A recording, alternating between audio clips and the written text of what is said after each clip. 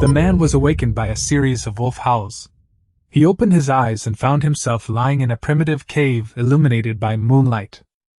Inside the cave was a group of women and children dressed in animal skins, their faces pale and their eyes filled with tension and fear. In front of the cave, a burly man with an injured arm and a primitive aura was guarding the entrance with several adult men. They gripped rough wooden and stone spears, their expressions grave as they gazed outside. Outside the cave, countless red eyes gleamed in the darkness. At a glance, there were at least 20 or 30 wolves. They kept emitting low growls, as if waiting for their chance to rush into the cave at any moment. Faced with this unfamiliar and dangerous scene, Yibin's face showed confusion and fear. He remembered very clearly that he had only gone hiking, but had an accidental collision and subsequently lost consciousness. But when he woke up again, he found himself in this bizarre place. What on earth happened? Just as Yibin's mind was in chaos, a strange and vast amount of memories suddenly flooded into his mind. A large number of images and information kept emerging. After he finally managed to process these memories, Yibin understood his predicament and his current situation. Due to an accident while climbing a mountain, he was transported to the primitive world 5,000 years ago and became a primitive person in a small tribe. Productivity here is extremely low, tools are incredibly rudimentary, and all sorts of ferocious wild beasts roam freely. Large and small tribes are scattered across this land, and danger lurks everywhere. In this world, the law of the jungle prevails. Yibin's tribe is called the Falling Water Tribe, and the entire tribe consists of only about 30 people. Most of the tribe members were chronically hungry, and their only weapons were old, worn-out wooden spears.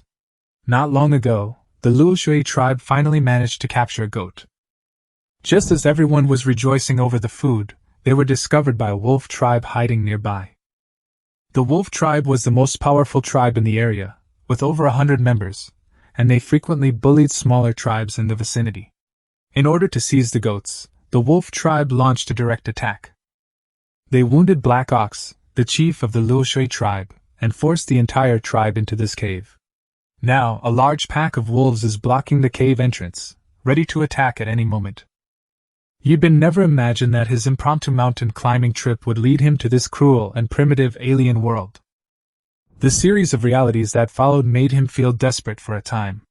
But soon, Yibin forcibly suppressed the fear and negative emotions in his heart, and his eyes gradually became firm. Since he can no longer return to the modern world, he must rely on the modern knowledge in his mind to solve the immediate crisis first, and then find a way to survive in this world. He wanted to use modern knowledge to quickly start a fire, drive away the wolves outside the cave, and temporarily bring safety to the tribe that had fallen into the water. Next, he will gradually build up and strengthen the tribe, establish his own power, and firmly control the tribe. Then, starting from this point, they gradually annexed the surrounding tribes, eventually establishing a powerful civilized empire and completely dominating this primitive alien world. Yibin's brain raced as he recalled the various survival videos he had watched before his transmigration, pondering how to obtain fire as quickly as possible. He immediately walked up to the Black Bull leader and said in a deep voice, "Leader, you hold them off for a while I start a fire." The people of the Luoshui tribe all stared at him as if they had seen a ghost. In their understanding, only large tribes were entitled to possess fire, and people from small tribes were born with a fear of flames. The chieftain and the shaman were equally incredulous that Yibin claimed he could produce fire. The Luoshui tribe had never seen real fire before. Yibin also learned from the remaining memories of this body that the original owner was picking fruit in a tree when she accidentally fell from the tree and injured her head. The original owner was just an ordinary person in the tribe, and usually could only go out to gather wild fruits with the women. Yibin wasted no time and immediately searched for dry wood on the ground. He then used a stone blade to scrape the surface of the wood, and fine wood chips quickly fell to the ground. He then placed the scraped wood shavings on a dry, soft twig, found a small twig about the thickness of a finger, and began to spin it rapidly over the wood shavings. The twig spun rapidly in Yibin's palm, but there was no reaction. She looked at Yibin with a face full of anxiety. She didn't know why, but she inexplicably felt that Yibin could definitely start a fire. This feeling was so strong that she trusted him without reservation. Panic began to spread among the people around them, and everyone stared nervously at Yibin. The wolf pack outside the cave was getting closer and closer, and no one knew what to do. Their expressions grew increasingly fearful. Yibin gritted his teeth and spun the wooden stick with all his might, his forehead already covered in sweat. Just then, a wisp of black smoke finally rose. Yibin's eyes lit up, and he immediately increased the spinning speed, and tiny sparks gradually appeared in the wood chips. He suppressed his excitement, quickly brought more sawdust, carefully poured the sparks onto it, then bent down and gently blew on the sparks. Before long, the sparks began to grow brighter and brighter. Yibin controlled his breathing rhythm and gently blew on the sparks. Finally, the sparks and the sawdust continued to grow. Yibin immediately placed some dry grass on top, and a burst of fire shot out. Bang! The cave was instantly illuminated by the fire. Everyone froze in place. Could this be the divine fire? The shaman was filled with excitement, muttering something incessantly. Yibin couldn't understand a word. It must have been the shaman's special language. The next moment, everyone in the tribe knelt down and worshipped the flames. The once dark cave was illuminated by the firelight, and the warm glow dispelled the surrounding darkness. The wolves outside the cave were startled by the flames and dared not approach any further. Everyone finally breathed a sigh of relief. This night was incredibly dangerous. The entire Lulshui tribe almost perished here. The flames burned ever brighter, and Yibin immediately ordered the women to gather broken branches. Because of the fire, the wolf pack dared not approach the cave for the time being. Yibin had his people sit around the campfire. Everyone was exhausted and hungry, but under these circumstances, being able to survive was already a stroke of luck. Yibin observed the cave entrance for a while, then arranged for several men to take turns keeping watch. He was the only one who could personally tend the campfire, as no one in the tribe knew how to start a fire, and the primitive people were still filled with fear of flames. He looked up at the sky and saw a faint glimmer of light appearing on the horizon. Dawn would arrive soon. The fact that their clansmen were able to escape death this time was truly a blessing from heaven. Yibin guarded the flames while simultaneously considering the possibility of relocation. He hadn't been in this world for long, and the memories he retained from this body were few. The biggest problem right now was still how to feed his people. Black Bull sat not far away, nervously watching the cave entrance. The threat posed by the wolf pack kept him constantly on edge. Yibin looked at the black ox and asked, "Chief, are there any places nearby that are high up, have many animals, and have abundant water?" Black Ox pondered for a moment, then seemed to have thought of a place. He immediately said, "There's a yellow river valley not far away. There are many animals there, and it's a valley in the middle with plenty of water."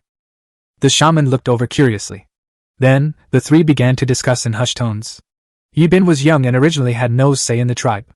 If he hadn't personally started the fire, the chief and the shaman would never have been willing to discuss matters with him. Within the tribe, there was also a hierarchy. Only those who were important enough could gain the attention of the chief and the shaman. The original owner of this body was just an ordinary tribesman, only able to go out to gather wild fruits with the women. In primitive society, fire represented the gods. The scene of Yibin starting a fire completely captivated everyone. Now, the chieftain and the shaman both hold him in high esteem. The moment Yibin suggested moving, the two of them were convinced that the person who could bring the divine fire would surely lead the tribe to become stronger. Nothing more was said that night. When Yibin awoke, it was already broad daylight. The wolf pack outside the cave had all fled. Yibin once again explained the plan they had discussed the previous night to his tribesmen. Because someone had sustained minor injuries the night before, and there was no food this morning, the entire tribe seemed listless. The elderly and children were especially weak, almost without any strength. The most important thing right now is to make sure everyone is well fed. Only when everyone is well fed will they have the energy to continue their journey. Yibin surveyed the area and discovered a stream not far from the cave, teeming with large fish. Primitive people don't know how to catch fish.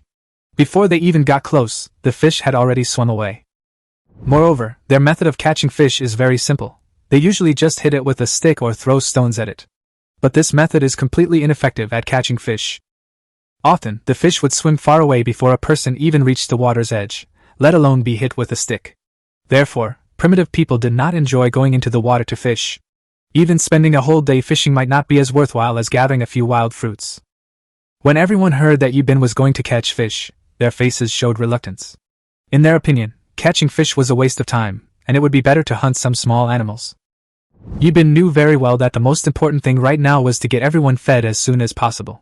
So, he led his people toward the stream. Luo Shi stayed close to Yibin, and seeing this, the others could only follow. Before long, the Luo Shui tribe arrived at the riverbank. Many fish swam in the clear stream, most of them weighing 3 or 4 pounds, with the largest even weighing 5 or 6 pounds. Yibin called everyone together and began to teach them how to fish. He first came to a place with bamboo and picked up a few sharp stones from the ground. Then he began to cut down the bamboo, which was about the thickness of a thumb.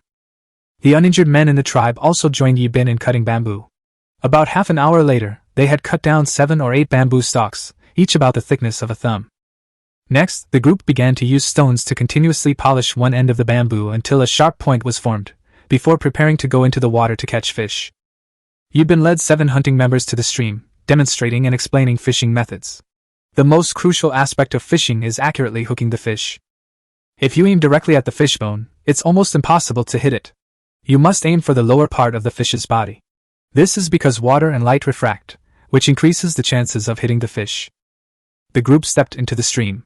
Yibin instructed the hunting team to spread out, remain quiet, and wait for the fish to swim towards them.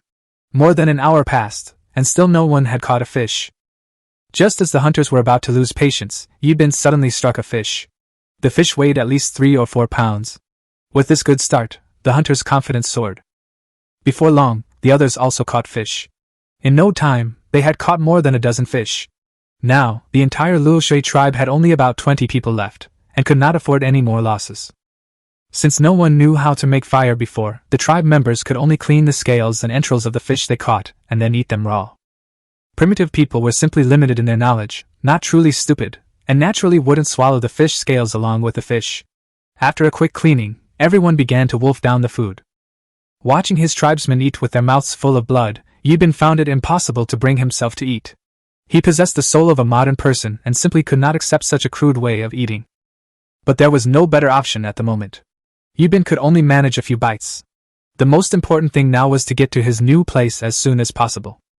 Chapter 4: Arrival at the new home. Fortunately, they had something to eat, and their strength quickly returned.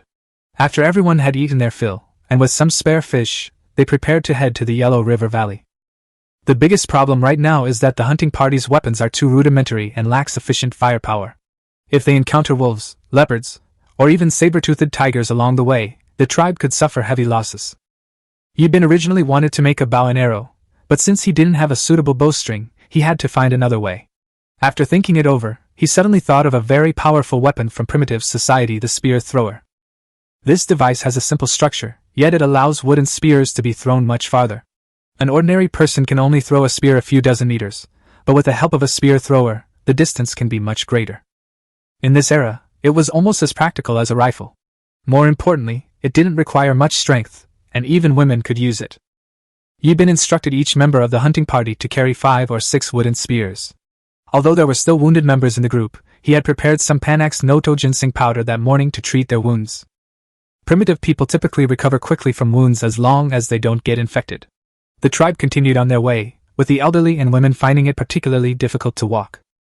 Yibin, Heinio, and the 7 hunting members were all equipped with spear throwers, so they could hunt down any prey they encountered, such as goats or rabbits, to replenish the team's food supply. Luo looked at the javelins, then at Yibin, her eyes filled with admiration. Girls in primitive societies matured early and were very direct in their attraction to the strong. Here, women often rely more on men who can provide food and safety to survive. Luo was very beautiful, at least in Yibin's eyes. However, the aesthetic standards of primitive tribes are different. Men prefer tall and strong women, believing that they are more likely to give birth to strong children. Slender girls like Luo, on the other hand, do not receive much attention. She has delicate features, an oval face, willow leaf eyebrows, and a small mouth like a cherry, giving her the air of a girl next door. However, due to years of foraging for food, their skin has been tanned to a wheat color, and their hands and feet are also dark. Furthermore, because they are often hungry, they appear thin and weak. Along the way, Luo would always steal glances at Yibin. Each time she was caught, her face would flush red, though her face was a little dirty, making it hard for others to notice. In fact, Yibin had already noticed that he also had feelings for this innocent girl. In his past life, he had deeply loved a girl, but was ultimately abandoned. Now that fate has given him a chance to start over, he naturally wants to cherish it. But right now, the most important thing is to get to his new home as soon as possible and settle all his people down. Along the way, the group encountered a wild boar. With their new weapons, the hunters found it much easier to deal with the boar. The wild boar weighed at least 200 or 300 pounds, and the tribesmen finally had a hearty meal. By the firelight, Yibin also truly ate his fill. After eating and drinking their fill, the group continued their journey. 2 more days passed, and they finally arrived at the Yellow River Valley. Looking around, they indeed saw many carnivores, but they only glanced at them from afar and did not approach immediately. Perhaps those beasts had just finished feeding and weren't interested in humans for the time being. A few wolves were strolling leisurely in the distance, completely ignoring the group of people. Yibin knew that this place was rich in resources, but also dangerous. After discussing it with the others, he decided to build their new home behind a lake. It's 3 or 4 meters above the water, with the lake behind it, so there's no need to worry about wild animals easily climbing up from behind. There are many animals drinking water nearby, and the fish population is abundant, making it an ideal place to settle. Once the location was determined, the tribespeople immediately got to work. For safety at night, Yibin decided to build a fence around 3 sides first. With the lake behind, blocking the other 3 sides would greatly reduce the risk of wild animal attacks. There were many pieces of wood washed down by the flood nearby. Yibin had his people collect them quickly, and then he led a few others to dig a pit at the edge of their new home. After the wood was carried back, it was placed upright in the pit and then filled in with mud to secure it. Everyone worked until noon, exhausted and drenched in sweat, but Yibin dared not let them rest for too long. Their safety at night depended entirely on these fences. Fortunately, the tribe wasn't short of food for the time being. They still had some dried fish and wild boar meat left over from what they had brought earlier. Yibin thought that once their temporary shelter was settled, they would slowly build a real small town. In the past few days, he has started a fire with his bare hands, led his people to fish, made a spear thrower, and hunted wild boars. His people's attitude towards him has clearly become one of awe. By the afternoon, the 3 fences were finally completed.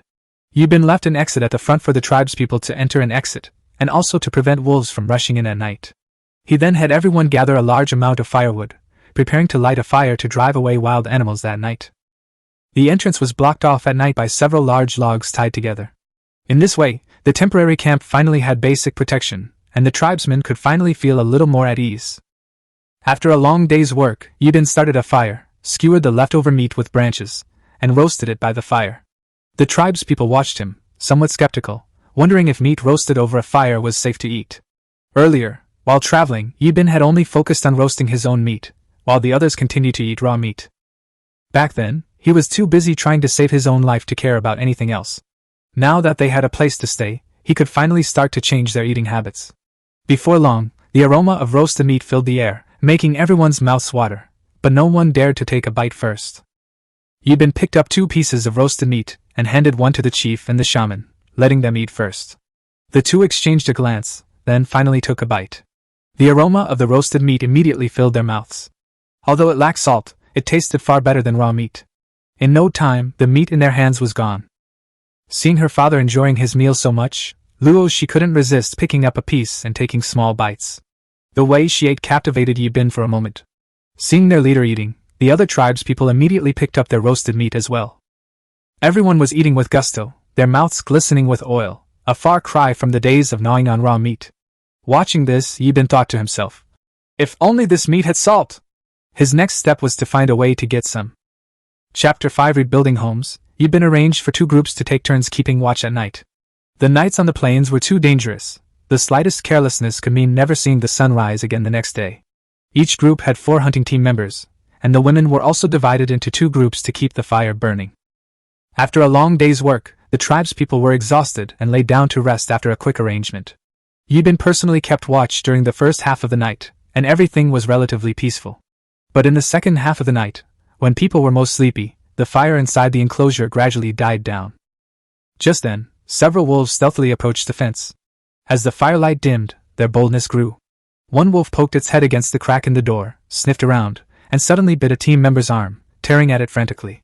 The team member screamed in agony, blood instantly streaming down his face. The tribespeople inside the enclosure were all awakened. Yibin immediately grabbed the stone spear and stabbed it fiercely at the wolf. The stone spear pierced the wolf's neck, and the wolf let out a shrill howl. Blood dripped continuously from the wound, and it soon became completely still. Seeing their companion dead, the wolves outside became even more frenzied, relentlessly tearing at the fence. Yibin immediately organized his tribe to fight back, and several wolves were quickly impaled by stone spears. their blood staining the fence red. Seeing that they couldn't gain the upper hand, the wolf pack temporarily retreated. In the distance, a white wolf king howled, as if questioning why its kin had died before this strange fence. The wolf king was large, with glossy white fur, fierce eyes, and an extremely powerful aura. It personally came to the vicinity of the fence, and began to direct the pack in preparation for a second attack. Inside the enclosure, the team members gripped their stone spears tightly, their hearts pounding in their chests. Everyone knew that if the wolves charged in, those inside would likely be mauled to death. Soon, the wolves pounced again. Black Bull immediately led the defense, while the team members, using the enclosure as leverage, continuously thrust their stone spears outwards, and a fierce battle ensued. The wolves tore and gnawed wildly, causing the fence to warp, and several wolves even got their necks stuck inside. The team seized the opportunity, stabbing fiercely with their stone spears, and several wolves fell to the ground, their blood splattering onto the faces of the team members. Seeing that a frontal attack was impossible, the Wolf King immediately circled to the side, and with a sudden leap, jumped onto the fence. It stared at the people inside, and the next moment it lunged at Yibin's shoulder. Yibin felt a chill run down his spine. In that critical moment, a hunting team member reacted quickly, raising a stone spear and thrusting it towards the Wolf King's chest. Sensing the danger, the Wolf King bit down on the spear. In that instant, Yibin reacted, grabbing his stone spear and thrusting it forward with all his might. The Wolf King couldn't dodge in time and was struck, letting out a painful howl. Yibin possessed immense strength, actually sending the Wolf King flying. The Wolf King crashed heavily to the ground, a wound on its body, but after struggling for a moment, it got up again. It licked its wounds, realizing it wouldn't gain any advantage by continuing the fight, and let out a retreating howl. The wolf pack, receiving the order, could only retreat reluctantly, leaving behind 7 wolf carcasses as they retreated into the mountains. Only after the wolf pack completely disappeared did the tribespeople finally breathe a sigh of relief. Yibin counted the number of people and found that only one tribesman had an arm injury, which relieved him. He approached the night watch team members and said, suppressing his anger, "If it weren't for the fence, I don't know how many people would have died tonight." The team members were filled with shame, and none of them dared to refute him. Yibin also knew that the tribespeople had barely slept these past few days, and everyone was on edge, making them prone to drowsiness at night. But in the current environment, any negligence could be fatal. Then he looked at the teammate who had just saved him. The man was called Black Panther, the fastest man in the tribe, who ran like a leopard. The primitive people spent most of their time hunting outdoors, their skin tanned dark by the sun, and they didn't like to bathe, so their hands and feet were as black as charcoal. That's why everyone in the tribe called him Black Panther. Yibin understood that for the tribe to become stronger, it needed more people like Black Panther. He decided to train Black Panther well so that he could help him manage the tribe in the future. Luo Shi walked to Yibin's side at this moment, carefully examined him, and only after confirming that he was not injured did she finally feel relieved. Next, Yibin treated the wound on the injured man's arm. The man had only been bitten, leaving a small, bleeding hole. It wasn't a serious problem, and as long as it didn't get infected, it should recover in a few days. After the night attack, all the tribespeople gathered around Yibin. Now, he had become the true pillar of strength for everyone. The chief and the shaman looked at him, knowing full well that without this fence, the tribe might have perished tonight. As dawn approached, Yibin instructed the tribesmen to skin the wolves outside and keep the meat for themselves. The elders used to say that wolf meat tasted sour, and Yibin didn't know if it was true, so he decided to give it a try.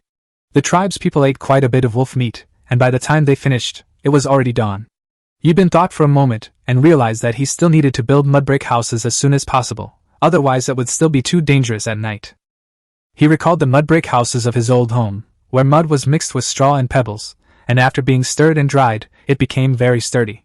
Here, there was no straw, so he had to use weeds instead. Thinking of how the mud houses of his old home had stood for so many years, Yibin became even more certain that this method would work. He immediately assigned 7 women to dig in the soil. The tribe had no tools, so they could only use broken pieces of wood for simple digging. Afterward, he had 5 children take stone knives to cut grass. The youngest was about 10 years old, and the oldest was Luoshi, 14, the same age as Yibin. Soon after, Luoshi led them to cut weeds. The remaining women waded through the mud into small puddles, while the men split into 3 groups. One group made mud bricks, another went outside to dig traps, and the injured were responsible for making stone spears. The wolf pelts skinned last night were given to the 4 elders of the tribe to process into warm animal skin clothing, which would also provide some protection for the hunting team, at least enough to withstand a few blows from ordinary wooden spears. Everyone had their own work to do. Yibin went to the 2 men and began to teach them how to make mud bricks. He used scraps of wood to piece together brick blanks. There were plenty of broken logs washed down by the flood near the riverbank, which were just the right amount to use. After the brick blanks were made, the mixed mud was pressed in, forming mud bricks that were 20 centimeters high, 30 centimeters long, and 20 centimeters wide. Finally, the excess mud was scraped off with a straw rope. The two quickly learned how to make them. Yibin then led Black Panther and two others to a nearby water source to dig traps. The team prepared some bamboo spears and chose a spot along the animals' usual drinking path. They dug the pit with all their might using wood. Black Panther couldn't help but ask, "What's the use of digging such a big pit?" Yibin smiled mysteriously and said, "This thing is called a trap." They would stick short bamboo spears into the bottom of the pit, and any animal that stepped on them would fall in and be impaled by the spears. The hunting team members burst into laughter at the thought of their prey falling in. Chapter 6: Making Pottery. Yibin covered the trap with twigs and then with a thick layer of leaves, making sure there were no flaws before turning back to the tribe. When he returned, he found the tribespeople had done a great job. They had already made over 300 mud bricks. At this rate, they would be able to build their first house in a few days. Although simple, it was of great significance to Yibin. The wolfskin animal skin armor was ready. Yibin put one on first, and the remaining 6 were distributed to the chief, Black Panther, and several other team members. He knew very well that these people were the tribe's main fighting force and had to be equipped first. Only when the team members were stronger could the tribe be safer. Now, Yibin's status in the hearts of the tribe members was almost the same as the chief's. These days, Yibin has been eating roasted meat every day, and his mouth is practically burning from all the cooking. He suddenly thought, if he could make a clay pot, he could stew meat and make soup. But clay must be made from good clay, otherwise it will easily crack after firing. Clay is generally found near water sources. Yibin wove 2 large baskets from rattan, called Black Leopard, and the two set off with the baskets on their backs, reaching the water's edge half an hour later. Termite nests often appear where there is clay. The two quickly filled the baskets, and as they prepared to return, Yibin went to check the traps. From a distance, the branches and leaves on the trap had collapsed. The two approached, and their faces lit up with joy. A black wild boar weighing over 200 pounds had fallen inside, its body pierced by a bamboo spear, and the bottom of the trap was covered in blood. Black Panther was utterly shocked. He had never imagined hunting could be so easy. It took the 2 men a great deal of effort to drag the wild boar out. Yibin then recamouflaged the trap, while Black Panther found vines to tie around the boar's forelegs, pierced it with a wooden spear, and the two carried the boar back to the tribe. Half an hour later, they returned to the tribe. The tribespeople jumped for joy upon seeing the large black wild boar. In the past, the Lushui tribe might not eat meat for days at a time, but tonight they could enjoy wild boar meat again.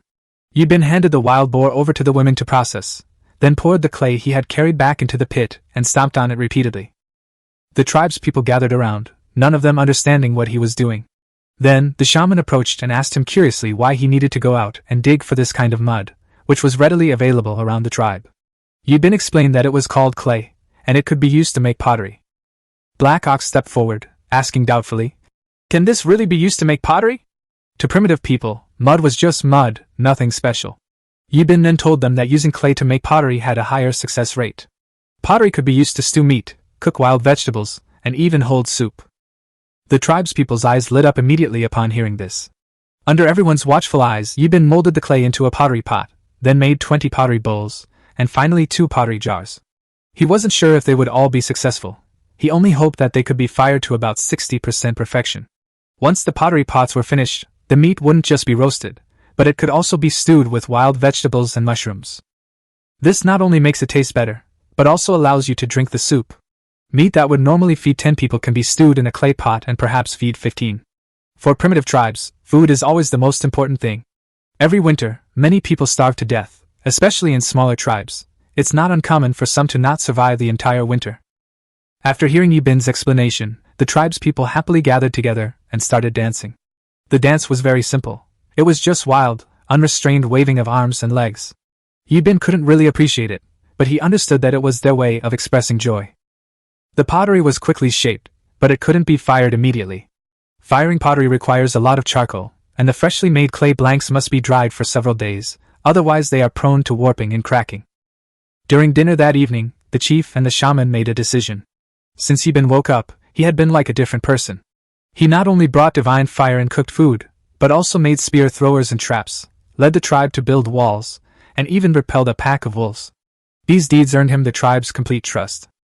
The shaman and the chieftain announced in front of everyone that, from this moment forward, Yibin would officially become the new chieftain of the Luoshui tribe, leading the tribe to prosperity. Yibin hadn't expected their decision. In the crowd, Luoshi looked at him with admiration, happy for him. She knew that only Yibin could make the tribe strong and ensure everyone would no longer go hungry. At first, Yibin was reluctant to agree. After all, he was only 14 years old and not particularly strong. Among these primitive people, he looked like a weakling. But with the insistence of the shaman, the chief, and the tribesmen, Yibin finally nodded. He was confident that he could lead this tribe to a better future. The first thing Yibin did after becoming chief was to change the tribe's name.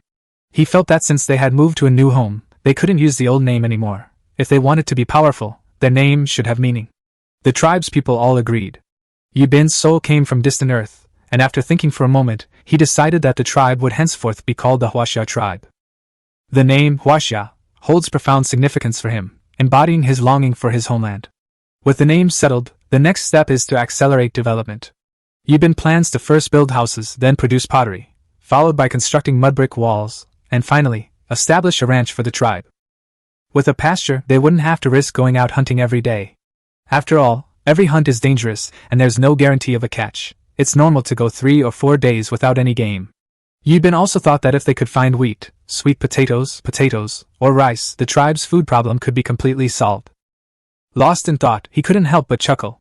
The tribespeople, seeing him suddenly laugh, all looked at him strangely, as if wondering if their new chief had been possessed.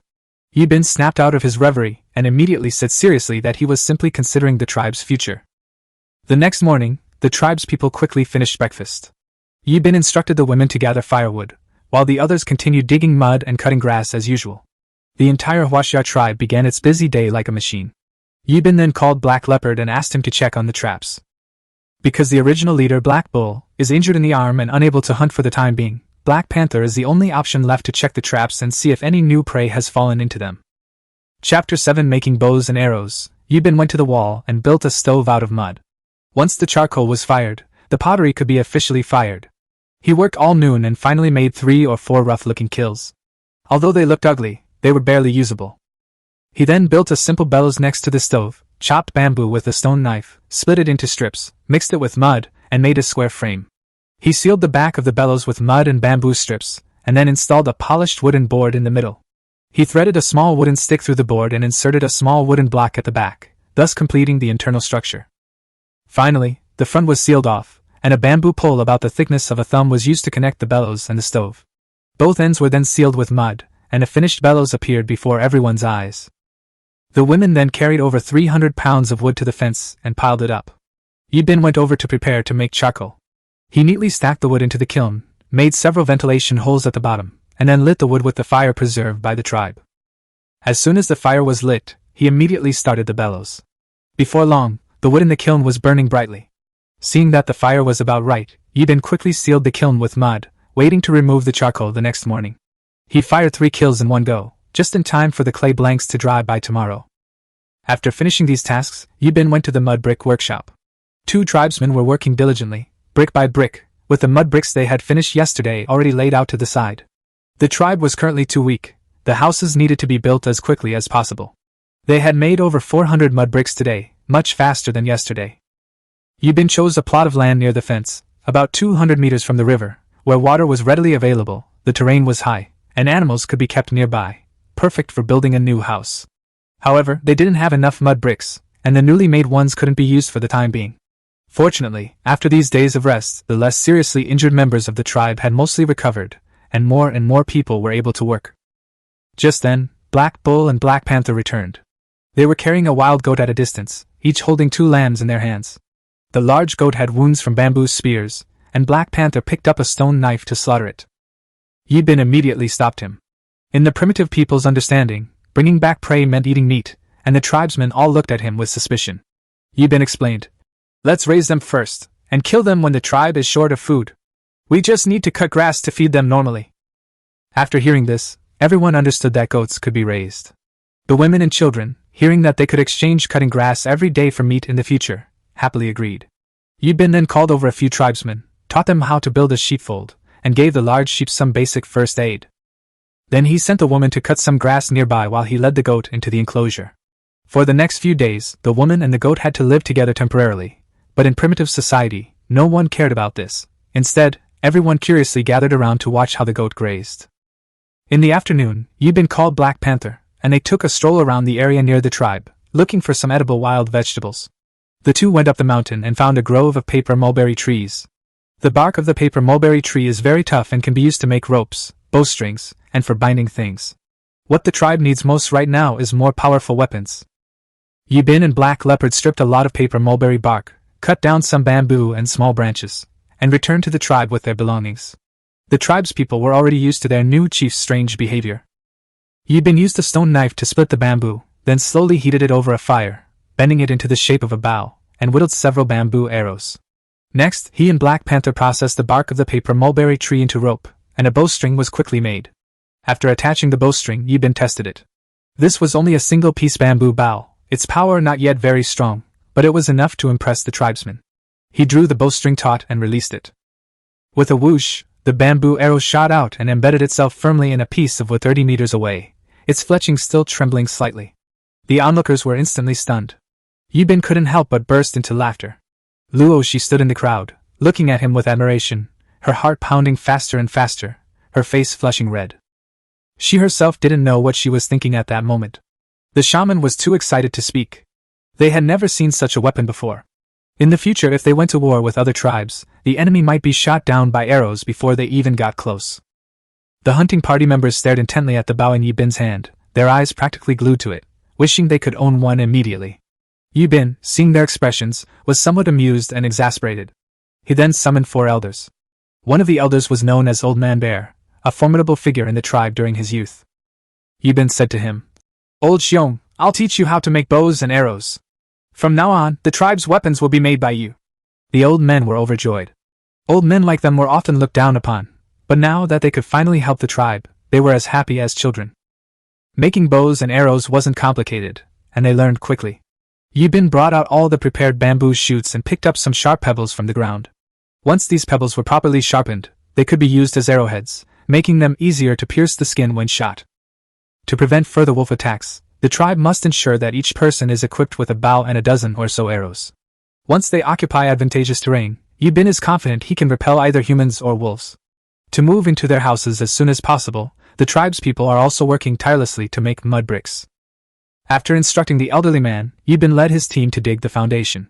Normally, a foundation needs to be dug about 1 meter deep, but the tribe urgently needed houses, so they could only dig half a meter deep initially. Once the foundation was dug, they immediately mixed the mud. Following his memories from his previous life, Yibin mixed water, yellow mud, and chopped grass to make an adhesive. He then had his team members bring in mud bricks, which were then placed one by one into the foundation, covered with mud, and piled on top. Although the tribe was small, building a small house was not too difficult. A few hours later, the 4 walls were erected, each wall as tall as a person. Time flew by, and it was already the next morning. The tribespeople were still busy as usual, their faces full of smiles.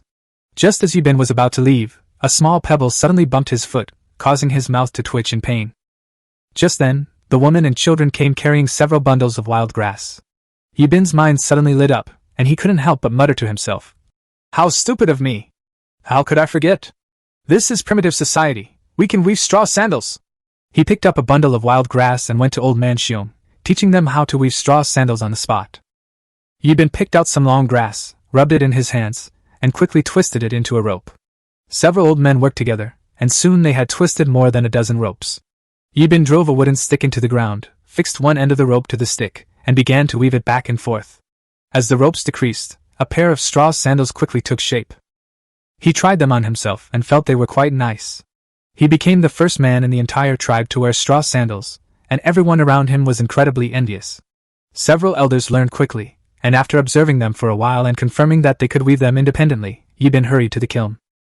He was already quite impatient. Yibin knocked down the dry soil sealing the kiln, revealing a whole kiln of charcoal inside. He picked up 2 pieces and struck them hard. The charcoal made a crisp sound. Yibin knew that the charcoal was ready. Next, it was time to fire the pottery.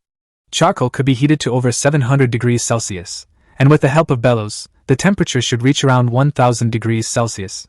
He casually called over a woman to help with the fire. The woman was tall with a round face. If you didn't notice her figure, she was quite cute, but unfortunately, she wasn't Yibin's type. He liked girls like Luoshi, tall and slender with clear eyes. Thinking of Luoshi's dimples when she smiled and her little tiger teeth, Yibin couldn't help but drift off. He quickly shook his head, trying to clear his mind of these chaotic thoughts. At this moment, the woman was constantly adding charcoal to the kiln, and the fire burned brighter and brighter. Yibin gave her some more instructions, then turned and walked towards the new house. The house, which wasn't finished yesterday, was still being worked on by the villagers today. Chapter 8 Pottery made. Yesterday, Yibin made over 700 mud bricks in one go.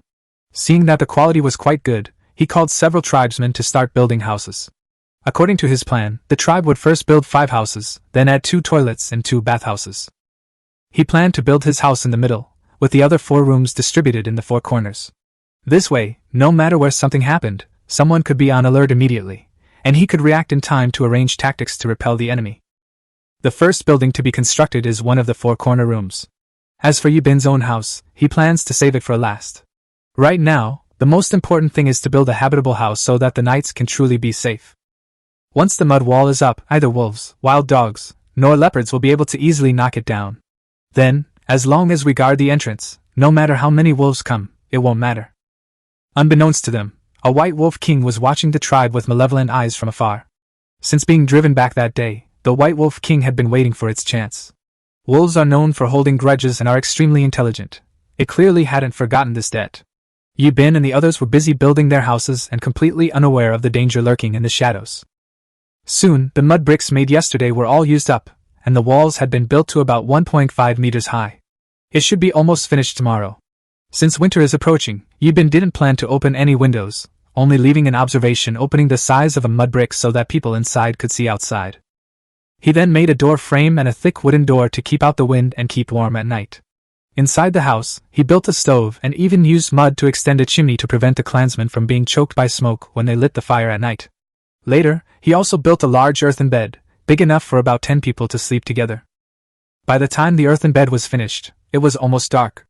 Yibin walked around the tribe but found that Black Ox and Black Leopard hadn't returned yet. They had been gone since morning, almost a whole day, and Yibin couldn't help but worry. He didn't know if the traps had yielded anything today, and he was even more concerned about whether they had encountered any danger. Last night the two were so happy when they got their bows and arrows that they slept with smiles on their faces. In fact, since their traps hadn't caught any prey today, they hunted on their own with their bows and arrows. The bows and arrows were indeed powerful. They killed 5 rabbits and an antelope in one day. Just then, 2 dark figures appeared not far in front of the tribe. The tribe's people immediately tensed up, thinking that people from other tribes had arrived. The men quickly grabbed their bows and arrows, stood outside the wall, and drew their bowstrings. Currently, the tribe only has 8 men including Yibin. With Black Ox and Black Panther away, only 6 men remain. The rest are women and children. In primitive tribes, it's almost always the men who charge in when fighting. Because life or death battles can happen in an instant, and men have greater explosive power, women often find it difficult to withstand a direct confrontation. In a mixed-gender fight, if someone from the weaker side manages to escape, the others will also collapse and ultimately be hunted down. Only when the 2 figures drew closer did everyone recognize them as Black Bull and Black Panther, and they breathed a sigh of relief. Seeing their prey, everyone couldn't help but rejoice. Black Bull and Black Panther approached Yibin and excitedly recounted how they had shot their prey with bows and arrows. At first, they couldn't hit the target no matter what they tried, but after shooting more and more, they gradually found their rhythm and finally hit their first rabbit. The 2 were so engrossed in the hunt that they forgot about the time. Yibin, however, warned them sternly that they must return to the tribe before dark from now on, or they would be expelled. It wasn't that he was heartless, but if something happened to them, the entire tribe would be in danger. Black Bull and Black Panther realized their mistake and quickly nodded, promising to return before nightfall next time. Since the prey was already dead, the tribe divided the meat and ate it that night. After finishing their meal, Yibin went to check on the kiln. The charcoal inside had burned out, and they were ready to start the kiln the next morning. After arranging for the night watchman, the tribe's people, who had been busy all day, went straight to sleep. The night passed peacefully. The next morning, after the tribe finished their meal, they got busy again. Black Bull and Black Panther went out hunting again, while Yibin went to the kiln to check on how the pottery was firing. After the kiln was opened, the earthenware pots were intact, but all the earthenware basins were cracked. 5 earthenware bowls were broken, leaving 30. Yibin picked up an earthenware bowl and gently tapped it. A crisp sound rang out, and he immediately knew that the pottery had been successfully fired. The good news quickly spread throughout the tribe. Although the tribe's people didn't know what pottery was used for, they were happy to hear Yibin say that it could be used to cook food. In any case, they would be able to eat cooked meat in the afternoon. Yibin called over several women and taught them how to cook food in a clay pot. The method was simple: add water to the pot, put the meat in, cover it, and cook for an hour or two. However, the tribe currently had no salt, so they could only cook with plain water. If you don't eat salt for a long time, you will become weak. Drinking animal blood can replenish some salt, but Yibin really can't drink it, so he can only plan to slowly look for salt mines in the future. After instructing them on how to cook the meat, he went to the construction site. Yesterday, the two bricklayers worked even faster than before, producing more than 750 mud bricks. Although it was all physical labor, it was enough to finish the house today. With everyone's combined efforts, the walls were quickly built to 2.7 or 2.8 meters high, and the mud bricks that had dried yesterday were almost used up. Yibin then began directing everyone to build the roof, with the women responsible for cutting tree branches and the men going up to the roof to secure it. Next, the women tied the long grass to tree branches with ropes, making straw mats from the pieces. The men then laid the straw mats layer by layer on the roof. By the afternoon, the house was finally completed. The house was about 40 square meters, with a small opening on each side, covered with wooden planks, for easy observation of the outside. When the villagers learned that the house was built, they couldn't help but gather around, looking at it with curiosity. Wu stepped forward and asked Yibin doubtfully, "Is this house really habitable?" Yibin nodded directly and led everyone inside. The room quickly filled with people, but it was dimly lit. Yibin asked several women to bring firewood and kindling, and they lit a fire in the stove. With the fire lit, the room became much brighter. He then had someone light a fire under the earthen bed, and soon the room warmed up. The warmth gradually spread, and everyone standing inside felt comfortable all over. Looking at this sturdy and warm house, their eyes were filled with curiosity, and for the first time, they felt an indescribable sense of security. Chapter 9: Building the Tribe. Just then, Black Bull and his men returned with their prey. They had a good day, catching 2 antelopes in their trap, weighing over 300 pounds in total, both still alive and with non-fatal wounds. The arrows also yielded results, killing a wild boar and 2 piglets. The wild boar weighed over 100 jin, approximately 50 kilograms, and each piglet weighed over 30 jin, approximately 15 kilograms. Prey hit by arrows generally had to be allowed to bleed completely before they could be brought back. The primitive tribe used to eat only 1 meal a day, but since Yibin arrived, they've changed to 2 meals a day. He had intended to feed everyone 3 meals, but the shaman stopped him, saying it would be too wasteful of food. The women began cooking, putting the leftover meat from yesterday into earthenware pots to boil. The men practiced archery at the doorway, with Yibin standing beside them, instructing them on how to improve their accuracy and how to quickly draw their arrows to counterattack. If they ever encountered the enemy, whoever could fire a second arrow faster would have a greater chance of survival.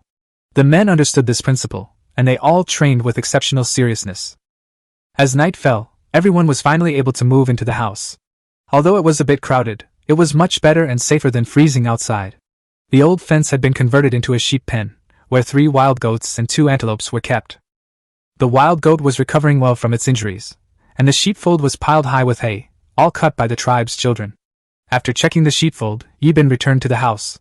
Everyone stared at the 3 earthenware pots, the aroma of meat wafting from them, and they all sniffed hard, their mouths practically watering. He gave everyone earthenware bowls and made chopsticks out of tree branches. The meat had been stewing for over an hour and was already tender. As soon as the lid was lifted, the aroma wafted out, and everyone's eyes lit up. Yibin first served himself a bowl, then served Wu and Luoshi a bowl each. In primitive tribes, there's a custom that the chief eats first, symbolizing the chief's status. Then came the men, women, children, and finally the elderly. However, with Yibin present, everyone ate the same food. The only difference was the order in which they were eaten, and there was no discrimination. Everyone ate with satisfied expressions. At first, many people didn't know how to use chopsticks, and some even reached in with their bare hands to grab the meat, crying out in pain from the heat, but still reluctant to let go. Upon seeing this, Yibin immediately established a rule: everyone must use chopsticks to eat, and everyone must wash their hands before meals, otherwise they would not be allowed to eat. To get meat, everyone had to obediently line up and wash their hands. But chopsticks were too difficult for them. Many people struggled to pick up the meat even after a long time. Watching others eat with relish, they became increasingly impatient and eventually resorted to using chopsticks to scoop the meat to their mouths. Luoshi ate 2 bowls tonight, her mouth greasy. Yibin was happy to see her so cheerful. Although the meal was unseasoned, everyone was exceptionally satisfied. More importantly, the food that usually feeds 27 people for a day was only enough for 14 people tonight, and everyone was full. Everyone then realized that the meat they used to eat in one day could now last for 2 days, and they all cheered excitedly. Yibin felt very satisfied seeing their happiness. With the earthen bed in place, the room was much warmer than outside. Everyone lay down comfortably to rest, and Yibin arranged for 2 groups of people to keep watch, 2 people per group. The women were also divided into 2 groups, taking turns adding firewood to the fire. If the fire went out, the house would be plunged into darkness. If wild animals or other tribes approached, the watchman would be able to give an immediate warning.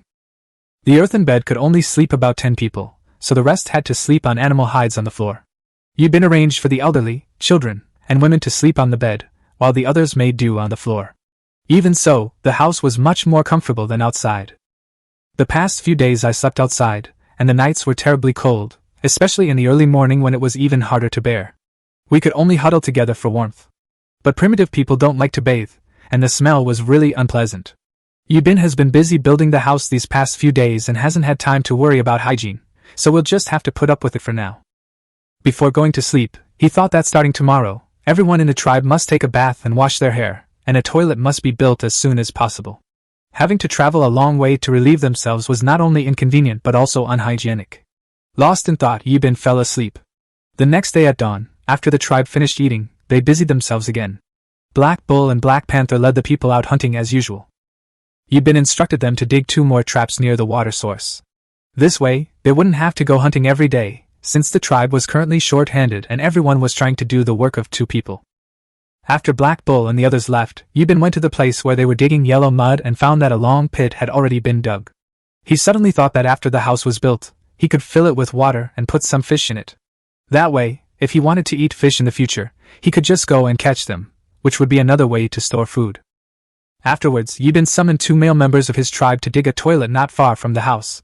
He drew a circle for each of them, instructing them to dig a depth of over 1 meter and then come back to call him when they were finished. He then selected 2 more locations near the house, intending to build a bathhouse there later. Yesterday, those 2 tribesmen made 800 mud bricks, just enough to build the toilet. Before, everyone relieved themselves anywhere, and if someone stepped in one, they'd feel nauseous all day. So the toilet had to be built as soon as possible. A few hours later, both pits were dug. Although the tools were just wooden shovels, the soil wasn't too hard, and after smoothing the wood with a stone knife, digging wasn't slow. Yibin led the group to start building walls, and soon they had built a toilet. They also made a simple wooden door out of planks, covered the roof with planks, and then laid straw mats on top. The toilet was lined with wooden planks, leaving only a hand-width space in the middle for squatting. Not long after the first one was finished, the second toilet was also completed. Yibin gathered everyone in the tribe, except for Black Bull and Black Leopard who were out on the move. He explained to them that men should use one side of the toilet and women the other, and that they must squat when using the toilet. The women blushed, thinking their chief was really strange for having to teach them such things. The men, however, didn't care. They were all quite thick-skinned. To prevent anyone from going to the wrong restroom, Yibin placed a wooden stick in front of the restroom as a marker and announced publicly that anyone who went to the wrong restroom would not be allowed to eat for 2 days. This statement terrified everyone. The feeling of hunger was unbearable, and they secretly vowed never to go to the wrong restroom again. Chapter 10 Wolf King's Surprise Attack. After Yibin finished explaining, he told everyone to continue working. He didn't want to exploit them. He just hoped the tribe could be built as soon as possible so everyone could live a peaceful life.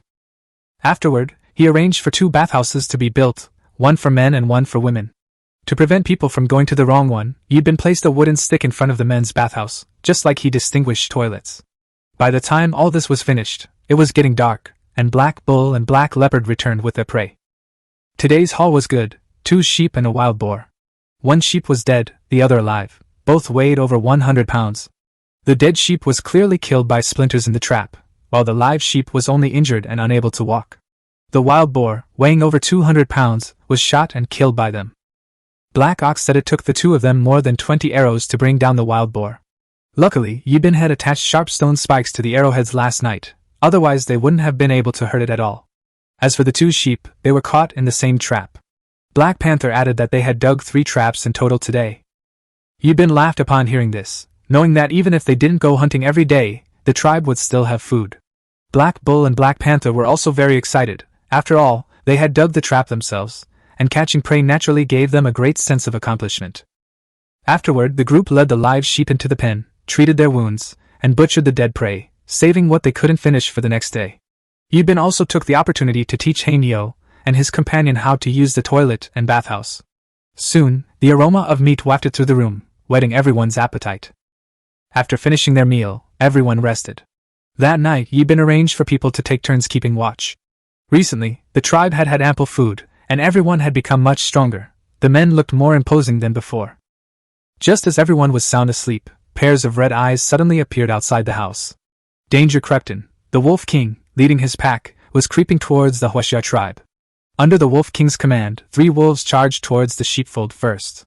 The sheep huddled together in fear, not daring to even bleat. Soon, 2 wolves leaped over the wall and bit the antelope, causing it to scream in pain. The other sheep huddled in a corner, trembling. Black Ox was on watch tonight. Hearing the tearing sounds outside, he immediately looked out the window and saw more than 20 wolves surrounding the house, biting wildly at the mud walls and wooden door. Black Bull shuddered in fright and quickly woke everyone. Yibin's first reaction upon waking was to grab his bow and arrow and draw it fully. The men in the tribe did the same, grabbing their weapons one after another. The women and children were pale with fear. If more than 20 wolves were to charge in, the entire tribe could be wiped out. Yibin quickly calmed down and began to direct the battle. Last time they fought the Wolf King, they were using stone spears.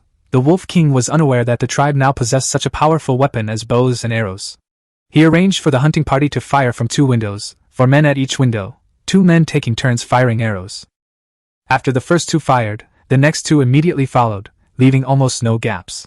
The women stood guard at the entrance with stone spears, their palms sweating with tension. The wolf pack was closing in. Just as they were about to charge, Yibin shouted, "Fire!" 4 arrows shot out simultaneously from both windows, whistling through the air. 4 wolves were hit instantly, blood flowing down their bellies. The sudden attack startled the wolves, but before they could react, a second volley of arrows was fired, wounding 2 more wolves. The quicker ones barely managed to dodge. The Wolf King roared in fury, and the pack immediately pounced on the wooden door, tearing at it frantically. The women inside trembled with fear. Just then, the men fired arrows through the holes in the door. After several whistling sounds, several more wolves fell to the ground, blood gushing out. The remaining wolves froze. Even the Wolf King had never seen such a fighting style before. In the past, when it led its wolves in an attack, it would charge in and tear the house apart, but this house was like a hard shell, impossible to bite through or get into, and arrows kept flying out. After hesitating for a few seconds, the Wolf King had no choice but to order a retreat. Seeing the wolves retreat, the men finally breathed a sigh of relief. Once it was completely quiet outside, the men immediately went out to finish off the remaining wolves, shooting them all that weren't quite dead. In total, 9 wolves remained on the ground. The men used stone knives to skin them, cut the meat, and prepared to cook it at dawn. Although the wolf meat had turned sour, in this era, no food could be wasted. After this practical experience, everyone's mastery of archery improved significantly. Yibin also became more resolute through repeated dangers. He understood that strength is never innate. Only through the baptism of blood can one grow stronger step by step. Then, everyone remembered the screams that had come from the sheepfold. Yibin immediately led Black Bull, Black Panther, and 2 hunting team members to the area. Sure enough, several sheep in the pen had already been killed by wolves. Yibin was heartbroken. His sheep-raising plan had only just begun. Was it going to be ruined by the wolves?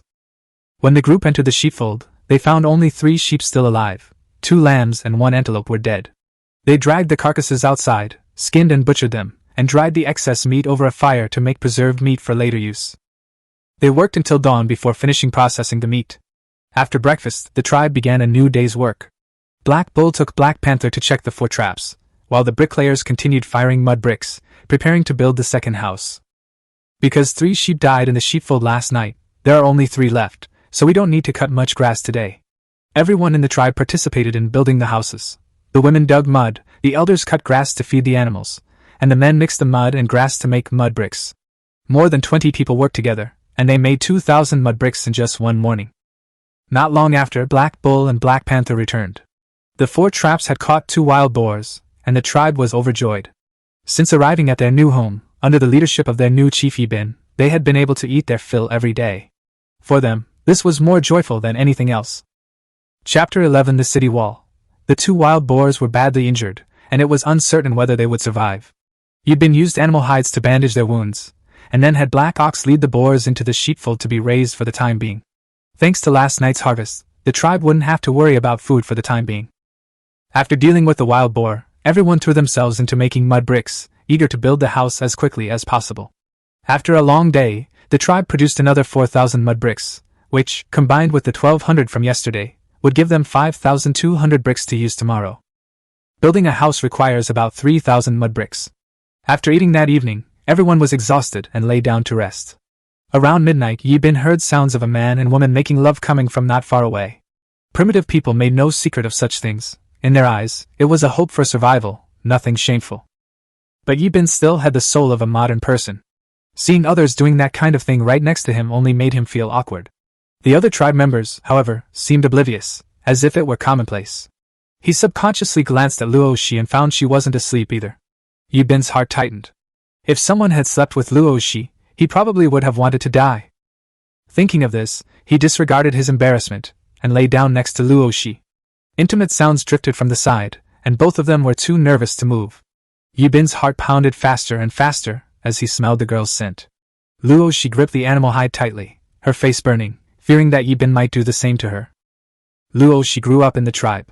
Her mother died early, and her father, as the chief, was busy managing the tribe and didn't care much about her. In primitive society, chiefs could have their own women, but ordinary tribespeople did not have this rule, and many children didn't even know who their fathers were. She was rather thin, and most of the men in the tribe disliked her, thinking that her children would be too weak. So, even now, Luoshi is still just a girl. She has seen men and women in the tribe together, and has heard the women talk about such things, but she has never actually experienced it herself. Just as Luoshi was feeling nervous and uneasy, Yibin finally spoke in a low voice. Luoshi, from now on, besides me, can you please not do that kind of thing with other men? Luoshi weakly replied. Hearing her agree, Yibin was overjoyed. He planned to marry Luoshi when they were a little older. After all, they were only 14 years old now. Although primitive people could have children at that age, Yibin still intended to wait until they were 16. He gently took Luoshi's hand, and the two slowly drifted off to sleep. He could still faintly hear the voices of a man and a woman, but Yibin felt much more at peace. The next morning, everyone resumed building the houses. After working for half a day, the second house was completed, similar in style to the first. Then came the third and fourth houses. A few days later, the tribe's 5 houses, 2 toilets, and 2 bathhouses were all finished. The 4 rooms are located in the 4 corners, with the large house in the middle reserved for Yibin. The toilet and bathhouse are built next to the 2 rooms above.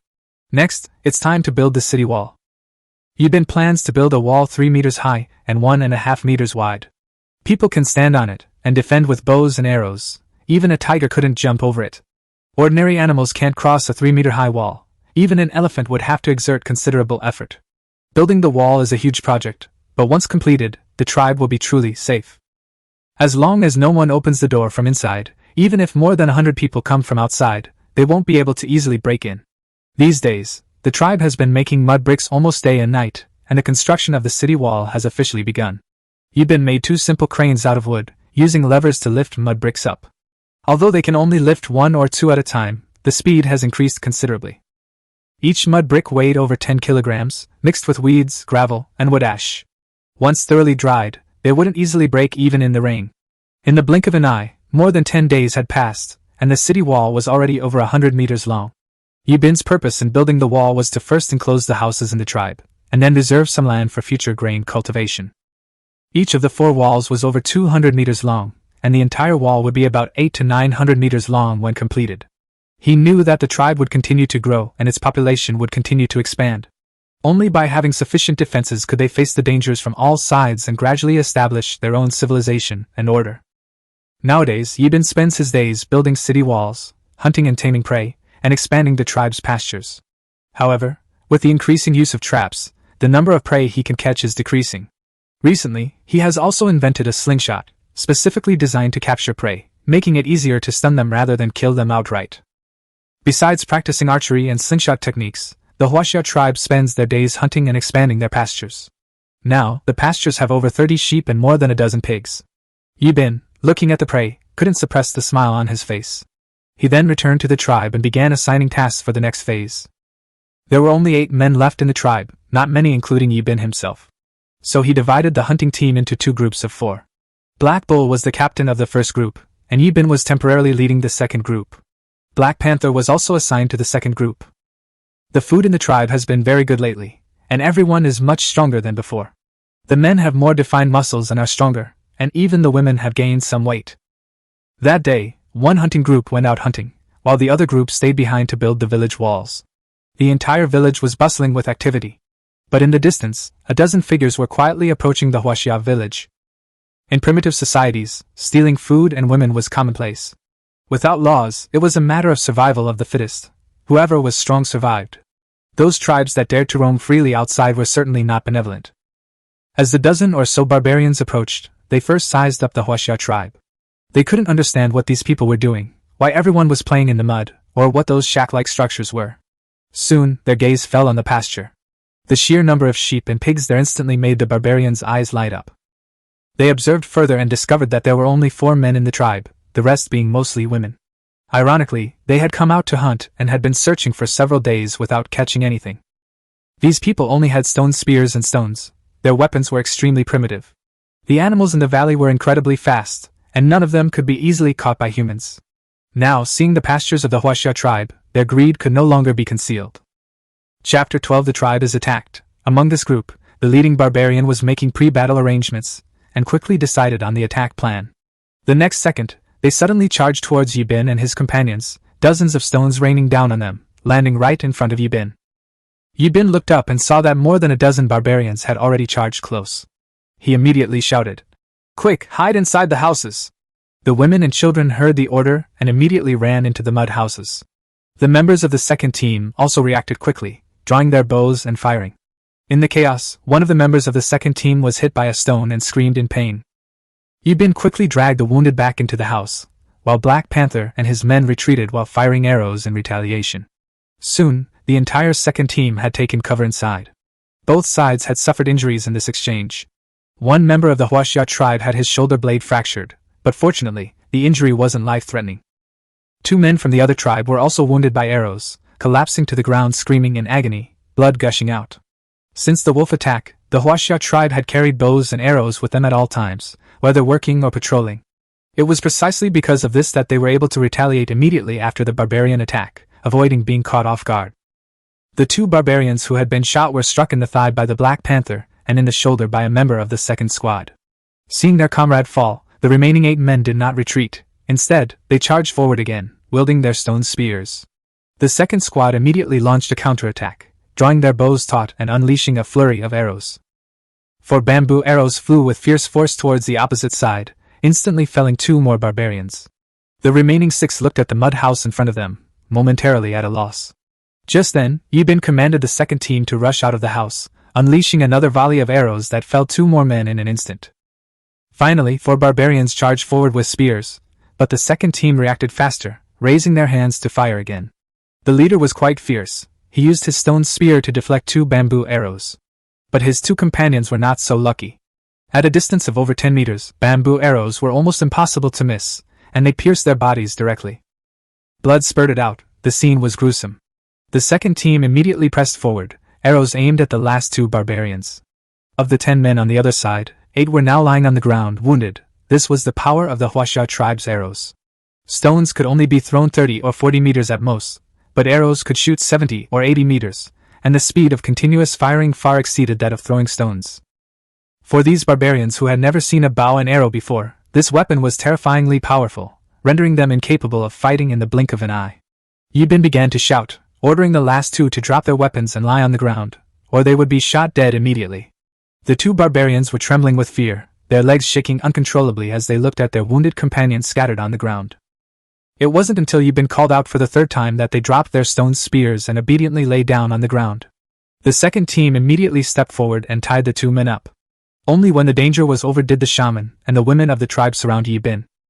Looking at the prisoners, Black Panther couldn't help but ask, "Chief, what should we do with these people? Should we kill them?" Yibin had never experienced anything like this before and didn't decide immediately, but he quickly came up with a solution. He ordered his men to tie them all up. He instructed them to tie the prisoners' feet together in pairs.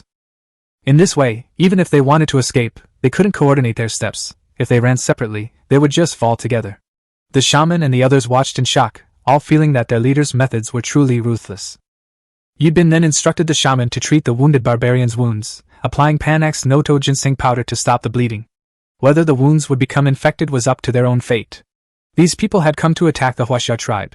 Yibin's decision not to kill them on the spot was already considered merciful. Once their wounds healed, these barbarians could be used to build the city walls. From that moment on, they were slaves of the Huaxia tribe. In the afternoon, Black Bull returned with a small group. As soon as they reached the outskirts of the tribe, they saw the ground covered in bright red blood, and their expressions immediately changed. Upon entering, they discovered that the tribe had captured 10 barbarians. Yibin recounted the afternoon's events to the team, and Black Bull and the others were furious. However, they also realized that the Huaxia tribe was no longer a weak tribe that could be easily bullied.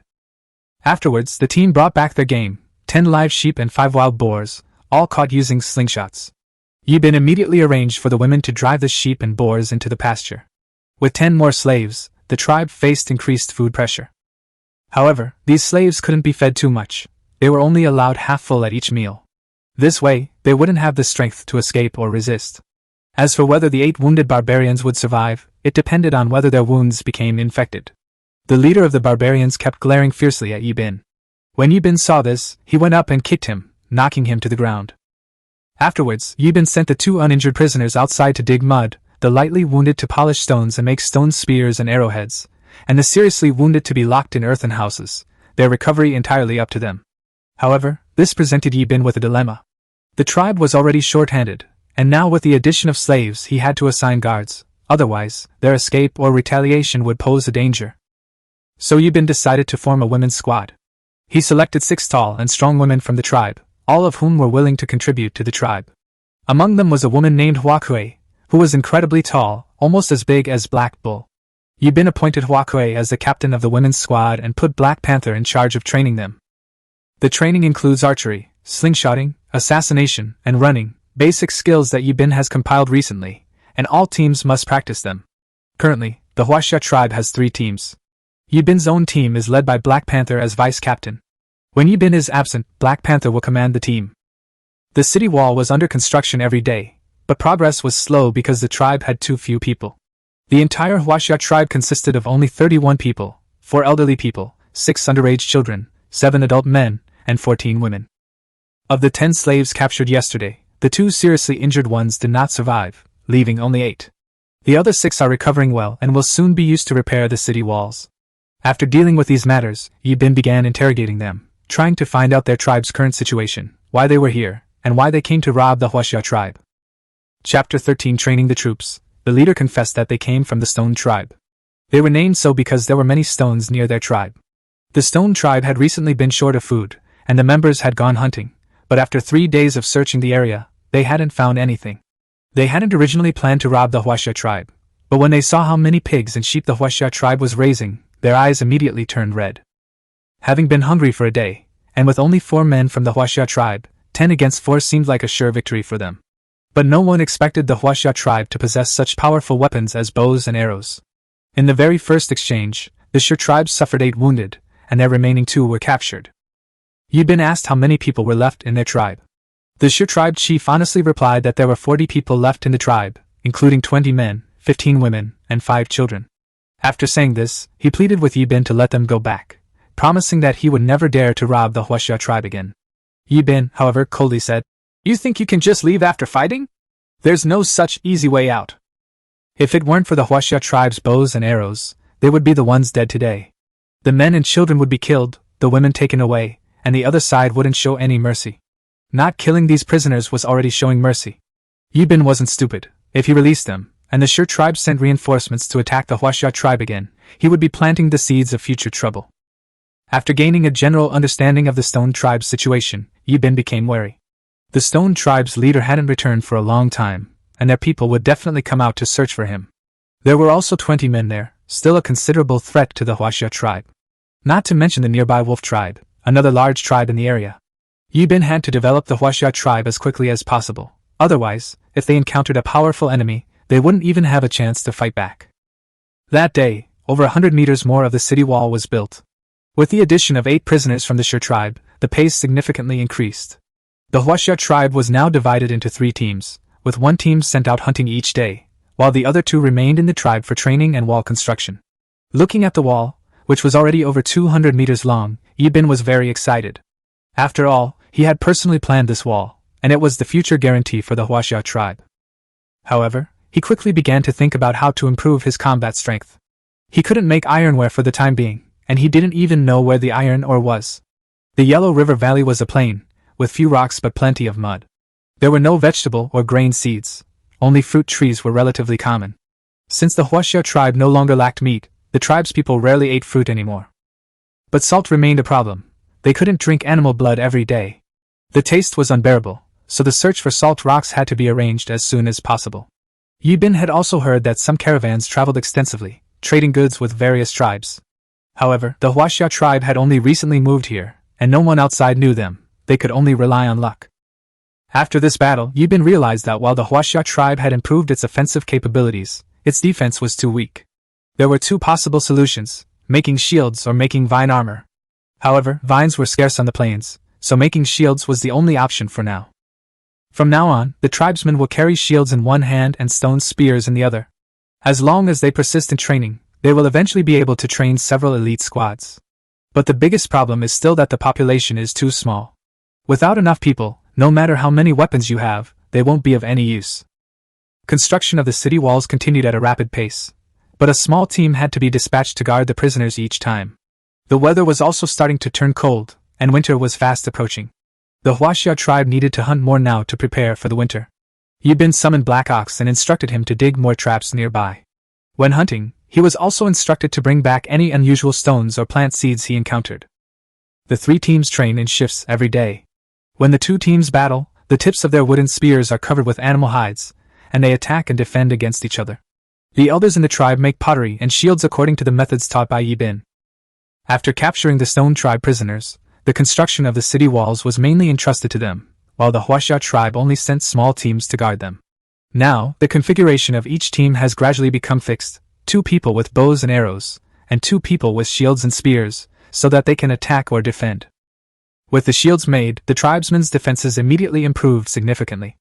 Yibin had realized the problem when the Stone tribe chief injured a member of the Huaxia tribe with a stone. Having never truly fought against other tribes before, he was unaware that barbarians would use stone-throwing attacks and only took it seriously after suffering a loss. That day, a small team brought back a lot of prey, some caught in traps and some they hunted themselves. There were already more than 30 traps near the tribe, and today they harvested more than 40 animals, of which more than 20 were caught in traps. Now, the Huaxia tribe, including the prisoners, has a total of 39 people. They consume about 2 sheep a day, and the animal blood is also shared among them to drink to replenish salt. For now, food is relatively plentiful. A small team also brought back many plant seeds, saplings, stones, and vines. Yibin instructed them to first move the prey to the pasture. Now the pasture houses over 100 animals, 115 pigs and sheep combined, and 20 rabbits. Recently, Yibin built a new pasture inside the city walls, and all the animals were moved there. Then Yibin examined the plants he had brought back and was surprised to find a pumpkin, which immediately excited him. Pumpkins can be used as a staple food, are easy to grow, and produce a good yield. He continued looking and even found hemp, making his heart beat even faster. Hemp can be used to make ropes, clothes, and fishing nets. It's definitely a valuable resource. Of this last pile of things, only the pumpkins and hemp are truly useful. The stones are just ordinary rocks. The next morning, right after the tribe finished eating, Yibin led a small team to find the place where the wild hemp had been discovered the day before. Upon arriving, they found a large patch of wild hemp indeed. The group quickly harvested it with stone knives, working for several hours to finish. Yibin even dug up some roots to take back and plant outside the city walls, so they could harvest another batch next year. On their way back, they checked the nearby traps. There was a noticeable decrease in prey, clearly related to the recent overhunting. Once the city walls were built, they could hunt in much farther areas. After checking all the traps, they had caught 6 wild boars, 5 mountain goats, and 1 wolf. The wolf was too badly injured to survive. It bared its teeth in the trap, and the black bull stepped forward, raised its stone spear, and pierced its neck. The wolf let out a mournful howl, then slowly collapsed, its fur stained with blood, thus ending its wicked life. Chapter 14 Firebird Tribe. After the wolf died, the group discovered that there was also a goat in the trap. It turned out that the wolf had fallen in while chasing the goat. A small team immediately carried the prey out, rearranged the trap, and scattered some grass that goats like to eat on it. This time they had a good harvest, and the group was happily heading back to the tribe when, not far along, the sounds of fighting suddenly came from the depths of the forest. Yibin led his men closer and observed from the sidelines. They saw 6 barbarians surrounding and killing 2 primitive men. The 6 men had chicken feathers stuck in their hair, their bodies painted with red dye, and animal skins around their waists. They were clearly from a large tribe. One of the surrounded men was a woman with an oval face and willow leaf eyebrows, appearing to be 14 or 15 years old, with a distinctive air about her. The other man was tall and strong, over 2 meters tall, his muscles bulging, wielding a stone axe. He was clearly a top-tier warrior. The man swung his axe first, and the barbarian immediately parried with his stone spear. But the force of the blow was too great. It cleaved the spear in 2, turning the barbarian into a corpse. Yibin and the others were secretly astonished. The man's strength was terrifying. The woman was also quite skilled, holding her own against 2 barbarians at the same time. She thrust her spear forward, only to be dodged by the opponent's retreat. Another seized the opportunity to stab her, but she swiftly sidestepped again. On the other side, the tall warrior, having just killed one, was even more imposing. The remaining 3 barbarians, however, did not retreat and charged forward again. He swung his axe once more, cleaving a stone spear in 2, but his own stone axe also cracked. The weapons of the other 2 barbarians were also cracked by the impact, and their faces turned pale instantly. The tall warrior seized the opportunity to strike again, severing the arm of one of them. The man collapsed to the ground in agony, bleeding profusely. But just then, another barbarian thrust a stone spear from behind, piercing the tall warrior's thigh. Seeing his injury, the woman rushed over to help him up. The remaining barbarians on the opposite side showed little emotion upon seeing their comrade fall, raising their stone spears again and aiming them at them. The tall warrior whispered, "Qingwan, you go first, I'll hold them off." The leader on the opposite side sneered, "None of your Firebird tribe will escape." Qingwan angrily questioned the Taotai tribe about how they knew their whereabouts, and how they had resorted to such a despicable sneak attack. The lead Red Wolf offered no explanation, only stating that they would all die today. The tall warrior Guli urged Qingwan to leave again. Guli was a warrior the Firebird chieftain had placed by Qingwan's side since childhood, and over the years he had resolved many crises for her. The two had a very deep relationship. Guli said with a heavy heart, "Hurry back to the tribe and tell the chieftain that the Taotai tribe is attacking our salt mine. There are only 2,000 people there. They can't stop them." Qingwan understood the gravity of the situation, gritting her teeth as she glared at the Red Wolf. "Red Wolf, I will definitely kill you!" With that, she turned and fled in the opposite direction. The Red Wolf immediately gave chase. Guli, despite his injuries, swung his axe, forcing the Red Wolf back. 3 barbarians simultaneously attacked, but Guli swept his axe across, instantly sending the fastest charging man flying. Seeing Guli's ferocity, Red Wolf felt a pang of fear. Seizing on Guli's injured leg, he kicked him. Guli couldn't dodge in time and fell to the ground, bleeding profusely. Red Wolf laughed loudly. "You will all die here today! The Firebird tribe's salt mine will be ours from now on." Just then, Qingwan spotted Yibin and the others hiding in the shadows and immediately shouted, "Save us!" Qialang also looked in the direction of the voice and saw Yibin and the others observing from the side. His expression immediately became tense. Yibin had already sent 3 members of his team back to the tribe with the prey, and now only he and Black Bull remained with him. Red Wolf hesitated for a moment, but still decided to silence them, saying coldly, "This news can't get out. Kill them all." As soon as he finished speaking, 2 warriors from the Taotai tribe charged towards Yibin and Black Bull. Seeing this, Yibin and Black Bull immediately drew their bows and fired arrows. The 2 men had no time to react. They were instantly pierced by arrows, blood flowing from their wounds, and they soon fell silent. Seeing the weapon's power, Red Wolf's expression changed. He immediately raised his stone spear, intending to kill Guli first. Qingwan noticed and hurriedly turned to his aid. Just as the stone spear was about to pierce Guli's chest, Yibin shot an arrow, striking Red Wolf in the arm. Red Wolf shuddered in pain, knowing he would surely die if he didn't leave, and turned to flee. Black Bull fired another arrow, but it struck a tree. Seeing this, the warrior with the missing hand also endured the pain and fled with Red Wolf. Yibin fired several more arrows, but all missed, so he didn't continue the pursuit. Qingwan helped Guli over and thanked Yibin, saying that the Firebird tribe would definitely repay them. Yibin learned that the Firebird tribe was also a super large tribe with more than 30,000 members, and Qingwan's father was the chief of the Firebird tribe. Their group was originally on their way to transport salt from the salt mines, but they were discovered by the Taotai tribe. Red Wolf and his men ambushed over 200 of them, resulting in heavy casualties on both sides. In the end, only Qingwan and Guli remained in the salt transport team. Qingwan looked at the bow and arrow in Yibin's hand and couldn't help but ask to see it. Yibin hesitated for a moment, then handed her the bow. Qingwan shot an arrow at a distant tree trunk, imitating his movements, and immediately fell in love with the weapon. She realized that if the Firebird tribe possessed such weapons, they could surely defeat the gluttonous tribe. So she asked Yibin if they could trade, offering salt, furs, and a mount in return. Yibin did need salt and a mount, but he dared not agree. The Firebird tribe had too many people. If they were also equipped with bows and arrows, the surrounding tribes would be in danger. Therefore, Yibin decisively refused the exchange. Although Qingwan was disappointed, she did not give up and suggested visiting Yibin's tribe, promising to bring a large amount of salt stones. But how could Yibin dare to take her back? If she returned to the Firebird tribe with people, the Huaxia tribe would probably be wiped out in the blink of an eye. Chapter 15 Saving Qingwan. Seeing that Guli's thigh was still bleeding, Yibin reminded Qingwan to treat his wound first. However, Qingwan had no idea what bandaging was. When primitive people were injured, the shaman would usually just chew up herbs and apply them, and whether they lived or died was entirely up to fate. Now that the shaman was not here, she could only look to Yibin and ask him if he knew how to treat wounds. Yibin said he knew a little, then went over, turned the Taopai tribe warrior over, tore off his animal hide, and then found some agrimony, crushed it, and applied it to Guli's wound. Guli was badly injured and would likely need a long time to fully recover. He thanked Yibin despite the pain, and Yibin just smiled. Qingwan then asked him how to contact him next time she needed to deliver salt. Yibin told her to meet him here again in 10 days, but not to bring too many people. Qingwan immediately understood his concerns. The Firebird tribe was too powerful and could easily be perceived as a threat by other tribes. She asked for Yibin's name again, and the two agreed to meet again in 10 days. Qingwan helped Guli leave slowly, and Yibin returned to the tribe with Black Bull. His heart was heavy throughout the journey. He hadn't expected so many powerful tribes to inhabit this area. The Huaxia tribe's survival until now was largely due to luck. Thinking of this, Yibin felt an immense pressure.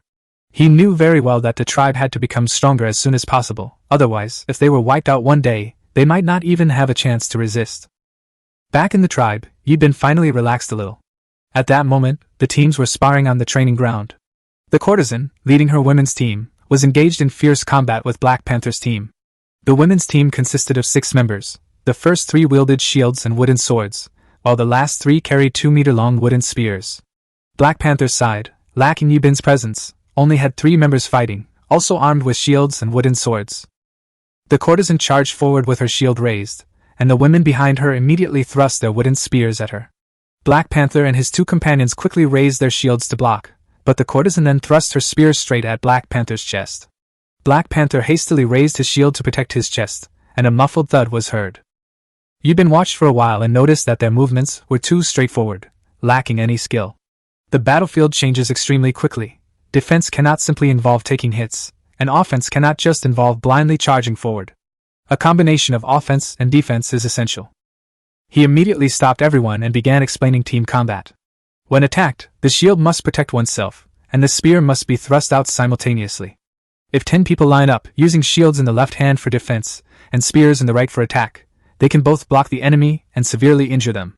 Yibin emphasized that one cannot only practice individual combat. In a real battlefield, if everyone fights separately, even with the best equipment, they will all be wiped out by the enemy. After listening, everyone agreed that the chief's words made a lot of sense. After instructing on the training, Yibin found Black Ox and asked if the game they had caught that day had been herded into the pasture. Black Ox said it had all been. Yibin then asked how many animals were currently in the pasture, but Black Ox couldn't give a clear answer after a long explanation. Since primitive people couldn't do math, Yibin was exasperated and had no choice but to go and see for himself.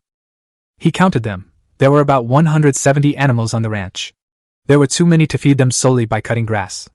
Yibin quickly came up with a solution. He tied the sheep's necks together one by one with straw rope. Every day, someone would lead them out to graze, so even if the sheep wanted to run away, they would have to run in the same direction. But when the sheep got startled, they would only run in their own directions, and in the end, none of them could escape. Black Bull's face darkened further upon hearing this, feeling that the chieftain's method was too ruthless. After dealing with the ranch, Yibin went to check on the progress of the city wall and found that the construction was progressing rapidly, with about half completed and only about 400 meters more to go before completion. The slaves were all paired up, with their hands and feet tied together by short ropes, so they would fall together if they walked even slightly too fast. Therefore, Yibin was not worried about them escaping. Every day, a small team took turns guarding the area, patrolling back and forth with bows and arrows. The slaves knew that the Huaxia tribe's weapons were powerful, so they dared not slack off. Although they had no freedom and had to do heavy labor, they could eat 2 meals a day, which was much better than the irregular meals they had experienced in their own tribe. Ultimately, if they hadn't been greedy and tried to steal food from the Huaxia tribes and even kill people, they wouldn't be in this predicament today. It's all their own fault. The wild hemp he brought back today was also planted near the city wall. Yibin took out some more wild hemp and soaked it in water. Several hours later, he took the wild hemp out, peeled it, pulled out the fibers, and then tore it apart one by one. He then fixed the hemp to the wood and gently rubbed it with his hands, quickly twisting it into ropes. Yibin called over several elderly people and taught them how to make hemp ropes. The elderly people learned very quickly, and he then took out the wool he had previously saved. Yibin made a simple wool brush out of bamboo and combed the wool repeatedly. After processing it, he prepared a wooden stick, punched a small hole at the top, tied a piece of wood to the bottom, and then slowly twisted a tuft of wool. The wool gradually twisted into yarn and tightly wrapped together. By simply continuing to rotate the small wooden stick, a wool rope was made. The old men watched in astonishment, completely unable to understand how their leader knew so much. After teaching them the method, Yibin let them make the pottery themselves. The tribe had eaten a lot of goat wool before, and now it would come in handy. The ropes could be used not only to make clothes and fishing nets, but also to bind slaves. After arranging these things, Yibin asked an old man how many pottery pieces had been made. The old man's name was Xiong, Bear, and he had hunted bears in his youth. Later, Luoshi's mother was captured by a wolf tribe, and Haney led a group to rescue her, resulting in a great battle. In that battle, old man Xiong was severely injured and took a long time to recover. However, Luoshi's mother was still killed by the wolf tribe. From then on, old man Xiong's legs were crippled, and he walked with a limp, unable to go hunting again. After learning all this, Yibin was very grateful to old man Xiong. Although they hadn't been able to save Luoshi's mother back then, old man Xiong and his men had done everything in their power. Thinking of what the wolf tribe had done, Yibin secretly vowed in his heart that he would definitely destroy the wolf tribe in the future. Chapter 16 Attacking the Stone Tribe. Yibin quickly made a decision to wipe out the Stone Tribe first. Both sides had already captured people and lost 2 tribesmen. The feud was now firmly established. If the Stone Tribe didn't return for a long time, they would eventually come looking for them. Rather than passively taking a beating, it was better to take the initiative. Just as the tribe's troops were almost fully trained, Yibin gathered his tribesmen and explained the plan. Which thought it was too risky. The Stone Tribe still had more than 20 men, and a direct confrontation might not be enough to win. But Black Ox and the others supported Yibin, and after discussion, they finally decided to attack the Stone Tribe. They set off early the next morning. The Stone Tribe chief had previously said that their tribe was in the east, and it would only take 2 suns to reach them. That night, Yibin had the slaves locked in earthen houses and prepared 5 days' worth of rations, which consisted of dried meat strips. For this mission, Yibin selected 3 women from the women's squad, plus 2 other squads, for a total of 11 people, whom he personally led. Each person carried 20 arrows, the arrowheads of which were polished stones. The ropes they had made that afternoon also came in handy. Yibin had the tribe work overtime through the night to modify the single-bladed bows into double-bladed bows, binding them tightly with ropes, and attaching pheasant feathers to the arrow fletchings. During the previous hunt, he had instructed Black Bull to bring back any chicken feathers he found. After the new bow was finished, Yibin had Black Bull test its power. Black Bull was the chieftain of the Luoshui tribe, over 2 meters tall, and incredibly strong. He picked up the bow and arrow, drew the bowstring, and shot an arrow that flew over 100 meters before grazing a tree, its fletchings still trembling slightly. Everyone stared in disbelief. Yibin coughed lightly, and they finally came to their senses. The modified bows and arrows were incredibly powerful. They could kill someone from over 100 meters away. The group worked through the night to make 20 bows, and Yibin instructed the courtesan to guard the tribe well, and to shoot any slaves who dared to escape without hesitation. At daybreak, Yibin led the group to set off. Each man carried a shield in his left hand, a stone spear in his right, and bows and arrows on his back. They traveled quickly, hunting any prey they encountered, honing their skills and replenishing their food supplies. After 2 days of travel, the group discovered 2 huts by a river. Yibin and his men observed from a hilltop. The number of people in the Stone Tribe was roughly the same as what the prisoners had reported. The people in the tribe were eating. They didn't know how to use fire, so they ate raw meat. It looked like a large wild boar, with more than 20 men surrounding it, cutting the meat with stone knives, while a dozen women and children could only wait on the sidelines. In primitive tribes, the strong eat first. Only after the men are full do the women and children get their turn. Yibin decided to wait until they were asleep before starting. Night fell quickly. The Huaxia tribe, having been eating animal organs regularly, had long since recovered from their night blindness and could see clearly at night. The Shir tribe members gradually returned to their huts, and soon the sounds of men and women engaging in sexual intercourse could be heard from inside. About half an hour later, the huts finally fell silent. Yibin felt the time was right, so he immediately arranged for 5 men to lead the way with shields and spears, while the remaining 6 followed behind with bows, quietly approaching the stone tribe. The stone tribe only had 2 huts, a large hut for men and women, and a smaller hut for children. Yibin led his team to the large hut first. Everyone was so nervous that their palms were sweating, including Yibin's. This was his first time leading a sneak attack. Upon reaching the entrance of the shack, Yibin gave the order, and the group rushed inside. Black Bull charged at the forefront, thrusting his spear forward and piercing the body of the man with chicken feathers stuck in his hair. The stone's spear pierced through instantly, and the man coughed up blood, convulsed, and died within moments. The other 4 shield bearers also attacked simultaneously, piercing the chests of 4 more stone tribe men, their blood staining the ground red. The stone tribe members awoke instantly. The men hastily grabbed their stone spears, preparing to retaliate, while the women cowered in fear. Yibin and his archers immediately drew their bows and released their arrows. With a few swift whooshing sounds, the arrows pierced the air, heading straight for vital organs. Several men who were about to fight back fell to the ground instantly, blood gushing out, while those still breathing groaned in agony. The remaining 9 men of the stone tribe were too frightened to move. Yibin immediately ordered them to drop their weapons and lie on the ground, or he would kill them on the spot. The men dared not resist, and they all dropped their stone spears and lay prone.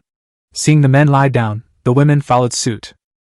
Black Bull led his men forward and tied them all up with ropes they had prepared beforehand. Then Yibin led his archery squad into the shack and subdued the children inside as well. Soon, everyone from the stone tribe was gathered outside. Yibin had long ropes tied around their necks one by one to prevent them from escaping on the way. After the final count, there were about 9 men, about 15 women, and 5 children, mostly 4 or 5 years old. Seeing these children, Yibin was troubled. Taking the others back as slaves was fine, but he couldn't just kill all the children. He couldn't bring himself to do it, so he decided to take it back to the tribe first. He then checked the stone tribe's food supplies but found almost nothing. Yibin sneered inwardly. This trashy tribe dared to commit murder and arson. He wondered where they got the courage. Before returning, Yibin went to the nearby stone mountain to search. After searching for a long time, he indeed found iron ore. He immediately ordered the slaves to fill animal skin sacks with iron ore, 24 slaves, each carrying a sack of iron ore. The slaves' necks were tied together with the same long rope, so if anyone tried to escape, the others would be strangled. A few children followed the adults. Yibin didn't interfere, as they were too young. Each member of Yibin's group also carried a small sack of iron ore. Black Ox asked curiously, "Chief, what's the use of carrying so many stones?" Yibin only replied, "These are good things. We'll come back and haul more when the tribe has more people." On the way back, the team shot and killed any prey they encountered. Although the harvest wasn't much, it was enough to ensure everyone's food supply. As for the slaves, Yibin didn't give them much food, partly because he was afraid they'd have the strength to escape, and partly because he wanted to keep them constantly hungry. Chapter 17 Making Fishing Nets. The team had been traveling for 3 days and was finally almost back to the tribe. Yibin had been worried the whole way, wondering if Hua Kui could keep an eye on the slaves while he was gone. It would be troublesome if something happened. As soon as they entered the tribe, Hua Kui came out to greet them. Seeing that the chief had returned safely, she visibly relaxed and was very happy. Yibin immediately asked if the slaves had caused any trouble in the past few days. The courtesan told him that the day after they left, the slaves indeed began to stir. Some tried to escape while eating, but she caught them in the act and immediately drew her bow and shot an arrow. One slave was hit in the leg and rolled on the ground in pain, blood splattering everywhere. Another was also too frightened to move. Seeing their companion's miserable state, the remaining slaves immediately became obedient. Just then, the 2 female warriors arrived at the scene and completely quelled the situation. From then on, no slave dared to make a move. Yibin was relieved after hearing this. The city wall should be completed by this afternoon. Afterward, Yibin led the slaves of the stone tribe to the city wall. The chief of the Shir tribe felt a pang of bitterness when he saw all his people captured. If they hadn't provoked the Huaxia tribe, they wouldn't have ended up like this. Yibin ordered the slaves to put iron ore inside the city walls and then arranged for them to continue repairing the walls. At the same time, he sent the Black Bull squad to check for traps nearby, since they had been gone for 6 or 7 days and didn't know the situation there. When Old Man Xiong heard that Yibin had returned, he immediately came over and reported that the hemp rope and wool rope were finished, as were 30 earthenware pots, 20 earthenware basins, and 100 earthenware bowls. He then asked if they should continue making more pottery. Yibin thought for a moment and decided to stop for now. Enough for the tribe's needs would suffice. Luo Shi, hearing of his return, quickly came over. Yibin was pleased to see her. The girl's skin was even whiter than before, and she was even more beautiful.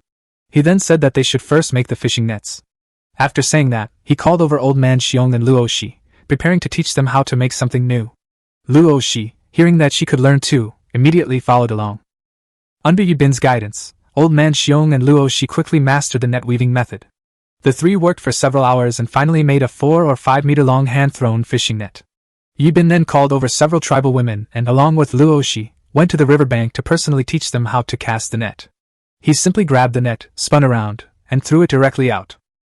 After the fishing net fell into the water, he slowly pulled it back, and there were more than a dozen large fish jumping around inside.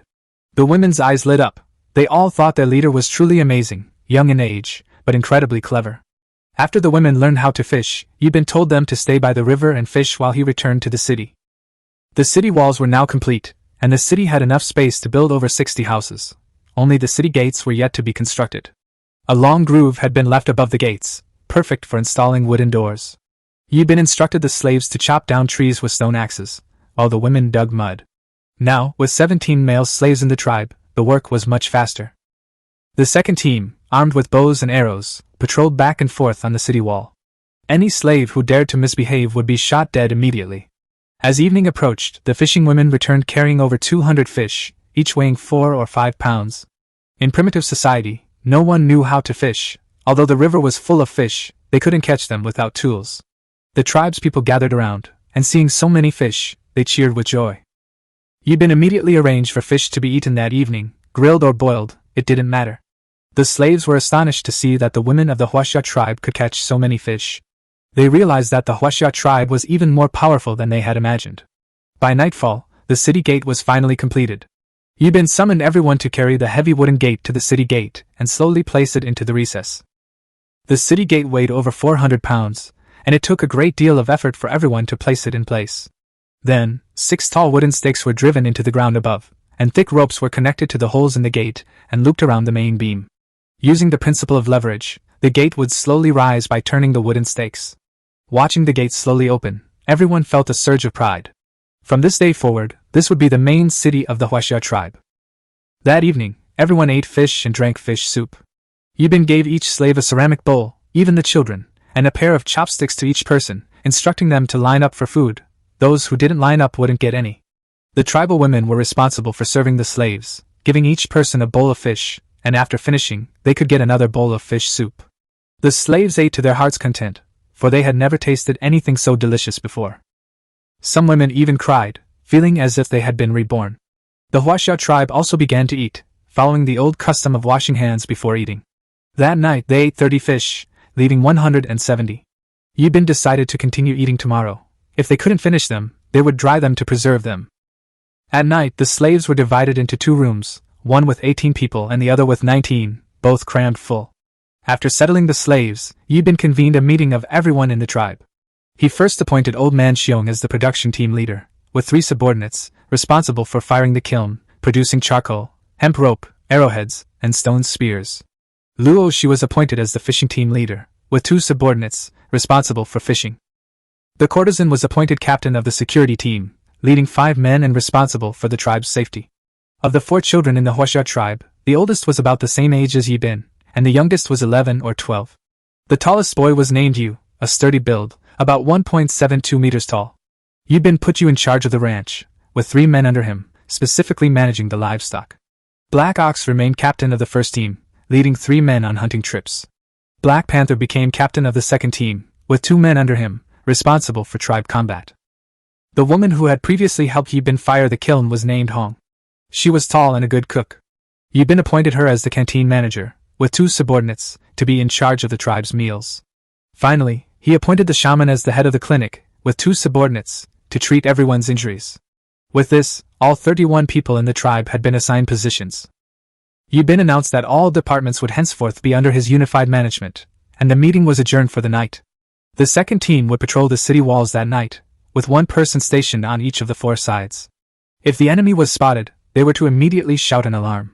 That night, Yibin also joined the second team on the city walls. In the latter half of the night, the Black Bull squad came to relieve them, and everyone else returned to their rooms to rest. Chapter 18 Blood Wolves of the Wolf-Killing Tribe. Early in the morning, Hong and her team had already prepared food.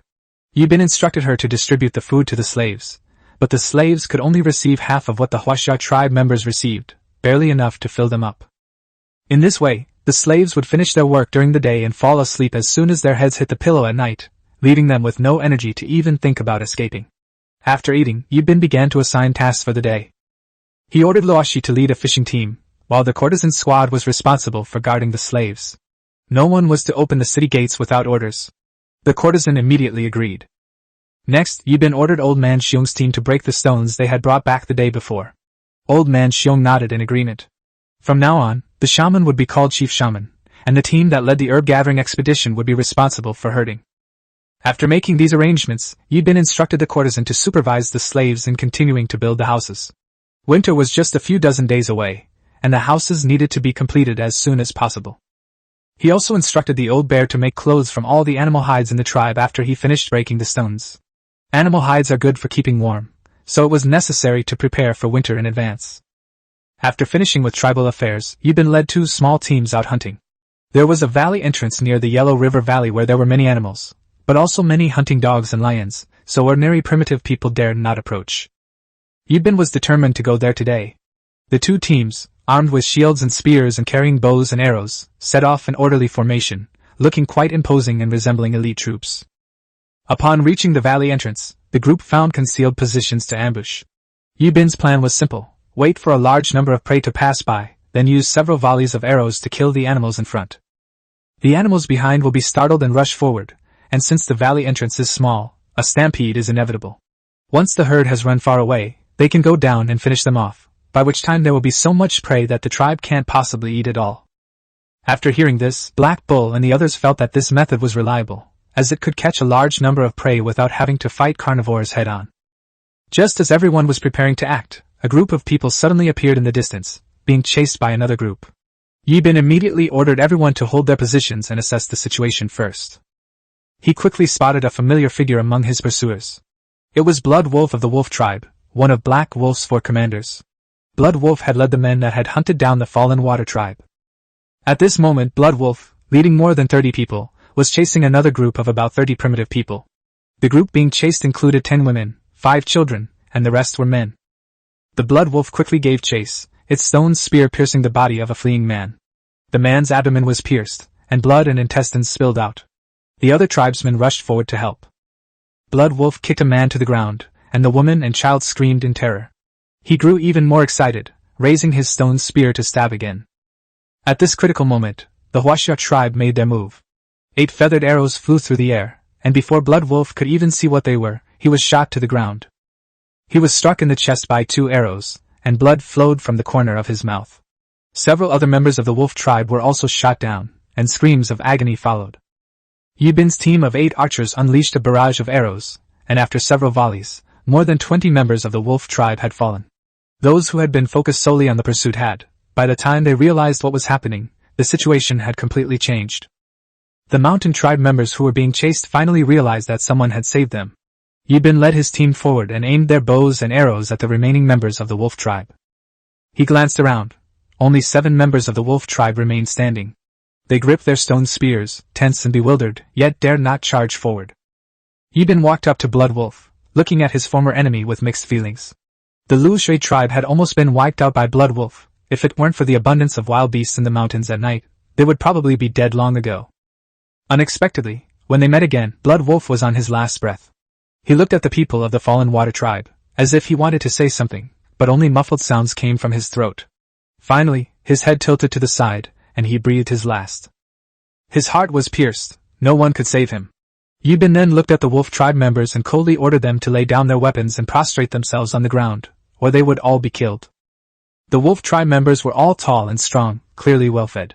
Several of them, unwilling to give up, charged forward wielding stone spears. Without hesitation, Yibin ordered the arrows to be fired. The men were instantly riddled with bullets. At a distance of over 10 meters, the power of the 2 bows was simply too great to dodge. The remaining 5 men were so frightened that they immediately dropped their weapons and lay prone on the ground. Yibin ordered Black Panther to tie them up and take them back to the tribe as slaves. At this moment, the rescued primitive man stepped forward and repeatedly thanked Yibin. If it weren't for the intervention of the Huaxia tribe, they would all be dead here today. Yibin approached the man whose stomach had been pierced by the blood wolf, and one glance told him there was no hope. His intestines were spilling out, and he had almost bled to death. The women burst into tears, for their leader had died. Yibin asked them why they were being hunted by the wolf tribe. A female cave woman said that the wolf tribe demanded that their tribe send 10 women, but the chief refused, so the blood wolves led a group to hunt them down. They fled overnight, but were still caught. Yibin then asked them what their tribe was called and where they were going next. The woman said they were called the Mountain Tribe, and they lived on a big mountain, relying on the fruits grown there for their livelihood. Now that their leader is dead, they don't know where else to go. Yibin thought for a moment, and then suggested that they join the Huaxia tribe. He told them that they were too weak and might not survive even a chance encounter with a wild animal. Moreover, winter was approaching, and without food or warm clothing, death was the only outcome. The female cave woman worried about being treated differently after joining. Yibin said that once they joined the Huaxia tribe, they would be the same as the tribe members, eating whatever everyone else ate. However, he also made it clear in advance that after joining, one must take the Huaxia tribe as the main body, and the previous mountain tribes would no longer exist. The female primitive woman went back and discussed it with her tribe for a long time. Finally, she came to Yibin and said earnestly that they were willing to join the Huaxia tribe. From now on, we are one tribe. She also told Yibin that there are 29 people left in the mountain tribe, including 10 women, 5 children, and 14 men. Finally, she pointed to herself and said that her name was Zhu and that she was a shaman from the mountain tribe. Chapter 19, Shan tribe joins. Yibin looked at Shu and told her to go hunting with the group first, and then return to the tribe. Zhu nodded in agreement. Afterwards, Yibin arranged for the men of the mountain tribe to guard the wolf tribe prisoners, while he led the group to the valley entrance to ambush them. Before long, a large number of animals began to line up and cross the valley entrance. Once half of the herd had passed, Yibin immediately ordered the arrows to be fired. Several volleys of arrows fell, and more than 20 animals were wounded by arrows, blood flowing down their bodies, the pain thoroughly frightening them. The bison beside them charged forward first, pulling the other herbivores along with them, and the valley entrance instantly descended into chaos. Countless animals had no time to escape and were trampled underfoot by their companions. The tens of thousands of animals went completely mad, and the sound of their running shook the ground. Yibin and his men continued firing arrows from the mountain pass, but the herd of beasts ran even faster. The people of the Zhuham mountain tribe were terrified by the scene before them. The women huddled together, and the men trembled. Yibin reminded them to calm down and not to frighten themselves. About an hour later, the herd finally left. Yibin led his men down to count the game. More than 100 animals had died at the valley entrance, including wild boars, sheep, calves, and antelopes. Just then, he heard a cow mooing, and following the sound, he found 3 injured calves.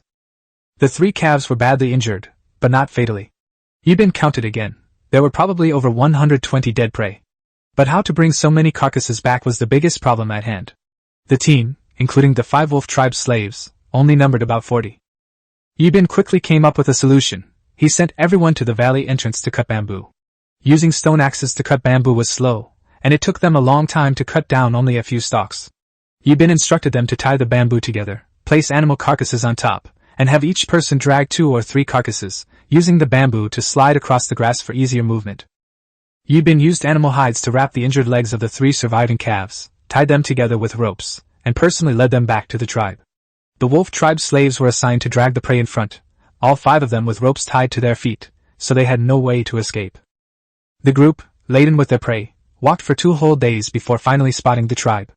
The courtesan, standing on the city wall, spotted a large group approaching in the distance, and immediately summoned a small security team to climb the wall. The 6 men, armed with bows and arrows, stood ready for battle. The enemy appeared to number over 40, but the courtesan remained calm. The city wall was over 3 meters high. Such a small force couldn't possibly breach the gate. With their superior position and bows and arrows, they knew that unless the enemy was on their side, they wouldn't even be able to reach the gate. As Yibin approached, he saw the courtesan on the city wall and immediately shouted, "Courtesan, we're back! Open the city gates!" Zhu and the others were so shocked by the towering city wall that they dared not move, and the wolf tribe's slaves were also stunned in place. They had never seen such a large building before. Seeing that they were frozen in place, Yibin reminded them, "This is our tribe. A short while later, the city gates slowly opened, and the courtesan came out to ask what was going on. Yibin told everyone to enter the city first. Upon entering the city, Zhu and her companions saw a large ranch teeming with sheep and wild boars. Such a scene was unimaginable in the mountain tribes. Yibin then ordered the Black Ox squad to take the 5 wolf tribe captives to dig in the mud. 3 days after Yibin left, more than a dozen more mud houses appeared in the tribe. Including those already built, there were now 15 houses, and even the slaves had places to live. He then summoned all the tribespeople and announced some good news to everyone. From this moment forward, the mountain tribe officially joins the Huaxia tribe, and everyone is now part of the same tribe. Any conflicts within the tribe must be addressed promptly through the tribal council. Private resolutions are not permitted. Anyone who violates these rules will be expelled from the tribe. After hearing Yibin's words, no one dared to have any other thoughts. Yibin then arranged for Zhu to learn medicine from Director Wu.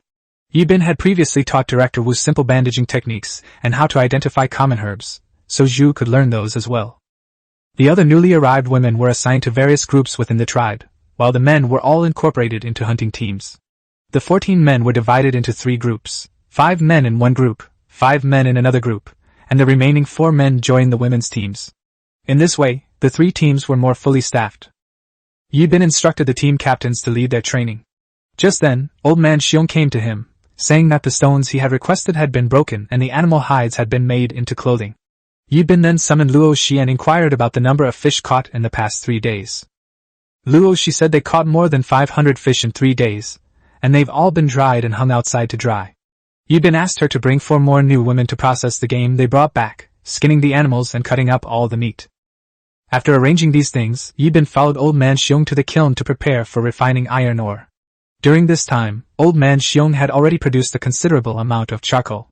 Yibin led several elders from the tribe to begin smelting iron, first adding charcoal, then sending the crushed iron ore into the kiln to ignite it. After several hours of smelting, Yibin removed the slag containing granules and had Old Man Xiong continue the process as before. He himself went to make iron smelting kettles, mixing clay with wood ash to shape the kettles, and also made molds for knives and spearheads. After making the clay pots and molds, Yibin put the molten iron pots into the kiln to fire together. Until dinner that evening, there was plenty of meat in the tribe.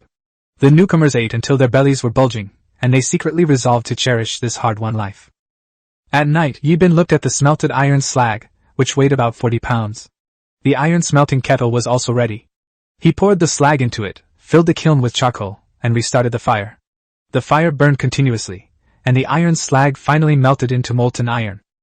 Yibin stared at the red-hot molten iron, used a wet wooden stick to pick up the molten iron pot, and carefully poured the molten iron into the mold he had prepared in advance. Chapter 20: The Birth of Ironware. Soon, a knife-shaped iron sheet was formed, and the iron spear mold on the other side was also made. Yibin refilled the molten iron pot with iron slag, sent it back to the kiln, and then made more than a dozen more molds. After the iron knife and spear had cooled, Yibin took them out and tapped them gently, producing a crisp metallic sound. He felt a surge of excitement. He had finally succeeded in making the ironware. Yibin summoned Black Bull, Black Panther, and Flower Queen, and in front of several squad leaders, he picked up an iron knife and began sharpening it on a stone. Everyone stared intently at the piece of iron, not daring to blink. As the blade was gradually sharpened, Yibin collected the molten iron that had been ground down. Soon, an iron knife with a sharp blade appeared before everyone's eyes. Yibin had He-Nyo sharpen the iron spearhead, while he made the knife handle. After the handle was finished, he took a piece of wood to test the knife.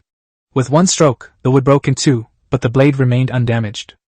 The squad leaders were speechless with excitement. Yibin handed the knife to Black Panther, letting him try it too. Black Panther took the iron knife with trembling hands and chopped heavily at the wood on the ground, which snapped in 2.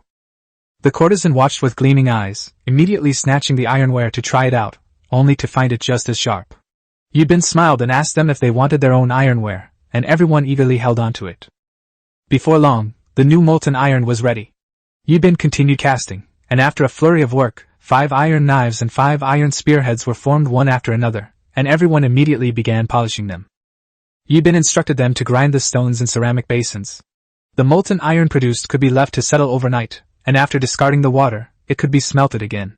After all, they had already used up all the iron ore they had, and a round trip to the stone tribe would take more than a day, and they wouldn't be able to transport much more. Every piece of ironware is precious now, and it cannot be wasted in a short time.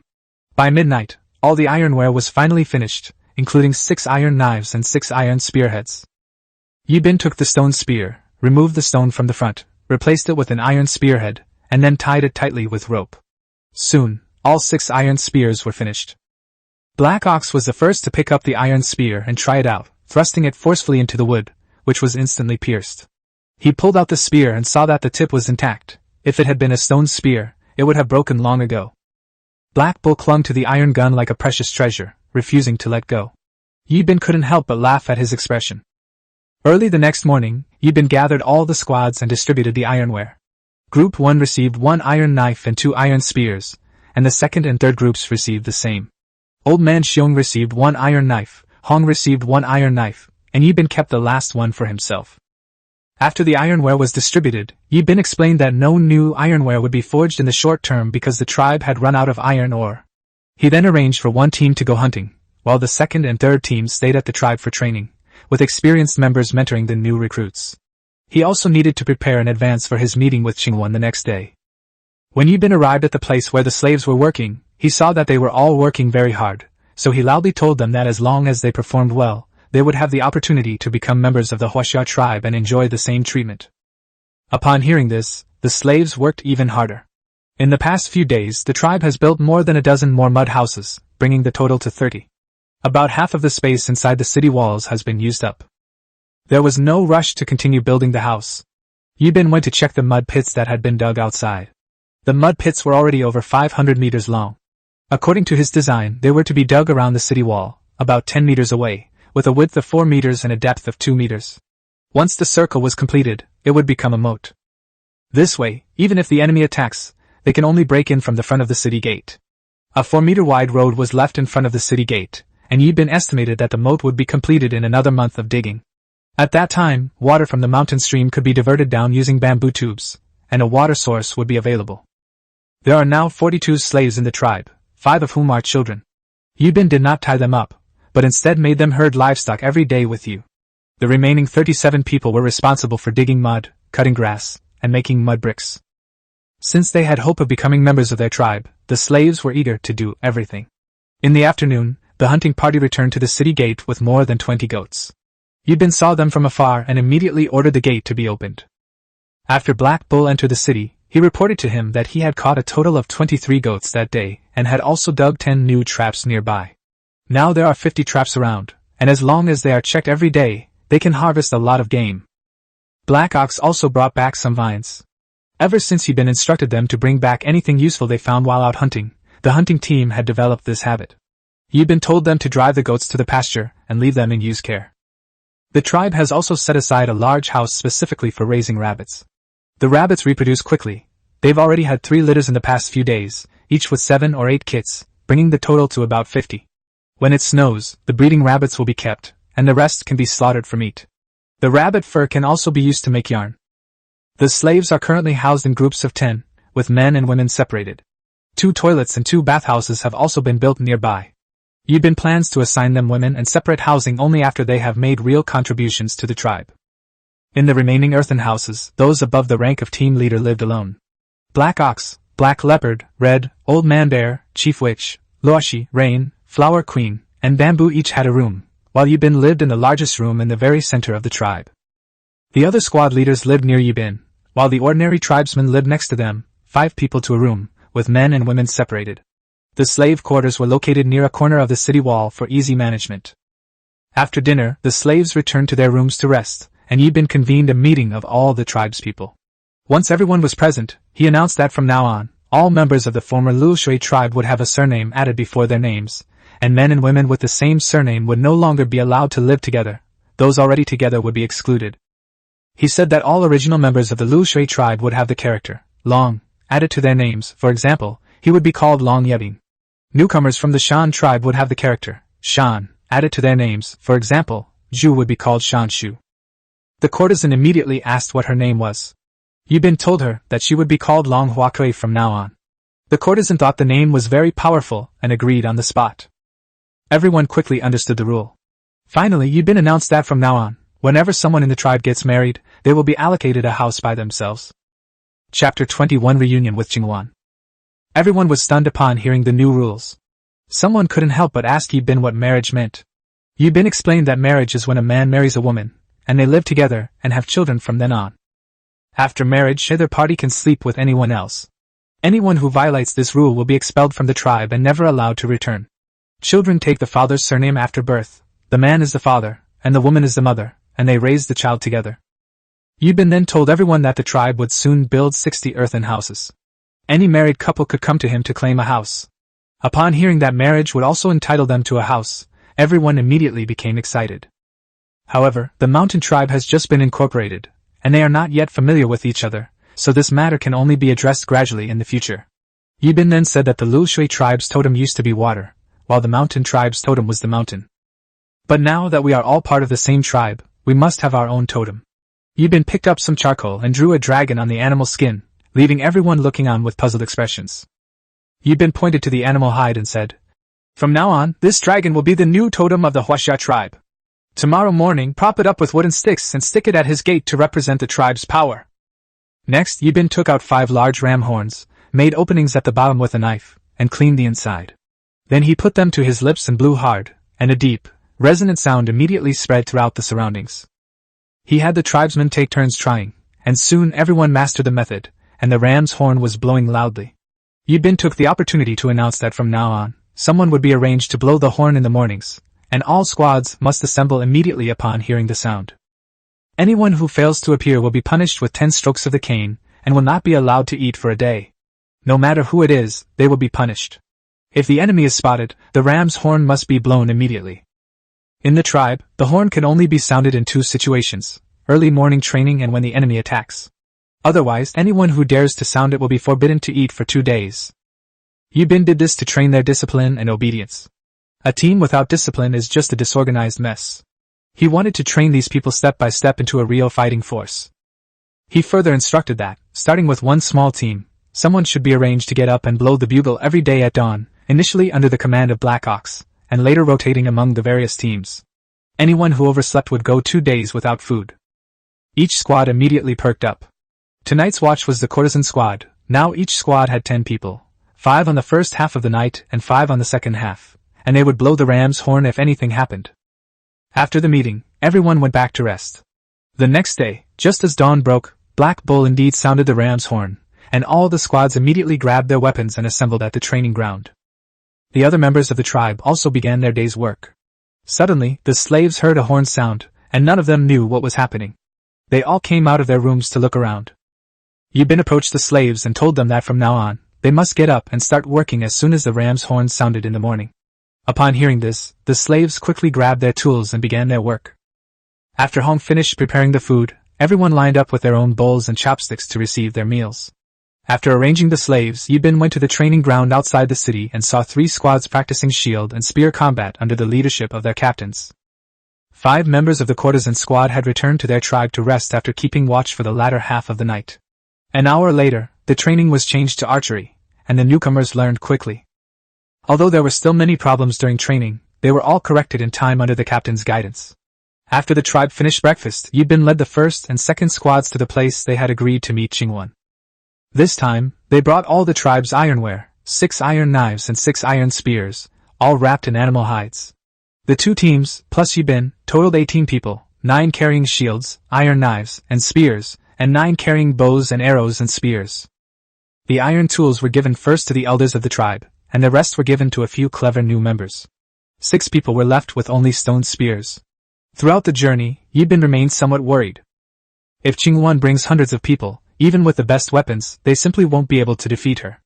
Yibin decided to observe from a distance after arriving at the destination, and retreat immediately if the enemy numbered too large. Soon, they arrived at the agreed location.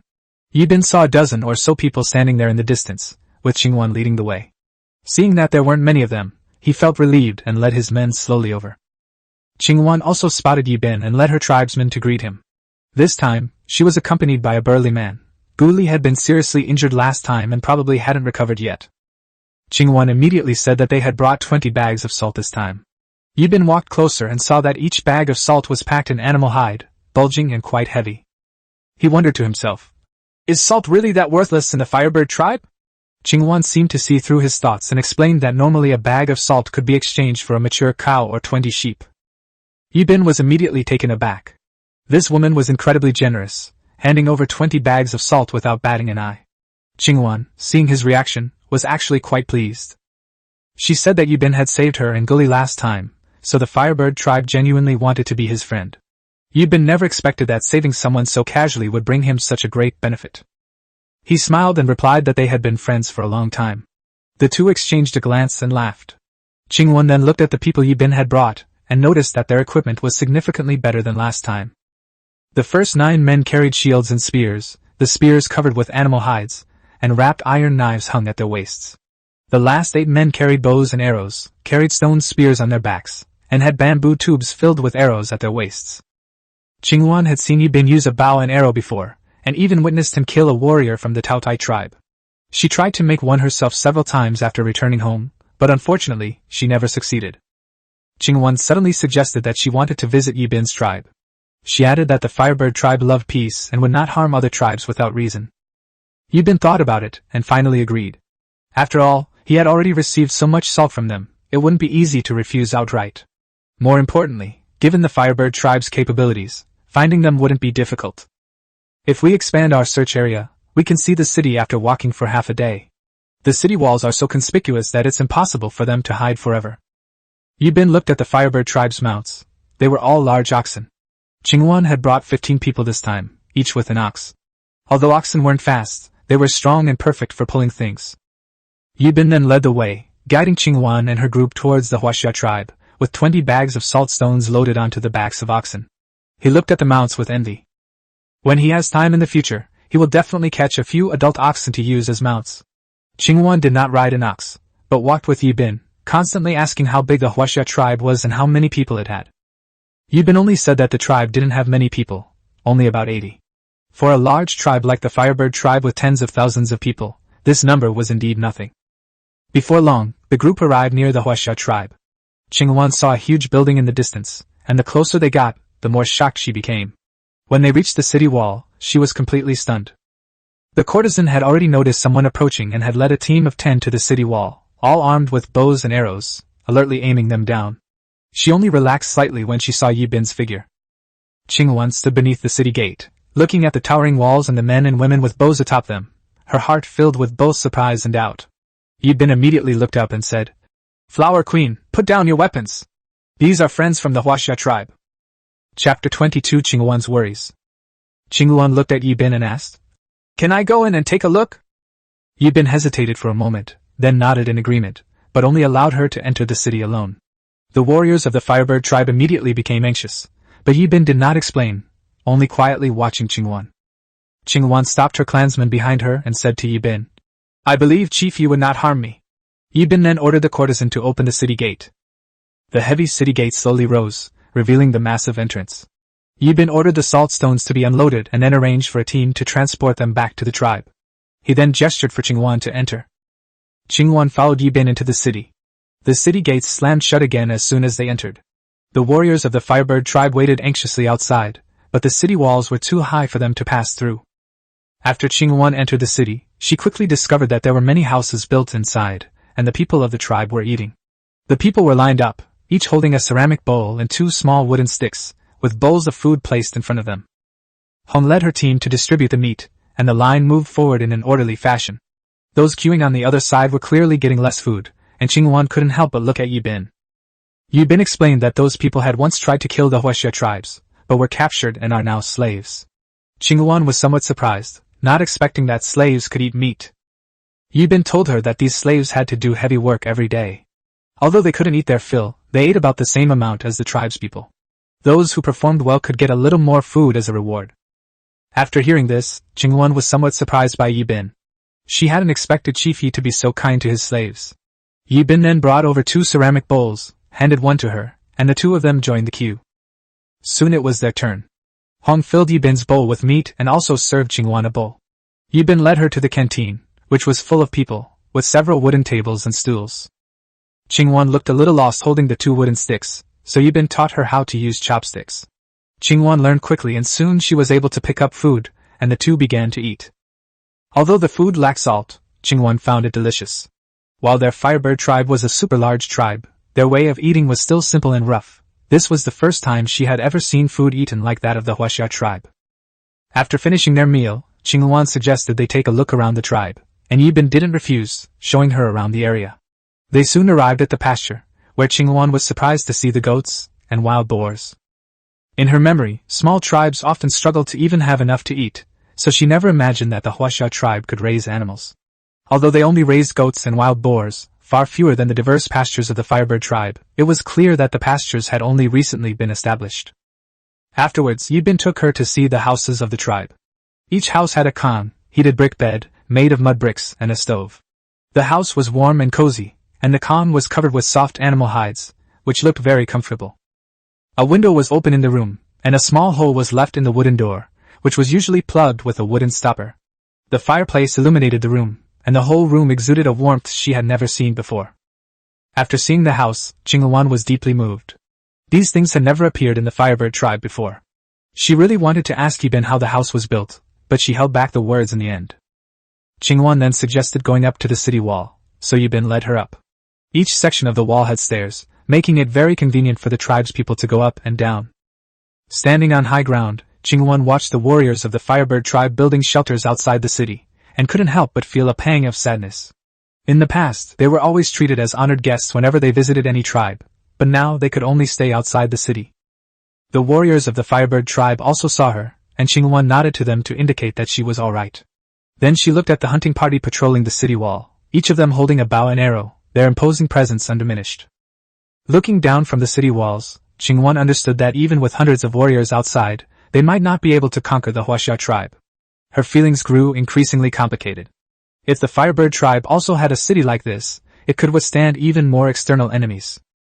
Their Firebird tribe was situated on a plain with almost no defensive structures, and they could only rely on sheer numbers to repel enemies, often suffering heavy losses in the process. Thinking of this, Qingluan secretly resolved that she would make her father build a city when she returned. Soon, Qingluan noticed a long, deep pit outside the city wall, halfway around it. Puzzled, she asked Yibin what it was for. Yibin simply said that the digging along the city wall was for easy access to mud, so that the clansmen wouldn't have to travel far and waste time. Of course, he wouldn't tell Qingluan that it was actually for repairing the city moat. After all, he and Qingluan had only met twice, and he didn't know much about the Firebird tribe. Qingluan thought about it and agreed that there was some truth to it. Actually, Yibin was overthinking it. The Firebird tribe members were straightforward, always repaying kindness and avenging wrongs, and the tribe was extremely united. After visiting the city walls, the two returned to the city. Yibin arranged a room for Qingluan, and also arranged for a woman to add fuel to the fire for her at night. Qingluan lay in her room, recalling everything she had seen in the Huaxia tribe.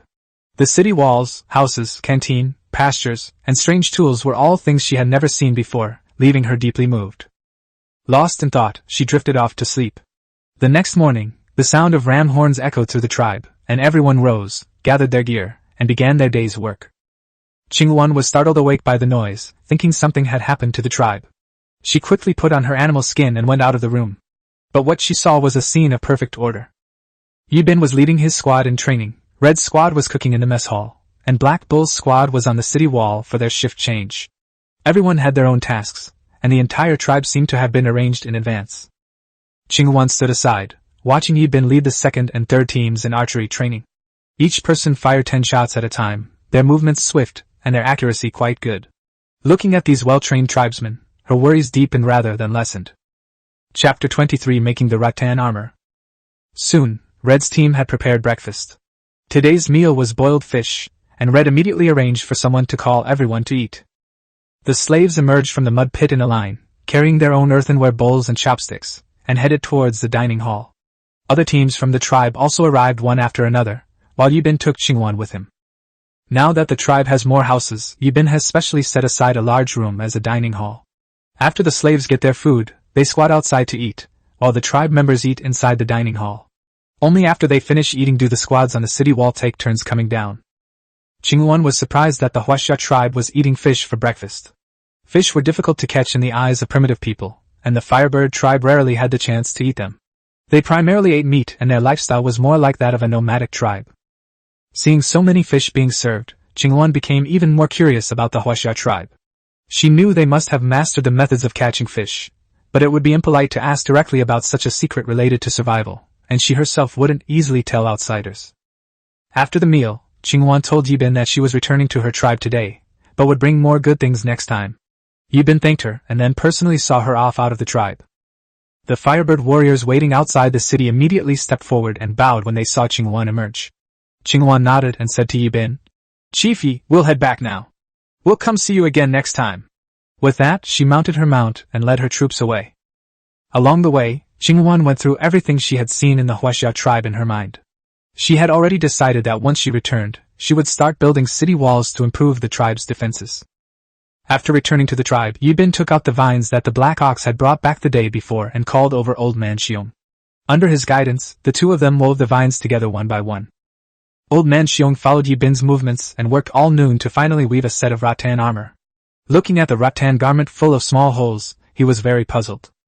He asked Yibin, "Chief, we can get through the winter by making clothes out of animal hides, but these things let in the wind everywhere. Aren't you cold?" Yibin explained with a smile that these weren't winter clothes, but armor for the tribe's warriors. After saying that, he had someone call Black Bull over. The Black Panther team was out hunting today. Black Bull was staying at the tribe.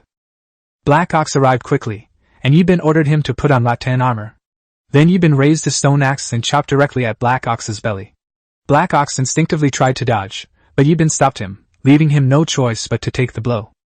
After the stone axe fell, everyone stared at the Black Ox's belly, only to find that he was completely unharmed. They then realized that the rattan armor was actually a valuable item. Black Bull immediately fell in love with the rattan armor and didn't want to take it off after putting it on. Yibin didn't insist, letting him wear it on patrol, and instructed Old Man Xiong to finish weaving the remaining rattan, making as many sets as possible. After leaving Old Man Xiong, Yibin arrived outside the city wall. There were many finished mud bricks piled up at the foot of the city wall, and the moat had already been dug for more than 700 meters. It would be completed after digging another 300 meters. Yibin looked up at the sky, feeling that it could rain at any moment. The weather was gradually turning cold, and winter could arrive at any time, which would be a major test for the tribe. The slaves continued working diligently, and soon enough, a light rain began to fall. Yibin immediately shouted for the slaves to return to their tribe to take shelter from the rain. The hunting party members on the city wall also came down and hurried to their houses. In primitive societies, there were no good medical facilities, and catching a cold and getting a fever could easily lead to death. Yibin dared not let them continue to get soaked in the rain. Just then, the Black Panther squad returned with over 20 prey. Yibin stood at the city gate and told them to hurry inside. Not long after, the Falling Creek squad also returned with over 100 fish, and Yibin similarly urged them to take shelter from the rain. Immediately afterward, Yu's team returned with the sheep. Yibin told them to drive the sheep into the pasture first, then immediately return to the house. The rain intensified, so Yibin climbed onto the city gate, slowly lowered it, and returned to the tribe himself. Then he went to Yu's room. Yu was very happy to see Yibin, and quickly asked the chief what was wrong. Yibin asked him how many sheep, wild boars, and rabbits were on the ranch. Yu immediately pulled a handful of twigs and knotted rope from his pocket, and handed them to Yibin. He explained that the short sticks represented rabbits, the long sticks represented sheep, the knotted ropes represented wild boars, and the pebbles represented calves. Yibin then realized that primitive people didn't know how to do math. It was raining outside, so he asked Yu to call all the children in the tribe to his room. Yibin's room was the largest and in the best location. Soon, dozens of children arrived, including Luoshi. Knowing that children learn quickly, Yibin decided to start teaching them. He took out a wooden board and began teaching the simplest math problems. 1 plus 1 equals 2, 2 plus 2 equals 4, 3 plus 3 equals 6. Yibin explained repeatedly, and the children listened attentively. By the afternoon, the rain hadn't stopped, and many children could already do addition and subtraction within 20. Yibin was very satisfied and thought he would give more lessons to the children when he had time. Luoshi learned especially quickly and could already do addition and subtraction within 50. Yibin thought she was a promising student, and that he could teach her individually later. The afternoon passed quickly, and Yibin told the children to go back and continue practicing. Yu studied very diligently. He knew there were many animals on the ranch, and he needed to master them as soon as possible. In the past, every time Yu went herding sheep, she would carry a pile of sticks, counting the sheep before leaving and again upon returning, just in case a few were missing. It was because of this that Yibin could tell that Yu was a very responsible person. Finally, Yibin counted them. There were over 500 long sticks, over 100 short sticks, and 160 knots. That meant there were over 500 goats, over 100 rabbits, 160 wild boars, and 3 calves on the ranch. The ranch now has more than 700 animals, plus more than 900 dried fish caught in the stream. The Huaxia tribe should be able to survive this winter. Chapter 24. Gathering Grain. According to Yibin's plan, the ranch will definitely grow bigger and bigger in the future, and the number of animals will also increase, so the space in the city will eventually be insufficient. Therefore, he first vacated a room to use as a warehouse, specifically for storing dried fish and cured meat, and decided to hand it over to Hong for management in the future. No one except her and himself will be allowed to enter. This was, after all, the entire tribe's food supply, and Yibin dared not be careless in the slightest. He summoned Hong and a small team, led them to 2 empty rooms, and had He Neo and the others move all the dried fish and cured meat inside. He then instructed Hong that the warehouse would be under her management from now on, and that any outsiders found entering without permission would be expelled from the tribe. Hong immediately nodded in agreement. Black Bull and the others quickly finished moving the ingredients, filling both warehouses to the brim. There were several thousand dried fish and over 10,000 caddies of cured meat. The game they had brought back from the valley entrance earlier numbered over 120, and although it had lost a lot of moisture after drying, it still weighed about 14,000 caddies. Adding the dried fish, the food filled 2 warehouses. Yibin was stunned by the amount of food stored before him.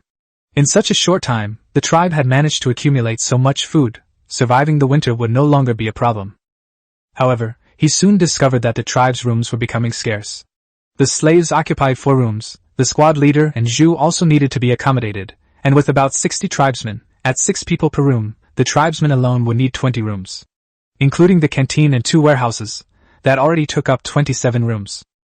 Yibin decided to continue having the slaves build houses tomorrow. The city was originally designed to accommodate a maximum of 60 or so houses. Any more would be too crowded. Fortunately, they had already collected a considerable amount of mud bricks from outside. He instructed Black Ox to have about 10 slaves build the houses side by side, ensuring they were neat and tidy. This would save space and look more aesthetically pleasing. He also set aside a special area for a training ground. Once the moat is completed, the pasture will be moved outside the city. The distance between the city wall and the moat is more than 10 meters, enough to raise 4,000 or 5,000 animals. Wooden stakes will be driven into the riverbed to prevent the sheep from falling in and to reinforce the moat. After assigning tasks to Black Ox, Yibin then summoned Black Leopard and ordered the second team to cut 2,000 jean of timber each day. The second team now had 8 people, which meant each person would cut over 200 jean. With iron knives in hand, this task was not difficult. After arranging everything, Yibin went to the river to find Luoshi. Her team of 5 was fishing with nets, and soon they had caught more than 30 fish. When Luoshi saw him coming, she immediately went up to him and asked why their leader had come. Yibin patted her head and said he just wanted to see how many fish they had caught. Luoshi blushed and pulled him to look at the fish bags. Yibin opened the animal skin bags and saw that all 4 bags were almost full, estimating that there were more than 200 fish. He then told Luoshi that from now on, they only needed to catch enough fish for the tribe each day. The warehouses were already full, too full, and there were over 1,000 dried fish. There was no need for large-scale fishing every day. The fish needed to be kept for reproduction. They couldn't just focus on the immediate needs. Luoshi only half understood what Yibin said, but she didn't think too much about it. She did whatever Yibin told her to do. Afterwards, she gathered her team and followed Yibin back to the tribe. Upon returning to the tribe, the sound of arguing among the slaves reached them. Hearing the commotion, the courtesan immediately led her squad over and aimed her bows and arrows at the slaves. The slaves, terrified, lay prone on the ground, too afraid to move. Yibin stepped forward and coldly asked what had happened. A slave from the Stone tribe stood up, pointed at the Wolf tribe members, and said that they forced others to work for them while they themselves rested on the sidelines. Yibin's anger flared upon hearing this. He pointed at the Wolf tribe slave and warned him that if it happened again, he would kill him. The slave was so frightened that he immediately lowered his head. Yibin then gathered all the slaves together and announced in public that he would select 4 captains from among them to supervise their work. Anyone who dared to slack off or disobey orders would have their legs broken and be fed to the wolves. There were 37 slaves in total, grouped by room, with a captain chosen for each room. Yibin first asked the courtesan who among the female slaves did the most work. The courtesan pointed to a short woman, who said her name was Shermay. Yibin then appointed her as the captain of the female slaves.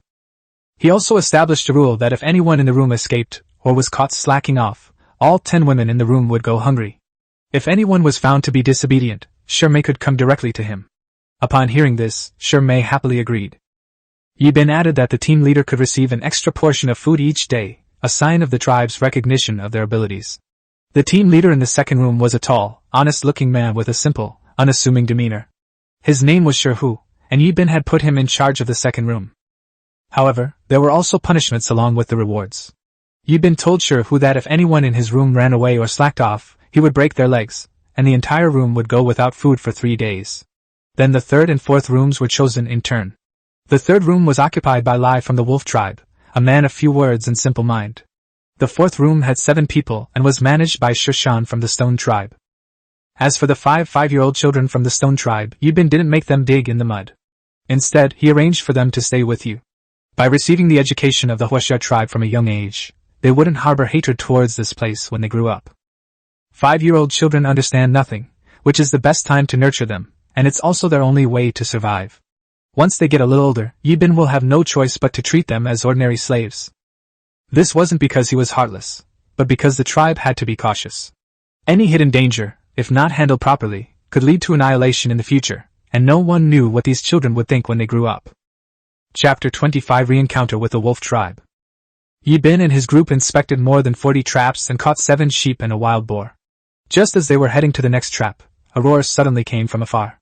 Yibin left one of his tribesmen to guard the game while he led his small team stealthily towards the trap. They hadn't gone far when they saw a dozen or so primitive people desperately fleeing across the snow, pursued by more than 30 others.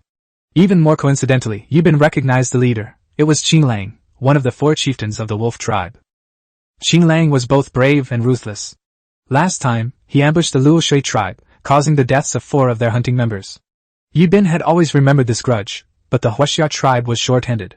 The 3 teams combined only had 27 hunting members, many of whom were newcomers from the mountain tribe. The wolf tribe originally numbered 190.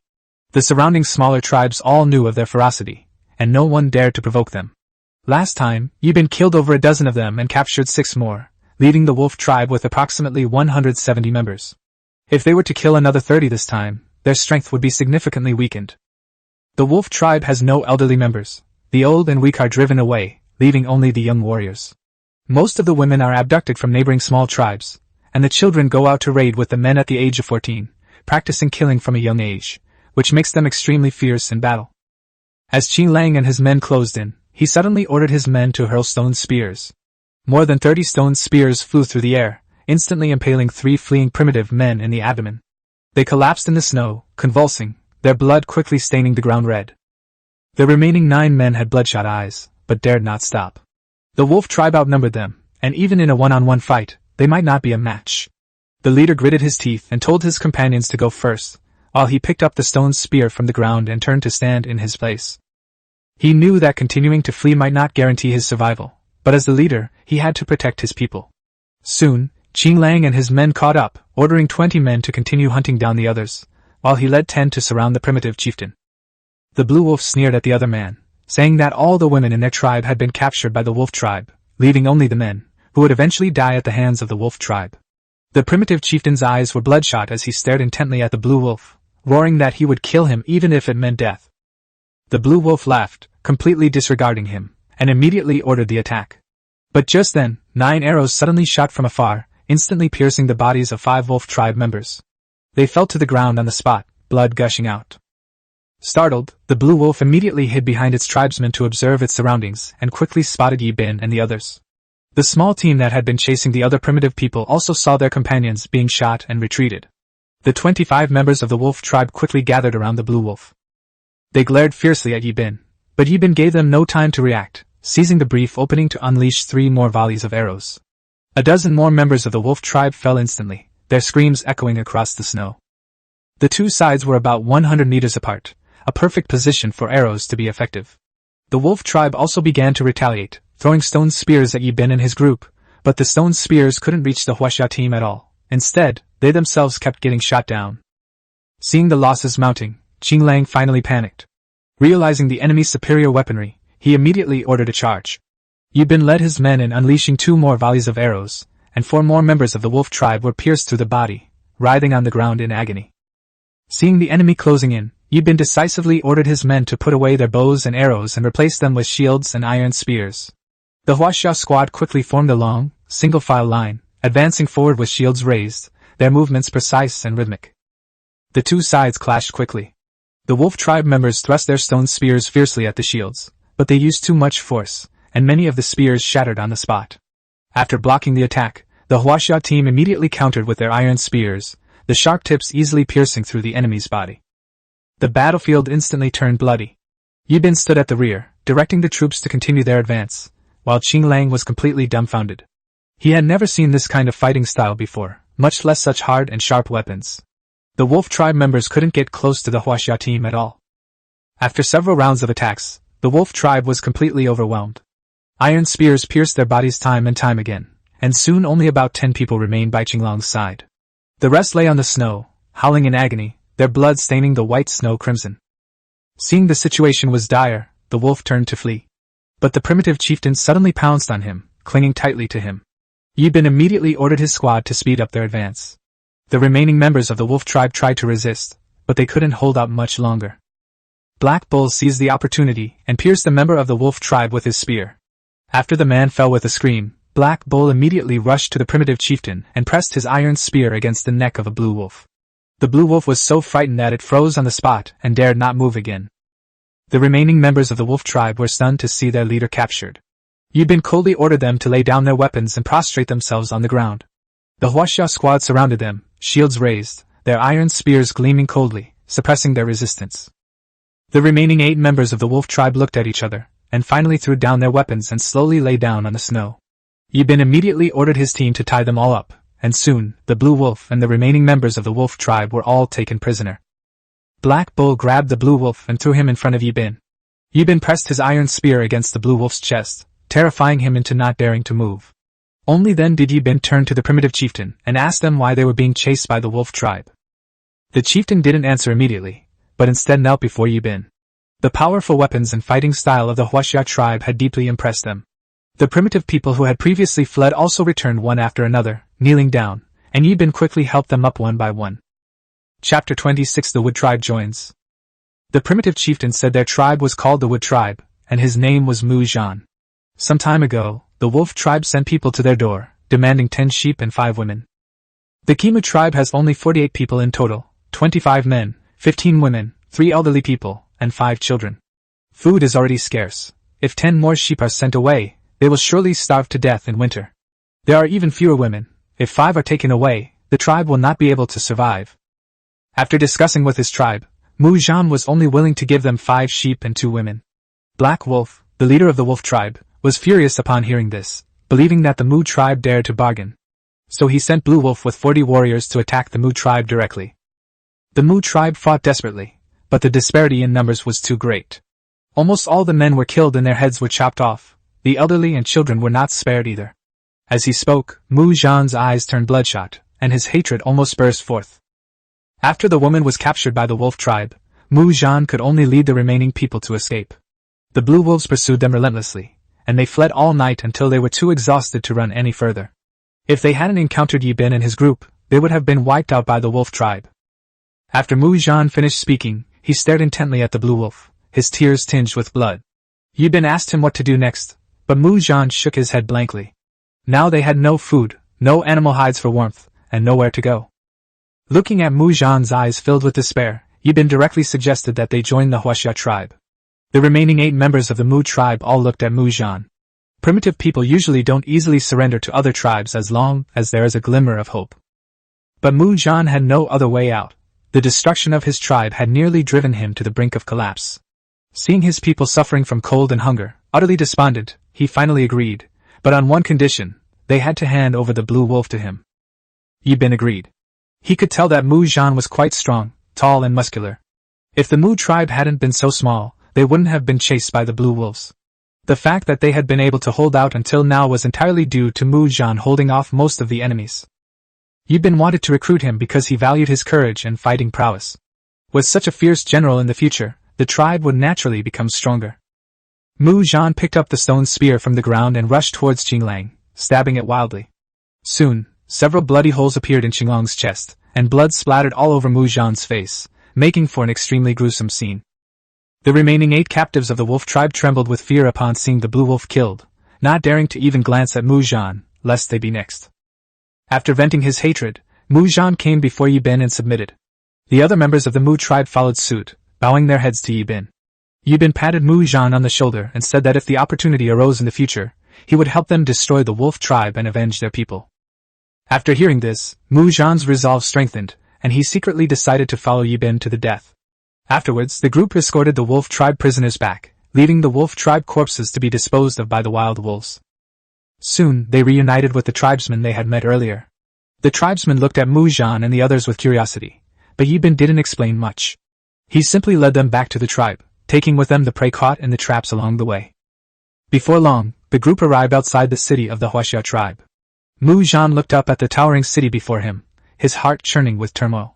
The other members of the Mu tribe felt the same way. They had never imagined that anyone could build their dwellings like this.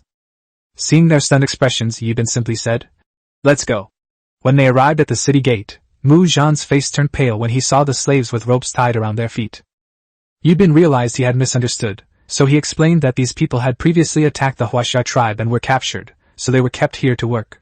There were also 6 people from the blood wolves of the wolf tribe who had been captured and were used to dig mud. Mu Zhan finally breathed a sigh of relief. Yibin then instructed the squad to distribute wooden shovels to the 8 newly captured wolf tribe prisoners and have them dig in the mud as well. The slaves felt somewhat relieved to see more people being brought in. After all, they weren't the only ones who had suffered. The guards at the city gate had already spotted Yibin and opened the gate ahead of time. After Yibin led Mu Zhan into the city, he instructed Hong to prepare food for the new members. Hong immediately went to make the arrangements. Yibin arranged 2 rooms for Mu Zhan and his 9 companions, telling them to rest first and call him when the meal was ready. When he came out, the tribespeople surrounded him, and Zhu asked who these people were. Yibin said that, like the bamboo tribe, they were also hunted by the wolf tribe, but they weren't so lucky. Now only a few people remain. The men, the elderly, and the children have all been killed, and the women have been abducted. A flicker of sadness crossed Zhu's eyes upon hearing this, but she quickly regained her composure. During this time, they had gradually integrated into the Huaxia tribe and genuinely accepted Yibin. The food was quickly prepared. Yibin called Mu Zhan and the others to the canteen. The group's eyes were glued to the earthenware pots and bowls on the table, along with the steaming stewed mutton. They had never seen anything like it before. Yibin gestured for them to sit down and then taught them how to use chopsticks. The group studied diligently, but they couldn't pick up any meat, sweating profusely with frustration. After a while, they finally managed to pick up some meat and began to eat heartily. The stewed meat was salty, hot, and fragrant. Mu Zhan and his companions hadn't eaten for days and were both cold and hungry. They quickly devoured the 2 earthenware bowls of meat and soup, each one burping with satisfaction. After they finished eating, Yibin told Mu Zhan that he planned to form another hunting team and make Mu Zhan the captain. The 8 members of the Mu tribe were divided into 3 teams, and Mu Zhan was supplemented by people drawn from each of the original 3 teams. Mu Zhan had no objections after hearing this. Becoming a captain so soon after joining another tribe was already a great sign of trust. As for not arranging all the tribe's people together, he understood that this was to prevent unforeseen circumstances and to be responsible for the entire tribe. Yibin then arranged for them to rest in their respective squad rooms. The slaves had dug over 60 meters of mud pits that day, which pleased Yibin. He then assigned the new slaves to a room and transferred a slave from whose group to be their captain, responsible for instructing them on the rules. Yibin specifically instructed that slaves must use the toilet when they need to go to the toilet, and anyone who dared to do so would be punished along with the entire household. After the slaves went to sleep at night, he arranged for a small team to tie the door to the outside with ropes. Each slave's cell was left with a clay pot for them to use at night, and the slaves would take it to the toilet themselves in the morning to prevent them from wandering off during the night. Only after these arrangements were made could the tribe begin to rest. The snow was still falling outside. Yibin instructed each team to leave one person in their room to keep watch that night, in case of any unforeseen events. The next morning. Chapter 27 Bow and Arrow Upgrade. When Yibin arrived at Old Man Xiong's place, he saw the production team members weaving bamboo armor.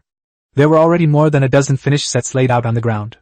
He was quite satisfied with them, thinking that if they were soaked in tung oil in the future, the protective effect could be further improved. The bamboo armor project was progressing smoothly, and Yibin recalled a video he had seen in his previous life. There was a type of bow abroad that could be fitted with a rapid-fire mechanism, firing 7 arrows in quick succession. Combined with a compound bow structure, its power far exceeded that of a regular bow. If they could make it, the tribe's fighting strength would definitely skyrocket. Thinking of this, he immediately called Old Man Xiong, and the two began to explore based on their memories. Yibin first found the hardest wood nearby, preparing to make a model of the composite bow. Although a wooden composite bow cannot compare with modern materials, as long as the structure is successful, it will definitely be much stronger than an ordinary bow.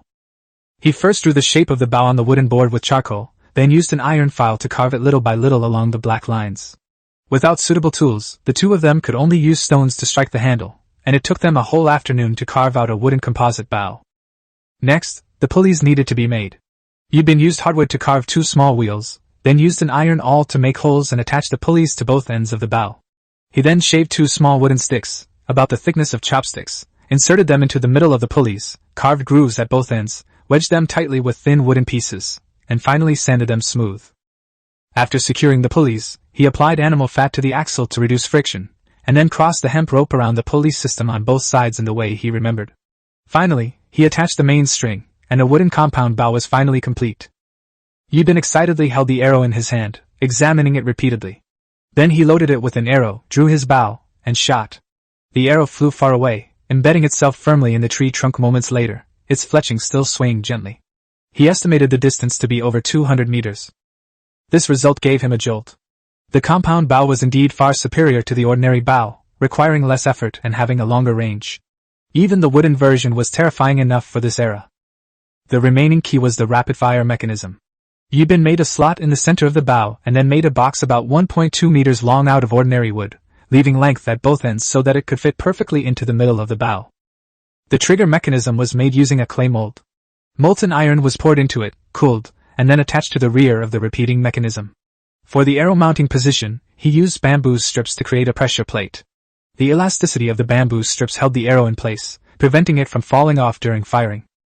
Finally, he applied the extracted grease to the slots of the repeating mechanism.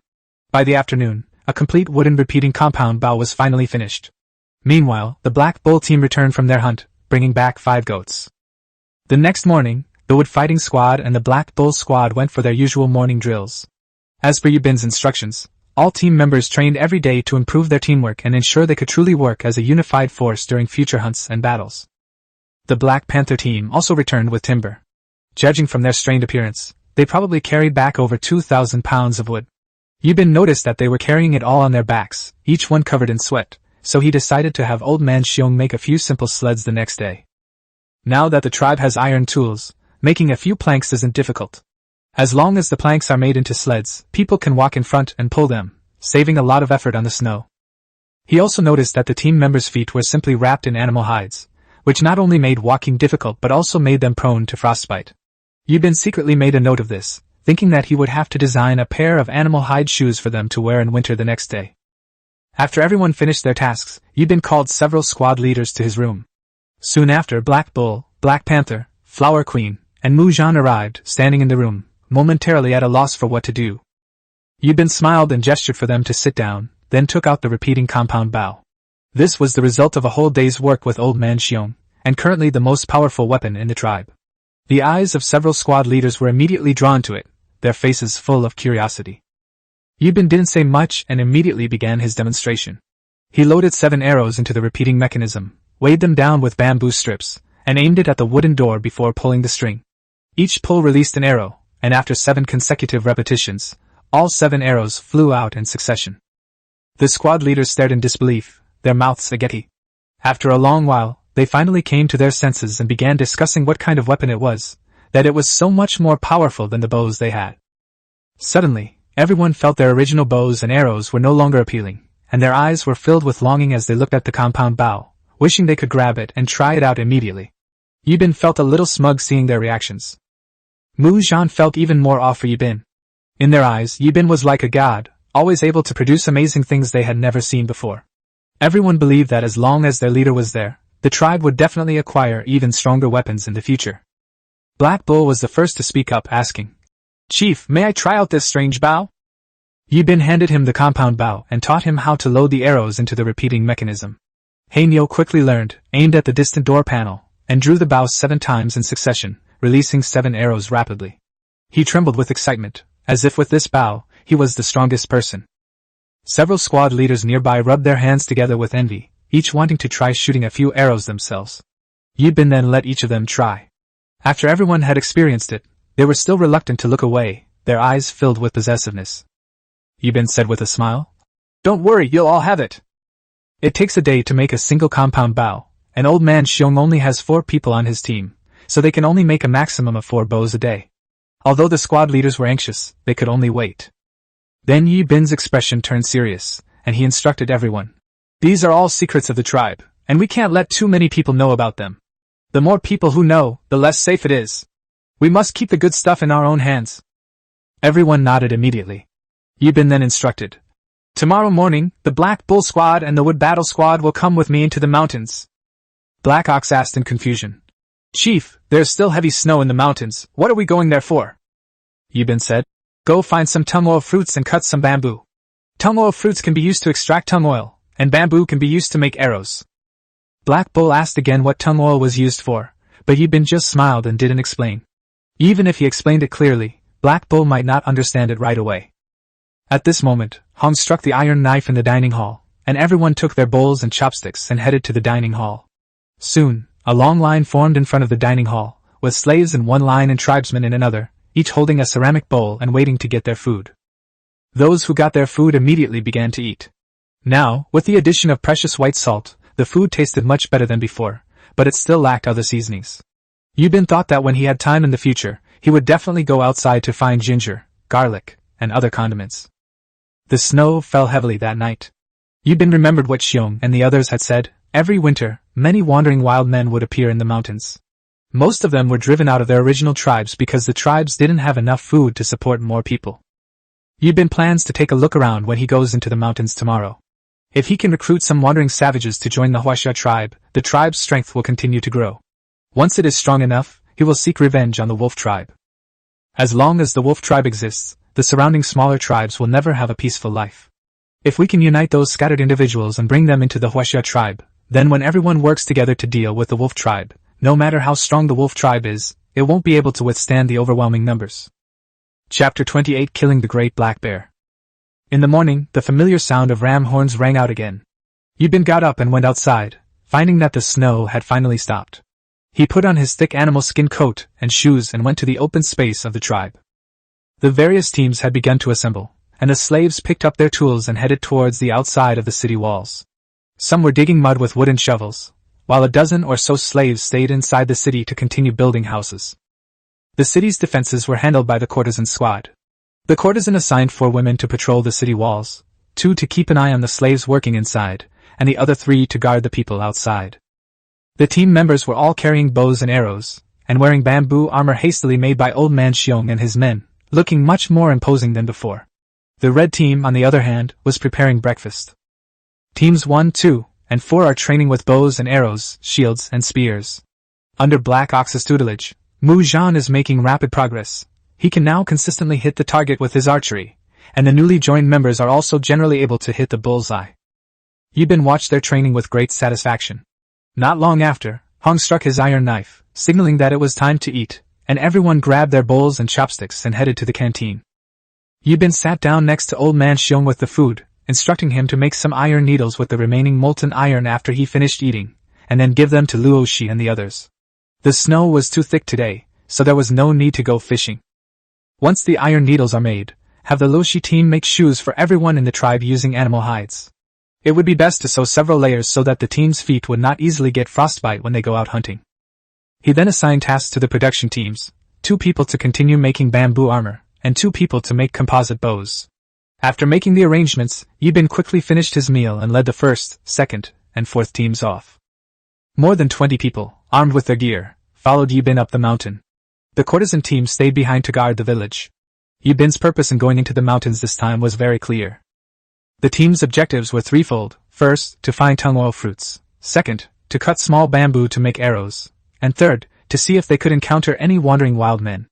Along the way, they encountered pheasants and rabbits, and the team members all vied to hunt them down. But they didn't notice that a huge black bear weighing 1,500 pounds was quietly watching them from afar, and danger was approaching step by step. As the team continued their journey, chatting and laughing, a scream suddenly came from ahead. Yibin looked over and saw a white wolf king leading more than 20 gray wolves, surrounding a dozen or so primitive people. The group of primitive people consisted of 7 men and 3 women, and they appeared to be refugees. Suddenly, the wolf pack launched an attack. Several gray wolves pounced and instantly bit two of them, blood streaming down their faces, the wounds gruesome and terrifying.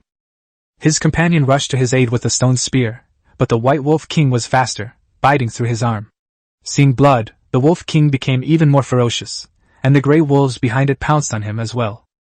Upon seeing this, Yibin immediately ordered his troops to form a battle formation. A dozen shield bearers stood in front, with archers in the rear, and they began to approach the wolf pack. Meanwhile, the large black bear hidden in the forest was quietly following behind the group. The wolf pack ahead had already scattered the primitive people, and the stone spear's counterattack seemed utterly ineffective against them. The Wolf King quickly bit through the neck of a primitive man, blood gushing out. Licking the blood from its mouth, it then pounced on a primitive woman, who, terrified, dropped her weapon and ran away. The other gray wolves were also covered in blood, and the scene was utter chaos. The primitive people cried out in agony. Some had their stomachs torn open, their intestines spilling out onto the ground, while the wolves continued to tear at their flesh. Yibin felt a chill run down his spine and was about to order the arrows to be fired when he suddenly heard heavy footsteps behind him. The next moment, the large black bear charged out and pounced on Yibin. The team members had never seen such a huge black bear before, and they were immediately terrified. At the critical moment, Black Bull reacted the fastest, directly knocking Yibin aside. Mu Zhan immediately raised his shield and stood in front of Yibin. With a loud bang, Mu Zhan and his shield were sent flying, and he spat out a mouthful of blood on the spot. The Black Panther, regaining its senses, plunged an iron spear into the black bear's thigh. The bear, in pain, raised its paw and slammed it down, instantly knocking the panther's shield away. The force of the blows sent everyone tumbling backward. Yibin scrambled to his feet, feeling excruciating pain all over his body, as if his bones were about to shatter. Seeing the black bear charging towards the team members, he immediately shouted for the shield bearers to step forward and hold it off. With the order given, the squad finally regained its footing. A dozen shield bearers held the front, while the others thrust their iron spears forward, quickly leaving several bloody holes in the black bear's body. The black bear thrashed about in pain, its front paws sweeping several team members away, leaving them unable to get up. Seeing this, Yibin immediately ordered the archers to fire. More than a dozen arrows pierced the air and struck the black bear directly in the belly. The black bear let out a terrifying roar, causing the snow on the trees to fall. The wolves in the distance, seeing the enormous creature, stopped biting in fear and stared at the black bear in terror. Black Bull and Mu Zhan, enduring excruciating pain, scrambled to their feet, retrieved their shields and iron spears, and charged forward again. Yibin also picked up the composite bow and fired a series of shots at the black bear. The composite bow was far more powerful than ordinary bows and arrows. 7 powerful arrows were fired in succession, piercing directly through the black bear's chest. The black bear roared again, startling the surrounding predators and causing birds in the trees to take flight. Taking advantage of the moment, the black bull charged, its iron spear piercing the bear's neck. Hot blood splattered all over everyone's faces, streaming down Black Bull's face. At this moment, Black Bull was like a killing god on the battlefield, exuding a murderous aura as he pressed down on Black Bear. Mu Zhan rushed forward and swung his iron knife at the black bear's leg. The sharp blade sliced through the thick hide, tearing open the flesh and spurting blood more than a meter high. The black bear, writhing in pain, staggered backward before collapsing to the ground with a thud. The team's morale soared, and the members swarmed forward, simultaneously plunging over a dozen spears into the bear's body. The spear pierced the black bear, and blood quickly flowed across the ground. The strong stench of blood spread through the forest, completely frightening away all the wild animals nearby. Chapter 29: The Crisis of the Goat Tribe. At this point, the black bear could barely stand. Its internal organs were pierced by the iron spear, and its massive body began to slowly collapse. The team members held their shields and surrounded it tightly, fearing that it might retaliate in its death throes and slap them. Their spears continued to thrust downwards, and blood quickly stained the spearheads. They only stopped when the black bear became completely still. Yibin went forward to ask if anyone was injured. Fortunately, only a few team members suffered minor injuries, but 4 of their shields were smashed to pieces. This black bear, weighing over 3,000 pounds, was terrifying. If Yibin hadn't fired 7 arrows in quick succession with his composite bow, and if the old men from the Black Ox hadn't pierced it with iron spears, ordinary stone spears wouldn't have been able to penetrate its thick hide at all. 8 or 9 stone spears had already broken just now. Yibin felt a lingering fear after thinking about it, and immediately ordered his team to maintain formation and head towards the besieged primitive people. Seeing the black bear killed, the wolves were instead provoked and growled at them. The primitive people on the ground were still howling. The Wolf King howled, and the wolf pack instantly pounced on Yibin's team. When the two sides were only 80 meters apart, Yibin decisively ordered the arrows to be fired. More than a dozen arrows were fired simultaneously. Yibin aimed at the White Wolf King and fired 3 arrows in quick succession, piercing the Wolf King's abdomen. Blood stained the white fur, and the Wolf King let out a mournful howl. The first volley of arrows felled 5 or 6 gray wolves. The squad fired 2 more volleys, felling another dozen or so wolves. Before they even reached the enemy, 2/3 of the pack were already dead. The Wolf King, dragging its wounded body, its eyes filled with sorrow, finally let out a retreating howl. The remaining 4 gray wolves immediately followed it in flight, and Yibin fired several arrows in pursuit, but missed. After the battle, the squad began clearing the battlefield. Yibin approached several surviving primitive people, who were trembling with fear and dared not even lift their heads. Yibin asked them which tribe they came from, why they were there, and why they were wearing such thin animal skins. A woman choked up as she answered that they were from the goat tribe. The woman said that the jackal tribe had attacked the goat tribe, stealing many goats and killing many of its members. Now, the jackal tribe had allied with the wild dog tribe and would attack the goat tribe tomorrow at noon.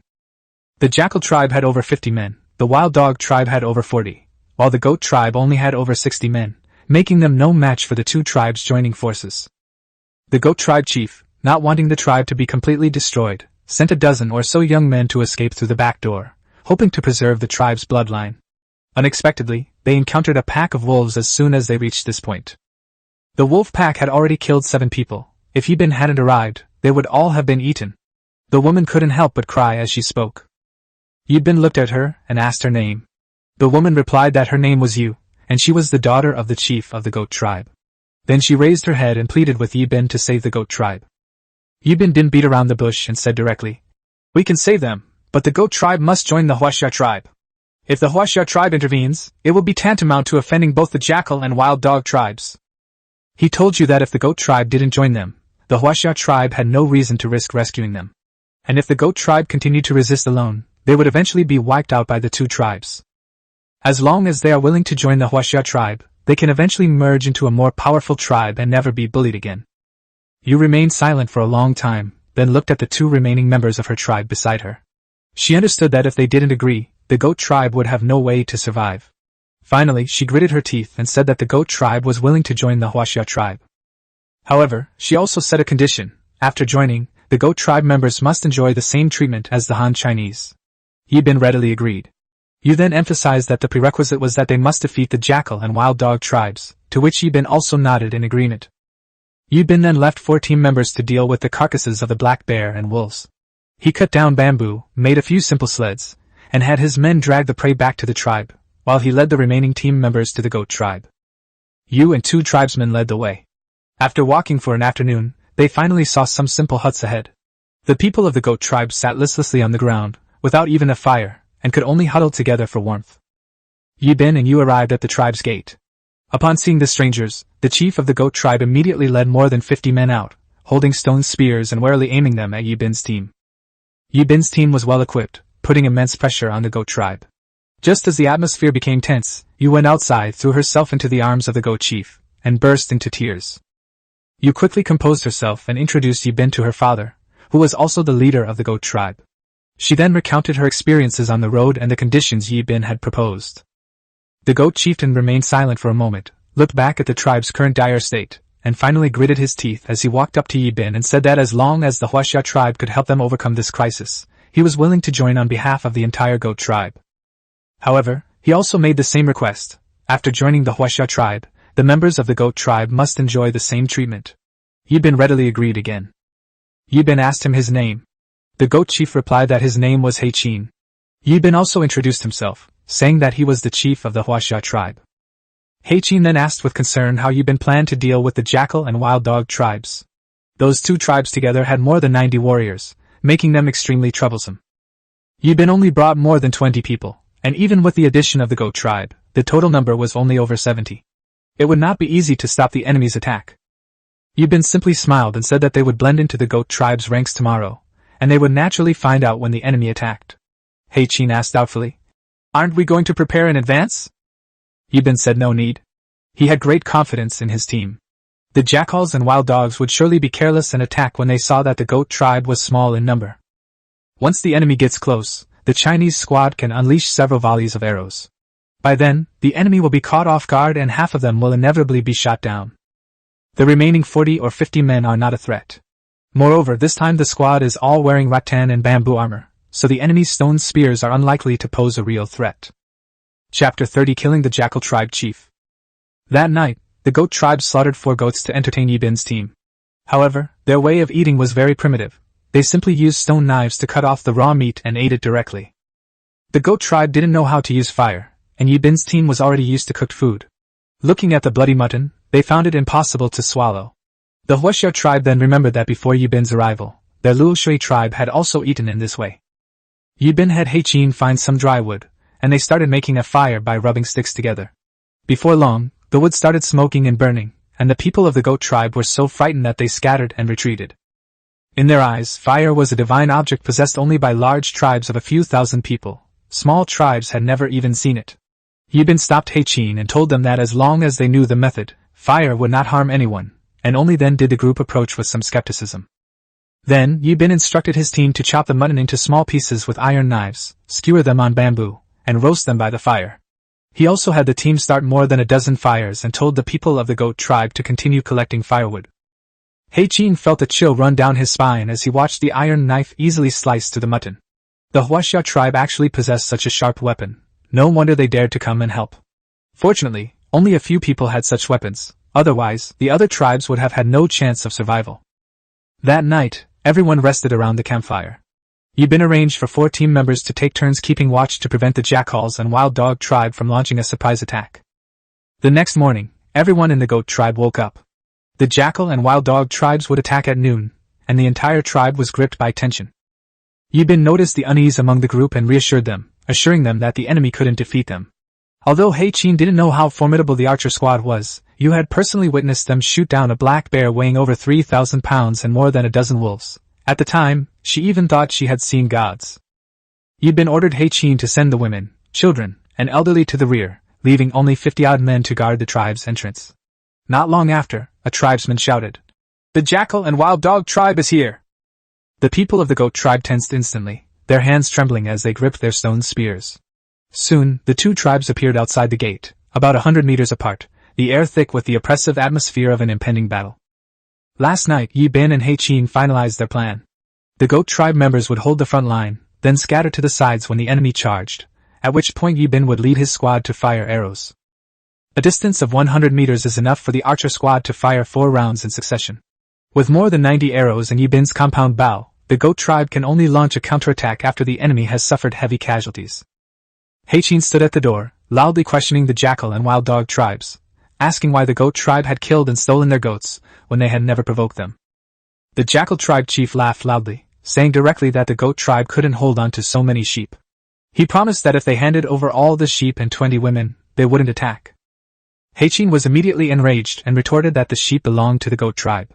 Last time, when the tribe's women went out to herd the sheep, they were robbed by the jackal tribe, and hundreds of sheep were lost. That debt hadn't been settled yet. Upon hearing this, the jackal chieftain felt his prestige had been challenged and immediately shouted for his people to charge. The jackals and wild dogs raised their weapons and charged towards the goat tribe. The goat tribe members quickly dispersed to both sides as planned. At Yibin's command, more than 20 arrows flew out instantly, followed by 4 rounds of continuous fire from the squad. As the arrows rained down, the jackals and wild dogs howled in agony, many falling to the ground, their blood quickly staining the earth red. Before Heichin could even react, he saw 30 or 40 people already lying on the ground. The jackal leader was completely bewildered. Half of his tribesmen had fallen in an instant. The wild dog leader was also pale-faced. They had never seen such a weapon before, let alone imagined its terrifying power. But the remaining tribesmen had already charged forward. Yibin immediately ordered his squad to put away their bows and arrows, pick up their shields and spears, and advance.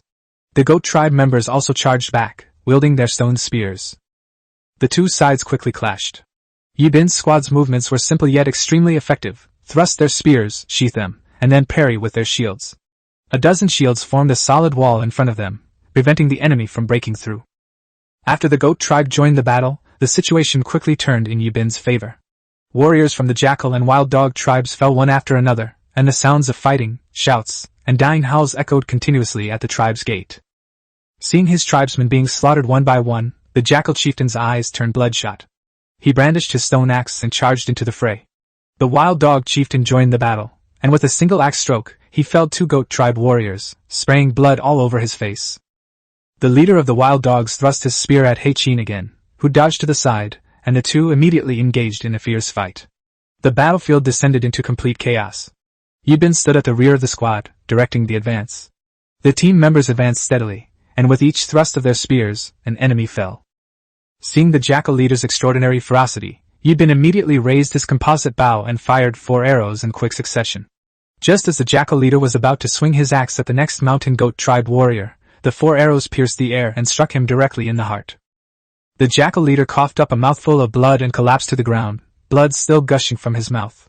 Seeing him dead, the wild dog leader was filled with fear, kicked Blackie aside, and turned to flee. Upon seeing their leader dead, the warriors of the jackal tribe threw down their weapons and fled. Seeing their leader escape, the wild dog tribe also scattered. Yibin noticed the wild dog leader was escaping and immediately fired 3 more arrows, but only one hit his arm. The wild dog leader screamed and fled into the distance, clutching his bleeding arm. Those enemies who hadn't managed to escape were all tied up by the team members. After counting, Yibin found that there were still 14 people left, and decided to take them all back to the tribe as slaves. After the battle, Yibin checked on the team. Only 2 members had minor arm injuries and would recover in a few days. The others were all fine. This was the biggest battle Yibin had experienced since coming to this world. Looking at the land stained red with blood, his heart remained unsettled for a long time. Chapter 31 The Goat Tribe Joins. Heichin then came over to report that 15 people had died in the goat tribe this time. Now there are 40 men, 30 women, 10 children, and no elderly people left. Yibin found it strange and asked why their tribe had no elders.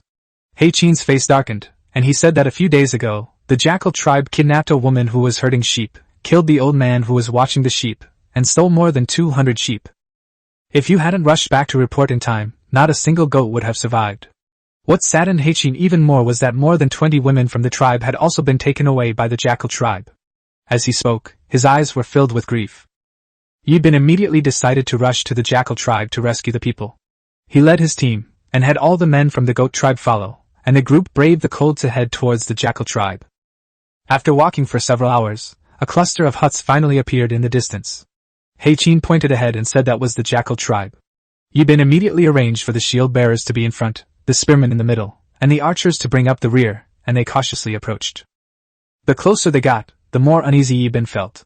The entire jackal tribe was eerily quiet, without a single person in sight. When they entered, they discovered more than a dozen men's corpses lying on the ground, their blood already frozen solid, clearly indicating they had been dead for some time. Heichin glanced at it, and judged that it was most likely the work of the wild dog tribe chief. The remaining men of the jackal tribe had been killed, and the women, food, and sheep had all been taken away. After hearing this, Yibin immediately said he would go to the wild dog tribe. Blackie reminded him that the wild dog tribe was an ally tribe of the wolf tribe, and it was not advisable to take action against them. Recently, the wolf tribe had been capturing people from small tribes to enslave, and it was said that more than 400 people had already been captured. Many small tribes in the vicinity had either been captured or escaped. Yibin felt a headache coming on. The wolf tribe was already powerful, and now that he had killed 2 of their leaders, the wolf tribe chief would definitely lead his men to attack the Huaxia tribe once the heavy snow was over. Thinking of this, Yibin could only temporarily suppress his thoughts about the wild dog tribe. He would have to find a way to rescue the women from the goat tribe later. He looked at Heichin and told him to pack his things and go back to the Huaxia tribe with him. Having witnessed the power of the Huaxia tribe's weapons, Heichin was convinced that only by following Yibin could he survive. He said he wanted to return to the goat tribe first, and take his people with him. Yibin nodded, and the group immediately turned towards the goat tribe. Before long, the group returned to the goat tribe. Heichin drove out the remaining goats, and Yibin saw that there were at least 400 goats left. No wonder the jackal and wild dog tribes had been eyeing them. Heichin told Yibin that this was all the wealth the goat tribe possessed. Yibin then had his team help herd the goats, and together with the 14 slaves they had captured earlier, they returned to the Huaxia tribe. On the way, Yu kept secretly watching Yibin, making him feel ashamed. Heichin saw this but could only pretend not to notice. In the primitive world, it was perfectly normal for women to admire the strong. During the journey, Heichin couldn't help but ask how many people the Huaxia tribe had. Yibin replied somewhat awkwardly that there were over 60 people in total. Heichin's face darkened upon hearing this. He hadn't expected the Huaxia tribe to have fewer people than the goat tribe. However, the thought of the terrifying fighting power of the Huaxia tribe quickly reassured him. Being outnumbered wasn't a problem. As long as their weapons were powerful and their leader was strong enough, they had a chance to survive. The following afternoon, Yibin led everyone back to the city gate of the Huaxia tribe. The people of the Heqin and Goat tribes were stunned the moment they saw the towering city walls. How could such a large place only have a little over 60 people? Soon, they saw a group of slaves digging a pit outside the city walls, each with ropes tied to their feet. The people of the Goat tribe immediately tensed up, fearing that they too would be captured and forced to work. Yibin noticed their worry and explained that these people were enemies who wanted to destroy the Huaxia tribe, and were only assigned to dig mud here after being captured. Heqin and the others breathed a sigh of relief. In their eyes, Yibin had been very merciful. If it were an ordinary small tribe, they would most likely kill any enemy they captured, because food was too precious to support slaves. At this moment, the courtesan also saw Yibin returning with his men. She was already used to her leader bringing back a group of people every time he went out. The squad brought over 14 slaves, and Yibin immediately ordered the courtesan to take them along to dig the moat as well. Yibin glanced at the construction progress and estimated that the moat would be finished by tomorrow, feeling immediately relieved. Heqin, however, stared at the courtesan for a few moments, noticing how tall and strong she was. The courtesan noticed and glared at him, making Heqin's face turn bright red with fright. Yibin laughed and pulled Heqin towards the city. Heqin felt a warmth in his heart, and the members of the Goat tribe also drove their flocks in, while you stayed close to Yibin the whole time. Upon entering the city, Yibin discovered that the earthen houses had already been built, in 6 rows with 10 rooms in each row. A training ground was left in front, and the ranch was right next to the training ground. Heqin looked at the animals in the tribe. There were already more than 700 animals, and with the addition of the sheep brought by the Goat tribe, the total number had exceeded 1,100. Yibin instructed the tribesmen to drive the sheep into the pasture first.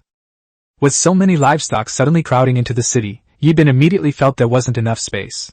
He planned to move the pasture outside the city walls in a couple of days since the moat was almost finished, and he wouldn't have to worry about the sheep running around. There are open spaces more than 10 meters wide outside the 4 city walls. As long as the moat is reinforced with wood and one side of the city wall is left as a pasture, the more than 200 meters of space is enough to raise 4 or 5,000 sheep.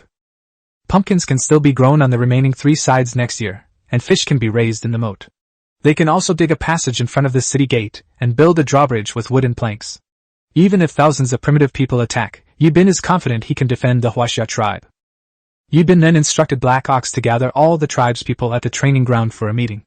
Black Ox blew his ram's horn, and soon the tribespeople gathered. Yibin stood at the front and announced that today, the Goat tribe officially joined the Huaxia tribe.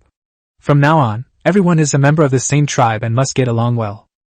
If a conflict arises privately, it should be resolved promptly by contacting him. Private fights between tribesmen are strictly prohibited. If such a fight is discovered, the person will be locked in a dark room for 2 days without food, in order to maintain tribal unity. He then added that starting tomorrow, all teams would be reorganized. With the tribe's population increasing, their accommodations would also need to be rearranged. Previously, the Huaxia tribe only had more than 60 people, but now, with the addition of the Goat tribe, the population has reached more than 140. If they continue to live in the same way as before, there will definitely not be enough houses. Therefore, each earthen house can accommodate a maximum of 10 people. People in the tribe who are preparing to get married can receive an earthen house by themselves. Chapter 32 Job Assignment. Since the Goat tribe had just joined, Yibin explained the rules of the Huaxia tribe again. From now on, all members of the Goat tribe would share the surname Goat, and the specific details would be explained to them privately by Black Ox after the meeting. Then he began allocating housing. The tribe now has 10 people per room, with 140 ordinary tribespeople occupying 14 rooms. Only Hong and Yibin are allowed into the 2 warehouses normally. The male and female squad leaders each have their own room. There are 60 male slaves, 15 per room, divided into 4 rooms. 10 female slaves share a room, and Yibin keeps one for himself. The tribe has 36 rooms remaining. Yibin then announced that those who wished to marry could register with him, but marriage between people with the same surname was prohibited.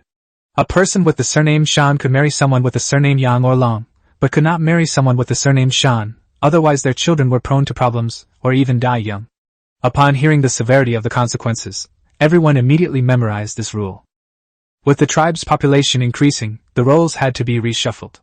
There were now 71 male tribesmen, divided into 4 combat squads of 18 men each. Black Bull was the captain of the first squad, Black Panther the captain of the 2nd squad, Wood Warrior the captain of the 3rd squad, and Black Diligence the captain of the 4th squad.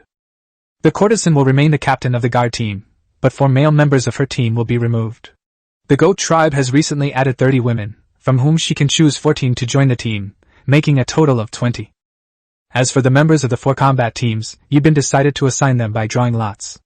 Old Man Xiong went to prepare 71 small wooden boards, each with a number written on it, 1, 2, 3, 4, 18 pieces for each number. He put them in a clay pot and had all the male tribesmen draw lots. Whichever number they drew, they would join that team. The courtesan quickly began selecting women, specifically choosing tall, sturdy women, each one resembling a female bodybuilder.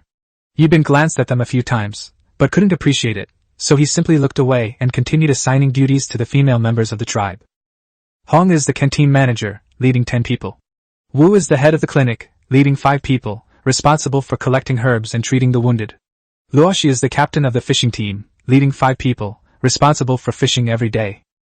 Old Man Xiong served as the production team leader, with 10 people in the team, 4 elderly men and 6 women, responsible for pottery making, charcoal making, bamboo armor making, bows and arrows making, and clothing making. Shu served as the logistics team leader, leading 8 people, responsible for the tribe's daily timber supply. Yu served as the education team leader, leading 5 people, teaching the tribe members to write and do arithmetic in the evenings, with Yibin teaching her for an hour each day. Yu was appointed as the ranch team leader, and all the children were assigned to her team, a total of 25 people. They were responsible for herding, cutting grass, and feeding the rabbits, pigs, and cows. After making the arrangements, Yibin gave everyone time to eat a meal and choose their own team members, after which they would gather at the training ground. Soon, the members of each team were confirmed. Old Man Xiong also brought a wooden board, and Yibin wrote the numbers on it with charcoal, threw it into a clay pot, shook it, and had the male tribesmen draw numbers one by one. Before long, all 4 combat teams were formed. Yibin then finalized the training schedule. Apart from the team that went hunting that day, the other teams would run for half an hour each morning, practice archery for half an hour, and engage in shield and spear dueling for 1 hour. The 4 teams would take turns hunting, both to replenish their food supplies and to gain practical combat experience. Yibin already had a plan in mind. Once the snow stopped, he would attack the wolf tribe. The wolf tribe had always existed and remained a threat to the Huaxia tribe. It had to be dealt with as soon as possible. Meanwhile, the Firebird tribe was gripped by fear. The Taopai tribe, in alliance with several other large tribes, had already launched several major battles against the Firebird tribe. Both sides suffered heavy casualties. The Firebird tribe lost over 2,000 men, while the Taopai alliance lost just over 1,000. If this fighting continued, the Firebird tribe would inevitably be annexed sooner or later. After Qingwan returned last time, she suggested that her father build a city wall. However, the tribe made mud bricks according to her idea, but the mud bricks crumbled as soon as they dried, making it impossible to build a wall. She didn't know that the problem was that the mud wasn't mixed with chopped grass, which made the bricks prone to cracking and breaking. Frustrated, Qingwan thought of Yibin's bow and arrows again. If the Firebird tribe also possessed such bows and arrows, they could surely rout the Taopai alliance. She longed to visit the Huaxia tribe again, but this was a crucial moment. As the chieftain's daughter, she couldn't leave lightly. If captured by the Taopai alliance, the entire Firebird tribe would suffer a devastating blow. Back at the Huaxia tribe, Yibin suddenly sneezed, thinking he had caught a cold. He went to Old Man Xiong's workshop and saw 5 compound bows hanging on the wall, clearly indicating that Old Man Xiong had made a few more while he was away. Yibin picked up a bow and arrow and tried it out. It felt quite good. He told Old Man Xiong to make some ordinary bows and arrows first. The tribe had suddenly gained more than 40 members, and they needed to be equipped with weapons first, otherwise training would be impossible. Old Man Xiong agreed, but couldn't help complaining that he had too many things to do lately: bamboo armor, compound bows, arrows, and whetstone arrowheads. He was simply too busy. Yibin blushed. He had only asked for help, but Old Man Xiong was practically working himself to death. So Yibin changed his mind and told him to put everything else aside for now, prioritize making 40 double-bladed bows, then 40 sets of bamboo armor and 40 shields, and finally the composite bows. Old Man Xiong agreed, too busy to even look up. Yibin hurriedly left the production area, feeling somewhat guilty. He went to the outside of the city wall, where the moat had already been dug. He then arranged for the slaves to go into the mountains the next day to cut wood and bamboo to divert water from the mountains. Once the water arrived, the moat would be complete. That evening, everyone went to the canteen. It was the first time Hei Qin and the others had entered a canteen, their faces full of curiosity. Yibin gave each of them a set of bowls and chopsticks, and told them to line up for food. Once seated, these newcomers, holding 2 small sticks, had no idea how to use them. Yibin had no choice but to teach them how to use chopsticks on the spot. However, many people couldn't learn no matter how hard they tried, and ended up just grabbing the food with their hands, screaming and yelling as they got burned. Shouts could be heard from time to time in the canteen. The older villagers laughed heartily, because they had all gone through the same thing. Dinner was quickly finished. As usual, Yibin assigned a combat squad to keep watch at night. After experiencing the jackal and wild dog tribes, he understood even more clearly how cruel this world was, and the tribe had to be extra careful. Guarding the camp at night meant guarding everyone's lives. He didn't want to wake up to find the entire tribe wiped out. Chapter 33 The Moat is completed. As dawn broke, the sound of ram horns echoed through the tribe. Everyone quickly dressed and got up. The combat squads headed to the training grounds, while the other squads also got busy. After breakfast, Yibin led the slaves and the 2nd and 3rd combat squads up the mountain. He had the slaves cut bamboo, while the team members used long wooden sticks to hollow out the bamboo joints, and then joined the bamboo stalks together one by one. Before long, the slaves had cut down more than 300 bamboo stalks. Yibin connected the bamboo pipes to the moat, and also brought down water from the mountain stream. The clear water flowed into the moat through the bamboo pipes, and the moat finally had water. Next, Yibin ordered the slaves to cut down timber, and transport it back to the city to begin building the drawbridge. The structure of the drawbridge was not complicated. First, a wooden bridge 6 meters long and 4 meters wide was made, and the end closest to the city gate was fixed to the ground. Then 2 thick ropes were tied to the main beam at the front of the wooden bridge. The ropes were then looped around the pillars and beams on the city wall, and a wooden drawbridge was installed. When leaving the city, the ropes were loosened, and the wooden bridge slowly lowered. When leaving the city, people on the city wall would turn a wooden disc, and the drawbridge would be raised. In just one afternoon, the suspension bridge was completed. The tribe's people stared in disbelief. This colossal structure was something they had built themselves. Everyone looked at Yibin with awe. Yibin began testing the drawbridge, instructing the courtesan to turn the wooden disc on the city gate. As the ropes loosened, the drawbridge slowly descended, and the crowd curiously walked onto it, testing it out, their faces filled with novelty and awe. Now all that remained was to reinforce the moat. Yibin ordered the slaves to continue cutting bamboo, transporting it back to the city, and then driving stakes into the riverbank. The bamboo stakes were more than a meter above the riverbank, their tips sharpened to a razor-sharp point with iron knives. This way, even if the enemy swam across the moat, it would be difficult for them to climb ashore. Without any foothold in the water, attempting to climb would likely result in their bodies being pierced by sharp bamboo poles. While the Huaxia tribe was busy at work, the wolf tribe in the distance was also gathering its forces. The wild dog tribe's leader, Fierce Dog, stood beside Black Wolf. It turned out they were brothers.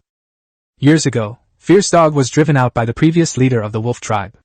After leaving, he used ruthless methods to kill a small tribal leader and take the position of leader himself.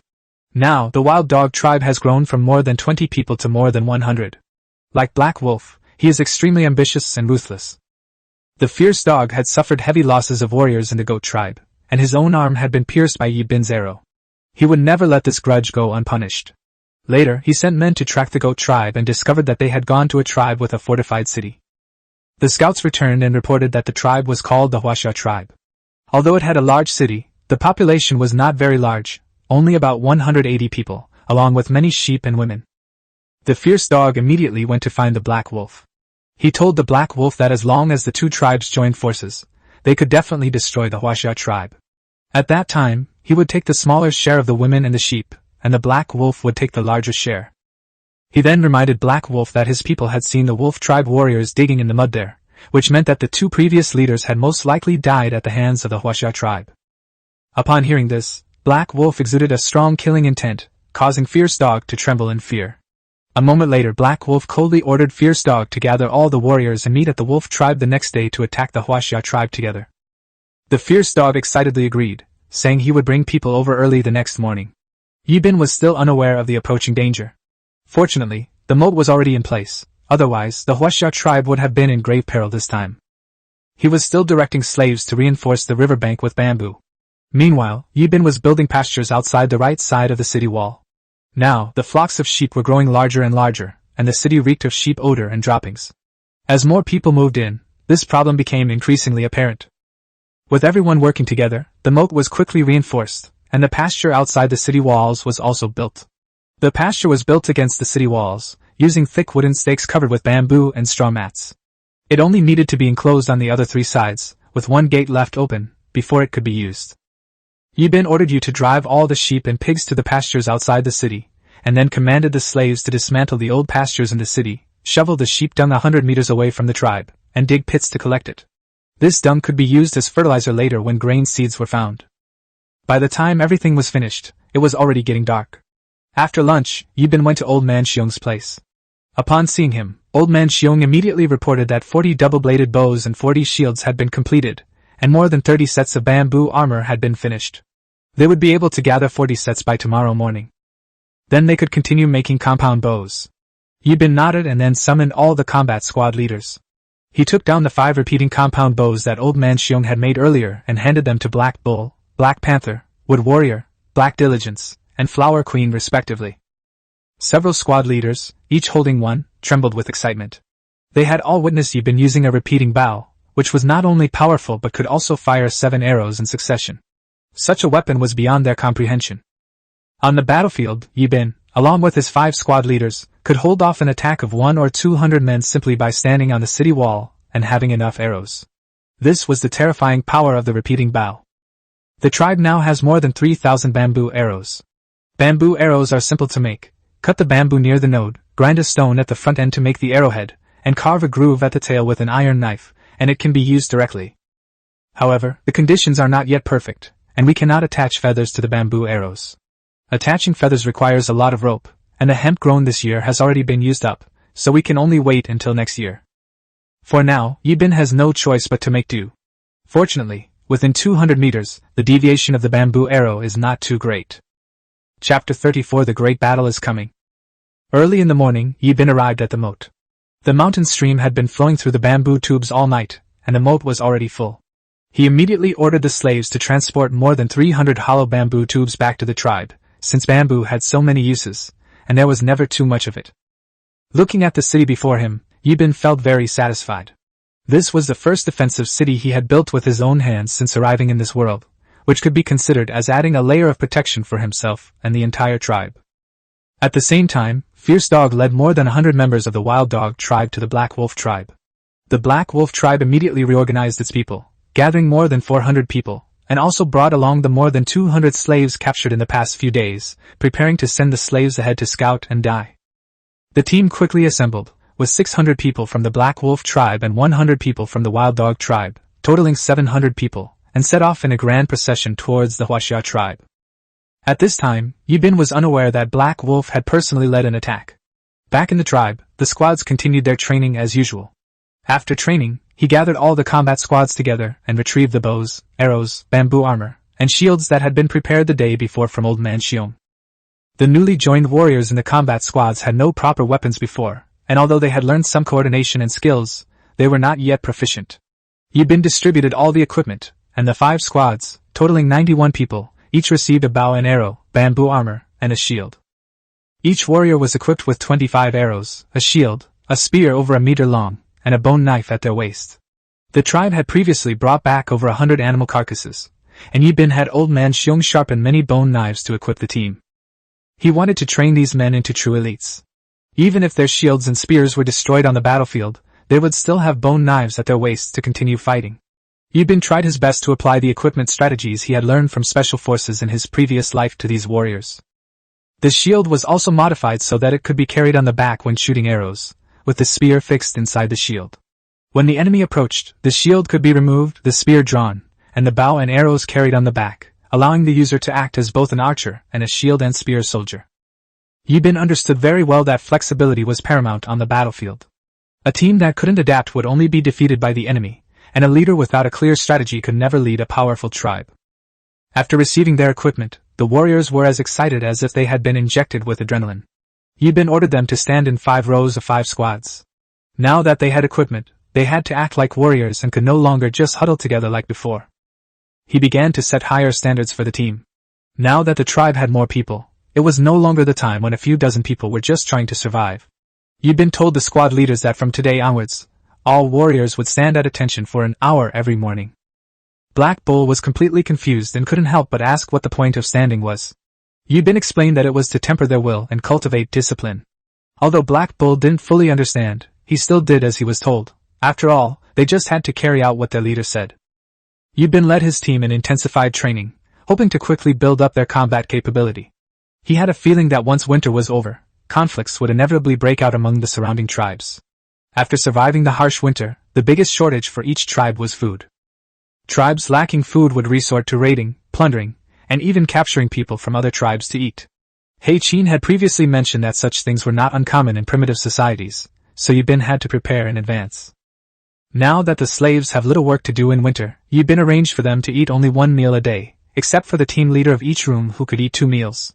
Keeping the slaves hungry would prevent them from having the energy to cause trouble. The Huaxia tribe currently has a relatively abundant food supply.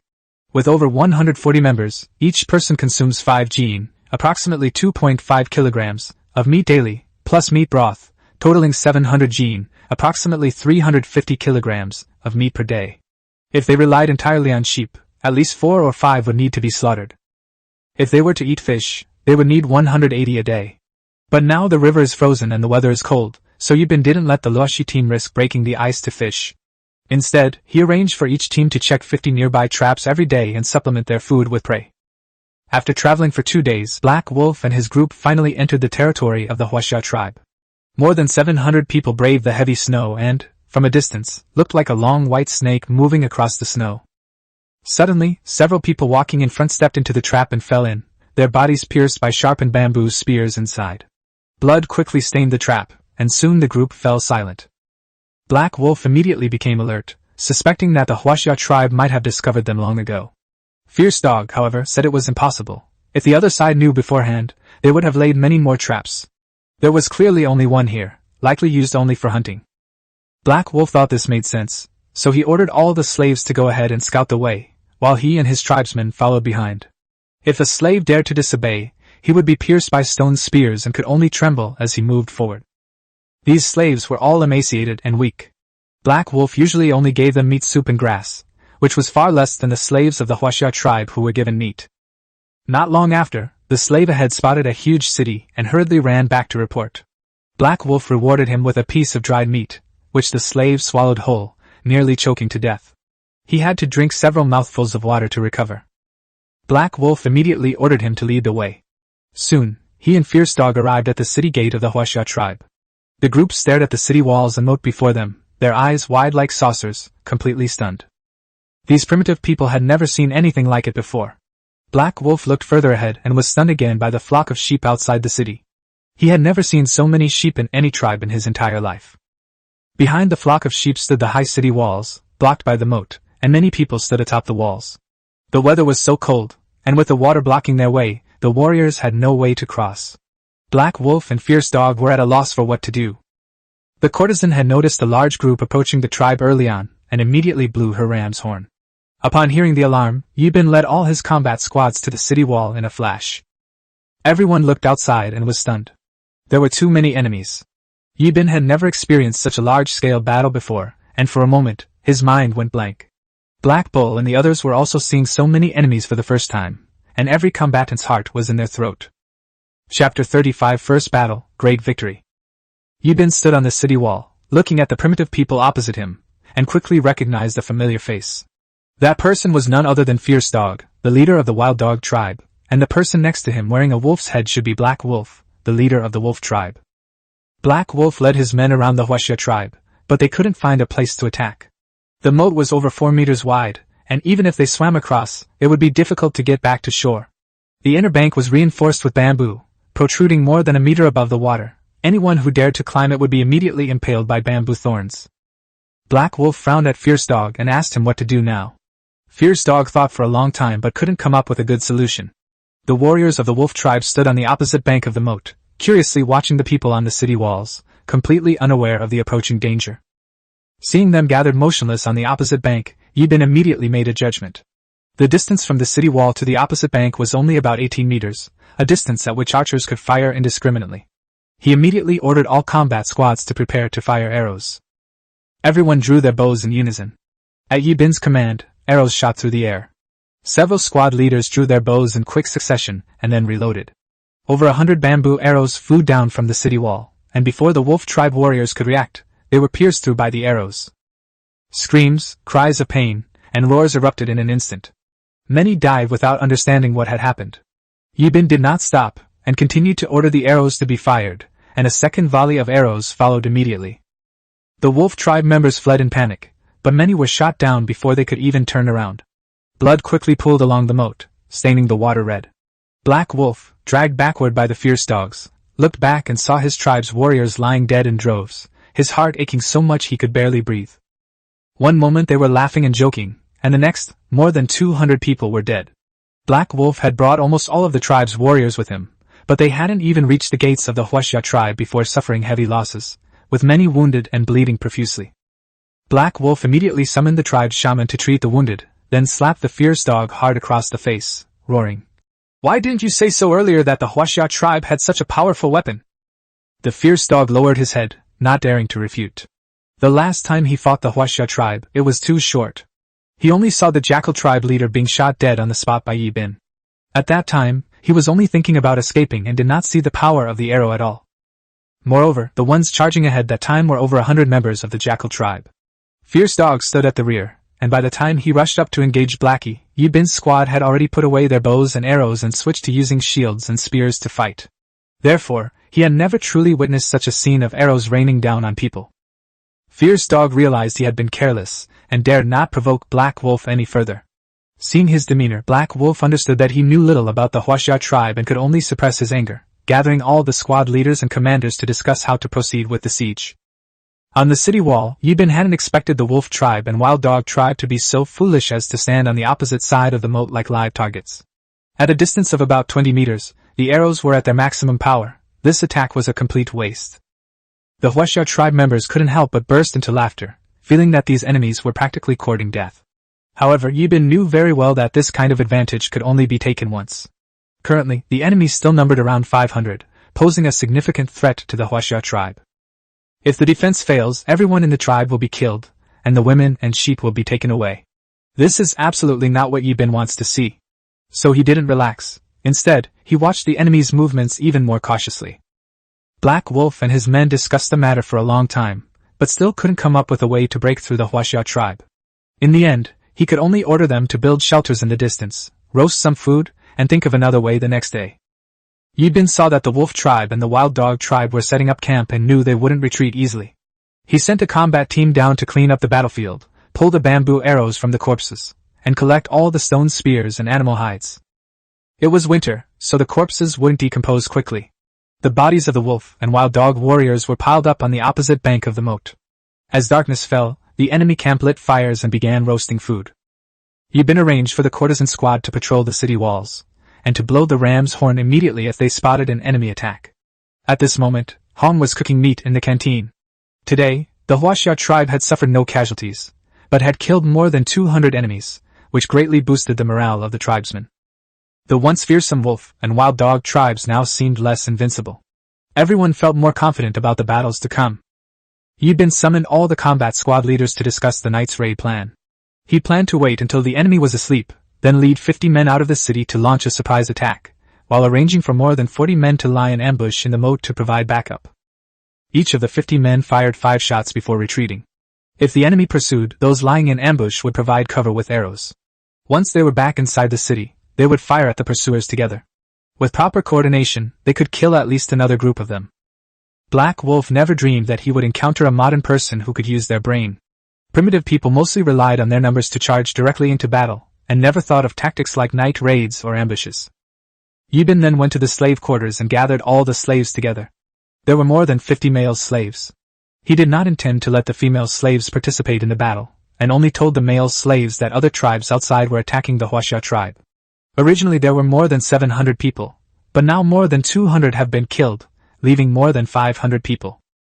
Yibin told them that their chance to redeem themselves through meritorious service had arrived. Any slave who participated in the battle and killed 3 members of the opposing force could become a member of the Huaxia tribe and enjoy the same treatment as other tribesmen. The slaves were immediately excited upon hearing this. To them, it meant being freed from slavery and regaining their freedom. They shouted excitedly, their eyes filled with longing. Yibin continued, saying that everyone would be given a stone spear tomorrow morning, and once he gave the order to charge, they would rush out and fiercely defeat the Wolf tribe and Wild Dog tribe. He also warned some of the slaves who originally came from the wolf tribe not to think of running away on the battlefield. They had all witnessed firsthand how powerful the weapons of the Huaxia tribe were. If they could perform meritorious service this time, they could officially join the Huaxia tribe, so they must seize the opportunity and not have any other thoughts. Finally Yibin shouted, "For the sake of the Huaxia tribe, slay the invading enemy!" The slaves also shouted loudly, "For the sake of the Chinese tribe, kill all the invading enemies!" At this moment, the combat squad was also infected by this momentum, and everyone shouted in unison, "For the Huaxia tribe, kill the invading enemy!" Chapter 36 Fierce Battle. The slaves had heard during the day that the Huaxia tribe had killed over 200 members of the wolf tribe without losing a single person. Now, sent to the battlefield, they dared not flee. Everyone knew that the Huaxia tribe's archers would shoot any who tried to escape first. That evening, Yibin gave the slaves a hearty meal and let them rest early. At dawn, he led the first, second, and third squads out of the city quietly, leaving only the black servant squad and the courtesan squad to provide backup. Yibin led his 54 team members to the vicinity of the wolf tribe.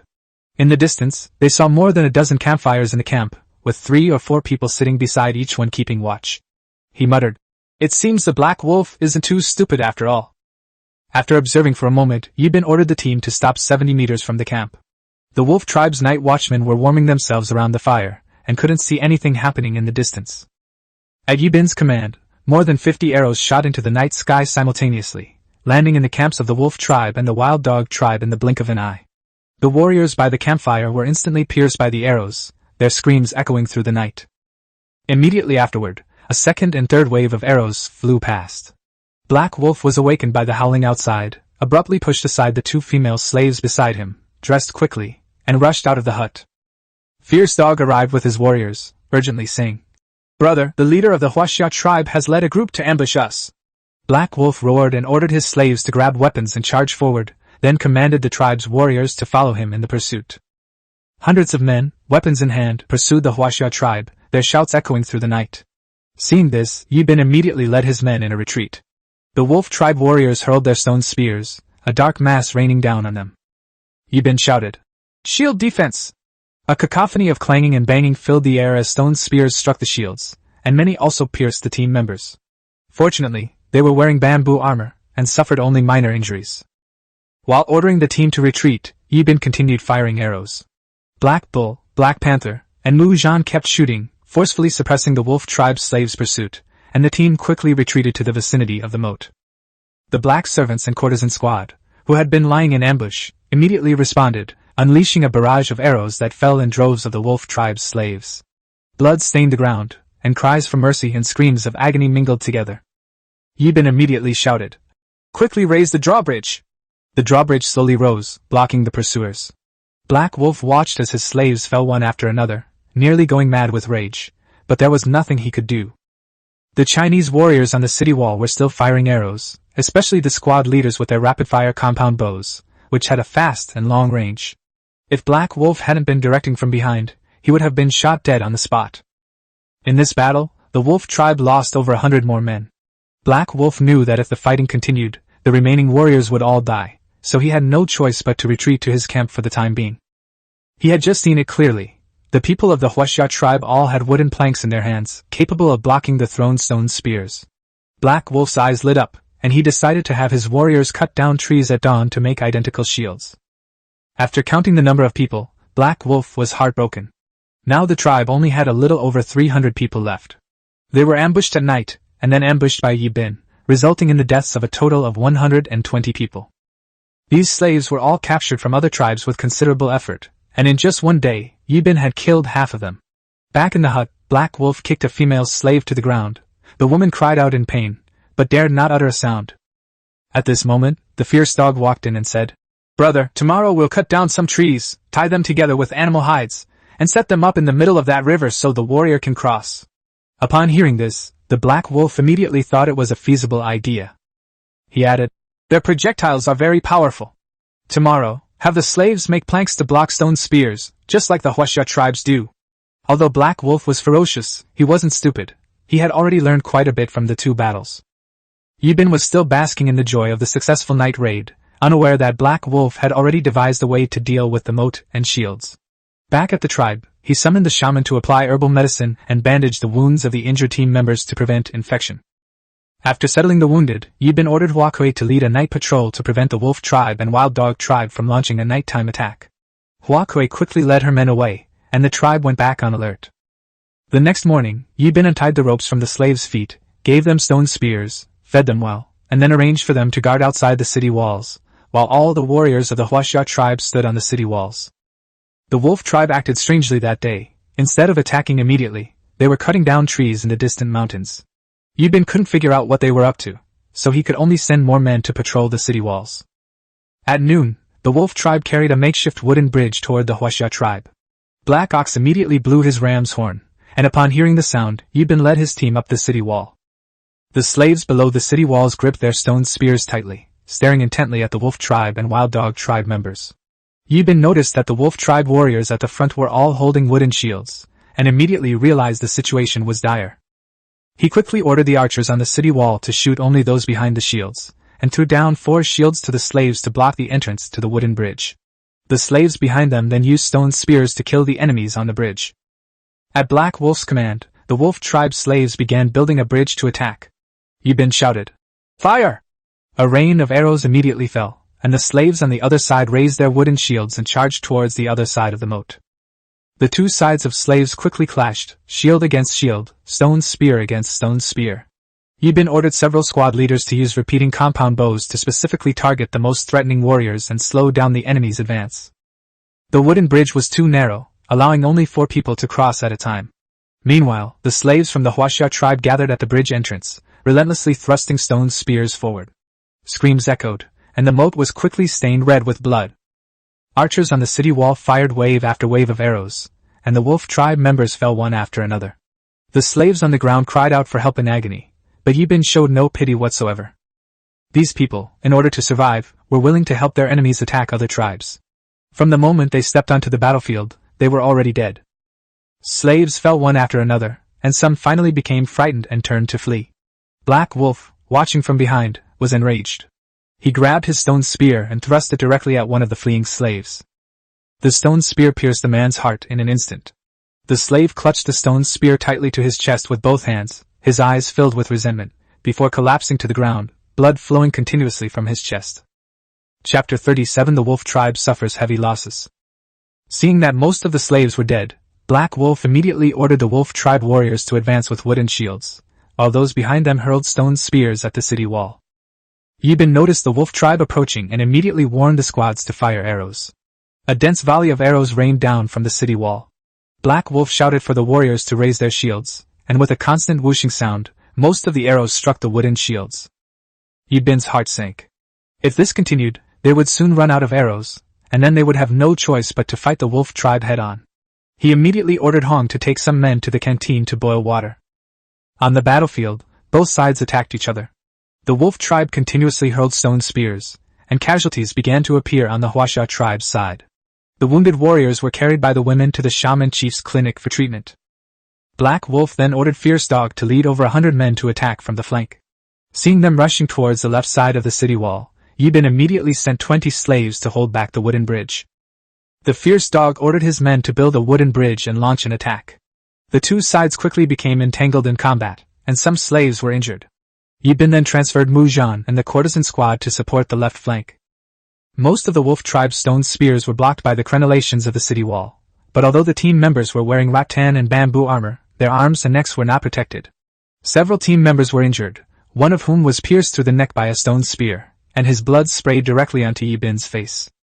Yibin froze instantly, his stomach churning, and he couldn't help but vomit.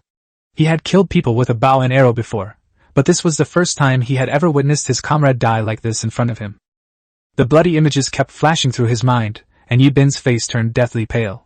Black Bull walked to his side and reminded him that war was cruel, and the leader must adapt as soon as possible, otherwise he would only become more and more cowardly.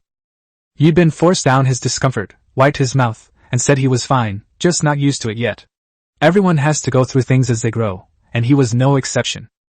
Soon Yibin noticed that the wolf tribe had stopped throwing stone spears. Clearly they were running out. They began to advance slowly, intending to cross the moat and then climb the city wall. Yibin saw through the enemy's intentions and immediately ordered Old Man Xiong to cut down 3-meter-long bamboo to make bamboo spears. The 3-meter bamboo spears were longer than the wolf tribe's stone spears, which were over a meter long. As long as the slaves held their ground, it would be difficult for the enemy to get close. With archers providing support from the city walls, it wasn't easy for the wolf tribe to break through. The squad leaders began firing in short bursts. The compound bows were powerful and could fire in rapid succession, and almost every shot fell someone. Wolf tribe warriors fell one after another to the ground, and the air was thick with the stench of blood. Soon after, Old Man Xiong and the others brought over 50 bamboo spears, which Yibin immediately threw down from the city wall, ordering the slaves to pick them up and fight back. The slaves felt much less pressured after receiving the bamboo spears. The spears were long enough to bypass the wooden shields and pierce those behind them. Screams soon echoed across the wooden bridge as more wolf tribe warriors were impaled and fell into the icy moat. Upon seeing the men fall into the water, the slaves immediately began to stab them repeatedly with bamboo spears. Several wolf tribe warriors howled a few times before falling silent, their blood staining the river surface red as their bodies slowly sank to the bottom. Yibin watched as the slaves fought with increasing ferocity, and his anxiety finally eased somewhat. On the other side, the fierce hounds also encountered fierce resistance, but with the cover provided by Mu Zhan and the courtesan squad, the situation quickly reversed. The courtesan shot the fierce dog in the left leg with an arrow, and 50 or 60 warriors from the wild dog tribe were also killed or wounded. Seeing that the situation was bad, the fierce dog immediately led his people to flee in a sorry state, which made the courtesan and Mu Zhan grit their teeth in anger. They then led their team back to support Yibin. The wolf tribe suffered heavy losses in this attack. More than 200 people fell, and corpses littered the ground. Some lay still breathing in pools of blood, uttering painful cries for help. Now, the wolf tribe and the wild dog tribe together have only a little over 150 people left. In just one day, they lost more than 500 people, yet they didn't even manage to touch the walls of the Huaxia tribe's city. That's the advantage of a city. Moreover, their weapons were outdated, and a moat separated them, making a frontal assault virtually impossible. However, Yibin's side wasn't faring much better. Their squad only had 2 or 3 arrows left. If the enemy numbers increased, the Huaxia tribe would be in grave danger. 8 or 9 slaves were wounded below the city walls, but since they were not the primary target, the casualties were not significant. The combat squad suffered 7 or 8 wounds, fortunately most of which were not fatal, with only 1 person killed in action. Yibin decided to give this warrior a proper burial. He sacrificed himself to protect the tribe, and everyone should remember his name. His name was Shanji, and he was a member of the Shan tribe who later joined the Huaxia tribe. Yibin said that after the great battle, he would bury the pheasant on the mountain opposite the city wall so that he could witness the Huaxia tribe grow stronger step by step. After this battle, Yibin secretly vowed to make his tribe stronger, so strong that only the Huaxia tribe would be able to attack others. In the distance, the wolf tribe members did not leave, but instead settled down again near their huts. Black Wolf knew that although so many people had died, they still outnumbered the Huaxia tribe, and he was confident of victory in a direct confrontation. Yibin immediately ordered the Black Bull squad to go down and gather the corpses of the wolf tribe warriors together, and collect the bodies and arrows from the ground. He also had the slaves collect the stone spears thrown by the enemy, and the wounded were taken to the clinic for treatment. Afterwards, Yibin instructed Hong to kill 6 sheep so that everyone could eat their fill and have the strength to deal with a counterattack from the wolf tribe and the wild dog tribe in the afternoon. When Black Wolf saw the Huaxia tribe members emerge, he assumed they were about to attack and immediately rallied his warriors to prepare for battle.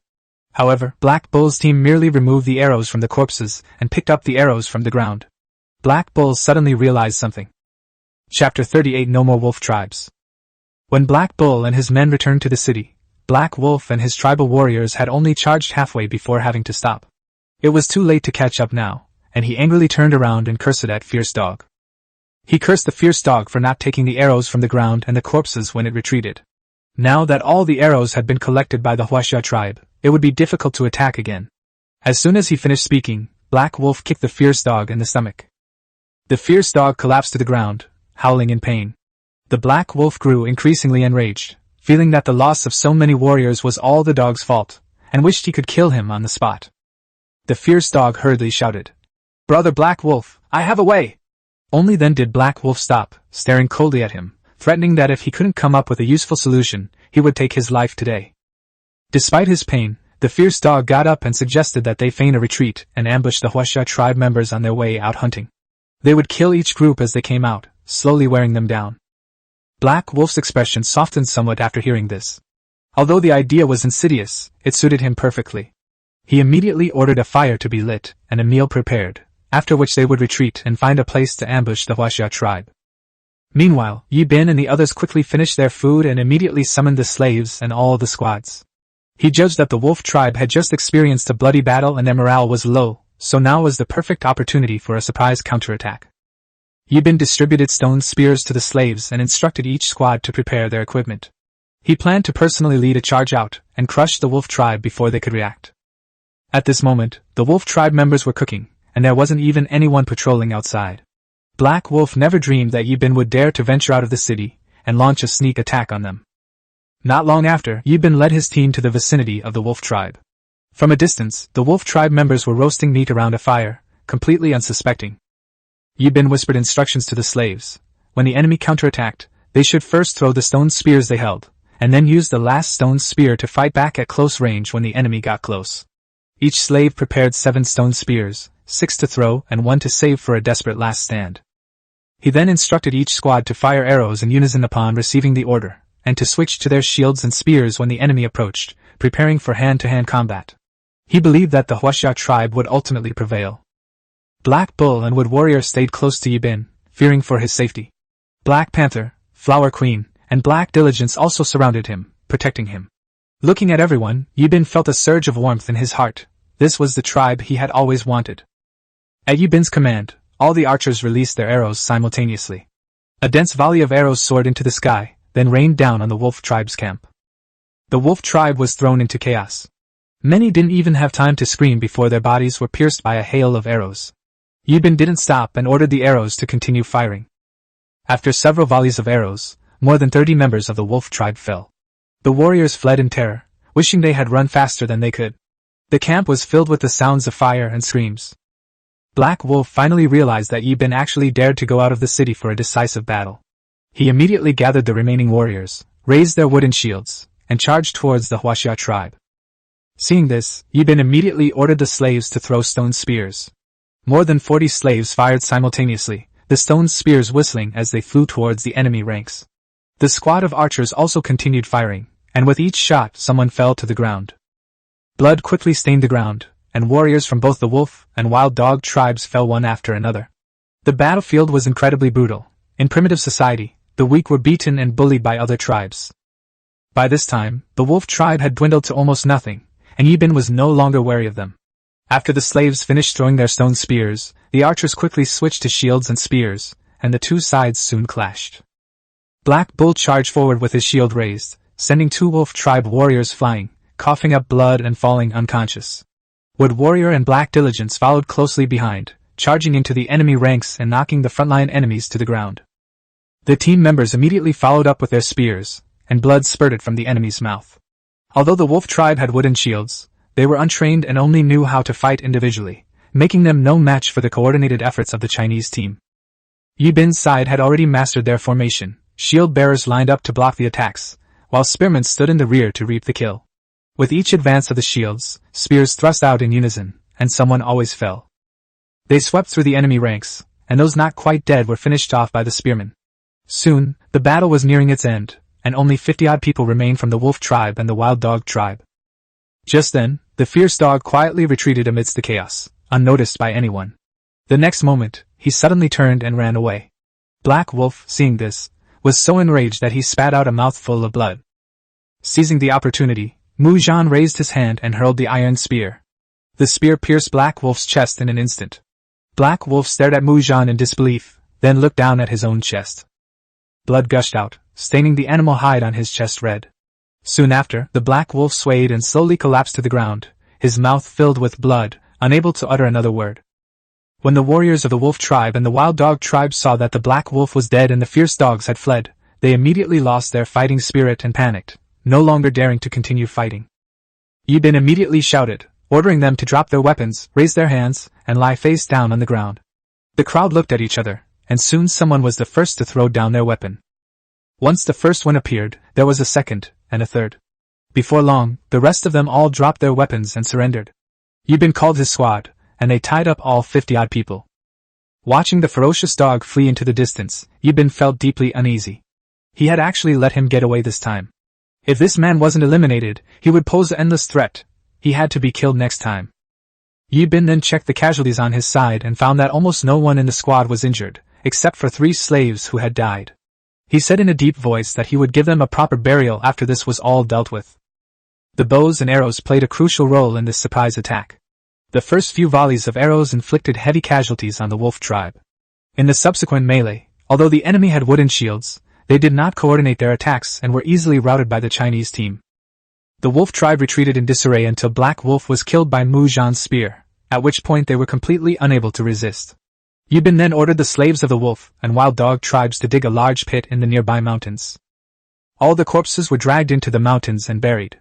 From that moment on, the wolf tribe vanished completely, and there was no more wolf tribe. Chapter 39: Killing the Saber-Toothed Tiger. Yibin ordered everyone to clean up the battlefield and commanded the slaves to drag the corpses to the opposite mountain to dig pits and bury them. All the corpses in the moat were also retrieved and dragged away. The bloodstains in front of the city had to be cleaned up so that the tribesmen wouldn't be disturbed by the sight at night. He had previously promised these slaves that if they were willing to serve the tribe and each killed 3 enemies, they could become members of the Huaxia tribe. In this battle, many slaves killed 4 or 5 people or more, and Yibin witnessed it all. So he announced to the entire tribe that from this day forward, all the former slaves, including women, would officially become members of the Huaxia tribe and enjoy the same treatment thereafter. However, anyone who harmed the tribe would be executed immediately. Those people felt a chill run down their spines upon hearing this, and they fully understood that life as slaves was extremely unpleasant, and they would never betray their cause again. Subsequently, Yibin enslaved the 50-odd newly captured people, while all the original people were converted into members of his tribe. War is indeed the fastest way to expand a tribe. The more you fight, the more people you have. Now, including these new tribesmen, the Huaxia tribe has more than 140 warriors. Even if they encounter a large tribe of 700 or 800 people, Yibin has the confidence to fight them head-on. Winter wasn't over yet, and there wasn't anything major happening in the tribe for the time being. Yibin led over 100 people, along with more than 50 slaves from the wolf tribe, on a trip to the former stone tribe. After experiencing this great battle, Yibin became even more certain of the importance of iron weapons. On the battlefield, iron swords and spears were sharp and durable, far superior to stone spears. Stone spears would crack after only a few thrusts, and easily break after prolonged use. So this time he wanted to bring back more iron ore, hoping to forge an iron weapon for every warrior in the tribe. When they went to the battlefield, wielding iron swords and spears, they would be able to crush these primitive people who were still using stone tools. As the group walked towards the stone tribe, the original inhabitants of the tribe, seeing the familiar road, felt a mix of emotions. From attacking the Huaxia tribe, to being captured and enslaved, and now becoming members of their own tribe, only they knew the bitterness of their journey. Along the way, Yibin saw several small tribes, each with only 20 or 30 people. He didn't go over to greet them, but when the tribe saw Yibin from afar, all of them wearing bamboo armor, carrying bows and arrows, and carrying shields and spears, they immediately hid far away. The weak fear the strong. This is the rule of primitive society. Yibin saw 4 or 5 small nomadic tribes along the way, and a feeling crept into his mind that something serious had probably happened in this area. In fact, the tribe to which the Azure Phoenix resides, along with some affiliated tribes of the Firebird tribe, are engaged in fierce battles with the tribes under the Taotai Alliance. The small tribes of the Taotai Alliance are raiding everywhere, making it impossible for the surrounding small and medium-sized tribes to hunt normally. Now that it's winter again, food is already scarce, forcing many small tribes to migrate to the Yellow River Valley. While there are no large tribes there are plenty of wolves, black bears, and tigers, posing a similar danger to the smaller tribes. These carnivores often target weaker tribes, so few people are willing to hunt near the Yellow River Valley. Yibin also found a group of tribe corpses on the road, which had been mauled by wolves and were a gruesome sight. He immediately warned the team to be on high alert, as this area was becoming increasingly unsafe. After traveling for 2 days, the group finally arrived at the stone mountain near the stone tribe. Yibin ordered the slaves to collect the iron ore on the ground. Much of the iron ore was exposed, and the group smashed the ore with stones and put the fragments into animal skin bags. After a busy afternoon, all the animal skin bags were full. Looking at the heavy ore, Yibin suddenly thought that if only he had a mount like the Firebird tribes, even just a small half of a blue ox, he wouldn't have to carry it all by himself like this. Once the ironware is forged, he'll definitely go to the 10,000 Beasts mountain to capture some mounts. What Yibin truly desires isn't the blue ox, but a wild horse. Wild horses are far faster. A blue ox can only travel 100 or so kilometers a day at most, while a wild horse can run 400 or 500 kilometers. Wild horses are the hardest to catch. They run away before you can even get close, making them impossible to catch. Lassos are only suitable for horses on your own ranch. Catching wild horses is practically unrealistic. If all else fails, you'll have to catch oxen first. Although oxen are slower, they have great stamina and are perfect for pulling things. On the way back, Yibin kept thinking about how to catch the wild horse. Just then, a tiger's roar suddenly came from ahead, startling everyone. The saber-toothed tiger is the king of beasts. Yibin led his men closer to the sound and saw a saber-toothed tiger attacking a group of primitive people. 3 or 4 corpses were already lying on the ground. The group of primitive people fought back desperately with stone spears. One of the big men stood out. He was tall and weighed 300 or 400 pounds. He held a stone hammer that weighed 100 pounds, which made this saber-toothed tiger dare not get close. However, these primitive people were clearly in very poor condition. They looked like they hadn't eaten in a long time and could barely stand. The big man, in particular, although incredibly strong, was trembling slightly in the hand holding the hammer. The saber-toothed tiger leaped up and pounced into the crowd, pinning down a primitive woman and preparing to tear her apart. The burly man roared and swung his hammer down, but the saber-toothed tiger reacted swiftly, leaping aside and striking the man's chest hard with its claw. The burly man didn't back down. He grabbed the tiger's body with both arms and forcefully flung it away. The saber-toothed tiger shook its head in pain, its eyes fixed on the crowd, clearly enraged. It roared to the sky, and the entire forest seemed to tremble. Countless birds took flight, and the wild beasts in the mountains were terrified. The primitive people gripped their stone spears tightly, but their bodies shook uncontrollably, and several women even burst into tears on the spot. After the roar, the saber-toothed tiger pounced on the crowd again, its gaping maw aimed straight at the burly man. The man swung his stone hammer in a sweeping motion, but the saber-toothed tiger was already upon him, about to bite him. At that critical moment, more than a dozen arrows whizzed by, instantly piercing the saber-toothed tiger's belly. The king of the forest fell heavily to the ground, letting out a painful howl, struggling to get up, but his body was no longer under his control. Chapter 40: Subduing the Power King. The saber-toothed tiger lay dead in the snow, letting out a final roar at Yibin, who had ambushed it. Yibin gave it no chance to retaliate, raising his compound bow and firing several more arrows. The sharp arrows pierced the tiger's head, and the saber-toothed tiger stared with unwilling eyes, unable to understand why it would die at the hands of a seemingly weak human. Soon, its massive body went completely limp, brains and blood splattered on the ground, and the wound on its abdomen stained its fur bright red. The burly man looked at Yibin with gratitude, and the primitive people behind him surrounded him, kneeling down and kowtowing. Only he remained standing. Yibin quickly helped them up and asked them which tribe they came from and why they were there. The burly man told him they were from the deer tribe. A few days earlier, the eagle tribe leader had led over 100 men in a surprise attack on the deer tribe. The tribespeople were holding a sacrificial ceremony at the time, and no one expected the enemy to suddenly attack. The deer tribe was caught off guard, with 50 or 60 people dying on the spot, and the shaman was also killed. In the end, only 30-odd people escaped and fled all the way here. After listening, Yibin asked if the eagle tribe was very strong. After all, he thought the deer tribe's fighting strength was not weak, and the fact that they could defeat them like this meant that the opponent was definitely not simple. The big man said that the eagle tribe was a tribe of the Taohai alliance. This alliance consisted of more than a dozen tribes, with the strongest, the Taohai tribe, having about 20,000 people. They were currently engaged in fierce fighting with subordinate tribes of the Firebird tribe, which had already sent 5,000 people to support them. Yibin then understood why Qingwan hadn't come recently. The Firebird tribe had run into trouble. He secretly wondered if the Firebird tribe could withstand the Taohai alliance in this battle. The burly man also inquired about Yibin's background. Yibin told him that he was the leader of the Huaxia tribe. The Huaxia tribe used to be just a small tribe, often bullied, but now, thanks to the hard work of its people, their lives have slowly improved. Yibin then asked where the deer tribe chief was. The burly man's expression darkened, and he said that the chief had been killed by the eagle tribe while protecting his people. A perfectly good tribe gone overnight. It's hard for anyone to accept. Yibin looked at everyone and asked who was in charge now. The entire deer tribe looked at the burly man. The answer was obvious. The burly man admitted that he was temporarily leading his tribe and then asked Yibin his name. After Yibin gave his name, the big man also introduced himself. He was the strongest in the deer tribe, and the tribespeople called him the King of Strength. Yibin looked at their thin clothes and asked them where they planned to go next. It was the dead of winter, and there was nowhere to step in the snow. If they continued walking like this, they would either freeze or starve to death. Li Wang looked lost, clearly having nowhere to go.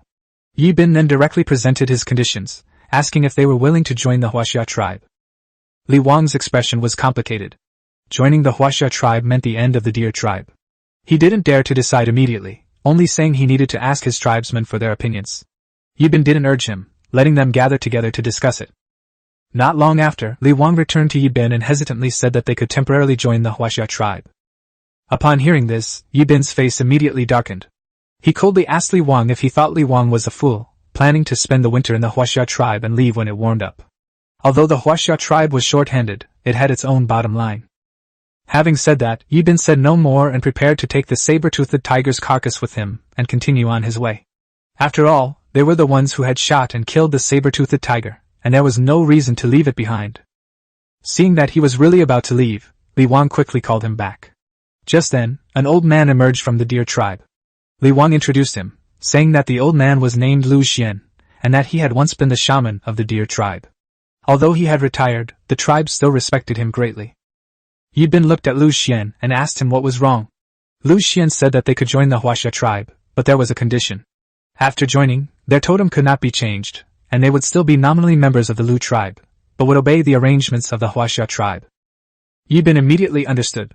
These were subordinate tribes. He refused outright, saying that the Huaxia tribe was still developing and didn't have the energy to manage subordinate tribes. Moreover, subordinate tribes could flee at any time in case of danger, making them unreliable. Seeing Yibin's resolute attitude, Lu Xian had no choice. He knew very well that if these people didn't join the Huaxia tribe, and continued to wander in the snow, they would likely all perish if they encountered saber-toothed tigers or black bears again. Seeing that Yibin was about to leave again, Lu Xian finally got anxious and quickly said that they were willing to truly join the Huaxia tribe, but required that the tribesmen be treated the same as the original members of the Huaxia tribe. Yibin nodded in agreement. Once they joined the Huaxia tribe and lived there for a while, they would naturally know whether the Huaxia tribe was good or not. Yibin then solemnly explained that since they had joined the Huaxia tribe, they had to adopt the Huaxia tribe's totem, and everyone had to abide by the rules and obey the leader's arrangements. Lu Xian had been prepared the moment he agreed, and although he still seemed somewhat reluctant, he nodded in agreement. His meaning was clear: what the Huaxia people could do, they could also do, and they couldn't force them to do things. Yibin understood what he meant. Now that he was part of a tribe, he would treat everyone equally and wouldn't do anything to dishearten his people. That kind of tribe wasn't the kind of Chinese tribe he wanted. After the matter was settled, Yibin looked at Li Wang and told him that he would be his bodyguard from now on. Li Wang scratched his head, then became happy and quickly said that he would be the leader's personal bodyguard from now on.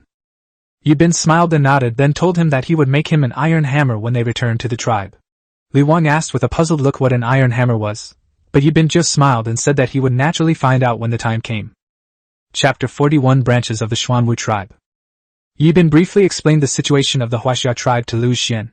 The more Lu Xian listened, the uglier his expression became. After all, the Huaxia tribe had only had a little over 30 people not long ago, half of whom were women. The deer tribe used to be a tribe of at least 100 people. If Yibin hadn't mentioned that the Huaxia tribe now had more than 100 people, Lu Xian would have almost turned around and left with his tribe. On the other side, Rikyo's mind was filled with thoughts of the iron hammer the chief was going to give him. The primitive man had never seen iron before, and even the word iron was unfamiliar to him. Yibin had Black Bull take an iron knife and skin the saber-toothed tiger, then chopped the meat into pieces and discarded the internal organs. Li Wang stared intently at the iron knife in Black Bull's hand, his eyes glued to it. The knife was so sharp that it sliced through the saber-toothed tiger's hide in an instant. Yibin saw through his thoughts and immediately said he would make one for him when they got back. Li Wang was overjoyed, like a child. Aside from his family, Yibin was the first person to treat him so well. Li Wang's mother was killed by wild animals when she went out many years ago, and now he has no relatives left in the tribe. He secretly vowed to protect the leader from now on. Yibin was unaware that a single iron hammer had completely won over Li Wang's heart. The deer tribe consisted of more than 30 people, each carrying a piece of saber-toothed tiger meat on their backs, while the powerful king carried a tiger skin. The group continued their journey, the slaves carrying heavy iron ore, walking very slowly. The team members also brought a lot of iron ore. Yibin knew that going to the stone tribe was not easy, as it would take 4 days round trip. He decided that he must go to the 10,000 Beasts mountain to catch some mounts when he got back. Otherwise, it would be too troublesome to go out every time. On the way, he encountered many nomadic tribes and asked a few if they would like to join the Huaxia, but those people all had winter animal skins and plenty of food, so naturally they were unwilling to follow him. It seems the Firebird tribe and the Gluttonous Alliance fought fiercely this time, otherwise so many tribes wouldn't be wandering. Yibin couldn't help but think of Qinghuan, wondering how she was doing now. Along the way, Yibin encountered a caravan. The caravan claimed to be from a merchant tribe, and the leader was a dark-skinned man named Xian-Er, whose older brother was named Xian-Yi. Xian-Er said that their superior tribe was the Xuanwu tribe, and the Shang tribe was just a branch of the Xuanwu tribe. Yibin noticed that they were using camels to haul goods, a lavish display that was clearly not something a small tribe could afford. The caravan consisted of over 30 people and more than 30 camels, all loaded with various supplies. Yibin wanted to trade their camels, but currently, besides iron ore, he had nothing else that would interest them. So he invited Xian-Er to the Huaxia tribe, saying that there were many good things there that could be exchanged. Xian-Er came from a large tribe, so naturally he wasn't afraid. In the past, some tribes had robbed caravans, and when the caravans escaped and reported back, the superior tribe directly led more than 500 people to wipe out that tribe. From then on, everyone on the grasslands knew that the caravans were backed by powerful tribes. Smaller tribes would at most exchange some supplies, but they wouldn't dare to even think about robbing them. So Xian-Er felt at ease following Yibin on the road. The next afternoon, the group spotted a city in the distance. The Shang tribe was dumbfounded, and the Deer tribe stood frozen in place. Yibin felt very proud as he watched their reactions. He had personally designed this city and watched it being built brick by brick. Once everyone had recovered, Yibin spoke. "This is the Huaxia tribe." Lu Xian secretly rejoiced, thankful he had chosen to join. Otherwise, seeing how powerful the Huaxia tribe was, he would have regretted it deeply. Xian-Er also realized what was happening and asked, "Chief of the Huaxia tribe, is this your tribe?" Yibin said, "This is our Huaxia tribe. My name is Yibin. You can call me Chief Yibin, but don't call me Chief of the Huaxia tribe. It sounds too awful." Xian-Er smiled and apologized, saying that they were in the wrong before. Yibin understood that the other party hadn't taken him seriously at all from the beginning, and naturally hadn't asked for his name. It wasn't until he saw this city that Xian-Er realized he had underestimated the Huaxia tribe. Yibin didn't take it to heart. After all, the Shang tribe saw many tribes every day, and ordinary medium-sized tribes really couldn't offer anything of value. Soon, the group arrived at the suspension bridge. Xian-Er looked at the city surrounded by the river, wondering how they were going to get across. The people of the Deer tribe were equally puzzled. At this moment, the courtesan saw the leader return and immediately lowered the drawbridge. The wooden bridge slowly descended and soon landed on the ground. Yibin stepped onto it, and the others followed curiously. Xian-Er had traveled all over the country for many years and had never seen a tribe built in the middle of a river. This was completely beyond his comprehension. The Deer tribe members were equally shocked. Yibin ignored what they were thinking, first arranging for the slaves and team members to deliver the iron ore to Old Man Xiong, and then letting the slaves go back to rest. Then he asked Black Ox to bring out the earthenware pot, earthenware basin, and earthenware bowl, and then asked Red to bring over the white salt. Xian-Er's eyes lit up immediately when he saw the high-quality pottery and white salt, and he quickly asked Yibin how to exchange the pottery and white salt. Yibin had already seen Xian-Er's goods, which included black salt, sweet potatoes, chili peppers, and ginger, things he desperately needed. He quoted prices: 1 earthenware pot for 1 camel, 1 earthenware basin for 2 camels, and 1 bamboo tube of white salt for 5 bags of black salt and 1 camel. Xian-Er pondered to himself that even in a super tribe, pottery pots and pans would be very rare. This primitive society hadn't been developing for very long, and many things hadn't yet appeared. The pottery is said to have been accidentally fired by the Shalong tribe, and the technique was not yet mature, so most of the pieces were damaged during firing. Pottery of this quality from the Huaxia tribe is indeed a rare find. However, Xian-Er still tried to bargain on the surface, saying that Yibin was asking for too much and asking if he could lower the price a little more. Yibin had never formally traded with any outside tribes before, and he wasn't sure if the price he offered was too high. After thinking for a moment, he changed his mind and said, "A clay pot and a clay bowl in exchange for a camel." Chapter 42 Refining Iron. Xian-Er readily agreed, and Yibin immediately realized he had most likely been tricked. Xian-Er then took away 10 earthenware pots and bowls, 5 bamboo tubes of salt, and gave Yibin the sweet potatoes, chili peppers, and ginger. In this exchange, the Shang tribe took 15 camels and 25 bags of black salt. While consuming too much black salt can be poisonous, Yibin had a way to refine it, so they didn't lose out. Xian-Er was also very satisfied and said before leaving that he would come back to exchange again next time. Yibin reminded Xian-Er to save some of any unfamiliar plant seeds he encountered on the road, and he would reward him accordingly. Xian-er readily agreed, thinking it was just a small favor. Afterwards, Yibin led Xian-er and his group, along with the deer tribe members, to the canteen. He instructed Hong to add ginger to the meat while cooking, saying that this would remove the fishy smell and make the meat taste better. Before long, the aroma of meat wafted out. Yibin brought a pot of stew to the table and distributed bowls and chopsticks to everyone. Everyone stared at the two small sticks, completely unsure how to use them. Yibin personally demonstrated, using chopsticks to pick up meat and put it in his mouth. Xian-er tried to imitate him, but couldn't manage it after a long time. The others were in similar situations, which made Yibin laugh. He told everyone not to rush, and that they shouldn't use too much force when picking up the meat with chopsticks, but rather rely on skillful hand movements. After practicing for a while, everyone was finally able to get the meat into their mouths. Lu Xian's eyes lit up after just one bite. The meat was both salty and tender, a delicacy he had never tasted before. Li Wang, on the other hand, just ate heartily, oblivious to everything else. Xian-er ate a few bites, then drank a mouthful of meat broth, and was utterly astonished. He had never eaten such delicious food in his entire life, and couldn't help but ask Yibin if salt had been added to the meat. Yibin nodded, explaining that the Huaxia tribe always added this kind of salt to every pot of meat. Soon, everyone finished the meat and soup, especially Li Wang, who ate the most. Xian-er got up to take his leave, promising to come back for another exchange. When Yibin saw them off out of the city, he reminded Xian-er not to forget to plant seeds.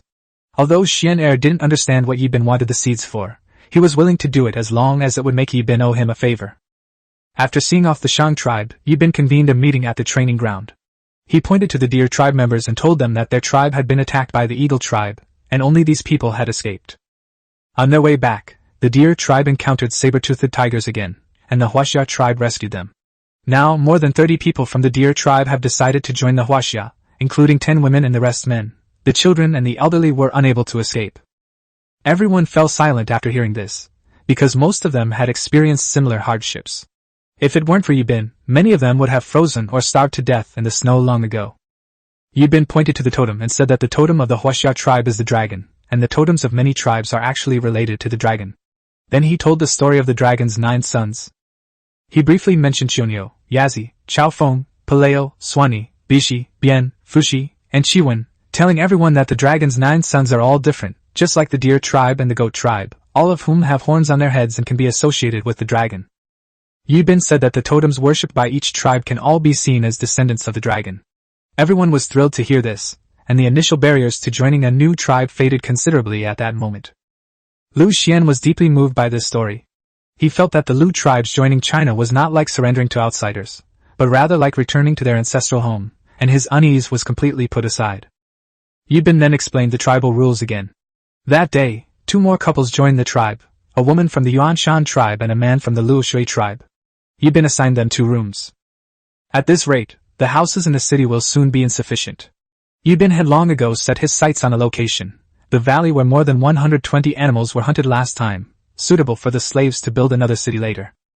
The Yellow River Valley has a unique topography, with only one entrance and exit. Just over 200 meters behind the Huaxia tribe lies another long river. If the new city were built at the valley entrance, the enemy would have to conquer that area first to enter. However, the problem is also obvious. There are too many wolves in the Yellow River Valley, as well as saber-toothed tigers and black bears. If these wild beasts are not cleared out first, it will be very dangerous for the tribesmen to move around. That valley entrance leads directly to the 10,000 Beasts Mountain.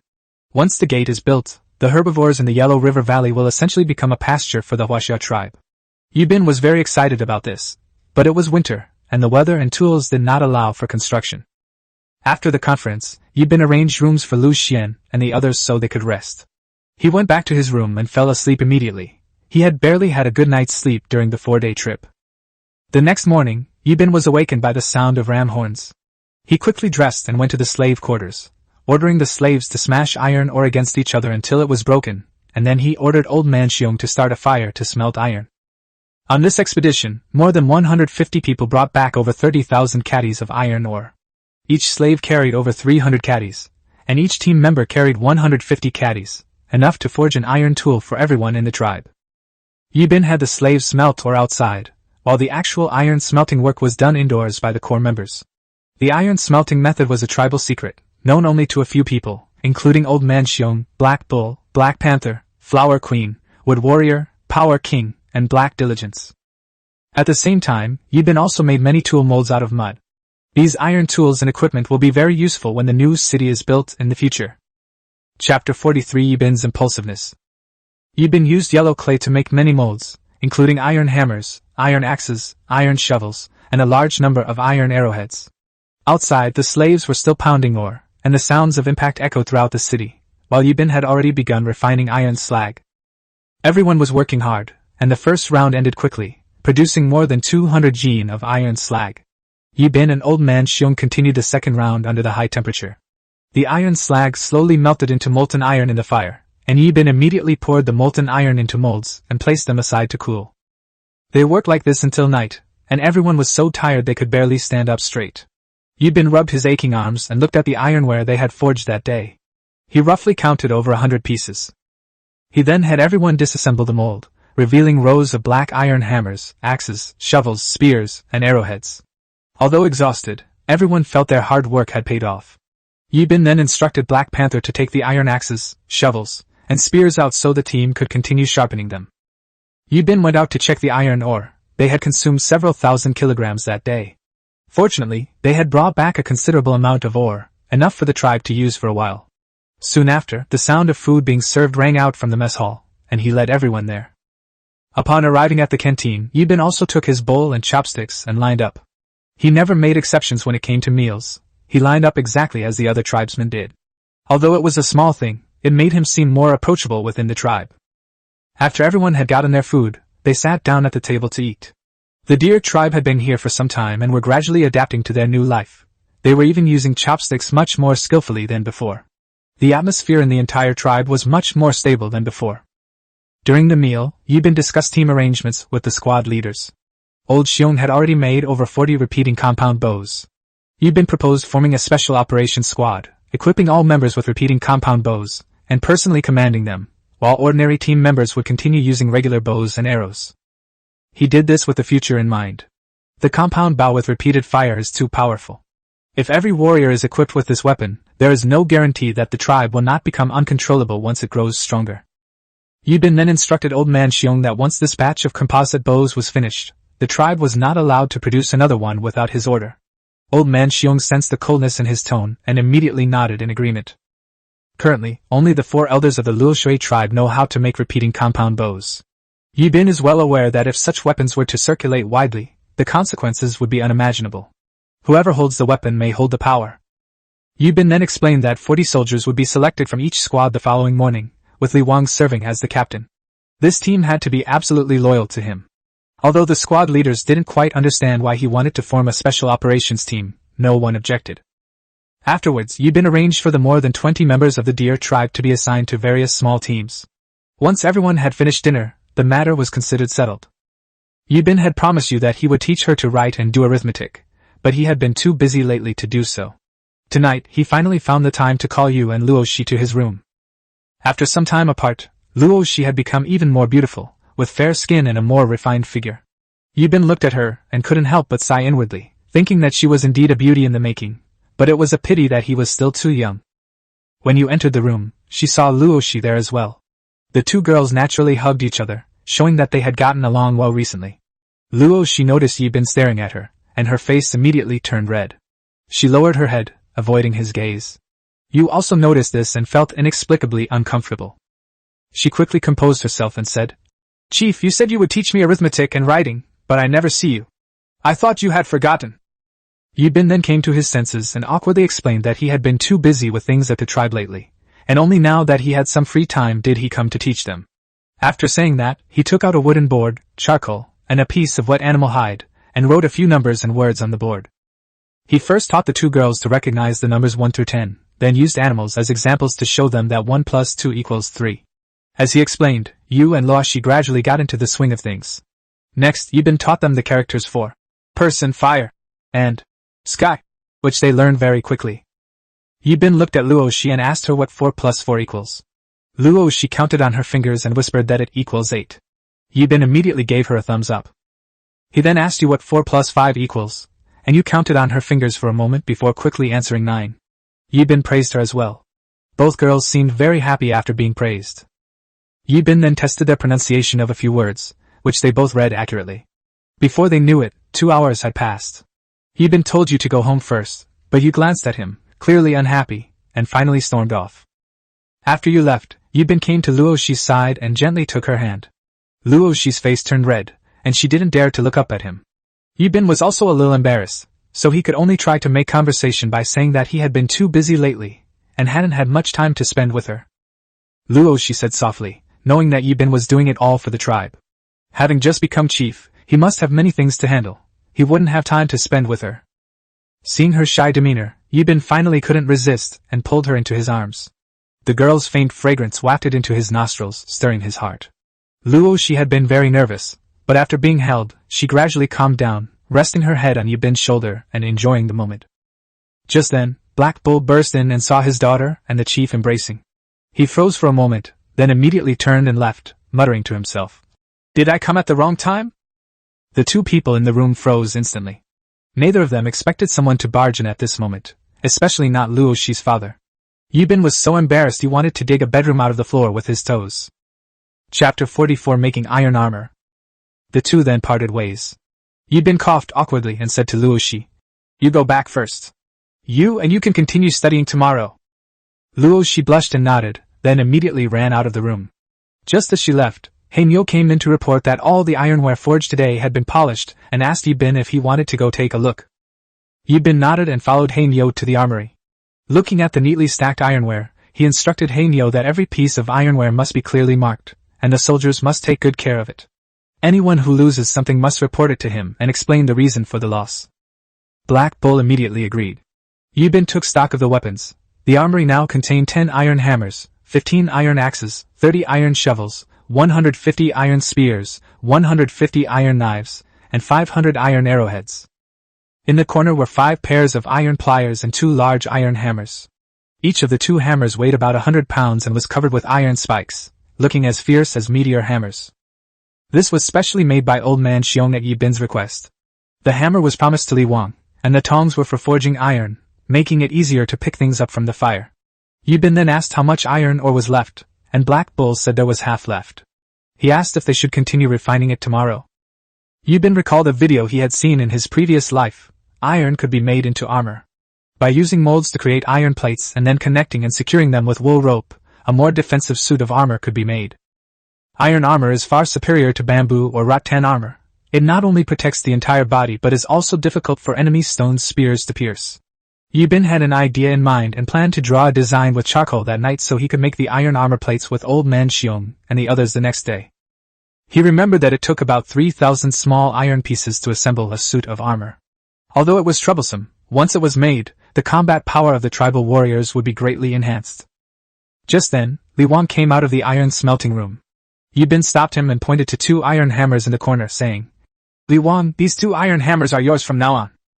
The moment Ricky Wang saw the hammer, his eyes lit up. He looked at Yibin in disbelief, and Yibin nodded with a smile. Ricky Wang immediately rushed over and easily lifted it up, one in each hand.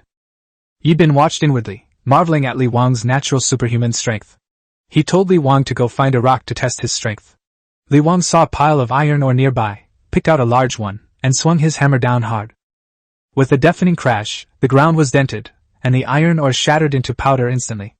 Yibin and Black Bull both gasped in shock. The consequences of such a blow on a person were unimaginable. Li Wang himself was stunned by the power, then hugged the 2 iron hammers and laughed like a child.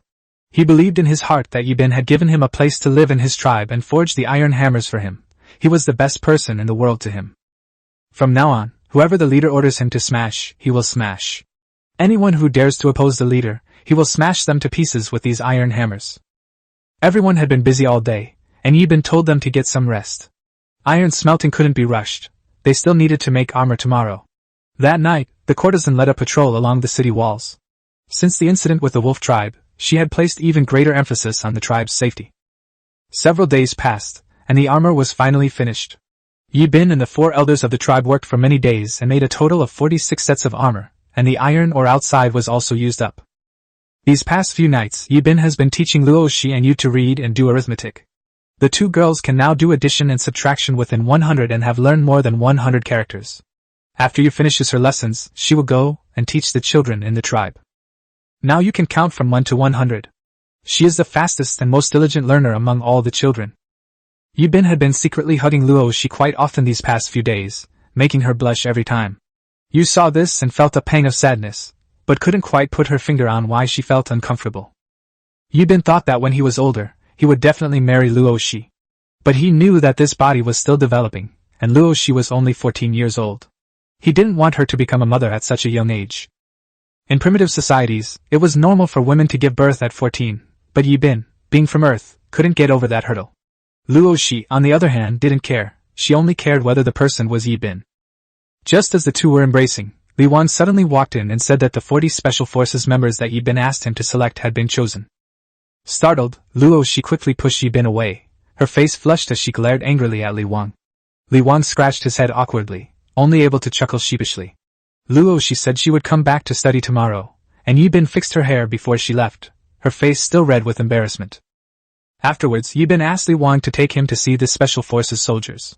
The two quickly arrived at the training ground, where they saw more than 40 tall and strong soldiers. Yibin was very satisfied with what he saw. He led everyone to the armory and personally distributed equipment to them: 40 compound bows that could fire repeatedly, 40 sets of iron armor, iron shoes, iron helmets, and iron swords. After everyone had received their equipment, Yibin said in a deep voice, "From now on, they can only be loyal to me and obey my orders. Anyone who is unwilling can leave now." The crowd shouted, "Yes!" in unison, their voices clear and powerful, clearly indicating that Li Wan had been trained beforehand. Yibin was very satisfied and told them that these were the tribe's best weapons and armor. The composite bow is equipped with iron arrowheads, making it the most lethal weapon. The iron armor they wear provides the strongest defense, and the iron sword in their hand is the tribe's sharpest weapon. Anyone who loses their equipment will be expelled from the tribe. Everyone immediately gripped their equipment tightly, fearing it would be stolen. Yibin then announced that starting tomorrow, Li Wan would lead their training. They would run 10 laps around the city wall each day, practice archery for 1 hour, and engage in close combat with wooden swords for 1 hour. They would no longer train with the regular team members. The training ground would be outside the city. Chapter 45 Special Operations Team. Li Wan was once the #1 warrior of the Deer tribe, and he had his own methods for training soldiers. Since Yibin had appointed him as his personal bodyguard, he naturally trusted him completely. Ever since Yibin gave Li Wan a pair of iron hammers, Li Wan has been determined to follow Yibin for life. Now that this special operations team has been handed over to him, Yibin is very relieved. Although this team only had 40 people, Yibin was confident that they could face 500 people head-on. Ordinary weapons in this world simply couldn't break through iron armor defenses. In long-range combat, they were equipped with repeating compound bows. 40 men could fire 7 volleys in a short span of a few seconds, releasing over 200 iron arrows. Even against large tribes, Yibin was confident in his ability to win. In close combat, there's nothing to fear. Enemy stone spears shatter instantly upon striking iron armor. Once the Special Forces team swings their iron swords, the opponent is either severely wounded or killed. By the standards of primitive society, this equipment was a complete game-changer. Yibin then called over 5 squad leaders and gave each of them a set of equipment. It could be said that all the tribe's accumulated resources were poured into these 45 people. Old Man Xiong even specially crafted a fish-scale iron armor for Yibin. Yibin never had the chance to wear armor in his previous life on Earth, but unexpectedly, he fulfilled this dream after transmigrating to the primitive society. Soon, everyone in the tribe knew that the chief had assembled a formidable special forces team. The villagers stared at them, envious, as they looked at their armored gear and weapons. After the equipment was distributed, Yibin had Li Wan lead the special operations team to the training ground. The 5 squad leaders looked down at their gear, unable to suppress the smiles on their faces. Apart from the chief's special forces, only the 5 captains in the entire tribe possessed this set of equipment, naturally attracting countless envious glances. Yibin made this arrangement to solidify his own position. Currently, the tribe has few people, and their minds are simple. However, as the population grows, it's hard to guarantee that no one will harbor rebellious thoughts. Therefore, the strongest military force must be in our own hands. Anyone who dares to rebel against him must first consider whether they can defeat this special forces team that is invulnerable to swords and bullets, and equipped with repeating bows. Under Yibin's management, the Huaxia tribe entered a period of rapid development. During this time, Xian visited several more times, exchanging salt stones for many things with Yibin, and also bringing 40 camels.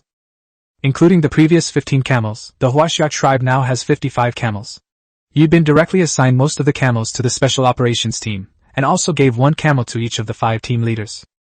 Including Yibin himself, the tribe used a total of 46 horses, with the remaining 9 reserved for transporting supplies.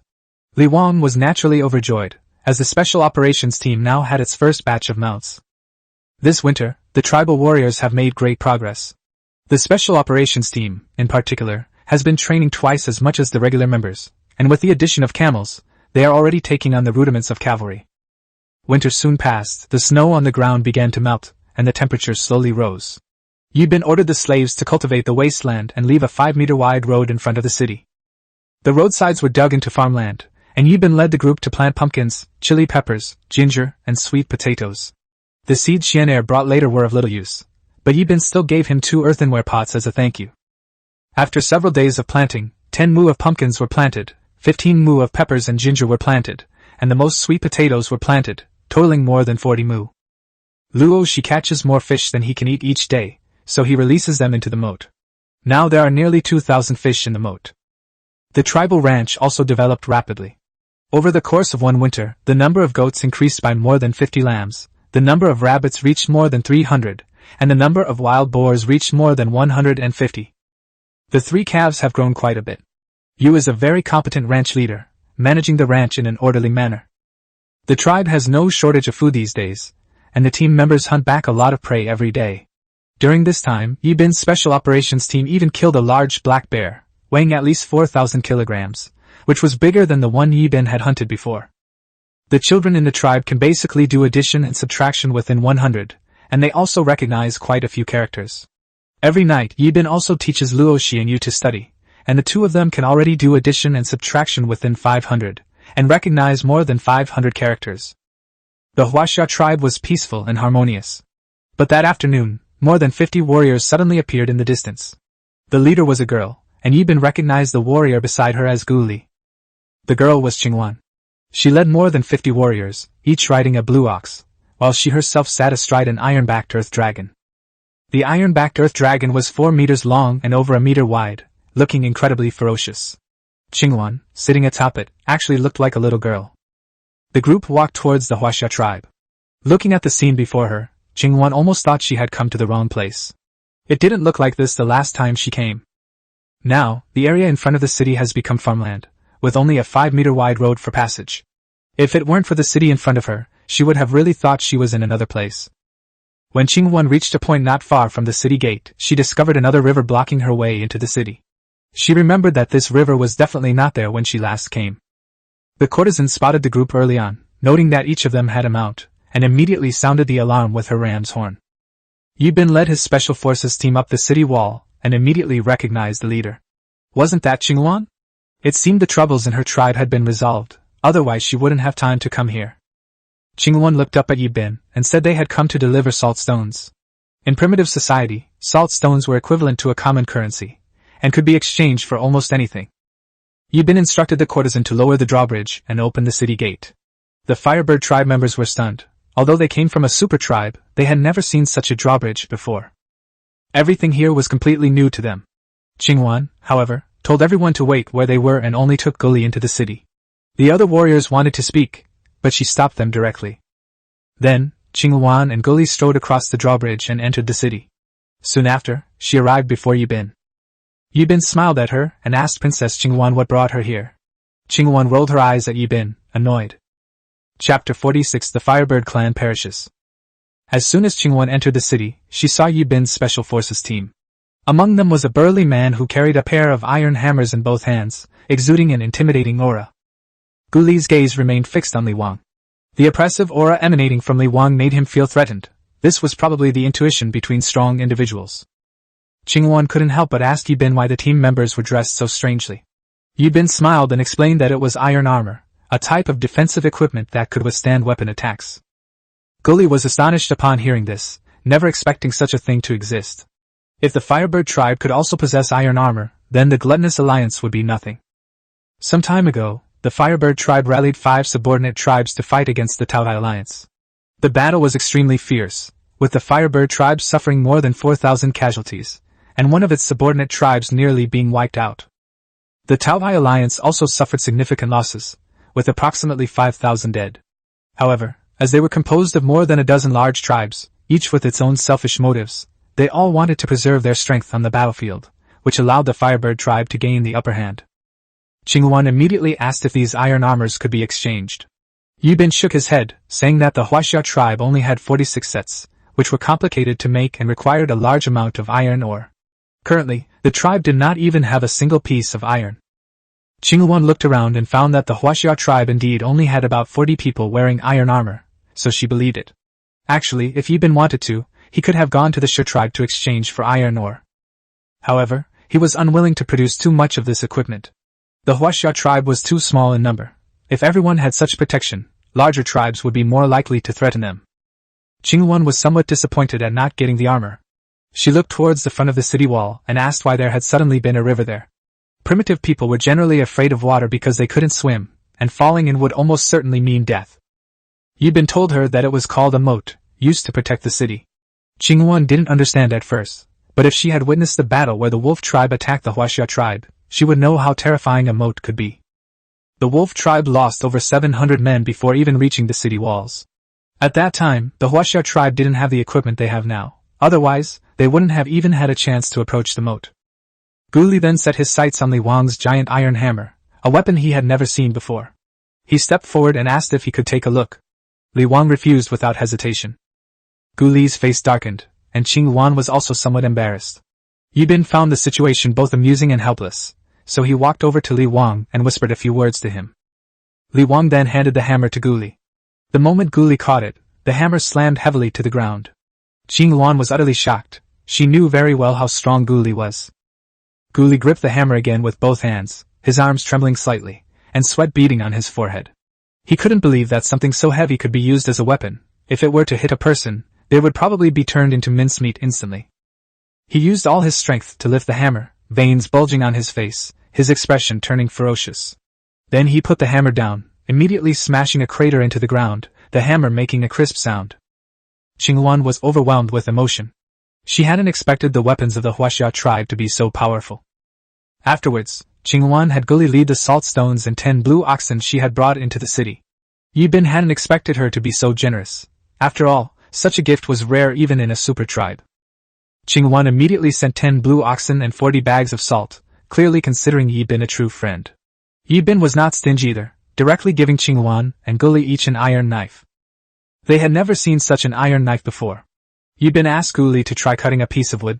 Guli walked to the wood, chopped it down, and the wood immediately broke in two, while the blade remained intact.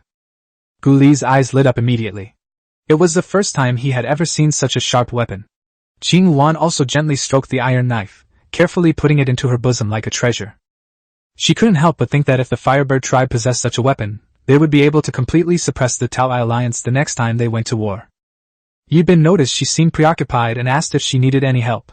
Qinghuan smiled and told him to just call her Qinghuan, then asked why the mud bricks always broke so easily.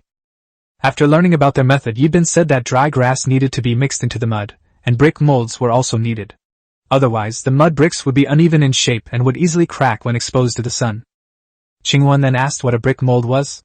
Yibin explained that it was a wooden frame used to hold bricks, where the mixed mud was pressed down, the excess was scraped off, and finally the brick blank was poured out.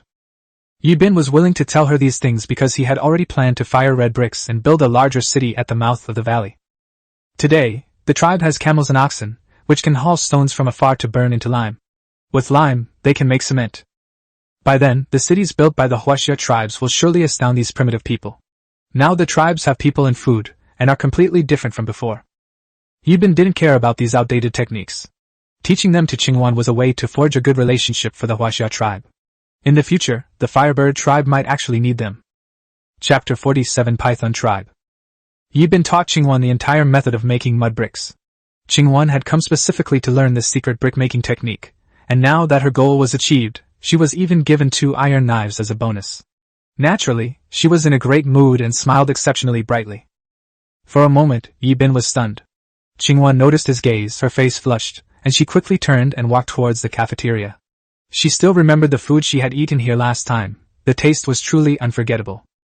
Seeing her head towards the cafeteria, Yibin followed her in. The others followed, and Yibin had Hong cook a large pot of mutton. Now that the cafeteria had ginger, the mutton's gamey smell was much milder, and it tasted much better than before. Before long, Hong brought out 2 steaming pots of mutton. Qingwan picked up the bowls and chopsticks with practiced ease and started filling them with meat, but Guli was here for the first time and looked at the bowls and chopsticks in front of him with a blank expression. Seeing his expression, Li Wang looked at him with disdain. Guli's face darkened, and he glared at him angrily. Yibin noticed his embarrassment, so he filled a bowl with mutton for him and handed it to him, then served himself a bowl and ate. Seeing everyone eating meat with gusto, Guli tried to pick up 2 wooden sticks, but he couldn't manage to lift any meat from his bowl. Li Wang burst into laughter, adding, "Even dumber than me!" Everyone at the table burst into laughter. Feeling humiliated, Guli simply stuck a wooden stick into the meat and began to eat it heartily. Soon, the entire table of mutton was devoured. Qingwan and Guli patted their round bellies and even let out a satisfied burp. Qingwan couldn't help but exclaim that the food here at Yibin's place was even better than last time. Yibin explained that it was because ginger was added to the meat, which removed any fishy smell and enhanced the flavor. Qingwan didn't quite understand what removing the fishy smell meant, but she knew the meat was indeed more fragrant than before. Just then, the courtesan arrived looking for Yibin, saying that Qingwan's clansmen were looking for her outside the city. Upon hearing this, Qingwan immediately realized something was wrong. Yibin suggested they go take a look, and Qingwan led Guli towards the city gate, while Yibin followed with his special forces team. Outside the city, a warrior from the Firebird tribe rushed to Qingwan's side and urgently reported, "Princess Qingwan, we have just received news that Snake Tiger from the Python tribe, with more than 500 men, has ambushed our salt delivery team." Qingwan came to Yibin's place for 2 reasons, to learn something and to deliver salt to the subordinate tribes. She only brought 50 people with her, the remaining 200 plus people went to the Flying Bird tribe. The Flying Bird tribe is a subordinate tribe of the Firebird tribe. Qingwan's father happened to need a batch of stone spears, so he asked the Flying Bird tribe to prepare them. Qingwan was also going to deliver salt stones on her way here and then take the stone spears back with her. Unexpectedly, the salt delivery team was still discovered by the Python tribe. Yibin asked if the Python tribe was very powerful. Qingwan said in a deep voice that the Python tribe ranked 9th in the Taobai alliance, with more than 3,000 people in the tribe, and their methods were extremely cruel. After capturing enemies, they would chop them up with stone axes and then feed them to snakes. Upon hearing this, Yibin felt an intense loathing for this tribe. Qingwan then said, "Yibin, I'm going to meet up with my clansmen. I'll come see you again when I have time." Yibin frowned and reminded her that the other side had more than 500 people, while she only had more than 200. Going there would be tantamount to suicide. Qingwan firmly stated that she couldn't abandon her people. Even if she died, she would die alongside them.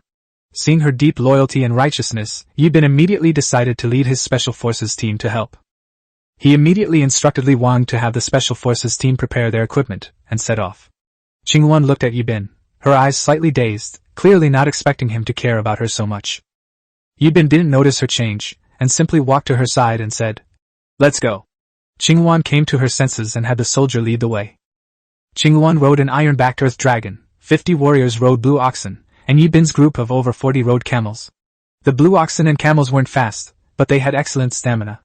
After traveling for half a day, they finally saw several hundred people sitting on the ground ahead. Those people were dressed the same as Qingwan and her companions, clearly warriors of the Firebird tribe. Upon seeing Qingwan, they immediately surrounded her. A lean warrior stepped forward and reported to Qingwan that their salt stones had all been stolen by the Python tribe. The people of the Python tribe are currently setting up huts at the foot of the mountain, as that's the only route Qingwan can take back. Yibin said coldly, "They stole our things and aren't leaving. They're really not afraid of death." The warrior then noticed Yibin.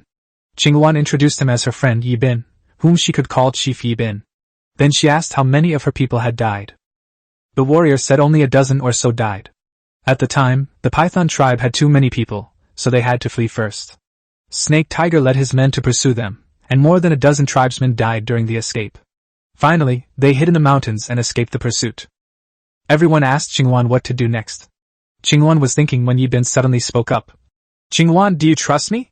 Qingwan replied without hesitation that of course she did. Yibin then asked her to take him to find the Snake Tiger. Qingwan was somewhat worried. The enemy numbered over 500, while they only had a little over 200 combined, making a direct confrontation impossible. Yibin, however, simply said, "Only 500 people." Everyone stared at him in astonishment, thinking Yibin had gone mad. With just 40-odd men he'd brought, going up against over 500. Wasn't that just courting death? Qingwan reminded him again that this was no joke. Yibin looked at her, his expression firm, and asked, "Do I look like I'm joking?" In the end, Qingwan chose to believe him. Since the special operations team was formed, Yibin had never really put them to the test. Now that the Python tribe was so cruel, he decided to use them as his first target. Soon, the group saw more than 100 huts in the distance below the mountain. The people of the Python tribe were dismembering the bodies of the Firebird tribe warriors, and each of them had a small black snake wrapped around their body. Those people fed the butchered pieces of meat to the snakes. The scene was extremely cruel. Qingwan's eyes turned red as she watched, wishing she could rush down and kill all those beasts. Yibin was equally furious, but he forcibly suppressed his murderous intent and decided to wait until nightfall to make his move. A dark and windy night was the most suitable time for a surprise attack. Qingwan couldn't understand. In her view, if you didn't like someone, you should just kill them directly. Why all the fuss? Yibin had to explain that nighttime was when the enemy was most relaxed, and only by charging down then could they catch them off guard. Chapter 48: Repelling the Python Tribe. Qingwan had never seen so many convoluted tactics in her previous battles. At most, they would ambush the enemy in advance, charge in and fight them head-on, and ultimately win by sheer numbers and sheer grit. But Yibin wouldn't let her make a move, insisting on waiting until dark. Qingwan was seething with anger, and Yibin noticed, directly reminding her. "Going down now is suicide.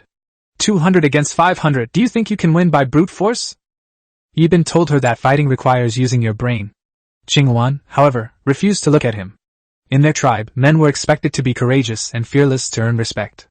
Yibin found her pouting face amusing, but he didn't dare to provoke her. After all, Qingwan was the little princess of the Firebird tribe. Soon it grew dark, and the Python tribe lit a campfire in their camp, roasting meat around it. Yibin gave a low order to prepare, and everyone immediately gripped their weapons, with Li Wang staying close by his side. While the Python tribe was feasting, Yibin led his special forces team to sneak up near the camp. Qingwan originally wanted to follow, but Yibin stopped her, telling her to wait for the signal before leading her men out. Just as the Python tribe was enjoying their meal, a dense swarm of iron arrows suddenly flew down from the night sky. Before many warriors could react, they were pierced by the arrows, their blood spraying directly onto their food. After the first volley of fire, the special operations team quickly reloaded for a second volley of iron arrows. Qingwan and the others watched from afar, instantly stunned. This didn't look like a battle, it was practically a one-sided massacre. The Python tribe, clad only in animal hides, offered no protection against the iron arrows. A single hit meant certain death. Yibin led his special forces team into the camp, firing indiscriminately at anyone they encountered. The power of their compound bow, fired in rapid succession, was unleashed at that moment. The camp was quickly stained red with blood. The warriors of the Python tribe roared and charged forward, trying to overwhelm the special forces team with their numbers, but as soon as they got close, they were shot down by volleys of arrows. Yibin unleashed over 290 iron arrows in his first volley. His compound bow was both fast and accurate, firing several arrows in just a few seconds. Before the Python tribe could even mount a counterattack, nearly 200 of them had already perished. After the second round of firing, the special operations team immediately formed a continuous barrage. After the first group finished firing and reloaded, the next group immediately took their place, making it impossible for the Python tribe warriors to break through. Soon, the pile of corpses in front of the special operations team grew higher and higher. Snake Tiger then realized something was wrong. The camp entrance was narrow, allowing only about 10 people to rush through at a time, and sending more would only result in their deaths. By the time he realized what was happening, only 80-odd people remained around him. Snake Tiger knew that if they didn't run, it would all be over, so he immediately led his men to turn and flee up the mountain. Yibin and the others were too engrossed in the battle to notice him. Blood stained the feet of the special operations team, and the corpses of the Python tribe were piled up almost like a small mountain. It was also the first time Yibin had killed so many people. It felt like fighting zombies in a video game. The enemy just kept charging forward, and they just kept drawing their bows and shooting arrows. As the battle progressed, the initial excitement turned into numbness. The special forces team's actions were reduced to drawing bows, firing, and loading arrows, things they had practiced countless times in their daily training. Yet, standing amidst piles of dead bodies, their hearts remained heavy with unease. Snake Tiger suffered a loss this time mainly because he didn't understand repeating compound bows and had no armor specifically designed to defend against arrows. If they had shields, Yibin and his group would likely have been quickly surrounded and killed by over 500 men once they charged into the camp. Furthermore, Snake Tiger failed to adapt his tactics in time. If he had allowed his tribesmen to scatter and flee from the start, Yibin and his men might not have been able to kill many. Ultimately, the Python tribe lost because they lacked experience, and were completely unaware of the weapons they were facing. After the battle, Yibin counted the number of people. The Python tribe had lost 460 people, with only 40-odd escaping. Qingwan saw the snake tiger disappear into the forest, and immediately led her men out in pursuit, but it was too late. The mountain forest was pitch black and unpredictable at night, making it impossible to find Snake Tiger and his companions. Qingwan and her people were speechless with shock as they looked at the corpses scattered on the ground and the blood-stained earth. More than 40 people had actually killed 460 warriors of the Python tribe, and terrified the rest into fleeing into the mountains. They had experienced war before, but this kind of great victory was something they had never seen before. Qingwan then took a good look at Yibin. She finally understood what it meant to be overwhelmed by superior weaponry. Faced with absolute power, no matter how many people there were, they were just rushing into their deaths. Yibin then instructed his team to retrieve the iron arrows from the corpses. Iron arrowheads were extremely scarce, and if they weren't retrieved, after a few more battles, the tribe would only have bows left, and no arrows. He also planned to visit the stone tribe again in a while, so every single iron arrow was crucial. Qingwan approached Yibin, feeling increasingly unable to understand him.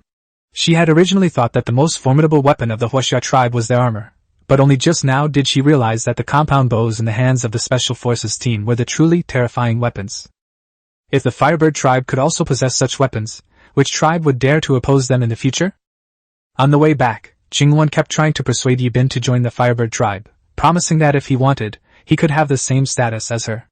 Yibin, of course, refused. He wanted to build his own civilized kingdom, and couldn't possibly go to someone else's tribe to be a deputy chief. Once he joins the Firebird tribe, he'll be subject to their control in everything he does. Given Yibin's personality, there's no way he'd ever become someone else's subordinate. Qingwan tried to persuade him many times, but he remained unmoved. Guli also hoped that Yibin would join the Firebird tribe. In this way, their tribe would have a continuous supply of ironware. Ever since receiving the iron knife from Yibin, Guli had been carrying it in his bosom like a treasure every day, afraid of losing it by accident. Chapter 49: The Revenge of the Fierce Dog. Although Qingwan was somewhat disappointed that she couldn't persuade Yibin, she still wanted to maintain a good relationship with him. After all, she learned a lot of new things every time she came to the Huaxia tribe. This time, Yibin was very generous, directly sharing the spoils left behind by the Python tribe with her. 460-odd stone spears were a considerable haul for Qingwan. Before leaving, she suddenly asked Yibin if he had a mate. Yibin said no for the time being. Qingwan smiled, turned and walked towards her clansmen, leaving only a few words. Yibin, I'll come see you again next time. I need to go back and tell my father about today's events so he can prepare in advance. Remember to think of me. Guli was taken aback. The little princess had never spoken to any man in the tribe like that before. Yibin watched Qingwan and her group disappear into the distance until they were no longer visible before Li Wang asked. Chief, where are we going next? Yibin snapped out of his daze and said directly. Let's go back to the tribe. But they had only gone halfway when more than 100 men suddenly rushed out of the forest, each wielding a stone spear, and charged at them menacingly. Leading them was none other than Fierce Dog. After escaping last time, the Fierce Dog absorbed the wolf tribe and captured many men from smaller tribes, forming a force. He had been lying in wait near the Huaxia tribe for several days, and had initially planned to give up after seeing Yibin and Qingwan leave the city together. Unexpectedly, Qingwan left first with more than 50 people. Fierce Dog immediately became excited. His previous siege failed because the Huaxia tribe hid inside the city and refused to come out. Now that their leader, Yibin, was personally alone, he felt his opportunity had arrived. He had long coveted the sheep of the Huaxia tribe. If he could kill Yibin and then besiege the city daily, killing every Huaxia tribesman who came out, then the city and everything within would be his. The group of men, shields in hand, charged towards the special operations team. Without hesitation, Yibin immediately ordered a counterattack. More than 40 special forces soldiers rode camels and charged head-on. Li Wang led the charge, smashing down with his iron hammer, and several enemies fell to the ground on the spot, blood splattering everywhere. Then, the entire special operations team drew their iron swords and charged into the crowd. The wild dog tribe members desperately fought back, wielding stone spears, but the spears were no match for the iron swords. The blades sliced through their bodies, tearing flesh apart instantly, and the ground was quickly stained red with blood. Rikyo was more like a killing machine, his hammer sweeping left and right, each strike leaving someone lying in a pool of blood. Seeing this, Lai Hen's legs went weak with fear. The special forces team, clad in armor, was difficult to harm from the enemy's stone spears. In contrast, the wild dog tribe lost 50 or 60 members in a short time, while no one on Yibin's side was injured. Seeing his soldiers fall one after another, the fierce dog could no longer hold on, and turned to flee. Upon seeing this, Yibin immediately drew his bow and released an arrow. With a whoosh, 3 iron arrows pierced the air. Sensing danger, the fierce dog grabbed someone nearby and used them as a shield. The arrows pierced the person's body, and the blood spurting from the man splattered all over the fierce dog's face. The fierce dog didn't even bother to wipe itself, abandoning the wounded soldier and fleeing into the woods. Yibin fired several more arrows, but they all struck tree trunks, failing to stop him. Seeing that the fierce hound had fled again, the remaining members of the wild dog tribe lost their will to fight and threw down their weapons, huddling together in a ball. Li Wang wanted to continue fighting, but Yibin stopped him. Yibin ordered all these people to be tied up and taken back to the tribe to build a city. He remembered the fiery hound's repeated attempts to kill him. When he had time, he would definitely go back to the original wolf tribe and completely eliminate this menace. After counting, Li Wang said, "Chief, we've captured more than 80 people. We should just kill them. Keeping them alive is just a waste of food." At this point, a man stepped forward and begged for mercy, saying that they had not followed the ferocious dogs willingly. The dogs had burned down their tribe, captured men and women, and threatened them with the women and children. If they disobeyed, people would be killed. Yibin didn't believe it immediately, and only asked, "Were you all captured by the fierce dogs?" Everyone nodded in agreement. Some said their tribes had been almost wiped out, with only a dozen or so people left. Yibin then realized that these people came from more than a dozen small tribes, all of whom had been ravaged by the ferocious dogs. He said in a deep voice, "I will give you a chance to take revenge. Join the Huaxia tribe, and I will personally lead people to avenge you." These people had nowhere else to turn, and after hearing the story, they all expressed their willingness to join. Yibin then instructed Li Wang to take them back first, and then select honest and reliable people to fill the combat squad. Yibin's most pressing task now is to expand the tribe's population. Only with a large population can the tribe become stronger. The past 2 days of contact with Qingluan have had a significant impact on him. Even a single subordinate tribe of those large tribes has hundreds, or even thousands of people. They killed so many people from the Python tribe this time, Snake Tiger will definitely not let it go. When he gathers his forces again, there will likely be several thousand. At that point, Yibin has no idea whether the Huaxia tribe can hold out. Having children in the tribe was too slow. The fastest way was to exchange slaves at the nearby market. Yibin didn't know how much was needed to exchange for slaves, so he asked Li Wang if there was a place to trade nearby. Li Wang said that there was a market 2 days away from the tribe, which was organized by the Black Bear tribe and held once a month. Small tribes in the surrounding area would go there to exchange goods. Yibin then asked what was available there. Li Wang replied that the market had furs, salt, livestock, stone tools, and a large number of slaves. Especially after large tribes fought, the destroyed tribes were often used as slaves in exchange, with female slaves being the most numerous. After listening, Yibin made up his mind. He decided to personally go to that market in the next few days to see if he could exchange for a batch of slaves to quickly strengthen the Huaxia tribe. Chapter 50 Task Assignment.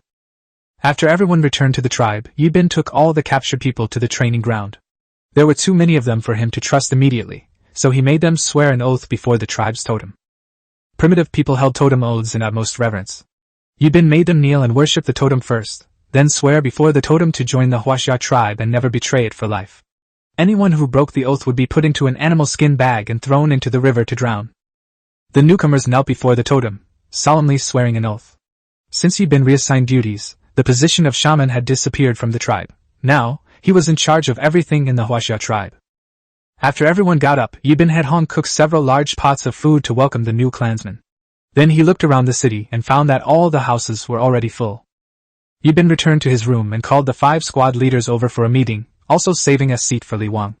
Soon, Black Bull, Black Panther, Muzhan, Black Diligence, Flower Queen, and Li Wang all arrived, making a total of 7 people in the room. Yibin began by saying that the tribe currently has over 230 men, over 60 women, over 50 slaves, and over 20 children, and the houses are already insufficient. Moreover, the tribe is severely lacking in women, and he plans to go to the market in a few days to exchange for some women and slaves. Black Bull immediately asked, "The tribe has nowhere to live. Where will they live if we switch them back?" Yibin replied, "That's the second thing. Tomorrow, take all the men and slaves to the valley entrance." The courtesan was puzzled. There were many carnivores and large herds of beasts near the valley entrance, making it very dangerous. Yibin, however, said that he had already surveyed the terrain. Behind the tribe was a large river, and in front was only one exit. This place was shaped like a gourd, so he called it Gourd Valley. He planned to build a new city at the valley entrance, and construct a large gate. The animals in the valley would then become the tribe's food source, and any enemy attacks would have to enter through the valley entrance. Once the city was built, it would be able to withstand any attacks. Black Panther asked when work would begin. Yibin replied, "Tomorrow. This time, all the iron tools will be brought." Mu Zhan worried that the slaves carrying the iron tools might pose a threat, so Yibin stipulated that 2 slaves should share one tool to prevent any major problems. Black Bull then asked if they were still building mud brick city walls. Yibin said he had discovered a coal mine on his way back. Everyone was confused, so Yibin explained that coal was better than charcoal because it could be used to make lime. With lime, river sand, and clay, they could make cement. Heichin became increasingly confused as he heard about the mud, soil, and mixture. Yibin stopped explaining and began assigning tasks. Tomorrow, Black Ox will take 20 slaves and 50 tribesmen, along with iron hammers, up the mountain to break stones, and then bring 10 blue oxen and 20 camels to the valley entrance. Black Panther will take 10 slaves, 50 tribesmen, and 20 camels to the riverbank to dig river sand. Li Wang led 20 slaves, 40 clansmen, and 20 camels to mine coal in the mountains they had passed through on their return journey. Mu Zhan led 30 clansmen and 6 camels to dig clay by the river. Heichin, with 40 tribesmen and 7 camels, waited at the valley entrance under Yibin's command. Huakui led 20 people to patrol the area around the valley entrance, ready to sound the ram's horn immediately upon spotting a large or dangerous beast. All the women of the tribe also went to the valley entrance to help with cooking. Yibin then instructed Black Ox to find Old Man Xiong and have them make 100 bamboo baskets and 200 animal skin bags overnight. He also sent Black Leopard to inform Rain that they should herd 500 sheep to set off the next day. The 2 men accepted the orders and left immediately. After the meeting, everyone went back to rest. Frogs croaked incessantly throughout the night, and Yibin tossed and turned, his mind preoccupied with the city's repairs. The tribe busied themselves early the next morning. Except for Old Man Xiong and his group who remained in the city, everyone else headed towards the valley entrance. They encountered many wolf packs along the way, and the warriors hunted and killed over 70 wolves that morning. Especially Yibin's special operations team, whose compound bows were powerful and accurate, could easily take down any wolf pack they spotted. Yibin instructed everyone to take the wolf carcasses with them, and divide them up at the valley entrance. In the afternoon, the group finally saw the entrance to the valley ahead. They hadn't walked far when they saw tens of thousands of animals grazing. Yibin glanced around and even spotted 4 saber-toothed tigers hunting. He didn't act rashly. Going there now to kill the saber-toothed tiger would likely trigger a riot by the herd. Fortunately, the valley entrance was some distance from the herd, so Yibin began to survey the terrain and quickly drew the outline of the city on the ground. The tribespeople looked on blankly, not knowing what their chief had drawn. After Yibin finished drawing, he instructed everyone to proceed according to the plan from the previous night, while reminding everyone to carry their weapons, not to act alone, and to stay with the group to prevent being attacked by wild animals. Hong quickly lit a fire and began preparing food. Yibin led his men to dig the foundation, equipped with shovels and hoes. They worked much faster than before. The valley entrance wasn't far from the mountain, and before long, Black Ox's caravan returned carrying stones. Each slave carried 2 large sacks of stones, the tribespeople carried full bamboo baskets, and the camels were also piled high with rocks. Each slave carried over 300 jin, approximately 150 kilograms, and walked very slowly. Half an hour later, Black Ox and his men finally reached the valley entrance. Yibin immediately found 20 women, and had them tread the mud to begin making the kiln. Under Yibin's guidance, the women worked quickly and soon made more than a dozen kilns. Each kiln was more than a meter wide and a meter high, and had 4 ventilation openings at the bottom. The first batch of stones brought by the Black Ox totaled over 21,000 jin, approximately 14,500 kilograms. Slaves carried over 6,000 jin, tribesmen carried over 5,000 jin, and camels pulled over 10,000 jin. Seeing that there was still time, Yibin asked the Black Ox to make a few more trips. He then summoned Heichin and instructed him to arrange for 10 men to take 7 camels into the mountains to cut timber, while the remaining 30 tribesmen filled the foundation with stones. With more manpower, the progress immediately accelerated.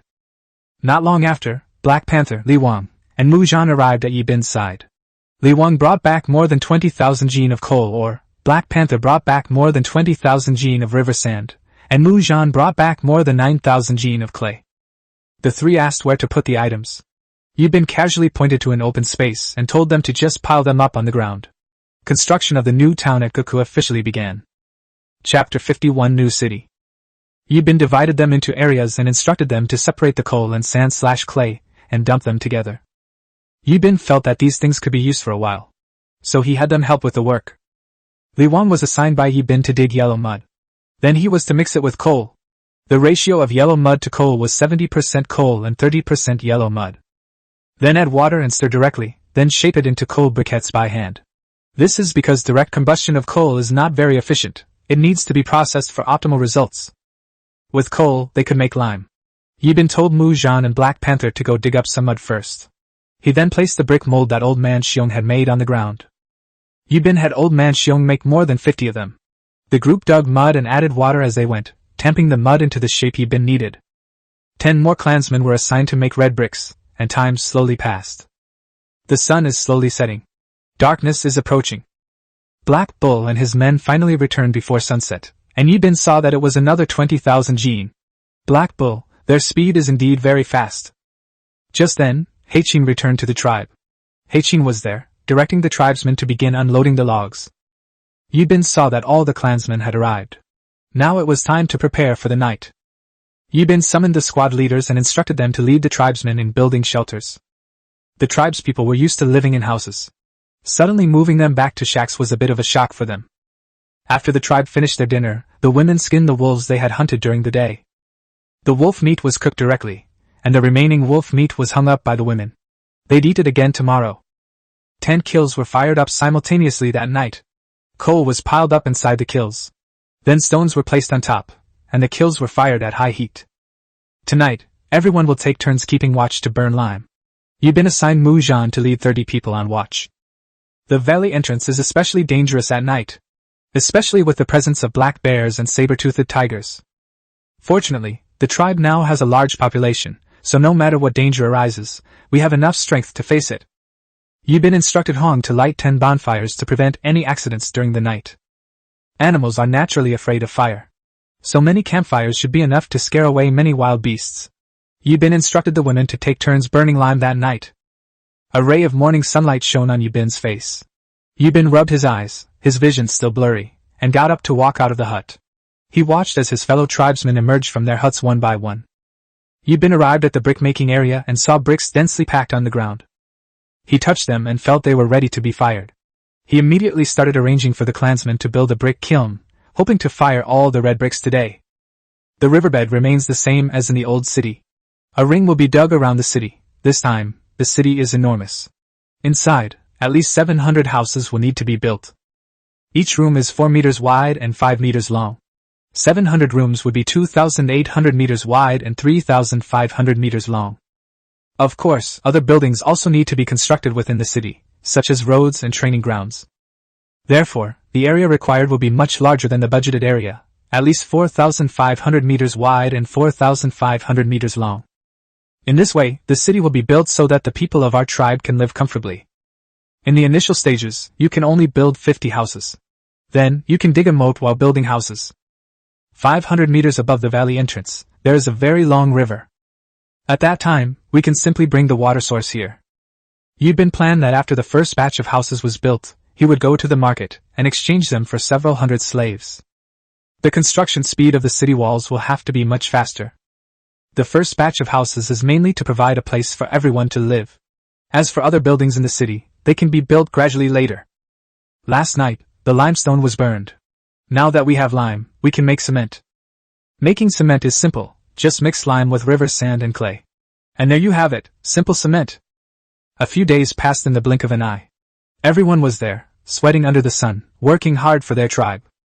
Yibin looked at the stones, river sand, clay, and coal in front of him, which had all been pushed into a small mountain.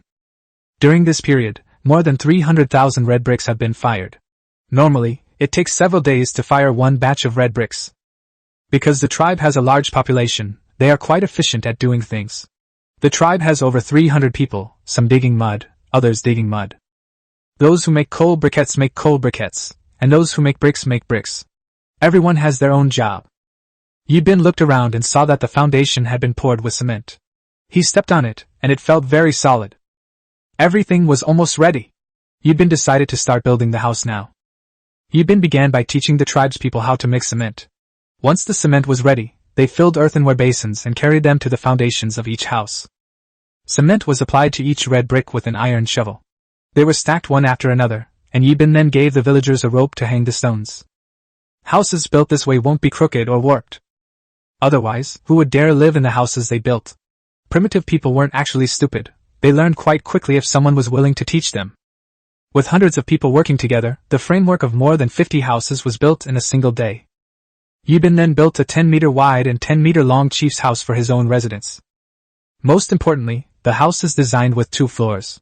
Only in this way can the house be reserved for the person with the most power in the tribe. This also symbolizes the chief's power. Yibin touched the wall and realized that the house built with red bricks and cement was indeed comfortable. Yibin then built a sand table using red bricks and cement in the very center of the first floor room. Inside the sand table, he created a model of a city using mud. The future development of the city will be based on this sand table model. The model contains densely packed houses, barracks, training grounds, pastures, and a sewage system. At this moment, Black Bull walked in and said, "Chief, the framework for the first batch of houses has been completed. But should the roof be covered with straw mats like before?" Yibin said, "Come on, I'll show you how to make something new. I guarantee you've never seen this before." Yibin made several C-shaped molds out of wood. Next, press the kneaded yellow clay into a thin sheet about the thickness of a finger. Place it in the mold and press it down with a round log. Then scrape off the excess mud with a rope. A mud tile is now ready. Yibin begins explaining to the tribespeople who make mud bricks. Before long, the group had learned how to make them. Yibin said, "The tiles you make must be left to dry in the sun for a while before being fired in the kiln." Within a few hours, the tiles were fired. The tribespeople didn't understand what their chief was saying. One by one, they looked at each other, checking to see if their companions understood. Yibin didn't want to explain to them. They would find out naturally in time. Yibin instructed Heichin to build wooden frames on each roof. Then, use red bricks and cement to secure the wooden planks. The roof tiles will be ready tomorrow, and then I'll teach you how to install them. Heichin, anyway, wouldn't understand what Yibin was saying. He could just do as Yibin said. Yibin liked obedient people like that. Evening arrived quickly, and Yibin led the tribespeople to the front of the house. He began to explain things to them. The houses were all made of red bricks and cement. They were extremely sturdy, and only then did everyone realize that red bricks and cement were much stronger than mud bricks. This house is completely different from the one they lived in before. The old house was made of mud bricks. This new house is made of red bricks, making it sturdy and beautiful. The tribespeople couldn't wait to move in. Luoshi asked Yibin, "Why aren't these houses covered with straw mats, chief?" "What if it rains?" Yibin said with a smile. "I've already finished making the roof. The houses can be roofed tomorrow." Yibin added that since everyone from the tribe is here, it's a good time to distribute the houses. Yibin said, "That biggest room is mine. Each of you squad leaders can get a separate room. The remaining 10 people share a room, but married couples can share a room. In the future, the tribe will build more houses. Then, families will consist of 2 people. In the tribes that followed, a man and a woman lived together. So we need to build more houses." One of the tribesmen asked. "Chief, isn't it better for us all to live together? Why do we live separately?" Yibin said that if everyone lived together, no one would know whose child a woman gave birth to. The children don't even know who their fathers are. The relationships are too complicated. Children born this way are more likely to be deformed. The survival rate was extremely low. Just think about it. How many children born to men and women in a tribe would almost all have defects? Chapter 52 Market. The moat we dug today is over 600 meters long, which is quite good. Yibin's main goal now is to build the city wall first. The tribe has no shortage of cement, so Yibin plans to build the city wall using stones. This time, the wall will be at least 6 meters high and over 2 meters wide. Yibin plans to make this city the main city of the Huaxia tribe. He's even thought of a name for it, Dragon City. The city has 4 gates to facilitate the movement of people from the tribe. This city is different from those built before. The city was initially built to protect the people and the tribe. Building cities now is for the beginning of civilization. It's about leading these primitive people into the era of progress. Yibin instructed Black Ox that the tribe's biggest daily task was hauling stones, river sand, coal, and digging soil. Especially stones. The tribe needs a lot of stones to build the city walls. Black Bull said to the chief, "We've almost finished collecting all the small stones in the mountains. Those large rocks were very difficult to collect." Yibin thought about it and agreed. They'd haul back so many rocks during this time. The soldiers used hammers, which were fine for breaking small stones but couldn't break large ones. Yibin thought about how stones were mined on Earth in his previous life. Gunpowder is actually quite simple to make. It consists of 1 part saltpeter, 2 parts sulfur, and 3 parts charcoal. Saltpeter can be found in places with plenty of animal dung. Animal feces contain a large amount of salt, which can be extracted and used to make the soil highly alkaline. Next, dig out the animal dung and the surrounding soil. Soak it in an earthenware pot. Then start filtering, and after filtering, boil it repeatedly to obtain saltpeter crystals. Saltpeter crystallizes and undergoes simple processing to obtain real saltpeter. Another method is to find a saltpeter mine. However, this sulfur is not easy to find. It can only be found on a volcano. Yibin has arrived in this world.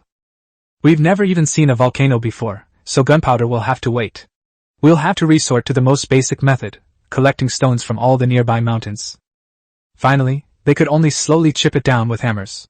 The city wall, built of stone and cement, was impenetrable even to gunpowder. Today is the day the roof tiles are ready. Yibin instructed the clansmen to carry the tiles to the front of each person's house. Black Ox and his men had already built the roof with wooden planks. Now all that was left was to put on the tiles. Yibin had also made more than a dozen ladders out of wood. Yibin told the villagers to place 2 tiles facing up and 1 facing up. Just keep arranging them like that. After the villagers learned how to do it, they placed the tiles on more than a dozen houses at the same time. Because there were so many people, the roofs were built very quickly. There were 50 houses in total, built in 10 rows with 5 rooms in each row. Yibin said that from now on, the first batch of houses in Longqing has been a complete success. Everyone cheered and shouted with joy, and the women started dancing. The men excitedly formed a large circle. They started dancing too. Primitive people's dances were very simple. One way was to shout, and the other was to jump around wildly. From a distance, it still had a certain rhythm. Yibin didn't join their revelry. Luoshi walked over to Yibin and took his hand. Yibin affectionately patted Luoshi's little head. Luoshi's face turned bright red, despite her rugged appearance. However, girls who haven't experienced that kind of thing still tend to be shy when they're intimate with men. Seeing that everyone had had enough of the party, Yibin said, "Let's start distributing the houses now." There were over 320 people in the tribe. The team leaders stood at the front, and all the tribe members, men and women, stood separately. 10 people stood in each row. The slaves, too, stood in a row of 15.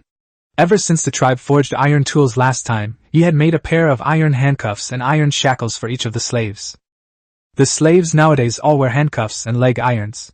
With the methods of primitive people today, it would be impossible to open these iron shackles. These slaves were all captured by the wolf tribe last time. They were all tall and strong, and the wolf tribe always provided them with good food. Since being captured by Yibin, these slaves haven't changed much. Yibin still gives them meat to eat, but he never lets them eat their fill. Soon the tribespeople were all lined up. Yibin announced that there were 5 rooms in the first row, 1 for each of the Black Ox, Black Leopard, Wood Warrior, Black Diligence King, and 1 for each of them. Second row, Director Luoshi Wu, and the most beautiful courtesan, Red Moon. 1 room for each person. In the third row, Old Man Xiong, Shu Lu, Xian Yu, and 3 other elders from the tribe share a room. Everyone else has their own room. There are more than 300 people left, in the 4th, 5th, 6th, 7th, 8th, and 9th rows. 10 people were assigned to 1 room, and the more than 50 slaves lived in the 10th row. 3 rooms were allocated to them, and the remaining 2 were temporarily used as storage rooms. As for Yibin, his room was next to the 1st and 2nd rows. It was a detached 2-story building, currently the largest room in the tribe. The first batch of houses for the tribe has been distributed. The second batch of houses, with a target of 100 units, will begin construction in 3 days.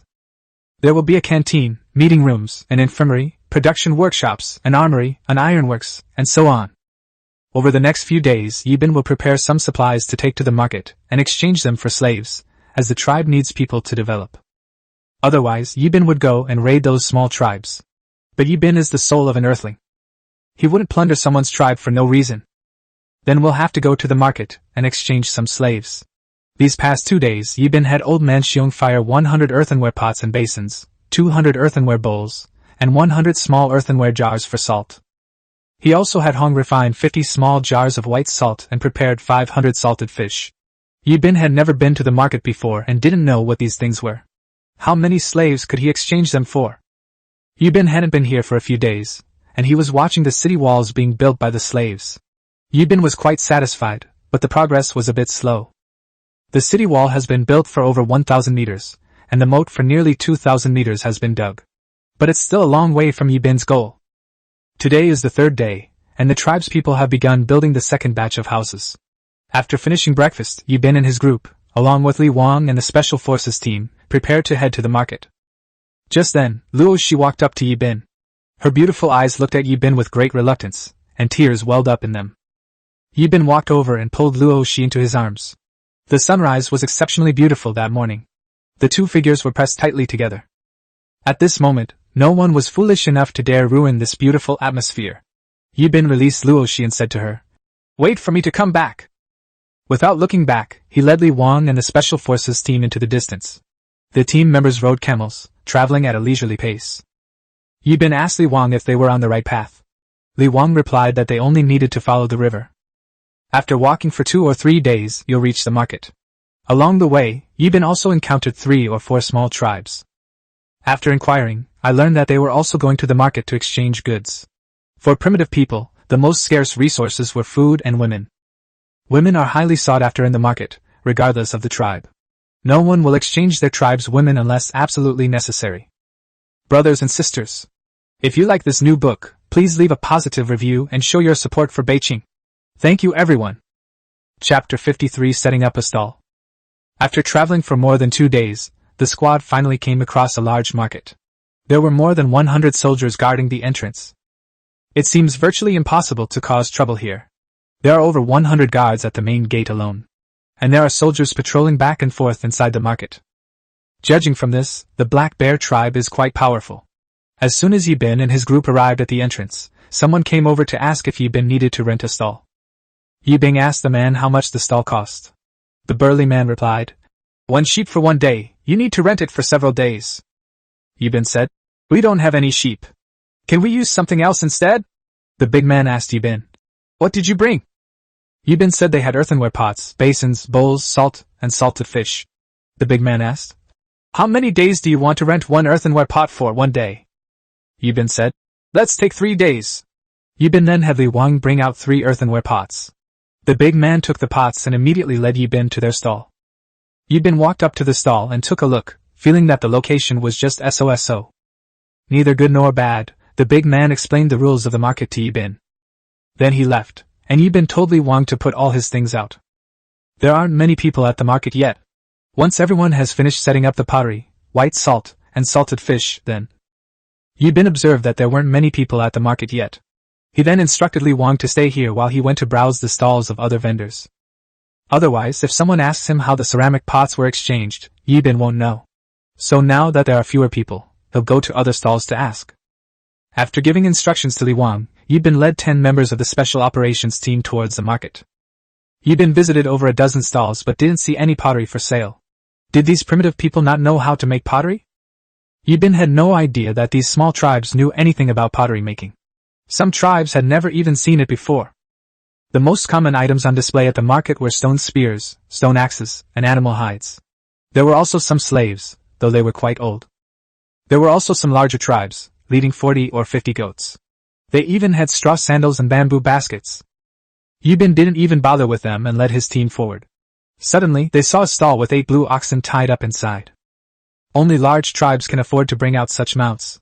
Otherwise, they wouldn't bring out more than a dozen blue oxen for trade here at once. Yibin strode towards the stall. The stall owner, seeing someone approaching, smiled and asked, "What would you like to exchange?" Yibin asked, "How do you exchange your oxen?" The stall owner replied, 20 goats for 1 ox. Yibin thought it was acceptable, considering the oxen were quite useful. Yibin asked, "Could you lower the price a bit?" The stall owner immediately became unhappy, realizing he'd run into a penniless wretch. Primitive people didn't have the concept of haggling. The stall owner thought Yibin was just there to vent his frustration. He said impatiently, "Are you going to change it or not? If not, get out of here and don't waste my time." Yibin was also unhappy. "I was just haggling over a price. You're making it sound like I have a deep-seated grudge against you."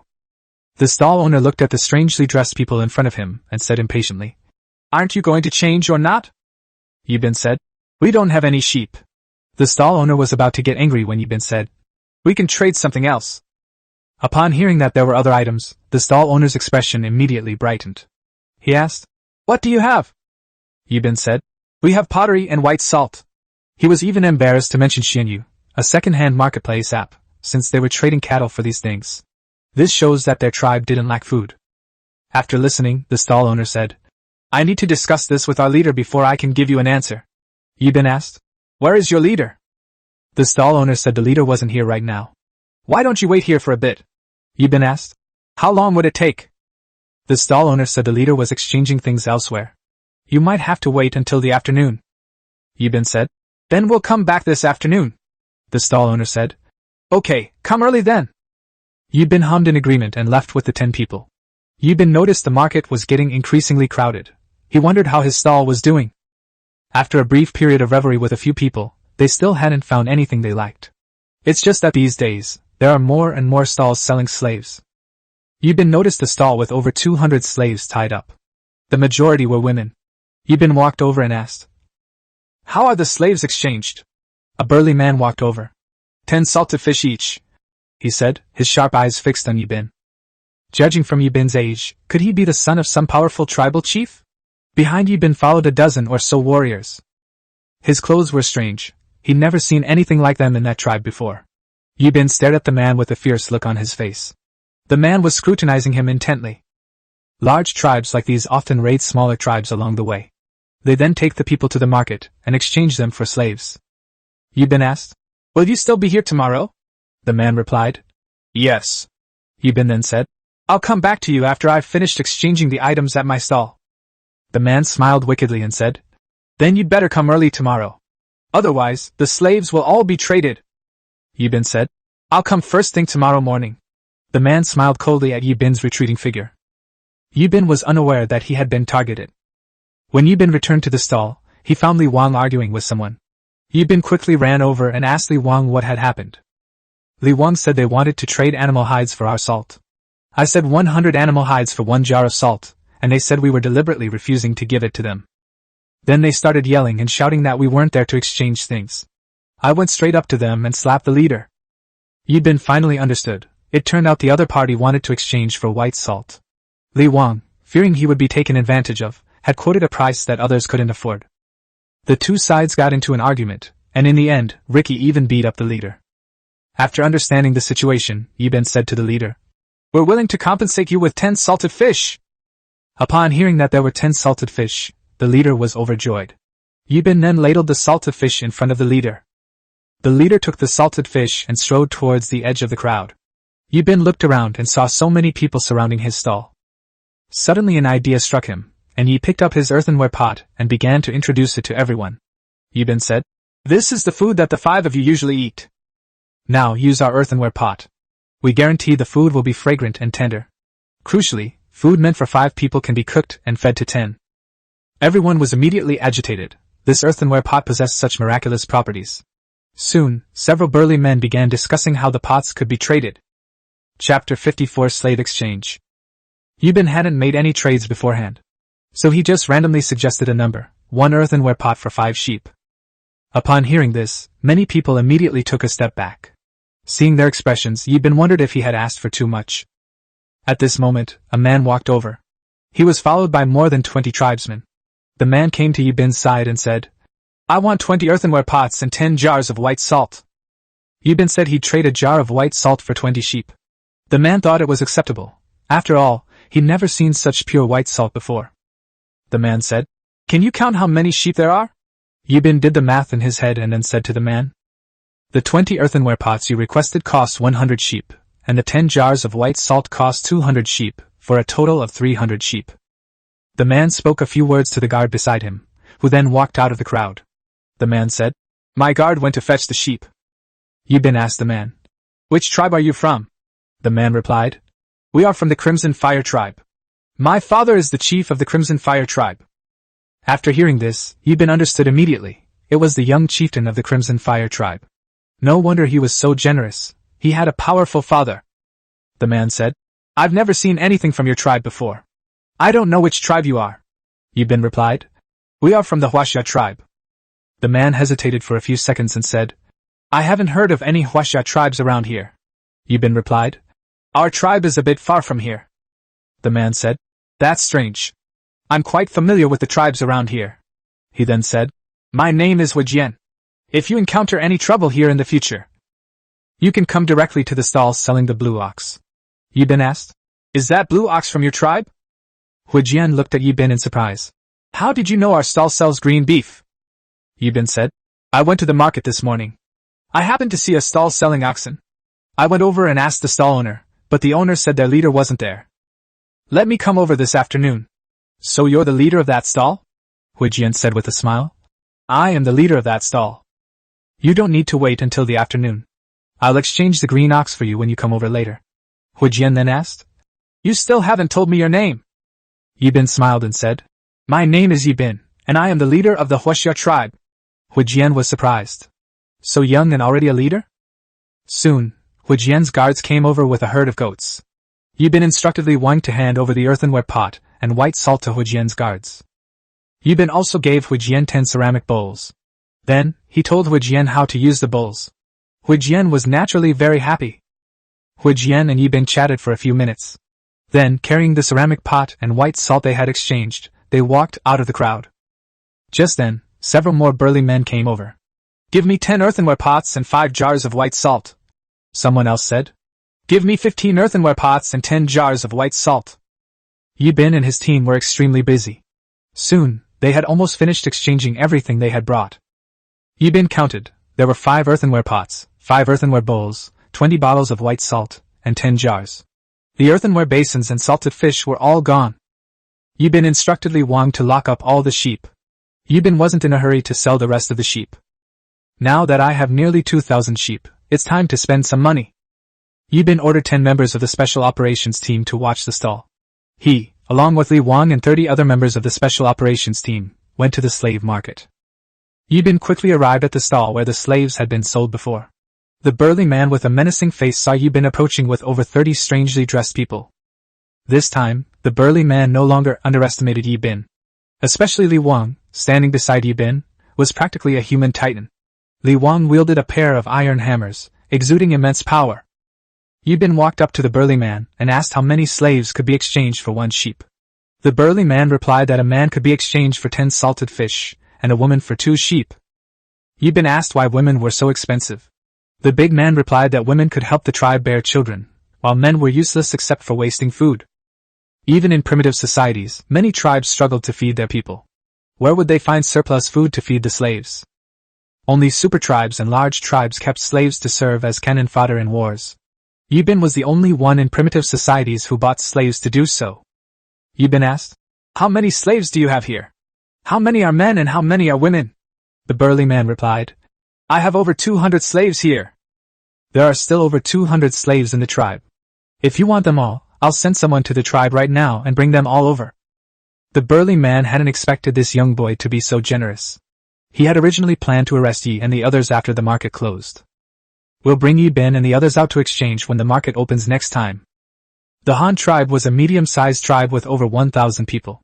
They always relied on the market to capture people from smaller tribes for trade. Yibin and his group were originally one of his targets. He hadn't expected Yibin to bring so many people this time, completely disrupting his plans. Yibin said, I want all of your slaves. 5 male slaves for 2 sheep, is that alright? The burly man said yes. We have 300 female slaves and 150 male slaves. Are you sure you want them all? Yibin said he wanted them all. Calculate how many sheep there are. The big man instructed a member of his tribe standing nearby. Tell him to come back and bring all the slaves over. Then, the big man started counting the small wooden sticks. Yibin thought to himself, At this rate, who knows when we'll ever finish counting? So he said, No need to count, there are 660 sheep in total. The big man put down the small wooden stick in his hand. His intuition told him that Yibin was right. So he said generously, Since Brother Bu said 660, then it's 660. Yibin told 2 soldiers to go back and bring the sheep. Yibin then examined the slaves more closely. They were all around 20 years old, but each one was as thin as a monkey. But it doesn't matter, I can gain weight when I get back. Soon, the big man's clansmen arrived, leading more than 200 slaves. Not long after, 2 of Yibin's soldiers brought the sheep over. The 2 sides began trading, and Yibin instructed Li Wang and his men to take the slaves back to their stall. The burly man was thrilled by the sight of so many sheep. Then, his cold eyes watched Yibin and his companions leave until they disappeared from sight. Yibin instructed Li Wang to take the slaves back to his stall. He then went to Huijian's stall, where he happened to see Huijian cursing. Yibin walked over and asked with a smile, "Brother Huijian, what's wrong?" Huijian saw Yibin and immediately burst into laughter, giving him a big hug. Huijian said, "My clansmen traded 15 sheep for a single blue ox. It infuriates me. Do you know how much it costs to capture a blue ox?" Chapter 55 or Bear Tribe. Yibin asked, "Brother Huijian, is it difficult to catch this blue ox?" Huijian replied, "Blue oxen are generally herd animals. Each time, the tribe has to mobilize hundreds of people to capture just 3 or 4 blue oxen. Do you think these blue oxen are easy to catch?" Yibin chuckled awkwardly and asked, "Brother Huijian, how many green oxen do you have left?"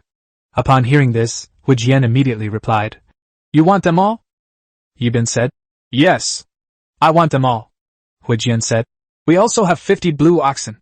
Are you sure you want them all?" Yibin pretended to hesitate for a moment. Then he said, "I want them all." Huijian immediately ordered his people to bring over all the blue oxen. Yibin said, "Brother Huijian, could you bring your blue ox and come with me to our stall? We can exchange things there, okay?" Huijian agreed and immediately instructed his people to bring the blue oxen towards Yibin's stall. Li Wang watched as his leader returned with so many blue oxen. Startled, Yibin wondered where the chief had gotten these blue oxen. "There are so many of them," Yibin asked, approaching Li Wang. "Go to the sheepfold and herd 1,000 sheep out to give to Brother Huijian." Li Wang's heart was bleeding. The leader was truly wasteful. The sheep they had just acquired were replaced by the chief before they could even be properly cared for. Now there are only 140 sheep left in the pen, and everyone is utterly helpless in the face of the chief's wasteful behavior. After seeing Huijian and the others off, Yibin went to the stall and looked around. He discovered that the white salt was gone. He remembered there were 10 jars left when he left. "Soldiers," the leader said, noticing his confusion. "A few people came over just now and took the white salt." 10 cans of salt were exchanged for 200 goats. Yibin asked, "So we still have more than 340 goats?" The team members replied, "Yes, leader. What should we do now?" Yibin glanced at the stall. There were only 5 earthenware pots and 20 earthenware bowls left. Not much else to trade. Yibin looked at the slaves sitting on the ground and said, "From today onwards you are the slaves of my Huaxia tribe. I know you were captured, but that doesn't matter anymore. I'm giving you 2 choices, either join our tribe or come back to the Huaxia tribe and continue being slaves. Of course, there are conditions for joining our tribe. The first condition is that those who have killed must stand up." Soon, more than 30 people stood up. Yibin said, "You 30 people will go back to the tribe and become slaves first. We'll see how you perform later. Anyone else is welcome to join our Huaxia tribe. Primitive people don't lie. Their world isn't full of intrigue." These slaves in their previous tribe couldn't even get a bite to eat all day. Besides drinking water, they ate only wild grass from the ground. Soon someone stood up and shouted, "I'm willing to join your Huaxia tribe." The slaves were starving. All they could think about now was how to survive. When death approaches, someone suddenly gives you a ray of light to live. Anyone would choose to live, abandoning all tribal beliefs. These slaves are just thinking about how to survive. Yibin gave them hope, like a drowning person clinging tightly to a rope to stay alive. Yibin was now the rope, watching as the slaves stood up, shouting that they were willing to join the Huaxia tribe. Yibin instructed Li Wang to kill 8 sheep, start a fire, and cook the meat so that everyone could have a good meal. For the slaves, nothing was more important than food at that moment. They haven't eaten meat in a long time, and some of them don't even have the strength to stand. Soon, the earthenware pot emitted a wonderful aroma of meat. The slaves' eyes were glued to the pot, as if they wanted nothing more than to grab it and start eating. Yibin had everyone line up, but there weren't any extra ceramic bowls on the stall. So, Yibin had them make 2 small wooden sticks on the spot. The slaves couldn't understand what use 2 small wooden sticks were. Yibin then placed the remaining 20 earthenware bowls in front of the 5 earthenware pots. Making the slaves take turns drinking the soup created an extremely awkward situation. All the slaves, holding small wooden sticks, stood around the earthenware pot, at a loss for what to do. Yibin ordered the soldiers to teach the slaves how to use chopsticks. There were a total of 450 pieces of mutton cut into 5 earthenware pots. There was exactly 1 piece of meat for each slave, but some slaves secretly tried to take 2. The warriors saw them and immediately kicked them, sending them sprawling to the ground. Seeing someone being beaten, the slaves immediately became obedient. Yibin told them to find a leaf and wrap the meat in it to eat. Although it's not very hygienic, I can't care about that now. Seeing them wolfing down their food, Yibin was immediately filled with emotion, recalling when he himself had transmigrated here. Back in the tribe, there wasn't a single piece of meat to be found. It feels like just yesterday. Seeing Yibin standing there in a daze, Li Wan walked over and asked, "Chief, are we going to stay at the market for a few more days?" Yibin snapped out of his daze and looked at Li Wan, saying, "Let's wait until they finish eating. Then we'll head back to the tribe." Just then, the man with the fierce face walked over. He smiled and walked towards Yibin, saying, "I am Manxiong, the leader of the Zhanxiong tribe. I heard that you're the one selling pottery at the market." Yibin said, "Yes. We are the pottery seller, and we have 5 more pottery pots. We just cook meat and haven't had time to wash them yet." The bear said nonchalantly, "It's fine, we're going to cook meat anyway. How about we exchange our earthenware pots?" Yibin had no liking for this bear. So he said, "These are the best clay pots in our tribe." He'd heard that 20 sheep could be traded for 1 clay pot. "It looks like a clay pot, it shouldn't need this many sheep. This boy is obviously messing with him," Manxiong said with a laugh. "Okay, then we'll trade 20 sheep for 1. When asked how many earthenware pots they still had, Yibin replied that they had 5. Manxiong said he would take them all, and then his tribesmen brought over 100 sheep. The exchange was completed quickly. As Manxiong was leaving, he told Yibin that the roads weren't safe that night. Then he smiled and left. Yibin understood what Manxiong meant, of course. "You just wait, kid. I'll deal with you tonight." Having been through so much since arriving in this world, Yibin wasn't someone to be easily intimidated. The slaves were all full, lying comfortably on the ground, rubbing their bellies. Yibin glanced over and noticed one slave standing there ramrod straight. Yibin had originally intended to say that these primitive people were hopeless and incompetent. Unexpectedly, he encountered one, a completely different kind of primitive person. Yibin called him over and asked, "What's your name? Why didn't you lie down and rest like the others after you finished eating?" The boy wasn't very old, about 18 or 19. He said, "My name is Zhuifeng, and I come from the Yoshiong clan." This was the first time Yibin had heard the name Yoshiong clan in all the time he'd been in this world. Even large tribes are called this tribe or that tribe. Yibin was completely dumbfounded when the Yoshiong clan suddenly appeared. Did I travel back in time to Earth 5,000 years ago? But then I see these primitive people don't look like them at all. Chapter 56: The Wild Bear Robbery. Yibin asked, "How many people are left in your Xiong clan?" Shui Feng replied, "Why were you arrested here?" He said, "I'm the only one left in our Xiong clan. My father and I were hunting in the mountains when we encountered a wild bear. They killed my father right in front of me. Then they captured me and brought me here to be sold into slavery. As for why I was still standing even though I was full, that's because you didn't offer me a seat." Yibin immediately looked at Shui Feng with newfound respect. Yibin said, "From now on you'll follow me. I wonder if you're willing." Shui Feng immediately replied that he was willing to follow the chief for life and never betray him. Yibin said, "From now on, you will be surnamed Long. You will be called Long Shui Feng. There are only about 30 people in the tribe with the surname Long now." Shui Feng never expected that Yibin would bestow a surname upon him. This meant that Yibin thought highly of him. Shui Feng came to Yibin's side and said, "Chief, that barbarian bear will definitely ambush us on our way back." Yibin glanced at Shui Feng with surprise, thinking the young man was quite clever. Yibin said, "I expected this. If he dares to come, I guarantee he won't leave alive." Shui Feng looked at the leader, his eyes filled with murderous intent. Then everyone began packing their things, preparing to return to the tribe that afternoon. Yibin rang, one of the newly joined tribespeople, was herding the sheep towards the market entrance. At this moment, in the distance, a pair of malevolent eyes were fixed on Yibin and his group. Yibin had Li Wan lead the way, and everyone began to walk out of the market. As Yibin reached the door, a man with a scar on his chest blocked his way. The man smiled and said, "So you're the leader of the Huaxia tribe? Let me introduce myself, I'm Baihu, the leader of the Black Bear tribe. I heard from the tribespeople that your pottery sells exceptionally well. I'd like to exchange 20 pieces as well," but Yibin apologized. "Sorry, White Tiger Chief. We've already exchanged all our pottery. If Chief White Tiger is in a hurry, we'll come earlier next time. We'll definitely give Chief White Tiger a discounted price then." White Tiger was naturally very happy and said, "Chiefy, please be careful on your way back." Yibin could hear the White Tiger's concern. Smiling, he said to the White Tiger, "Thank you for the reminder, Chief White Tiger. We're off now." The White Tiger watched Yibin and the others' retreating figures and muttered softly, I wonder if the Huaxia tribe can escape from the barbarian bear this time. A warrior beside him replied. If the barbarian bear makes a move, very few people can leave alive. Baihu thought for a moment and said, I hope Chief Yi can return to the tribe smoothly this time. After all, their pottery and white salt were the first things we saw at the market. This has brought enormous benefits to our market. As long as their pottery and white salt can continue to be sold in our market, many tribes will come from far and wide. The warrior suggested. Should we lend a hand to the Huaxia tribe? The white tiger replied. No, the war bear tribe has nearly 1,000 people. They're also members of the Taohai Alliance. Let's not cause any trouble. The soldier thought for a moment, and then remained silent. The group was traveling quickly, and Yibin knew that someone would ambush them along the way. He had the weaker women ride on the backs of the blue oxen. The special operations team led the way, with the men herding the sheep as they walked. The women followed behind. There were only about 40 people when Yibin arrived.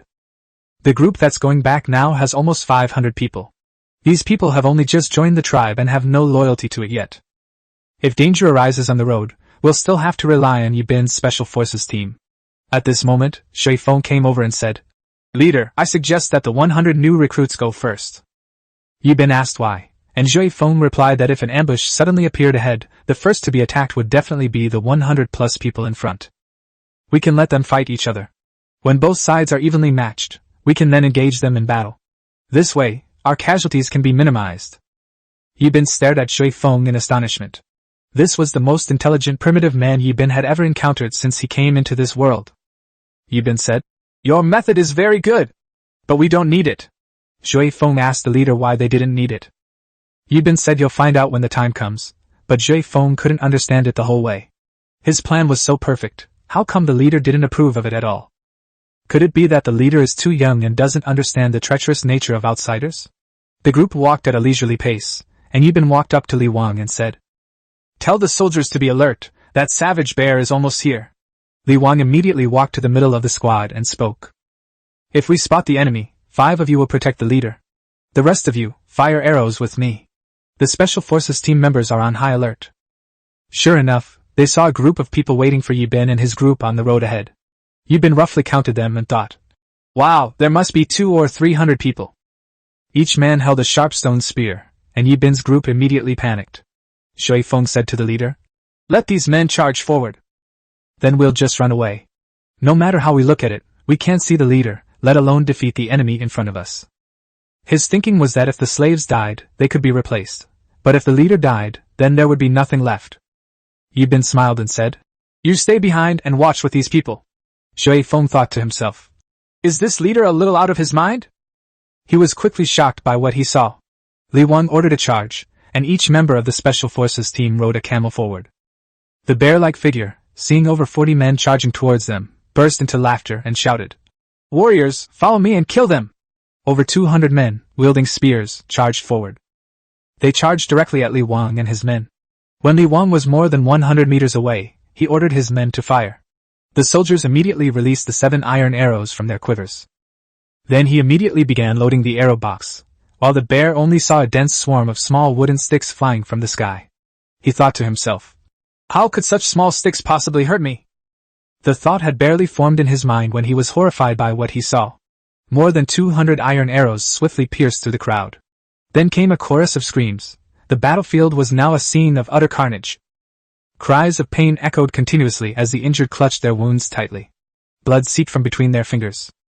The bear had never seen such a weapon before and stood frozen in place, at a loss for what to do. Just then, a warrior rushed up and immediately pulled the bear behind him. Then he shouted, Leader, hurry! Their weapons are too powerful! Before the warrior could finish speaking, he was pierced through the body by a powerful arrow. The iron arrow went straight through the warrior's heart. The bear looked at the warrior's chest, where an iron arrow was stuck, and blood was flowing down the arrowhead. With his last breath, the soldier shouted, Leader, hurry up and leave, or we'll all die here. The bear then realized what was happening and immediately began to flee. By this time, the Special Forces team's quiver was completely full. The camel also began to accelerate forward. Although camels are slow, they can still run at a speed of over 40 kilometers per hour.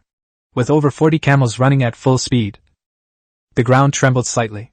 The camel's full-speed run brought an immense sense of pressure to the bear. The Special Operations team quickly charged into the crowd. The team members began firing rhythmic bursts at the warriors of the War Bear tribe. Seeing that their leader, the Wild Bear, had fled, the warriors of the War Bear tribe instantly panicked. Chapter 57 Returning to the tribe. Li Wang saw that Man Xiong was fleeing with dozens of men. He rode his camel and picked up his repeating compound bow. One arrow after another, 7 warriors were shot through the chest. Then they collapsed to the ground, their blood staining the animal hides on their chests. The warriors desperately protected the bear. Li Wang slung his compound bow over his shoulder and picked up the iron hammer from the camel's back. He swung it directly at the wild bears. When the warriors saw Li Wang charging towards them, more than a dozen of them rushed forward to block him. Seeing people blocking his way, Li Wang swung his iron hammer. The warriors immediately tried to block. The hammer struck them, and the immense force sent them reeling. He was sent flying by the shockwave, and the stone spear in his hand was shattered into several pieces. The spikes on the hammer pierced their chests. The soldiers collapsed to the ground in agony, their internal organs shattered.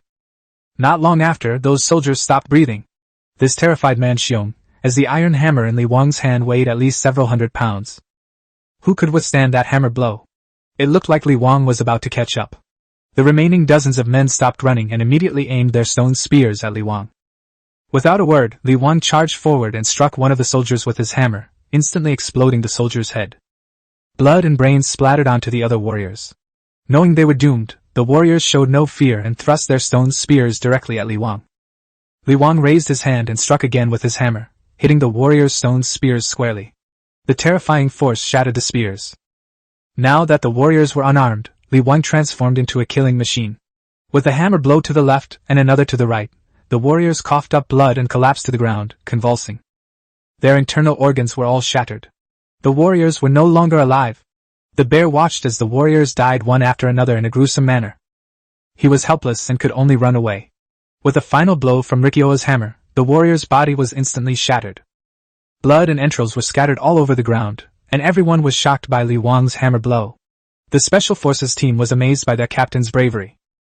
They were also transformed into killing gods, each strike of their iron blades severing the necks of their enemies. At this moment, the squad was like Asuras emerging from hell. Everyone was covered in blood. Their iron swords were stained crimson with blood, and the remaining soldiers were so terrified their legs went weak. They had never seen such sharp weapons before. They could easily slice through their flesh. And their stone spears couldn't even pierce the Special Forces team's armor. This was a battle on a completely different level. It was a one-sided massacre, and Yibin saw that the savage bear had already fled far away. He then personally went to the battlefield and shouted, "Put down your weapons, or you will all die here!" At this point on the battlefield, the War Bear tribe had only about 60 people left. Not a single one of them wanted to resist. The Special Forces team had left a deep impression on them. Especially Rikio, one blow from his hammer could blow a person to pieces. Nobody wants to see that again. Shui Feng then understood why the chief hadn't accepted his suggestion. It turned out the chief simply didn't take the War Bear tribe seriously. One person in the crowd started throwing away their weapon. Then 2, 3, and soon everyone had thrown away their weapons. Yibin shouted, "Tie them all up!" The Special Forces team immediately began tying them up, and within minutes they were all bound. Retrieving the iron arrows was a wonderful thing for the Huaxia tribe. Yibin summoned Shui Feng and ordered him to have people pick up all the stone spears and axes from the ground. He also instructed them to remove the animal hides from the corpses. Shui Feng arrived at the group's side and immediately assigned 100 men to clean up the battlefield. The squads began to return to their main force. The women were amazed by the Special Operations Squad's valiant fighting. Many women started flirting with the Special Forces team members. Yibin glared at the women, and they immediately quieted down. Shui Feng quickly finished cleaning up the battlefield. He approached Yibin and said, "The leader had a total of 200 stone spears, 40 stone axes, and some damaged ones that we didn't collect." Yibin was very satisfied with Shui Feng and said, "Shui Feng, are you sure you're not from a super tribe? How could you calculate these things so quickly? People from small tribes simply couldn't do that." Shui Feng said, "I've lived in a small tribe since I can remember. All these things I know were taught to me by my father. But my father is already dead. Killing so many people from the War Bear tribe today can be considered revenge for my father, but it's a pity that that bastard, the savage bear, escaped." Yibin said there would be plenty of opportunities in the future. He then ordered everyone to set off. With these 60 slaves, the journey would be much easier, and many tasks could be left to the slaves. Yibin's team arrived at the riverbank, and Yibin instructed Li Wang to lead the Special Forces squad to remove their armor and wash in the river, as they were covered in blood. The river was instantly stained red with blood, and the soldiers were all trying to wash the blood off their bodies. After the soldiers finished washing, Yibin told them that the armor must not come into contact with water. Otherwise it will rust, and the armor will be easily damaged. You can wipe it with animal fat. Soldiers, after listening to their leader, they realized that the armor couldn't be soaked in water. Many of them had been thinking of taking a bath while wearing their armor. Fortunately, the leader stopped him. Shui Feng secretly memorized everything Yibin said. Shui Feng thought, "The leader knows so much." Yibin asked Shui Feng how to settle these people back in the tribe. Shui Feng said to the leader, "Actually, if you just give these people a full meal, they'll listen to you in everything. Nobody wants to live a bad life." They were living in the land of the bears, where they couldn't get a single meal a day. It was their leader who rescued them. Since the leader was feeding them, they would follow him wholeheartedly. Shui Feng knew that the leader was testing him. From the moment he saw Yibin, he made up his mind to follow the leader for life. Shui Feng knew that only by following the leader would he have a chance to take revenge. After several days of travel, the group finally arrived at Huluku. Only one side of the city had been built, and the courtesan arranged for people to patrol the city wall every day. Suddenly, the sound of ram horns rang out from within the tribe, and more than 100 tribal warriors all stood on the city wall. Their bows were already fully drawn, waiting only for the courtesan's command. Yibin was quite pleased to see the courtesan's caution. A tribe that lacked even the slightest vigilance wouldn't survive long. Although it was just one wall, these primitive people had never seen such a magnificent structure before. They were all dumbfounded. It had completely shattered their understanding of the world. Shui Feng asked Yibin, "Chief, is this our tribe?" Yibin nodded and said, "This city is not yet completed. Once the city is built, you'll see what true awesomeness is. I already think the tribe is incredibly awesome." But the chieftain said that the cities to come would be truly formidable. The procession continued towards the valley entrance. Only then did the courtesan realize that it was the chieftain who had returned. The tribe's people immediately came down to greet her. She rushed to Yibin's side, and Yibin immediately picked her up in his arms. After circling around a few times, the crowd was no longer surprised by their leader's behavior, and everyone gathered around Yibin, excitedly shouting, "Ooh!" Chapter 58 Tribal Unity. After a while, she suddenly remembered something. She immediately broke free from Yibin's embrace, her face turning bright red. At this moment, Yibin introduced them to the tribe members. "These bound people are slaves we captured. There are also 510 slaves we traded at the market. 60 people were captured, and only 30 are still under observation. The remaining 420 have all joined our Huaxia tribe."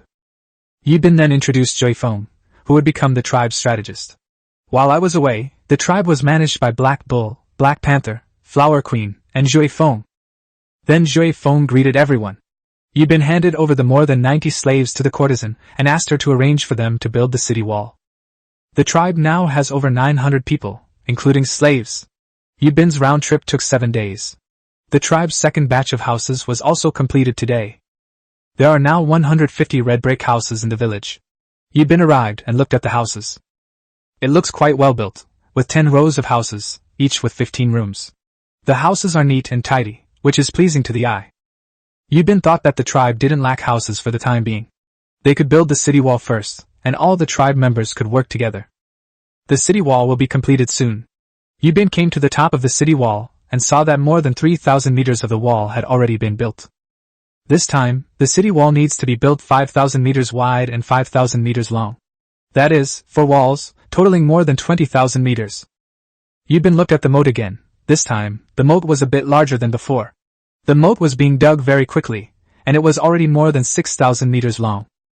With iron tools, digging the soil is so fast. Just then, Chasing Wind walked over. "Chief." The new tribespeople and slaves had all been settled. They used 51 rooms together, and Yibin was quite satisfied with Shui Feng. Yibin said, "With you here, things will be much easier in the tribe." Shui Feng quickly pledged his loyalty, saying, "I'll do anything the leader needs." Yibin replied, "Wait until the city walls are built. I want to build an army so that I can have a place in this region in the future." Shui Feng said, "A leader must lead a qualified army. It must have been tempered by the battlefield, otherwise it cannot be called an army.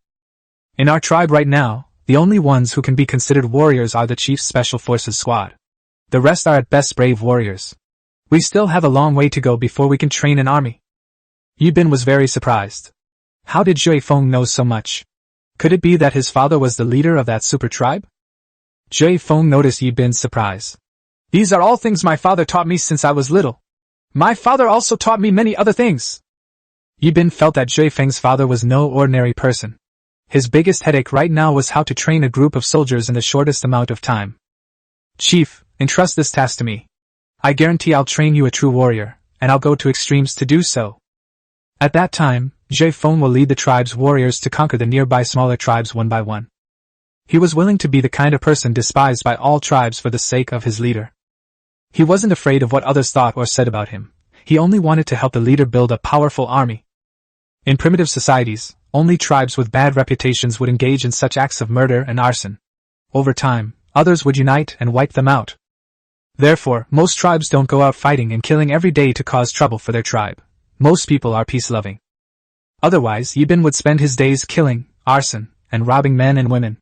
Before long, many tribes would attack him, bringing annihilation to their tribes. If you want to build a strong military, you must take the proper route. You can't keep thinking about taking crooked and unethical methods.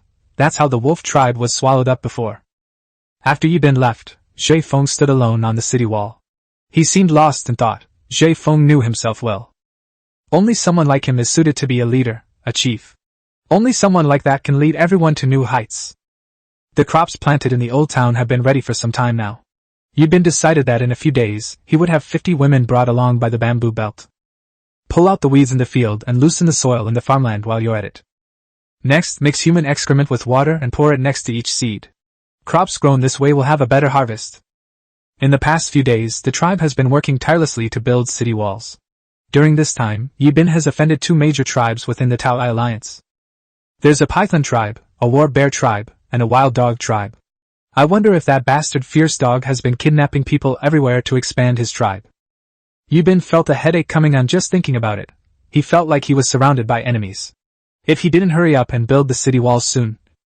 If the enemy comes knocking on our door one day, our tribe will be in danger. These tribes have all fought against Yibin. Next time they come, they will definitely be prepared. At that time, Yibin's arrows will probably not be as effective. The gluttonous alliance must know by now that Yibin possesses weapons like bows and arrows. With so many people in an alliance, there are bound to be a few clever individuals. By then, they will have developed defensive gear to counter arrows. The python tribe and the war bear tribe will surely unite. There were probably only 2,000 or 3,000 people who came at that time. Yibin's small group. Each of them could drown him with a single spit.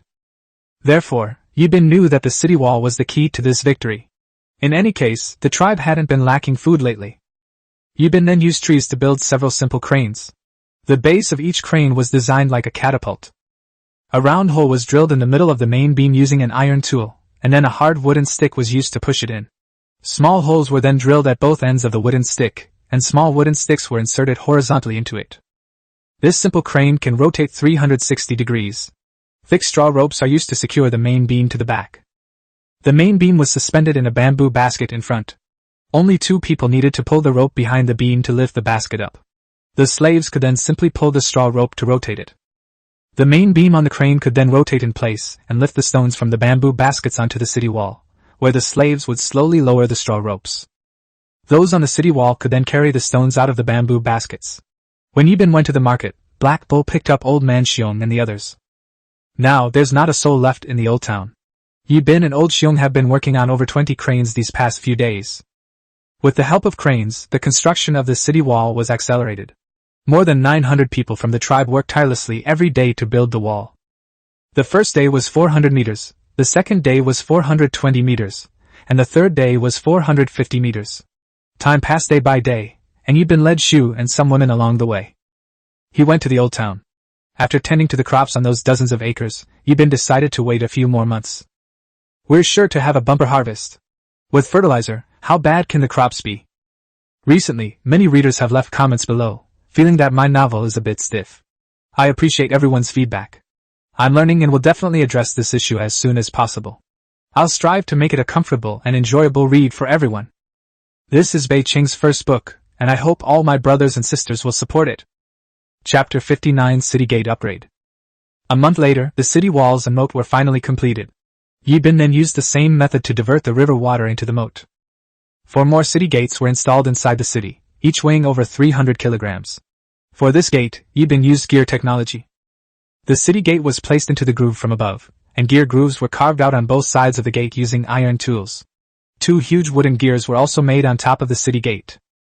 Then, using sturdy tree stumps, the gears were fixed to both sides of the city gate. People could simply turn the gears on them, and the city gate would slowly rise.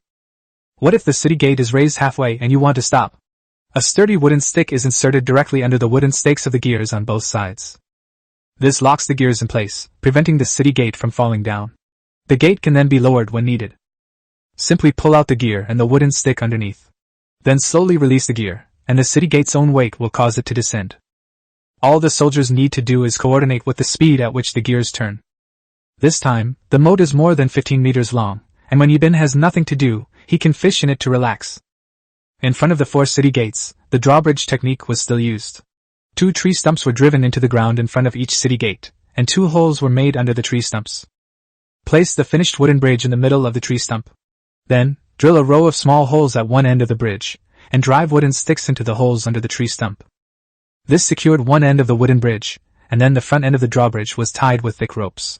4 wooden stakes were driven into the city gate, and a main beam was installed on top of the 4 stakes. At the base of the 4 wooden stakes, a rotating wooden handle is installed. The soldiers simply turn the handle, and the rope will slowly tighten. Conversely, it will slowly descend. Several days passed, and all the city gates were installed. The drawbridges in front of the 4 city gates were also completed. The moat this time is quite large. After several days of diversion, it's only less than half full. The valley entrance is now blocked by the moat. From now on, people and animals from outside will only be able to enter Dragon City through the main gate. They will also need to cross the Dragon City drawbridge to enter the city, and then exit through the drawbridge at the back gate of Dragon City. Only then could one truly enter this valley. Yibin stood atop the city wall, looking at everything before him, feeling as if he were in a dream. At this moment, everyone in the tribe was celebrating wildly in the city. It was afternoon, and the afternoon sun shone on Yibin. His shadow stretched exceptionally long, and he exuded an aura of sacred majesty. He was inviolable. The warriors all looked at Yibin, suddenly feeling an urge to worship him. Zhui Feng stared intently at Yibin, as if he had made a decision in his heart. This feeling seemed to come in that instant. Suddenly Yibin saw an orchard ahead. He suddenly realized how long he had been in this world. Having never tasted alcohol before, Yibin was struck by the fact that fruit wine could be made from fruit in his previous life on Earth. He immediately stepped down from the city wall. I watched as my people gathered around the fire, singing incomprehensible songs. Some were eating meat heartily, while others were dancing an unknown dance around the fire. The whole tribe was as lively as if it were New Year's Day. Yibin finally got to relax. Like a child, he lay on the ground watching the sun gradually set. Luo she saw Yibin lying on the ground, so she walked over from the woman's wheelchair. Looking at Yibin sleeping soundly on the ground, her heart ached. Since Yibin took over as chief, he hasn't stopped for a single day. Every day, he's busy with the development and well-being of the tribe. Luo she hadn't seen Yibin so relaxed in a long time. Perhaps Yibin was happiest at this moment. Luo she took a wolf skin and gently covered Yibin's face with it. Her eyes, filled with concern, couldn't be hidden. The moon, in the distance, witnessed the scene. Her heart was filled with complex emotions. Although in primitive societies men could have multiple women, Yibin had never expressed anything to her. Yibin always treated her like a younger sister. She could sense that Yibin didn't have those kinds of feelings for her. Thinking of the way Yibin always looked at Luo she wished she could run far away. That way, she wouldn't feel so bad. As dusk settled, the people slept on the ground, utterly disrespectful. For their leader, too, slept on the ground. The morning sun shone on Yibin's face. Yibin felt it was a little too bright, and raised his hand to shield his eyes from the sunlight. But he found that he couldn't feel his hand. Yibin turned his head and saw that it was Luo Shi. Resting his head on his arm, Yibin looked at the sleeping Luo Shi. At this moment, Luo Shi was breathtakingly beautiful. A smile played on her lips, and her eyebrows fluttered gently. She seemed like a fairy who had descended to earth, and Yibin wished he could watch her like this forever. Suddenly, Li Wang walked over and asked, "Leader, what are we going to do today?" At that moment, Yibin felt an urge to kill Li Wang. Of course, he couldn't beat Rikyo, and even if he were to fight Rikyo probably wouldn't retaliate. Luo Shi woke up rubbing her eyes, still half asleep. Seeing Li Wang, Luo Shi instantly became unhappy. Her little mouth pouted, and Zhui Feng immediately pulled Li Wang away. Then she whispered something in Ricky's ear, and Ricky felt completely innocent. He barely opened his eyes in the morning when he went to wake the leader. But he was met with disdain. Li Wang thought to himself, "This is so bitter." If Yibin knew what Li Wang was thinking, he'd probably want to beat Li Wang to death. Who could possibly catch such a big baby? When Yibin got up, he saw that none of his tribesmen knew what to do. Suddenly, Yibin felt that his tribesmen were still the same as before. Without a leader, the tribe will immediately revert to its previous state. Having struggled to make ends meet, Yibin felt he should do something. So they had the black ox blow the ram's horn, and the tribespeople now knew what the ram's horn was for. They immediately gathered towards Yibin's side. Yibin stood on the training ground and then loudly announced, "From today onwards, everyone in the tribe must brush their teeth. Each of you will make a toothbrush from a twig. Then apply charcoal powder to your teeth and rub it back and forth with a small twig. I've been researching wool sweaters lately. Once I've finished, everyone in the tribe will be wearing clothes made of wool. Now we have two things to do first. Clear all the carnivores from the Yellow River Valley. Second, we'll go to the Stone Tribe again. We'll mine some iron ore and try to get everyone in the tribe a piece of ironware." Yibin looked at Jui Feng and said, "You and Hei Neo Mu Zhan go to the Stone Tribe. Take all the blue oxen and camels, a total of over 110 head. Then select 100 tribesmen and 50 slaves. If you encounter anything along the way, the three of you should discuss it together. Have the tribesmen take shields, put on bamboo armor, and bring 50 iron weapons. After you finish breakfast, pack 5 days' worth of rations and set off immediately." Black Bull and Mu Zhan went to select people, and Chasing Wind went with them. Yibin then said, "Li Wang and Black Panther, you two take 100 men and come with me to hunt the ferocious beasts in the Yellow River Valley." Black Panther and Li Wang immediately nodded. Then they went to select warriors. "Courtesan, you will lead 100 warriors to defend the city. Guards will rotate every 2 hours on the city walls. Upon spotting the enemy, immediately sound the ram's horn. Bamboo, you lead 100 women from the tribe to that forest to pick fruit. Remember to bring back all the fruit. Luoshi, you are leading 50 women to the river to fish. Remember to bring plenty of fishing nets, and bring back as many fish as you catch. Keep only enough fish for today, and release the rest into the moat. Rain, take all the children of the tribe to graze the livestock nearby. Remember not to go too far, stay only near the city." Recently, many readers have left comments below, feeling that my novel is a bit stiff. I appreciate everyone's feedback. I'm learning and will definitely address this issue as soon as possible. I'll strive to make it a comfortable and enjoyable read for everyone. This is Bei Qing's first book, and I hope all my brothers and sisters will support it. Chapter 60, Clearing the Yellow River Valley. Blackie, you take the rest of the tribe and build toilets, bathhouses, barracks, training grounds, shooting ranges, iron smelting facilities, and canteens. After these buildings are completed, the construction of the third batch of houses will begin. From then on, any tribesman who performs meritorious service will be assigned a wife within the tribe. At that time, we'll need a lot of houses to house people. So you'd better hurry. Hei Qin replied. Don't worry, Chief, I'll keep an eye on things every day. After Yibin finished making the arrangements, he took Li Wang and Black Panther to clear out the wild animals in the area. The team consisted of 100 men, each armed with a shield and an iron spear. The special operations team was fully armed from head to toe, and the soldiers cherished their equipment. Yibin led the team out, and they hadn't gone far from the city gate when they spotted several wolves hunting. Li Wang led his men to surround the wolf, and when they were about 100 meters away, Li Wang took out his repeating compound bow and lightly pulled back the string. He quickly found the right angle. 2 iron arrows were immediately shot out, and the wolf sensed the danger. Just as it lifted its leg to run, the iron arrows pierced its neck.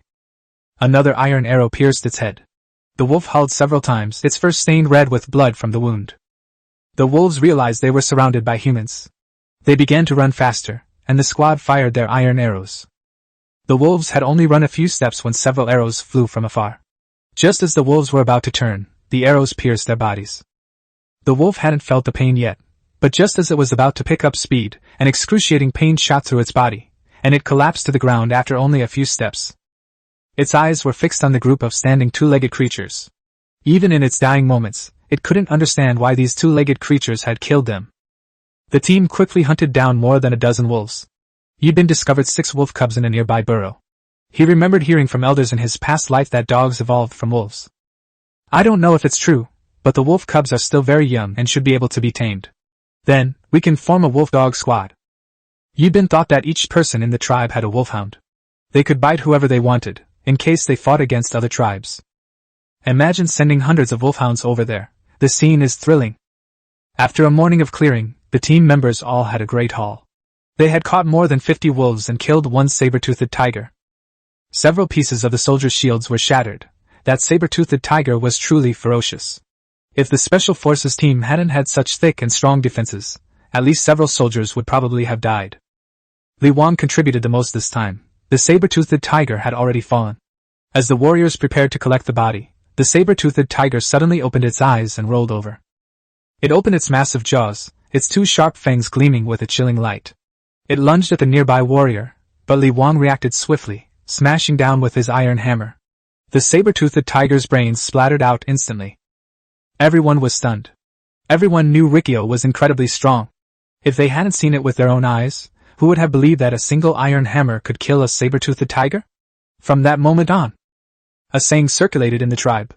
Born with divine strength, he wields two hammers. One strike decides the fate of the tribe. No one in the tribe dares to question the king of strength. In the afternoon, the squad was making a fire to roast meat. Suddenly, one of the soldiers shot down a white bird. Just as the soldier was about to pick it up, Yibin shouted, "Stop!" The soldier thought his leader was watching him fire arrows indiscriminately. He froze on the spot, unsure whether to move or stand still. Yibin quickly walked over, picked up the white bird from the ground, and examined it. Wasn't that a pigeon? He never dreamed he'd see pigeons in this world. The warriors watched as their leader clung to the white bird, laughing and joking. They thought he'd gone mad, which terrified Li Wang and Black Panther. It's just a white bird. Even if the leader likes it, there's no need to be so heartbroken. Rikyo quickly called out, "Leader, are you alright?" Yibin then realized that his outburst might not have scared them. Yibin, holding the pigeon, said, "This pigeon is a great communication tool." Li Wang asked the leader, "Can we ride pigeons?"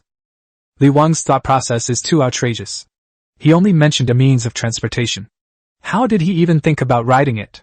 Yibin simply didn't want to talk to this idiot. He felt that talking too much with Li Wang would lower his IQ. He didn't want to lead the tribe astray. Black Panther asked, "Chief, what's the use of this white bird?"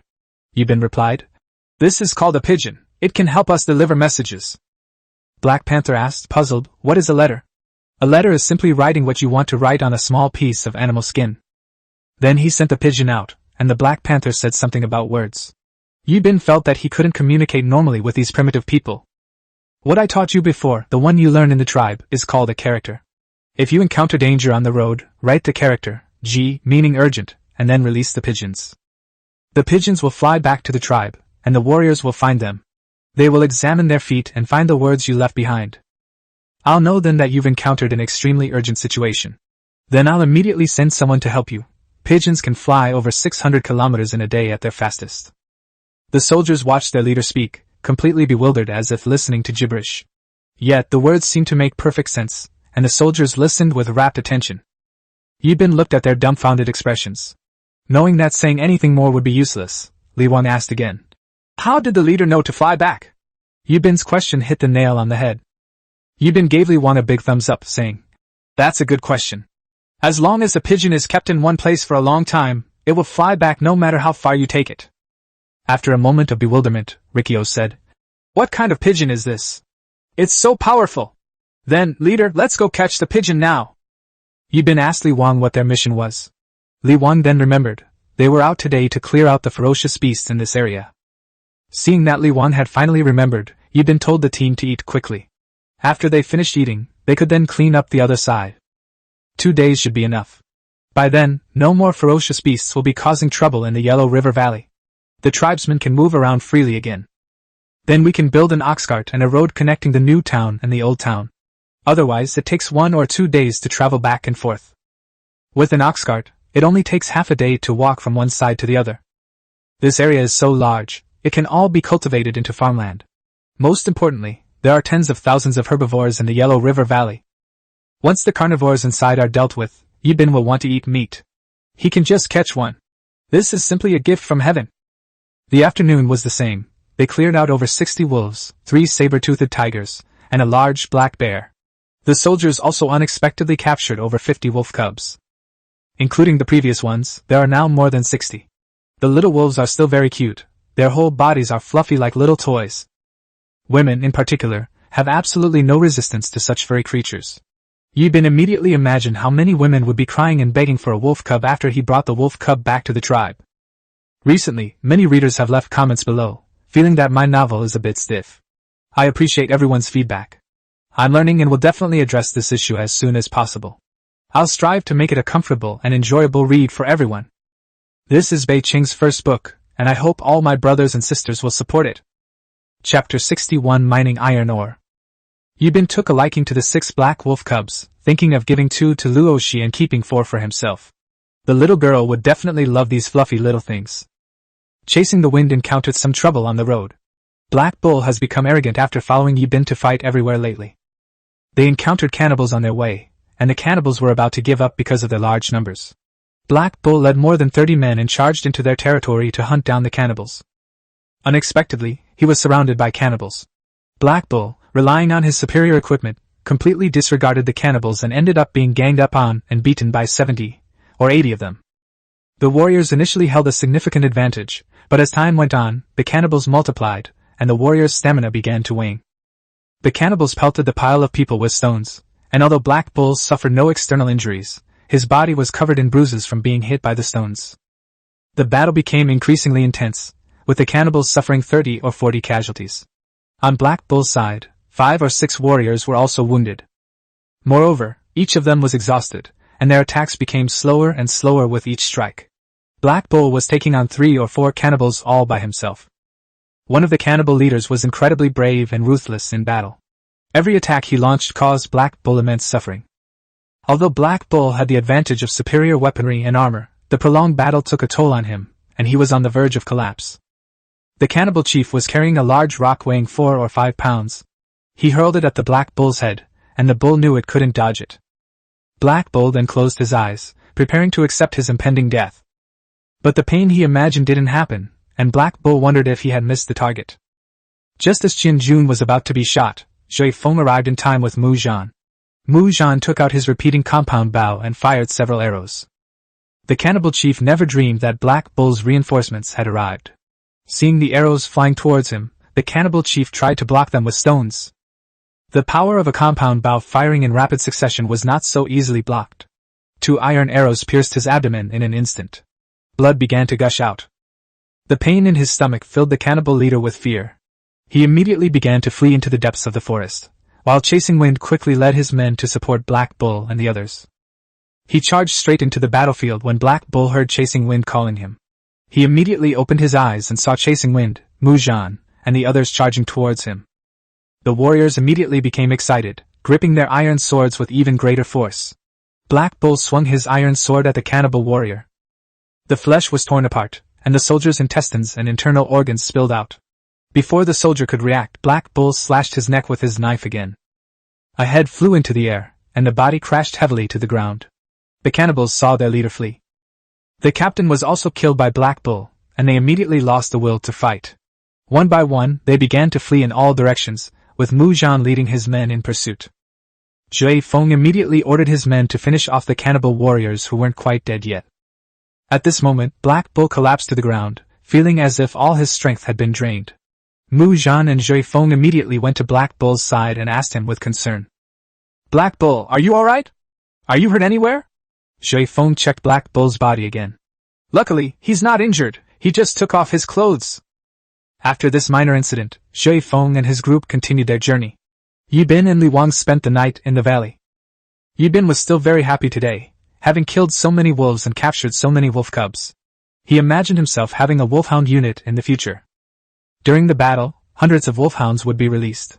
Just thinking about it was exciting. Yibin's dream quickly faded. The wolf cubs were howling loudly from hunger. In this desolate wilderness, where could he find milk for the wolf cubs? So Yibin came up with a solution. He chopped up the bear meat he had hunted that day and cooked it into a soup in an earthenware pot. Then he fed it to the wolf cub, and to his surprise, the wolf cub ate it very happily. Seeing that this method worked, Yibin ordered the soldiers to chop meat and make soup.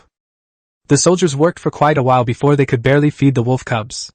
As night fell and the temperature began to drop, the soldiers huddled together around a fire to keep warm. The valley was particularly lively at night, filled with the calls of various animals. However, the sounds of many carnivores were noticeably less frequent, suggesting that the valley had been largely cleared. Although Yibin couldn't clear the valley completely, wild animals might still appear on both sides. He just needed to clear out the carnivores inside the valley. In this way, this valley would truly belong to the Huaxia tribe. For the past few days, Yibin's eyes had been twitching incessantly. Not knowing what was about to happen, Yibin shook his head and started thinking about the fruit wine again. Alcohol is a good thing. Drinking a little every day is very beneficial to your health. Alcohol can also be used to make many other things. For example, it can be used to produce strategic materials, which will be explained later. Haha. Yibin wanted to make wine from grain, but given the current conditions, there was no grain to brew wine. The first batch of food hadn't even grown yet. Yibin thought about the novels he had read in his previous life, where the protagonists would find food, gunpowder, and cannons available just a few days after transmigrating. You only realize this when you actually transmigrate. Food supplies are found by chance, and the sulfur for gunpowder mainly comes from the northeast. And it's needed daily, for the sake of food and the safety of the tribe. There's no time to enjoy life if you don't prioritize your own safety. You might wake up tomorrow morning and not even know what happened to you. Primitive society was extremely cruel because primitive people were still in the process of evolution. They weren't as clever as later generations in many ways. That was a record of the times. Only by learning from the experiences left by predecessors could one reap the benefits. Just like how to counter nuclear weapons, in Yibin's previous life on Earth, they still hadn't figured it out. Thousands of years later, when nuclear weapons are cracked, future generations will say our generation was stupid. Each generation's progress requires the passage of time. Yibin became engrossed in his thoughts, something Li Wang and the others were used to. Every time Yibin became absorbed, something new would emerge. Yibin had no idea how he fell asleep. When he woke up, it was already the next morning. Li Wang, carrying the roasted meat, walked over to Yibin's side. "Chief, have something to eat." Yibin took out the charcoal powder he carried with him, and casually picked up a small twig. He arrived at the riverbank and started brushing his teeth. Having lived in this primitive society for so long, Yibin hadn't really brushed his teeth properly, not because he didn't want to, but because every day he opened his eyes, his only thought was how to survive. No way, he doesn't have that much free time to tinker with these things. Once the tribe is stable, Yibin can come up with something new every day. After finishing their meal, the soldiers resumed their cleanup work for the day. The teams are lined up in separate rows, which greatly increases the search area. Soon, they spotted a saber-toothed tiger feeding not far ahead. Yibin instructed Li Wang and the others to slowly surround it. The saber-toothed tiger suddenly smelled the scent of humans. It raised its head and glanced at Li Wang and the others. The saber-toothed tiger immediately roared, thinking to itself, "Kids, if you come any closer, I'll eat you up." Chapter 62 Harvesting Rice.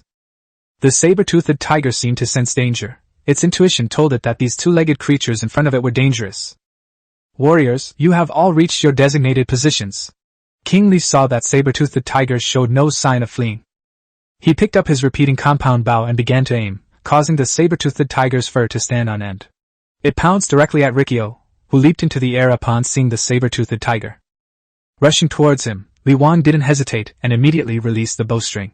Several arrows whizzed past, heading straight for the saber-toothed tiger, who completely disregarded the small sticks. The saber-toothed tiger was still charging forward when the iron arrow pierced its chest. At this moment, the warriors released their bowstrings. 30 or 40 iron arrows flew out, instantly turning the saber-toothed tiger into a pincushion. It died without understanding how it got injured when it was still so far away. A wild beast could never comprehend human wisdom. The saber-toothed tiger tried to stand up, but the wounds on its body were too painful. Its entire body was stained red with blood, and there wasn't a single intact spot on its body. Seeing how tenacious the saber-toothed tiger was, Rikyo drew his iron sword and slashed at it, lifting the tiger's head off. The saber-toothed tiger's eyes were wide open, as big as copper. Blood flowed down its neck, the warm tiger blood staining the earth red. This also marked the end of its reign. From then on, this area had nothing to do with it anymore, and the reign of the Tiger King had come to an end. Yibin finished off the last wild beast in the valley. He immediately felt relaxed, carrying the spoils of the past few days. He headed towards Dragon City, and everyone was quite relaxed on the way back. From now on, there will be no wild animals in this valley, and they can graze and farm in this area with peace of mind. When Yibin returned to Longqing, he discovered that Longqing had toilets and bathhouses. The mess hall, barracks, and iron smelting workshop were all completed. Yibin looked at the archery targets on the training ground. They were quite well made. It seems the Black Order has put a lot of effort into this. The training ground is large enough to accommodate several thousand soldiers. Looking towards Dragon City, many more buildings have appeared. Yibin was overjoyed. At this rate, the tribe would only get better, and the lives of its people would become even more prosperous. Shu, we've come over. Chief, we've picked all the fruit you requested. Yibin asked Zhu. How much fruit did you pick this time? Shu pointed to an empty room, and Yibin went in to take a look. Good heavens, the room was full of fruit. Yibin asked Zhu to wash the fruit clean. Then he cut the fruit into pieces and removed the kernels. He then cooked them, crushed them, and put them into a ceramic jar. This was what Yibin did when he went out this time. They told Old Man Xiong to fire 100 earthenware jars. At the time, they didn't understand why the chief needed such large earthenware jars. Zhu immediately arranged for the women of the tribe to cut the fruit. Yibin gave Zhu some instructions and then left the fruit preparation area. Old Man Xiong was still firing pottery, while the other members were making arrows. Yibin had prepared a large quantity of iron ore this time. From now on, all the tribe's arrows will be fitted with iron arrowheads. When Old Man Xiong saw Yibin arrive, he immediately stood up and went over to him. Chief, what do you need to make again? Yibin asked Old Man Xiong. Help me make a few wooden barrels out of wood. Do not seal the top of the wooden barrel. Drill 2 small holes at the top 2/3 of the barrel. Remember not to drill through it. Drill a small round hole at the bottom third of the barrel, directly opposite the 2 small holes. Also, please make me a few larger earthenware pots. Remember to make a few extra, I'll need them a lot. After giving his instructions, Yibin led Li Wang to the outskirts of the city. They searched everywhere for spicy flowers and licorice root, and Yibin eventually found them after walking a long way. Just as Yibin was about to return, he saw many rice grains growing in the water. This made Yibin extremely happy, as he now had these rice grains to use as seeds. The tribe will be able to eat rice from now on. Yibin quickly led Li Wang down to harvest all the rice. The two of them spent an entire afternoon harvesting the rice in the paddy field. Yibin glanced at it, and saw that each rice stalk had more than a dozen grains. No, it's not like the rice ears on Earth in my previous life. The rice ears and grains here are very small, and there aren't many of them. The rice ears and grains in my previous life were all hybridized by Grandpa Yuan Longing. The rice here is all uncrossed, so it's the most original kind. Some people might ask where the rice comes from. Some birds like to eat rice grains. Their droppings contain undigested seeds.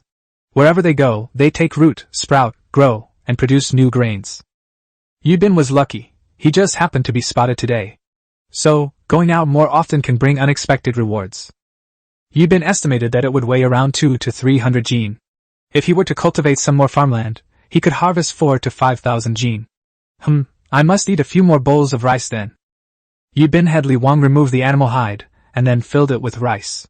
The two happily returned to Dragon City.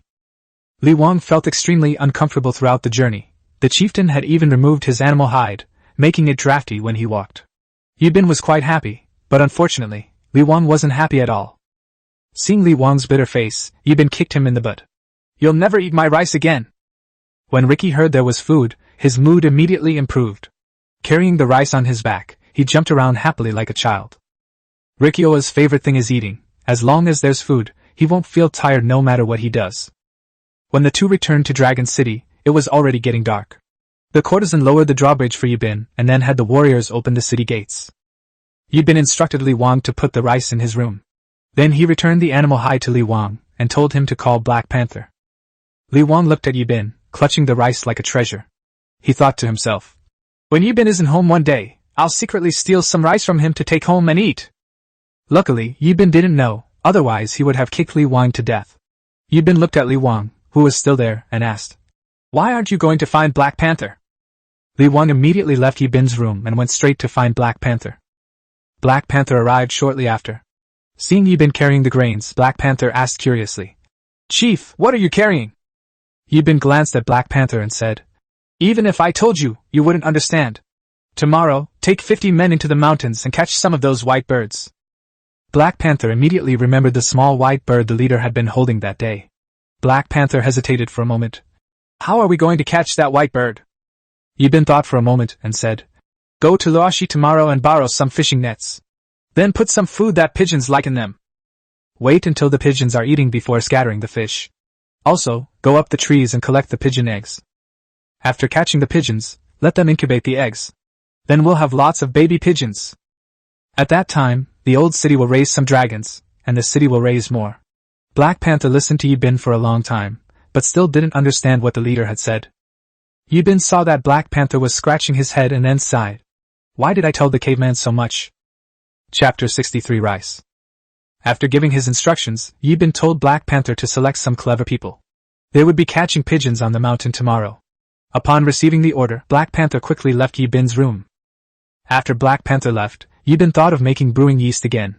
The things he found today were just right for making brewing yeast. The traditional method of making yeast is not very complicated. Pick the flowers of the Lysimachia christini and crush them, then crush the licorice root. Finally, grind the rice into powder, and then mix these 3 powders together. Roll the dough into small balls by hand, then place them on straw to ferment. Finally, cover them with straw, and after a few days, the yeast starter will be ready. The success rate isn't very high. As long as the yeast starts to grow mold, it's considered a success. As mentioned before, alcohol can be used as a strategic resource. Fruit wines typically have an alcohol content of 40 to 50% after distillation. Fruit wine can be purified into alcohol. Purification is even simpler. Simply add lime to the fruit wine, and the lime will absorb the water. Then pour out the remaining alcohol to get 100% alcohol. Alcohol can be used to disinfect wounds and can also be used to make incendiary bombs. Fill a small earthenware jar with alcohol and seal the opening with cotton. Then light the cotton and throw it out. It will immediately set a large area ablaze. Brothers, have I said too much? Remember, never do bad things. In the afternoon, Yibin instructed Zhu and the others to cut fruit, but he didn't know if they had finished. When Yibin arrived at the fruit room, Zhu and the others were still cutting fruit. Yibin told Zhu that he would take the cut fruit to Hong to cook later. After cooking, break it up and put it into an earthenware jar to ferment overnight. Then seal it with animal hide, and after a while it will become a type of liquor. Zhu looked at Yibin curiously, wondering what alcohol was. Yibin explained, alcohol can make people forget their troubles and also bring them joy. Bamboo couldn't believe that such a wondrous thing existed in the world. Bamboo felt his leader knew everything. He was simply too amazing. His eyes practically sparkled with admiration. Watching Zhu fantasize about alcohol, Yibin was speechless. Do girls really like drinking this much? Yibin didn't know that he himself said alcohol could make people happy. Yibin, of course, had no idea what Zhu was thinking. Yibin looked at Zhu and asked how many fruits they still hadn't finished cutting. Only then did Zhu realize. We'll finish cutting them all in a little while. Yibin instructed Zhu to remember to take the chopped fruit to Hong to cook. Then he left the fruit room and went to Luoshi. Seeing Luoshi weaving a fishing net, Yibin quietly approached her. He hugged her from behind, startling her. The little girl let out a scream, and Yibin quickly covered Luoshi's mouth. If others saw this, they would say that the leader didn't care about his image. The tribe now is not the same as when Yibin first arrived. Back then, men and women could have sex without any regard for others and create babies right there on the spot. Ever since Yibin talked about marriage, everyone knows that a woman can only have sex with one man. Otherwise, she will be expelled from the tribe, so there is no longer any promiscuity in the tribe. Luoshi was so frightened that tears streamed down her face. When she saw it was Yibin, she immediately threw herself into his arms. Yibin looked at Luoshi, seeing her crying so sadly. Realizing he had frightened the little girl, Yibin finally calmed her down after some comforting words. At that moment Yibin picked up the 2 wolf cubs from the ground and gave them to Luoshi. Luoshi looked at them. The 2 fluffy little wolves were simply adorable. Yibin asked Luoshi, "Do you like them?" Luoshi looked at the little wolves in front of her. They were just too cute. Girls are especially drawn to fluffy animals. Luoshi was no exception. It turned out Yibin had come to deliver a wolf cub to her. Luoshi felt a sweet warmth in her heart. This showed that Yibin cared about her, and would bring her good things. Luoshi had no experience raising wolf cubs. So she asked Yibin how to feed the wolf cub, and Yibin told her. "You've been feeding it goat milk every day lately, and there are many ewes giving birth to lambs on the ranch recently. You should milk the wolf cubs every day until they grow teeth. Then you can feed them meat. Wolf cubs grow very quickly in the first few months." Luoshi happily picked up the wolf cub and gently stroked its head with her small hands. The wolf cub closed its eyes in contentment. Yibin looked at Luoshi's chest, which was much larger than when he first came to this world. Luoshi was playing with the little wolf and didn't see Yibin's gaze at all. Yibin scanned his own chest, swallowed hard, and immediately turned his head away. A few days later, Zhui Feng and his group returned to Dragon City. They then told Yibin about their encounter with the cannibals on the road. Yibin was furious when he learned that Black Bull had almost died. He vowed to find the time to wipe out those cannibals. How dare they set their sights on the Huaxia tribes? This time, Zhui Feng and his men brought back over 80,000 jin of iron ore. Yibin immediately arranged for the slaves to mine the iron ore. He then instructed Old Man Xiong and the others to prepare to start the furnace for iron smelting. This time, Yibin planned to produce more farm tools. Sweet potatoes and pumpkins will take several more months to flower and bear fruit. Ginger and chili peppers will grow much faster, and Yibin still has rice seeds on hand. Rice can be planted 3 times a year, divided into early, mid, and late seasons. Yibin plans to do this after refining this batch of iron ore. They began cultivating paddy fields and planting rice.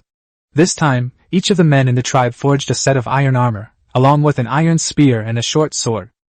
Having learned from the previous 2 iron smelting experiences, the process was much faster this time. It was completed in just a few days, and now all the tribe's warriors are equipped with iron armor and iron spears. Yibin then commissioned Old Man Xiong to make over 1,000 double-bladed bows. All the arrows in the tribe were now replaced with iron-tipped and armor-piercing arrowheads. The armory contained over 20,000 iron arrows, and more than 600 sets of bamboo and rattan armor from before. Yibin planned to keep them for training future recruits. Now, besides training their troops, the tribe spends their days having slaves cultivate paddy fields. These paddy fields are located near Dragon City, and Yibin plans to cultivate 50 mu, approximately 3.3 hectares, of paddy fields first. The tribe now has over 60 blue oxen, and Yibin has recently crafted the li. With this, plowing can be done much faster. Making a plow isn't too difficult. Find a piece of wood and drill holes in both the front and back. Then, drive a piece of wood into the back of the plow and insert a stick into the front. Below the first wooden stick, install another wooden stick horizontally. A rope can be attached to adjust the angle. The rear of the plow connects to the main log. Install the main log at the bottom, and then attach the iron plowshare to the front of it. A wooden plow was made, and Yibin had Old Man Xiong make 50 plows. Now the tribe has a large population, as long as it's not core technology. Yibin would arrange for a large number of women to help Old Man Xiong and his men with their tasks. With over 100 strong slaves, they worked quickly. In just a few days, they had cultivated more than 50 mu of paddy fields. Yibin soaked the rice in water and placed it in a ceramic pot to wait for it to sprout. Chapter 64 Grass Chicken. The rice had sprouted overnight, and Yibin called the women of the tribe to scatter the sprouted rice in the paddy fields. In about 20 days, the seedlings can be pulled up and planted in the paddy fields. It's been a while since the last fruit fermentation. Yibin's yeast starter has also been quite successful. It's time to distill the liquor. Yibin arrived at the canteen and brought along the large wooden bucket and earthenware pot that Old Man Xiong had made, which he then had hung place on the stove. They took the fermented fruit out and added some water to the earthenware pot. Then they poured the fermented fruit in and covered it with a wooden bucket. Place a rough wooden board inside the wooden bucket, then cover the bucket with an earthenware pot. Fill the earthenware pot with water to cool it down quickly. Then take a small bamboo tube and place it over the small hole at the bottom of the wooden bucket. Then cover it with animal hide, and finally cover it with mud. The gaps between the earthenware pot and the wooden bucket were also sealed with mud to prevent air leakage. A small earthenware jar was placed at one end of the bamboo tube to catch the flames, and everything was done. Yibin then had Hong start a fire, and the flames grew hotter. Wine slowly flowed from the bamboo tube. Yibin caught some in an earthenware bowl and drank it. Sure enough, distilled wine has a high alcohol content. It must be at least 40 degrees alcohol by volume, and this liquor has a refreshing fruity aroma. Although Yibin isn't a heavy drinker, he hasn't had a drink in a long time. I drank a whole bowl the first time. Seeing how much the leader was enjoying his drink, Hong took a ceramic bowl and poured some in herself.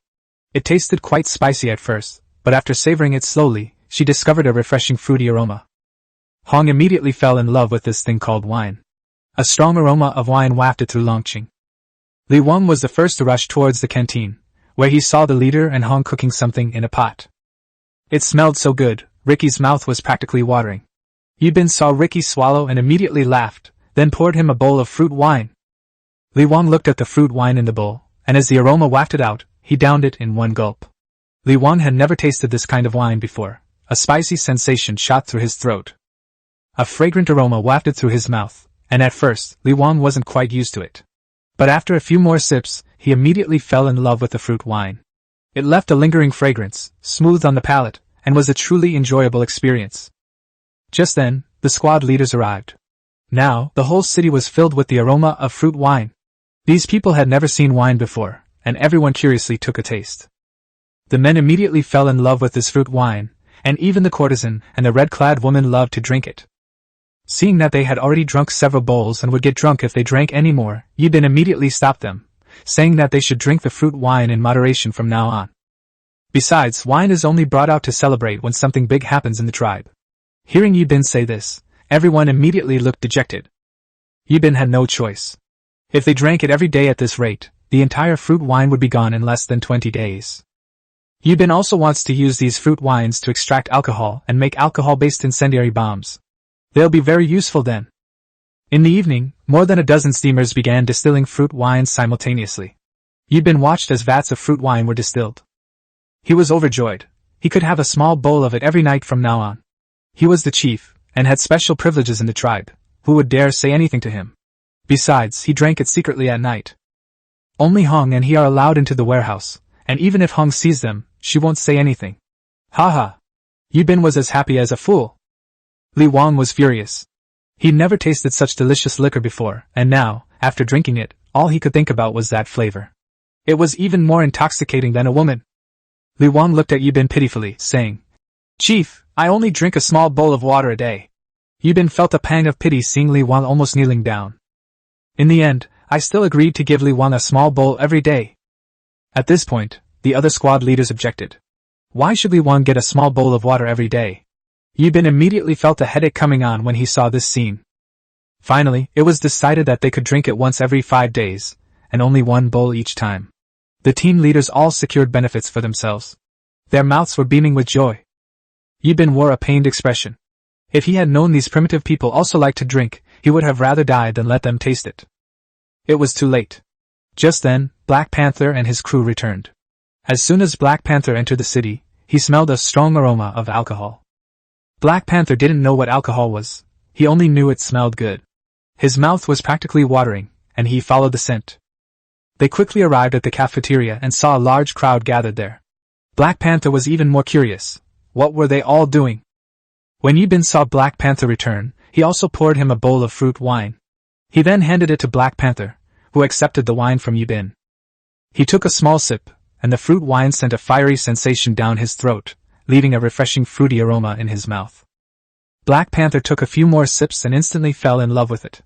This liquor was so fragrant, the flavor was so smooth, and most importantly, it left a lingering aftertaste. These primitive people couldn't resist such temptation. Wouldn't that be the death of them? Just as Black Panther finished drinking and was about to speak, Yibin interrupted him. Then, looking at Black Panther, he instructed him to drink one bowl every 5 days from now on. Black Panther's face immediately fell. He regretted not drinking it. Now that he knew what it tasted like, he could never forget it. Black Panther suddenly remembered something, his eyes fixed on Yibin. "Chief, I've caught the pigeons you wanted, and there are plenty of them." Yibin saw the Black Panther and urged, "Take me to see it quickly." Yibin followed the Black Panther outside, where the 50 warriors were each holding several panthers. There were still quite a few pigeon eggs, when suddenly a brave man appeared, holding 5 or 6 hens and a rooster. Yibin immediately went over and took the hen from the warrior's hand. "Isn't this just like the free-range chickens raised on Earth in my previous life?" Yibin recognized it at a glance. "How many of these free-range chickens did Yibin have?" The warrior explained how he caught the chickens. After listening, Yibin learned that the warrior had accidentally seen it in the grass and then used a fishing net to trap it, preventing the chicken from moving very fast. If you run fast enough, you can easily catch them by casting a net. These chickens are rather slow-witted, so there aren't usually many of them. Yibin called you over and instructed her to raise the 5 hens and 1 rooster. Chickens are omnivores and will eat almost anything, so they are relatively easy to raise. When the hen lays eggs, put them all together. The hen will then incubate the eggs, and after they hatch, chicks will emerge. Then we can start our own chicken farm, and everyone in the tribe will have eggs to eat. Eggs are very nutritious. After giving you his instructions, Yibin went back to rest. He was exhausted from the day, and went straight to bed as soon as he got back to his room. Chapter 65 Corn and Wheat. Yibin brushed his teeth after getting up in the morning and then went to the cafeteria for breakfast. He saw the warriors training. Their training exercise was bayonet fighting. The training ground was filled with wooden stakes, each topped with straw in the shape of a human. The warriors used their iron spears to thrust forward, each strike embedding itself in the stake. Yibin found Ju again and led her into a room. The whole house was filled with white pigeons. Yibin told Zhu that from now on, Zhu would be in charge of feeding the pigeons here, and that Zhu should find 10 women from the tribe. You can feed and water these pigeons every day, and you can also go outside to collect some seeds. You can feed it any fruit you see, or any plant seeds on the ground. Zhu looked at Yibin and said, "Are you going to feed these pigeons meat? There's so little pigeon meat."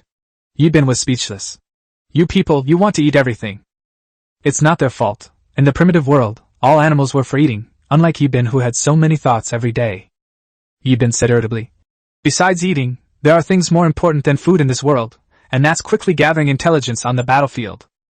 After giving his instructions, Yibin hurriedly found you. "Can you write all the characters I taught you now?" Yuebai glared at Yibin. "How long has it been since you taught me?" Yibin, equally embarrassed, touched his nose. "To be honest, I've been too busy lately. I'll teach you to read and write when I have more time." "Have you all learned all that before?" Yu said angrily. "I learned it a long time ago. I practice every day. Every night, I teach the people in the tribe to read." The villagers all know a little bit of those simple characters. The children, in particular, learn very quickly and have a strong ability to absorb information. Yibin nodded, then gave you a task. "From now on, our tribe will have a mail delivery system. It means writing the words you've learned on animal skins and then tying them to the legs of pigeons. The pigeons will carry the intelligence you've written back to Dragon City. Our warriors will then discover it and immediately relay the information to me. I can make arrangements quickly, so that we can be invincible on the battlefield." You seem to understand a little now why the leader had them learn to write. So that's the long-term plan he had in mind. After arranging everything, Yibin went to the city wall and found the courtesan. "Courtesan, wait a moment. Select 100 women from the tribe, and bring 20 pigeons." Each person donned iron armor, and carried iron spears and bows and arrows. They then took 50 slaves back to the old city to tend to the crops around it. The slaves nowadays are all roasted with iron hands and iron feet. Completely powerless to resist, these slaves must be made to work every day. Come, atone for their sins. At least Yibin never skimped on their food. Except for not letting the slaves eat too much each day, he never mistreated them. Yibin walked alongside the courtesan, who was a head taller than him. The two looked quite odd together, though Yibin himself, of course, didn't notice this strange pairing. The two discussed as they walked, and soon arrived at the armory. Yibin instructed the courtesan to lead men inside to retrieve the equipment. After you return to the old city, besides tending to the crops, you also need to arrange for people to fish in the river, and a road needs to be built in front of the city. The courtesan had no idea what a road was. She looked at Yibin. "Chief, what is a road?" "A road is the one in front of the old city. Mix gravel and cement together, then spread it on the road. Once it dries, it becomes a road. The road only needs to be 5 meters wide and about the height of a fist. You can build it from the old town side, and we'll build it from the Longqing side. We'll meet up in the middle then." The courtesan immediately nodded. "Leader, I'll set off now with 50 slaves and 100 women." Yibin looked at the courtesan. "You also take 40 camels. We can use them to haul things." The courtesan felt a surge of warmth in her heart. Her leader was truly considerate. She then led 100 women and 50 slaves to the old city. Yibin suddenly remembered Chief Wu. The tribe rarely suffered any injuries in battles. Therefore, Yibin hadn't paid much attention to the clinic. Now that the alcohol is available, he needs to find cotton as soon as possible. Then he can make disinfectant cotton, which should be easy to find. This was Yibin's first time visiting the clinic in Longqing. It was clean and tidy, with a faint smell of medicinal herbs. When Director Wu saw Yibin arrive, he immediately came over to greet him. "That old fellow Lu Xian also works here. He used to be a shaman in the deer tribe, and shamans usually have some medical skills." Then, old man Lu Xian was assigned here. Yibin sat down next to Director Wu and said, "You all go out and collect herbs during this time. If you see any of those white balls, remember to bring them back. That thing is called cotton. We can grow it ourselves later." Chief Wu asked curiously, "What's the use of cotton, Chief?" Yibin laughed and said, "Cotton has so many uses. For example, it can be used to make quilts, cotton thread, cotton clothes, and so on." Director Wu said with a serious expression, "Chief, don't worry about our herb gathering team. If we find cotton, we'll definitely bring it all back." Yibin nodded, then stood up and left the clinic. Yibin happened to run into Zhu on the road and smiled at her. "How much fruit have you picked these past few days?" Zhu looked at Yibin and said, "The chief has several thousand kilograms in the fruit room. Every time you bring back fruit, you have to wash it thoroughly, cook it, and then mash it. Finally, it was placed in an earthenware jar to ferment. Yibin thought Shu had a clear way of thinking. She thought of every step. She was truly a capable girl. Suddenly, a ram's horn sounded from the city wall. Yibin told Zhu to go ahead and attend to her tasks. He immediately headed towards the city wall, wondering if the Python tribe and the War Bear tribe had come to attack. Yibin stood on the city wall and saw hundreds of people riding camels approaching from afar. Xian'er also saw Yibin at this moment. He remembered that Yibin's tribe was not here. How come such a large city has appeared out of nowhere after only a few months? This startled Xian'er. This city was more than 10 times larger than the previous one. Yibin saw that it was Xian'er and greeted him happily. Then he ordered the soldiers to lower the drawbridge and open the city gate. Xian'er walked on the suspension bridge in front of him, feeling that the place had changed a lot. When he came here before, this was the entrance to a valley. Now it had become a city. The Huaxia tribe was too powerful. Xian'er led the caravan into the city. The things inside the city were completely different from what they had seen before. Each house looked sturdier and more beautiful. This shocked Xian'er. He had no idea houses could be built like this. This shocked him once again. Yibin quickly came to Xian'er's side. What good things had leader Xian'er brought this time? Chief Yi, it's been a long time. We went to the north this time and found a lot of good things. Xian'er immediately opened many bags. Inside were corn and wheat. Xian'er laughed and said, I saw some tribes in the north that eat these seeds, so I traded them for more than a dozen bags. I know Chief Yi will definitely be interested in these things. Yibin excitedly grasped Xian'er's hand, repeatedly expressing his gratitude. Yibin was overjoyed. With corn and wheat, the tribe would no longer have to worry about food. Chapter 66 Wild Dog Tribe. Yibin looked at Xian'er and said, You've brought so many goods and camels this time. How much do you plan to exchange? The goods that Xian'er had exchanged with Yibin on previous occasions were transported to the major tribes in the north, and sold for a very good price. Therefore, Xian'er plans to exchange more white salt and pottery this time. Of course, Yibin would never exchange ironware and fishing nets. These things are the tribe's biggest secret. Yibin plans to exchange some fruit wine with Xian'er. It all depends on whether Xian'er can name his price. Xian'er had his people unload the goods. 200 bags of black salt, over 20 bags of corn and wheat seeds, and more than 40 bags of unidentified seeds. Since Xian'er had brought them all, Yibin naturally accepted them all, since he was the one who instructed Xian'er to bring over whatever seeds he saw, and he couldn't possibly refuse them all now. Who would dare to do business with Yibin next time? So, integrity is the foundation of any business. Yibin pointed to the camels and asked if they should be replaced. Xian'er knew Yibin would replace the camels, so he brought more than 100 this time. First, it would facilitate the transportation of goods. Second, it would allow him to sell the camels to Yibin. Seeing that Yibin had spoken, Xian'er smiled happily. Change. We must change. Yibin thought, seeing how readily Xian'er agreed. He was also very happy. The Huaxia tribe now had over 300 warriors. There are only about 110 oxen and camels, which is far from enough for everyone. Yibin also gave the courtesan 40 camels, so now Longcheng only has about 70 mounts left. Therefore, Yibin needed a large number of mounts, and Xian'er could just meet his requirements. The two immediately reached an agreement, and in the end, Yibin took out 200 earthenware pots and 400 earthenware bowls. He also added 30 cans of white salt and 2 small jars of fruit wine. Ever since Xian'er drank Yibin's fruit wine, he's fallen in love with it. He'll definitely make sure his older brother tries it when he gets back. Xian'er had traveled all over the country for many years and had never tasted such delicious wine. Feeling like he'd gotten the better deal, Yibin was overjoyed. Both of them, feeling they'd profited, exchanged a glance and burst into laughter. Xian'er looked at Yibin and said, Recently, the Firebird tribe and the Taobai alliance have been fighting fiercely. I heard that both sides have lost tens of thousands of people. Yibin asked curiously what deep-seated hatred existed between the Firebird tribe and the Taobai tribe. Xian'er sighed. The Firebird tribe has acquired a large salt mine that can produce a large amount of salt every day. The Gluttonous Alliance only had one small salt mine, which was far from enough to feed so many people. Is there no other way? The only option is to unite with other tribes and raid the Firebird tribe's salt mine. The people of the Firebird tribe were unwilling to let others take their salt, so the two sides fought to the death every day for that large salt mine. Recently, the leader of the Taobai tribe went to my elder brother Xianyi to discuss the alliance, and to jointly attack the Firebird tribe. When we conquer the salt mine, we'll share it equally with the Xuanwu tribe. My elder brother's tribe is also a tribe of tens of thousands of people. There are some things I couldn't tell you before, but for the sake of our recent transactions, I'll give you a heads up in advance. Your Huaxia tribe should make plans early, as this area has been very turbulent recently. Yibin's face was extremely grim. He wondered if this place was about to descend into chaos. The only thing he could do now was to strengthen the tribe. In fact, Xian'er himself also had some selfish motives. If the Huaxia tribe was destroyed, they would never be able to find such a good source of goods again. He was just a branch caravan of the Xuanwu tribe, which had only about 1,000 people in total. Merchants always prioritize profit, regardless of the era.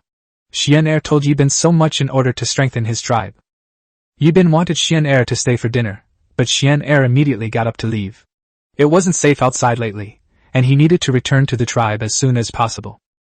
Although he had the backing of a super tribe, he was still afraid of encountering that foolish tribe on the road, which would cause harm to both people and goods, something Xian'er did not want to see. Yibin had no choice but to send Xian'er out of the city gate, and watch as Xian'er and the others gradually disappeared into the distance. Now, with the addition of 100 camels, Yibin's cavalry force has become much stronger. Yibin summoned Juifeng and asked, "What's the matter, chief?" Yibin told Juifeng, "I need to take some men to the Wild Dog tribe. You and Black Bull guard Dragon City." Ever since the Fierce Dog escaped back last time, Yibin has been looking for time to wipe out the Fierce Dog's tribe. The tribe is currently free of any major issues, so they decided to visit the Wild Dog tribe and bring along 2 slaves from the Wolf tribe to lead the way. The warriors in the tribe are now equipped with iron armor and iron spears, although many of them have never participated in combat. Therefore, Yibin plans to take 200 people with him to the Wild Dog tribe this time. In addition to their own special operations team, 160 more warriors were selected to set off together. 150 warriors remained in Dragon City to guard it. Yibin said to everyone, "After I leave, Black Panther will lead the slaves to repair the road, and Mu Zhan and Heiqin will lead the tribesmen to start building houses. The goal for this construction is 150 houses." Everyone agreed in unison. Now the tribe has a total of more than 200 mounts. After giving 40 to the courtesan, there are now more than 170 mounts left. The group consisted of 200 people, with 30 riding camels in pairs and 60 riding oxen. Yibin, accompanied by Li Wang, set off with the warriors. Each person carried 5 days' worth of dry rations, which were simple, roasted dried meat and spring water in bamboo tubes. Yibin launched a blitzkrieg this time, aiming for a swift victory and giving the Wild Dog tribe no chance to react. Under Yibin's leadership, the warriors traveled at breakneck speed. What would normally be a 2-day journey, the warriors, aided by their mounts, arrived near the Wild Dog tribe in a single day. Led by 2 slaves, Yibin immediately spotted the Wild Dog tribe's shacks and houses. Fierce Dog is quite a talent. In just a few months, the Wild Dog tribe has grown to at least 500 people. Yibin really doesn't know how Fierce Dog managed to do that. Since the Fierce Dog returned, he has annexed the Wolf tribe and started capturing savages in the mountains, which happened during a heavy snowfall. Many tribes in the mountains were starving, so they drove out any surplus members. Just then, the Fierce Dogs were busy capturing people to expand their tribes. After months of searching, the nearby small villages had all been captured by the ferocious dogs. So the people Yibin saw earlier were all captured by the dogs. Yibin and his group were hiding in a corner of the mountains, watching the Wild Dog tribe's camp from afar. The camp was mostly men and mostly women. Yibin immediately had an idea. He summoned Li Wang and said, "Let's wait until it gets dark before we launch our attack. This attack will not use bows and arrows. Instead, the warriors will charge straight in, so that they can personally experience the brutality of battle. A soldier who has never been on the battlefield cannot be called a true soldier. Only those who have experienced the baptism of blood can be called true soldiers."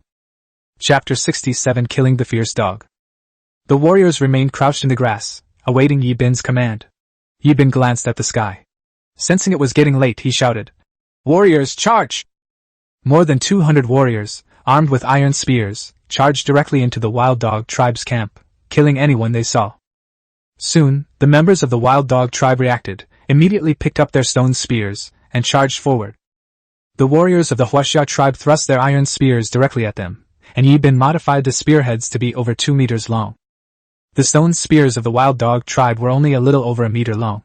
The 2 sides clashed directly, and the Wild Dog tribe warriors were pierced through the body by the iron spears. The first rank fell instantly.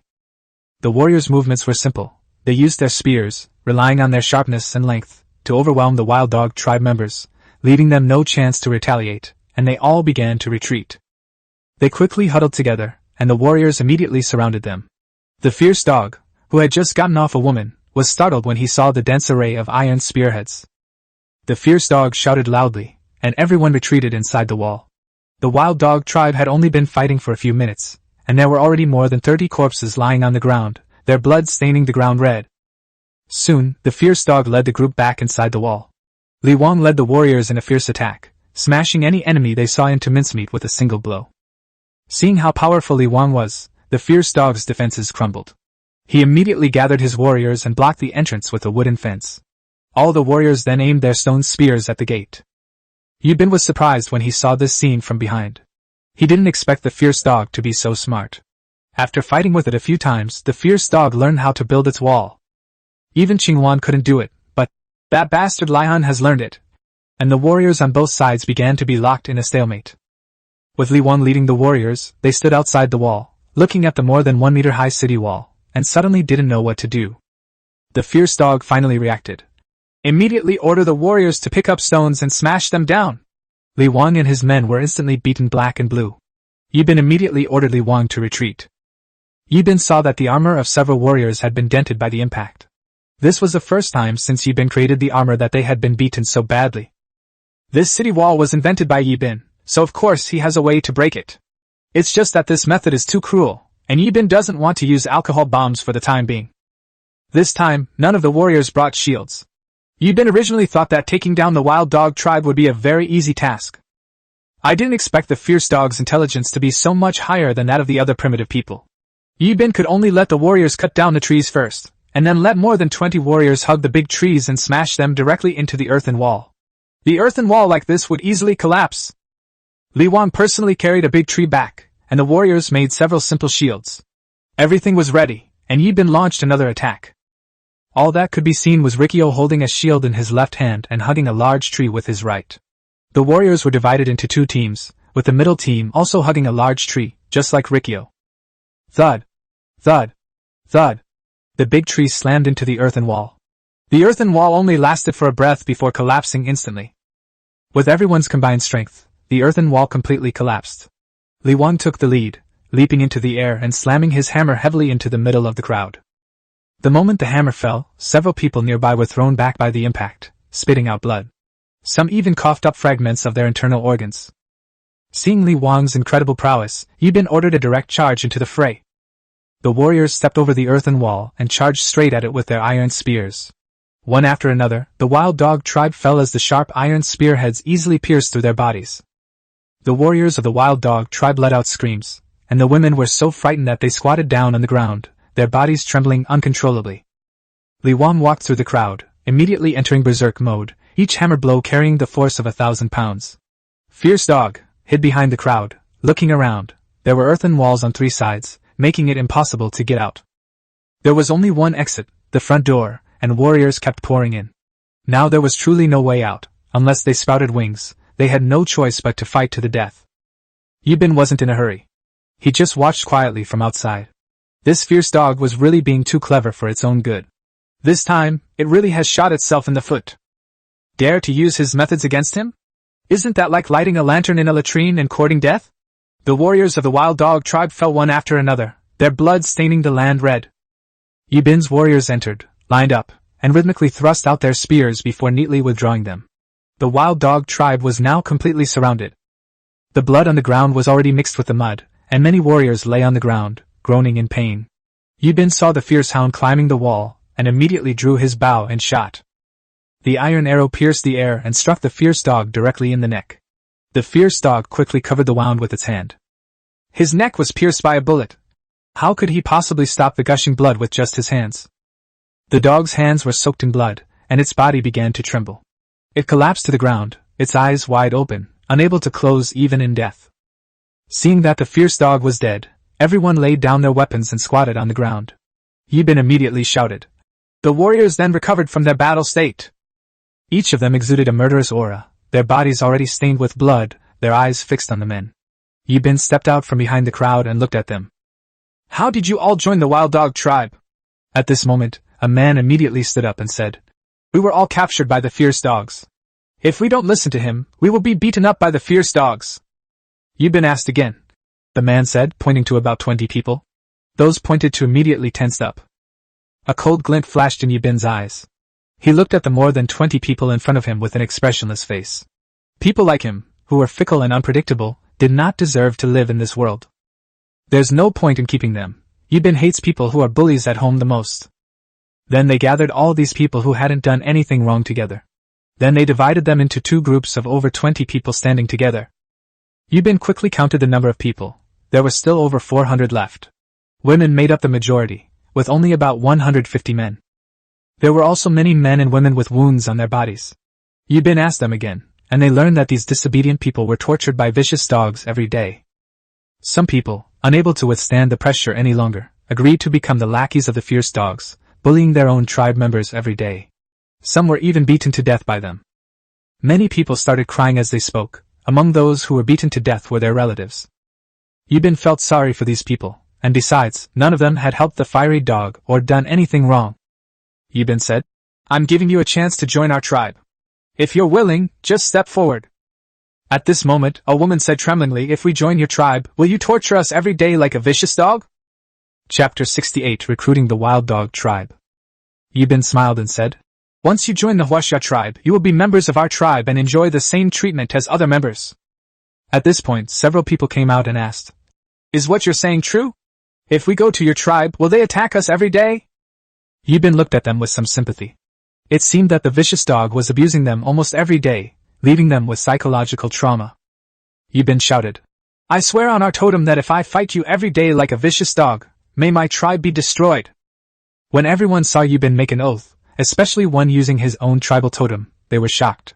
In the primitive world, the tribal totem was the most sacred thing, and generally no one dared to make an oath using their tribal totem. Only at this moment did everyone truly believe in Yibin, and many people cried loudly, finally seeing a glimmer of hope for survival.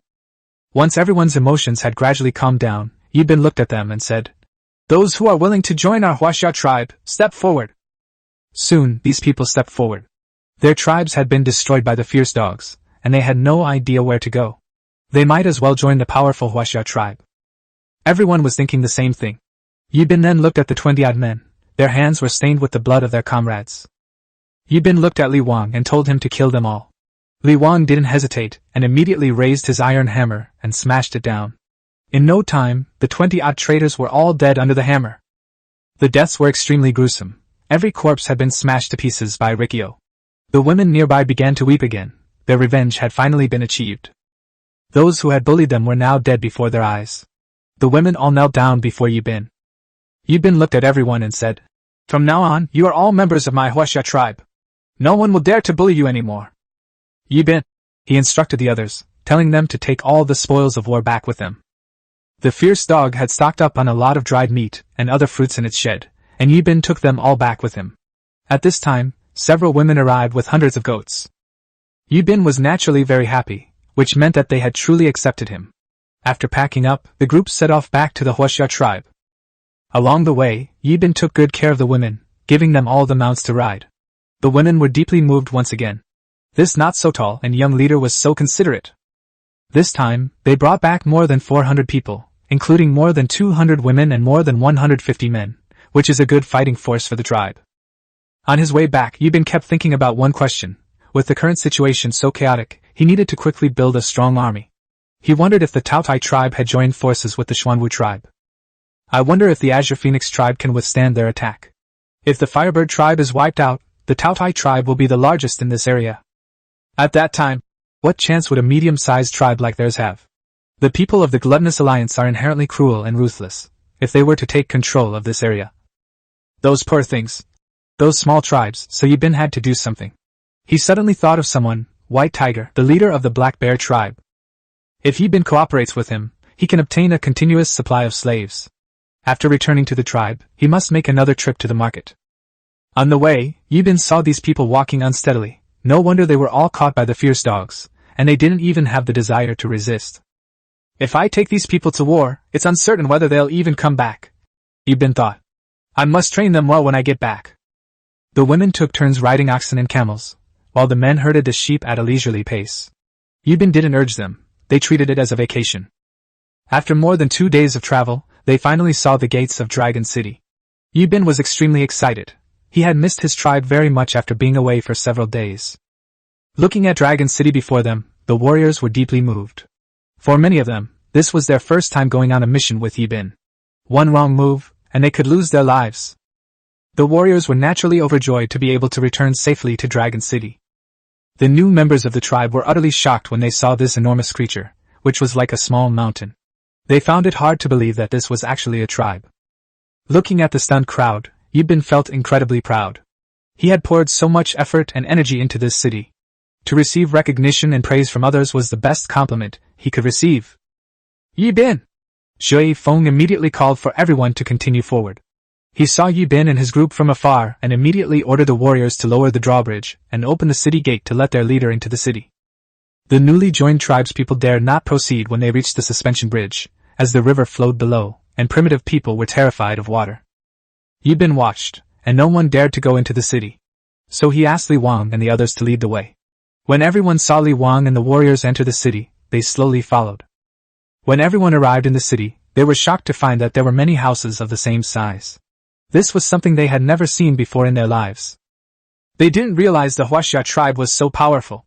They thought it was a medium-sized tribe, but after arriving, they discovered how incredibly strong it was. Zhui Feng and the others came to Yibin's side. When asked who these people were, Yibin smiled and said, "They are all our people now. We wiped out the wild dog tribe, and they were all victims. I let them join our Huaxia tribe." Looking at so many people, Zhui Feng thought to himself that the chief was indeed no ordinary person. He could bring back so many people just by going out once. Yibin instructed Zhui Feng to gather everyone in the tribe for a general meeting at the training ground. Soon, the sound of ram horns echoed throughout the tribe, and the tribespeople began to make their way to the training ground. About 10 minutes later, all the tribesmen had gathered. He stood on the high platform and said loudly, "Today is a very good day. New tribesmen have joined us. Our Huaxia tribe. Now, the tribe has grown to a much larger size, no longer a small tribe of a few dozen people. With more people, unexpected things are more likely to happen. So starting today, we're establishing a criminal law department. Let me explain what that is. It's for those of you who have been bullied or treated unfairly within the tribe. At this point, the criminal law department will determine who is right and who is wrong." As they dealt with the matter, the tribespeople began to understand a little better. Everyone felt that this criminal law department was still necessary. Chapter 69 New Policies. Yibin saw that no one had any objections. So they called Zhui Feng up and said, "From now on, Zhui Feng, you will be the minister of the criminal law department, and your department will be staffed with 50 people. Now, I will explain the tribal rules. The first rule is that anyone who forces a woman to have sex in the tribe will be demoted to a slave and will never be allowed to rejoin the tribe. Article 2. All ironware issued by the tribe shall not be taken out of the tribe without my permission. If any is lost or stolen, the offender shall be punished with 30 strokes of the cane." Many of you don't know what a whip is. I'll make a few whips later and show them to you all. Thirdly, anyone who steals food from the tribe without permission from Han will be locked in a small dark room for 3 days without food. Article 4. Anyone who has a private conflict in the city that results in the death of another person shall be sentenced to death. Article 5 states that anyone who betrays or sells out the tribe will be sentenced to death. Article 6. Anyone who leaks tribal secrets or information about the tribe shall be immediately demoted to slavery. Article 7 stipulates that anyone who engages in promiscuous relationships after marriage will be demoted to slavery and never allowed to rejoin the tribe. From this day forward, you must abide by the tribe's rules. This is for the sake of the tribe's development and everyone's safety. Yibin was still giving a speech. I told you last time that the tribe would assign wives to any warrior who made a contribution. Now, our Huaxia tribe has more than 500 men and more than 510 women. In this battle against the enemy, all the warriors stepped forward, and soon more than 100 warriors stepped forward. Yibin then looked at the women and said, "You can choose whichever you like and then start a family together. After marriage, you cannot have marital relations with other men or women. Otherwise, the criminal law authorities will come after you." Soon, each of the 100 warriors had a woman standing beside him, and Yibin announced this in front of everyone in the tribe. Starting today, you are now officially married, and every couple can receive a private room. Yibin originally wanted to bring over the wedding ceremony from Earth, but then he thought better of it, as these primitive people couldn't accept anything that was too advanced. Let's first instill the idea of marriage in them, and then gradually correct them later. These are the people we're dealing with now. They were the first to get married in the tribe. Only when they were happy would others dare to follow suit and have children. Yibin stood on the high platform and announced loudly, "Tonight the tribe will slaughter piglets and sheep to celebrate. Happy wedding to all the warriors! Fellow tribesmen, let's celebrate!" Scream! The scene immediately became lively, with countless people shouting loudly. Many men hugged each other and started jumping. The women also gathered around and cheered. Yibin then came down and told Feng to bring over 10 pigs and 10 sheep. The pigs and sheep were quickly brought over, and Yibin stopped the group. Today is a joyous day, and Yibin must worship the totem in front of everyone in the tribe so that everyone can believe in their tribe's totem. Yibin took several sheep heads and pig heads as offerings and placed them on the high platform. In fact, Yibin himself didn't know what to say. He thought of his family in his previous life, and how his grandparents would whisper something to each other in front of the ancestral tablets every year during the Lunar New Year. So Yibin began, quite seriously, to mutter to himself. Heaven above, I am Yibin, the leader of the Huaxia tribe. Today, I lead all my people in praying here, asking heaven to bless us with favorable weather and peace for our people. Yibin himself rambled on again. About half an hour later, the ceremony officially ended. Yibin instructed the clansmen to start a fire, cut up the pork and mutton, and then roast them over the fire. The tribespeople were naturally very happy. For primitive people, nothing is more enjoyable than eating, and they had a very pleasant meal tonight. Yibin asked Feng, "How is the construction of the tribe's houses going?" Feng replied, "Chief, while you were away, the tribe built another 150 houses, so now the tribe has a total of 300 houses." Yibin was very satisfied, and then said to Feng, "Go and arrange 100 rooms later. After everyone has finished eating, you can then arrange accommodations for these 100 newlywed couples, and then help arrange accommodations for the new members of the clan who arrived today." Feng immediately agreed and then led people to arrange rooms. Yibin looked at the lively scene and was filled with emotion. He could never have seen such a scene in his previous life. Yibin then instructed Hong to bring out 10 vats of fruit wine, ensuring everyone had a great time tonight. Li Wang and Black Bull were naturally very happy, finally able to make a big splash. When Yibin woke up in the morning, his head was throbbing, probably from drinking too much the night before. He didn't even know how he got back to his room. Outside, the sounds of warriors training could be heard, and from afar, Black Bull could be heard cursing. Yibin shook his head helplessly. Some people were indeed too stupid, and Black Bull was an impatient person. Yibin quickly put on his animal skin clothes and got up, then started brushing his teeth. Suddenly, a thought from his past life popped into Yibin's mind. He immediately called the squad leaders to his room. After they all arrived, Yibin sat down next to the sand table in the hall and said, "You can all sit down too." The group immediately found a bench and sat down. Yibin said to them, "Our tribe now has more than 500 warriors, not just the few dozen or 100 we had before. I'm planning to reorganize the team," but Feng hesitated for a moment. "Leader, how else can the team be reorganized?" Yibin said with a smile. "I plan to divide the team into a battalion." Everyone was completely baffled. What was a camp? We've never heard of one before. Yibin waved his hand, and everyone immediately quieted down. Now I'm going to give you some basic information about this. Usually, a battalion has 500 to 1,000 people. Below the battalion commander are the company commanders. A company usually has between 100 and 200 men. Below the company commander are the platoon leaders. A platoon usually consists of between 30 and 60 men. We won't go into the details below that. Our lowest rank now is platoon leader. Hei Nio will be the company commander of the first company, Feng will be the company commander of the second company, and Hei Bao will be the company commander of the third company. Apart from my 40 Special Forces members, there are 460 people left in the team. Besides the Black Bull Company with 154 men, the other two companies each have 153 men. Mu Zhan, you will be the platoon leader of the first company, Hei Qin, you will be the platoon leader of the second company, and Hei Bao, you will choose a platoon leader from your own company. Just report to me when the time comes. Li Wang, you will still serve as the captain of the Special Forces team. As for the battalion commander, I will personally take on the role. If you have any questions, you can ask me anytime.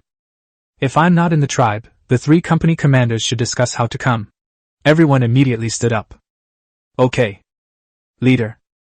Yibin also stood up, and from now on he would call me battalion commander. The crowd answered. He is the battalion commander. Chapter 70 Making an Alcohol Bomb. Feng said, "Isn't the battalion commander the company commander who manages the platoon leaders, and the platoon leaders who manage their subordinates?" Everyone looked at Yibin. The company commander manages a company, which also includes the platoon leaders. If the company commander is not present, the platoon leader can temporarily manage the company.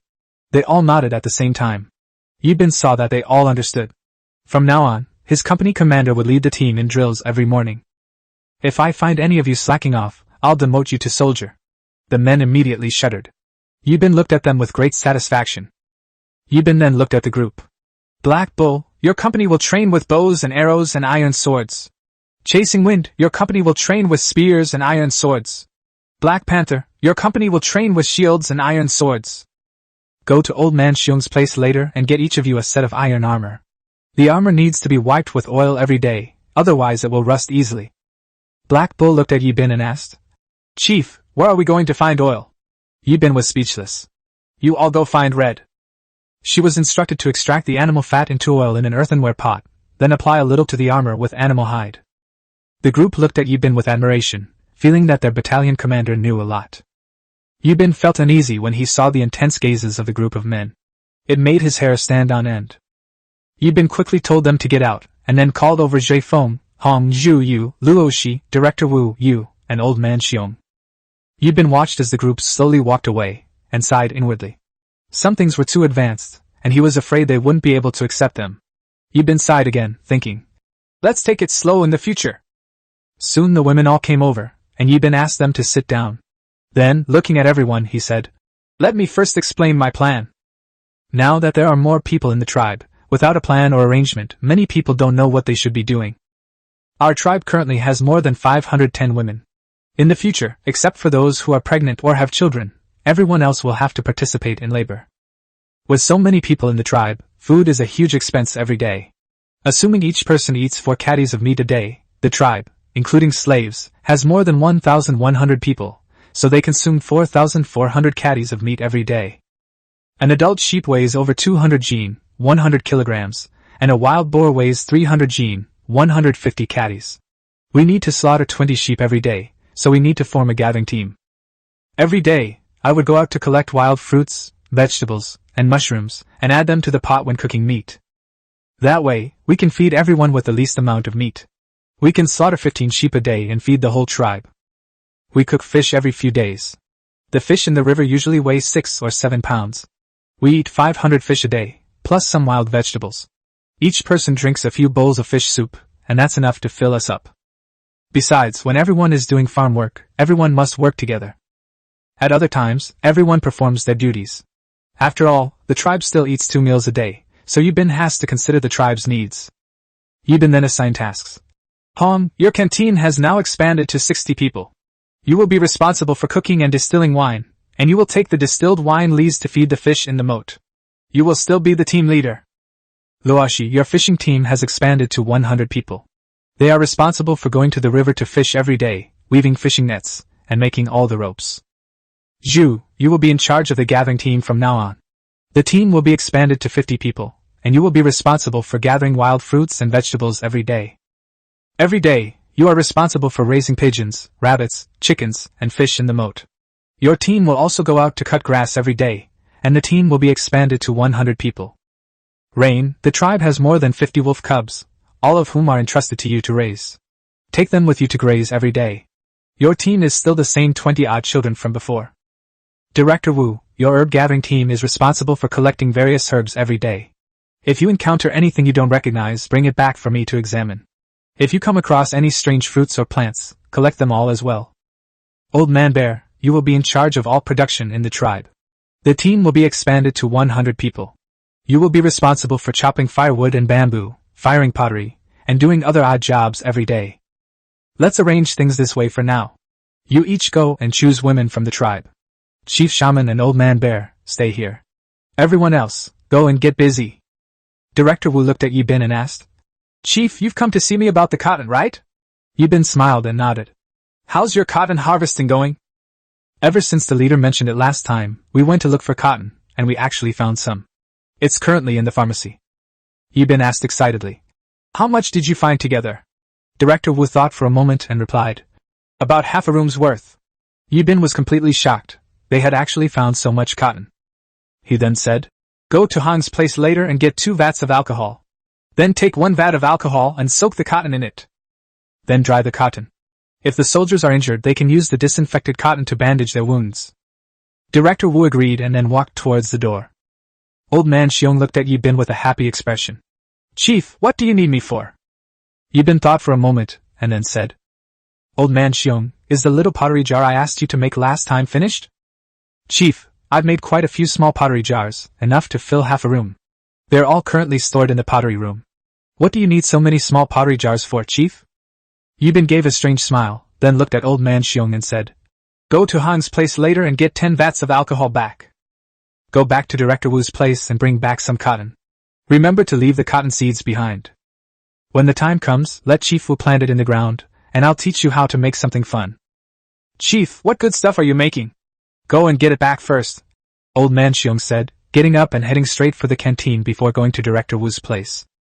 Yibin leisurely walked into the production room and saw that half of the room was filled with small ceramic jars. Yibin casually picked out a few, each of them about the size of a fist.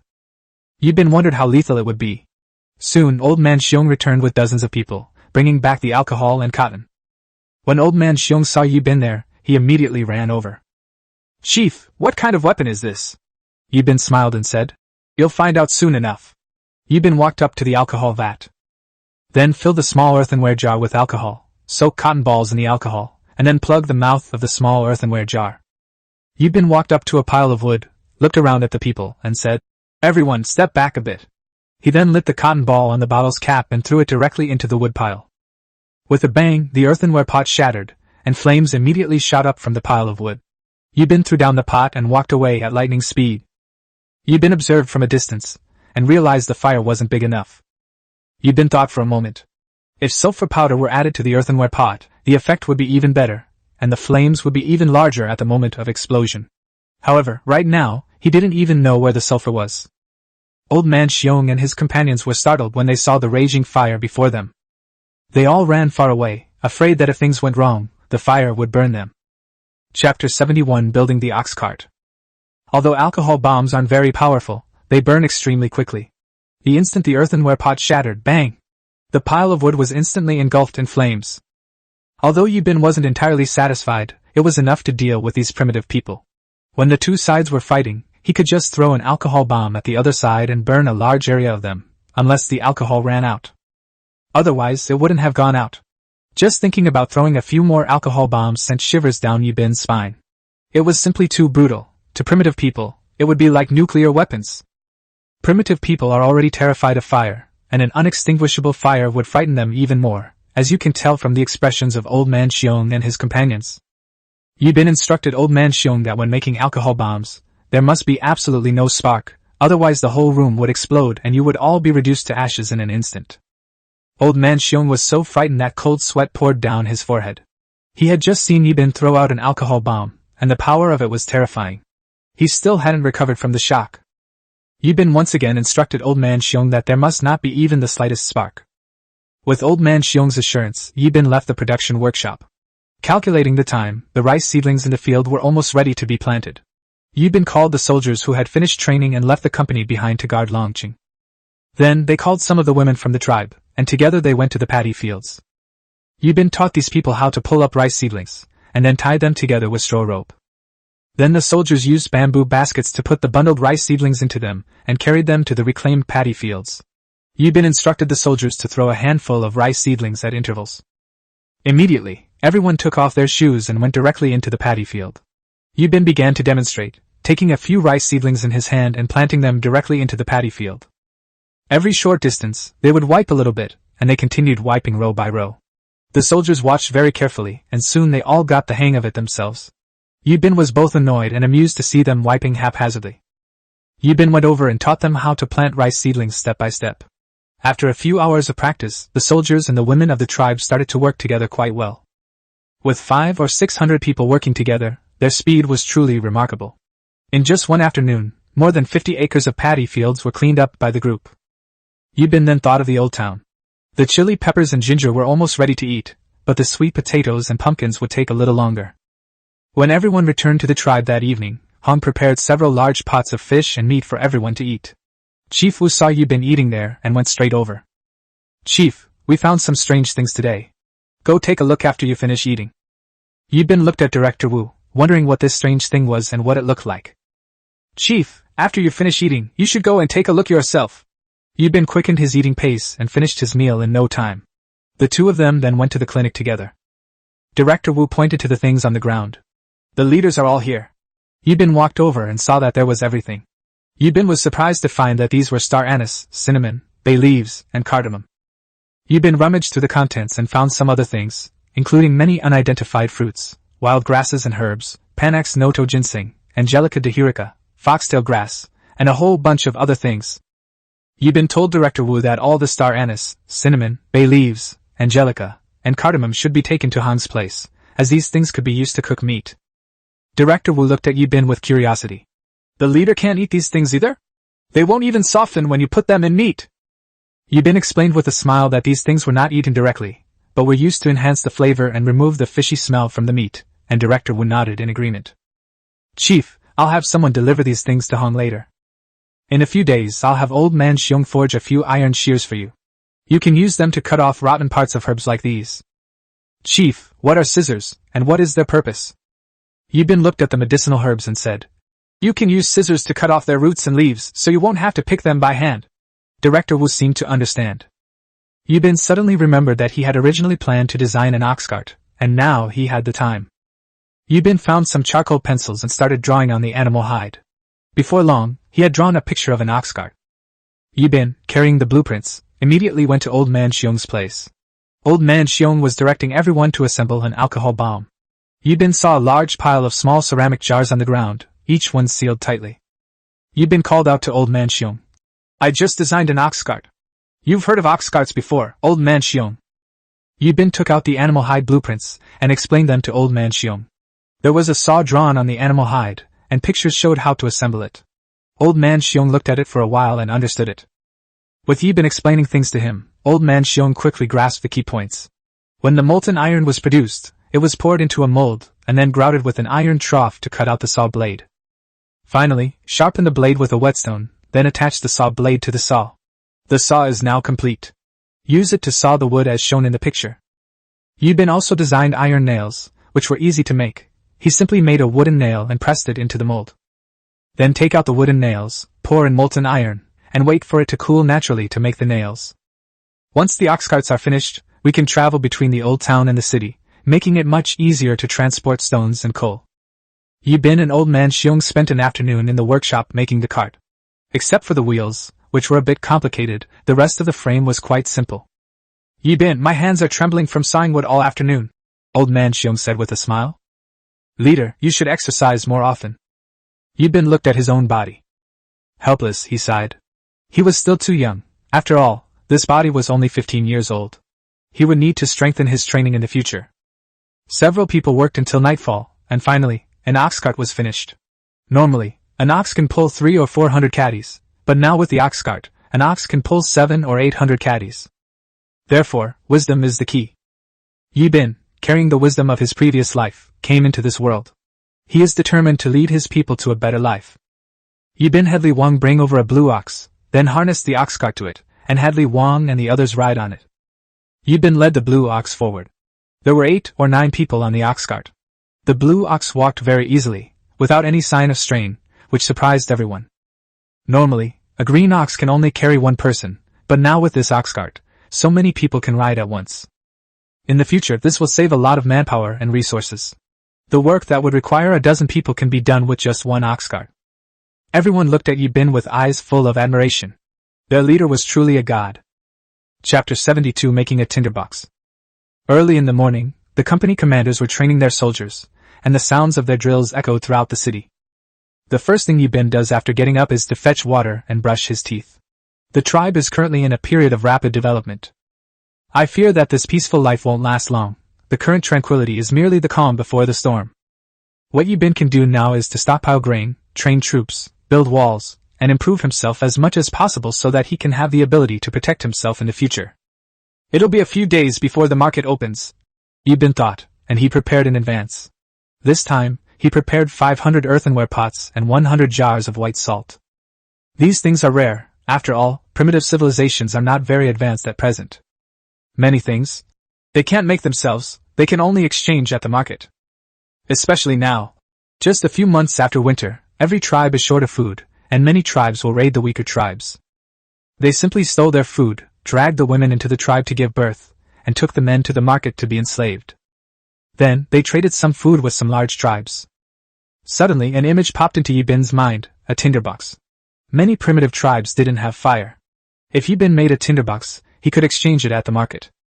It's definitely possible, Yibin thought, and immediately went out to prepare the materials to sell the product at a good price.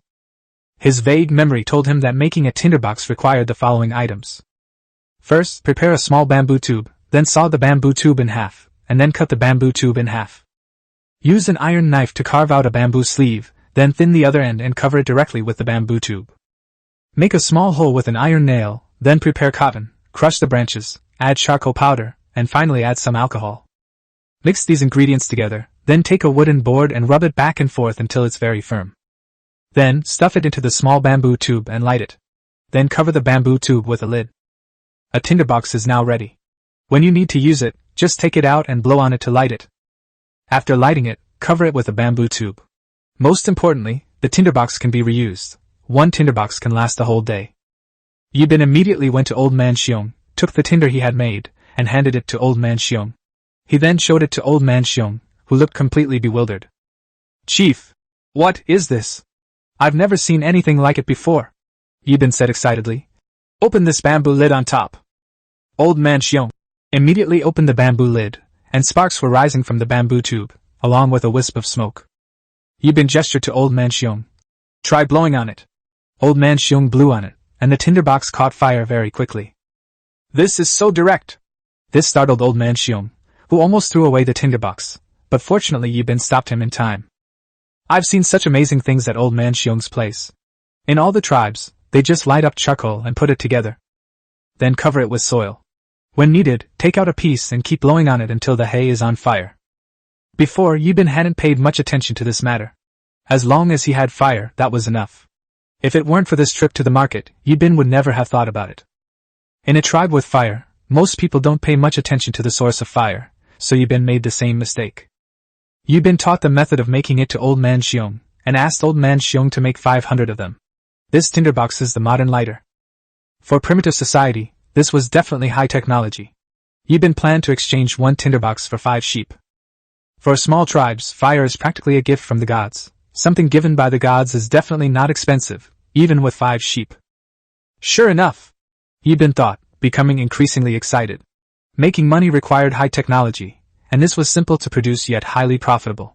500 tinderboxes meant 2,500 sheep. That was pure profit. And another thing is, Yibin thought, it's much more convenient when Yibin goes out to fight and uses alcohol bombs. Otherwise, he'd have to carry a burning piece of charcoal all over the mountains. With this thing, when you're fighting someone, just take out a tinderbox, blow on it, and ignite it directly. Or throw the alcohol bomb out. The whole process only takes a few seconds. This greatly enhanced the tribe's fighting strength. Every invention of Yibin represented the progress of primitive society. In fact, every little thing has its use. For example, this tinderbox might be the lifeblood of a small tribe. After finishing everything here, Yibin thought about the road leading to the old town, and wondered how the repairs were going. During this period, Li Wang was also there, training the Special Forces team every day. Ever since Yibin created the military rank system, Zhui Feng and the others have been training desperately every day, all wanting to train a powerful army for Yibin. Yibin was also speechless. It was a good thing that everyone was ambitious, but the training time was too long every day. Yibin thought, I'll find an opportunity to talk to those company commanders. Otherwise, the soldiers will start to get upset. You have to eat one bite at a time, and do things one step at a time. Yibin arrived at the training ground, where Li Wang was leading his Special Forces team in archery practice. Yibin watched silently from the side and found that the Special Operations team had made great progress, with each member almost hitting the bullseye. As expected, the long-term training was quite effective. Yibin walked into the training ground and came to the Special Forces team. Li Wang, take the Special Forces team and come with me for a walk. Let's see how the road repairs are going. Upon receiving the order, Li Wang immediately began to assemble the Special Forces team. Each person was to bring their own equipment and weapons. Then, they were to stand in 2 rows, 20 people in each row. Yibin, he said with a wave of his hand. Let's go! The soldiers mounted their camels and followed Yibin out of the city. After leaving the city gate, Yibin followed the road, thinking to himself, "These slaves are quite something. They haven't come to inspect for a while, and the road has been repaired to this length." Yibin, riding his camel slowly forward, suddenly asked Li Wang, "Who's in charge of guarding the slaves today?" "The leader," Li Wang replied. "Today it's the Black Bull Company." "Yibin," he nodded. "Then do you know where the road construction is at? And how much longer until we can meet up with the courtesan and the others?" Li Wang had no idea how to calculate this. He had been training every day and hadn't left Longqing at all. Yibin's question stumped him. "Li Wang," he cried out in a panic, scratching his head and sobbing for a long time, but Yibin couldn't understand a single word. Suddenly Yibin remembered that primitive people couldn't do math. Seeing Li Wang's anxious look, Yibin was so angry that he laughed.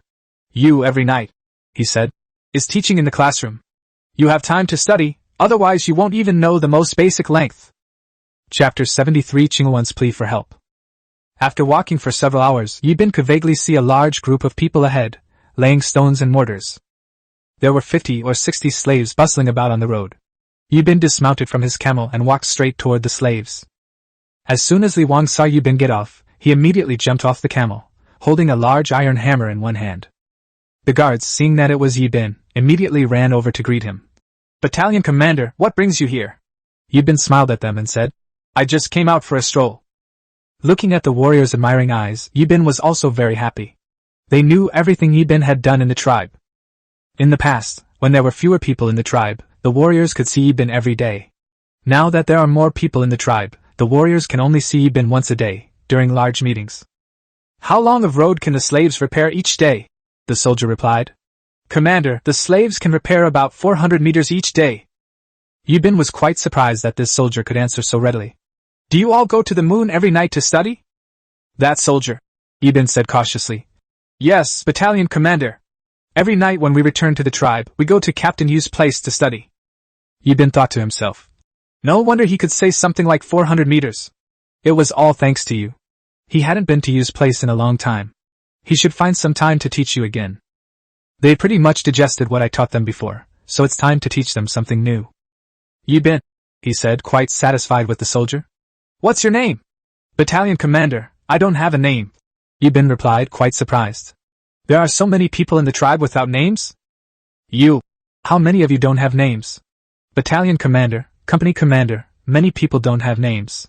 Yibin actually forgot such an important thing. In the primitive world, many people did not have names.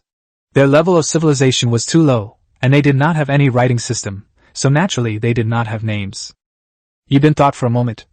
"How about I help you come up with a name?" The soldier looked at Yibin excitedly, babbling incoherently.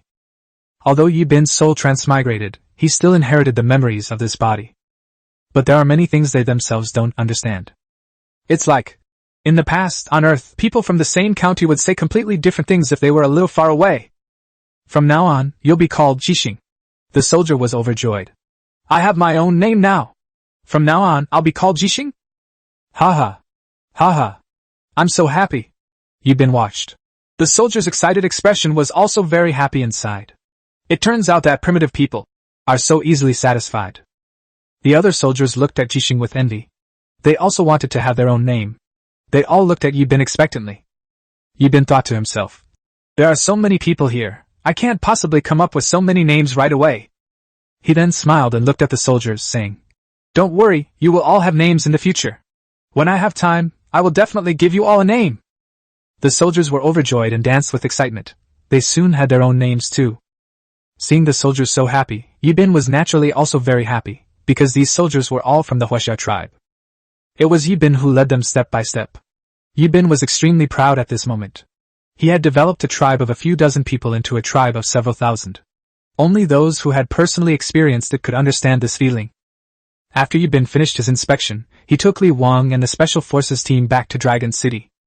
As soon as Yibin entered the city, he saw Qingwan and Guli, and immediately went over to them. There was still a lot of blood on Qingwan and Guli's bodies. Yibin looked at Qingwan nervously and asked, "You're injured. What happened to you? What went wrong?" Looking at Yibin's series of questions, Qingwan was at a loss for which to answer first. "Our Firebird tribe hasn't been doing too well lately. The Taoai Alliance has recruited several more tribes, and now they have even more members than before. Currently, the Python tribe and the War Bear tribe are attacking our subordinate tribes. Last time, when we went to deliver salt to the Flying Bird tribe, we suffered a loss because of the wooden planks they had.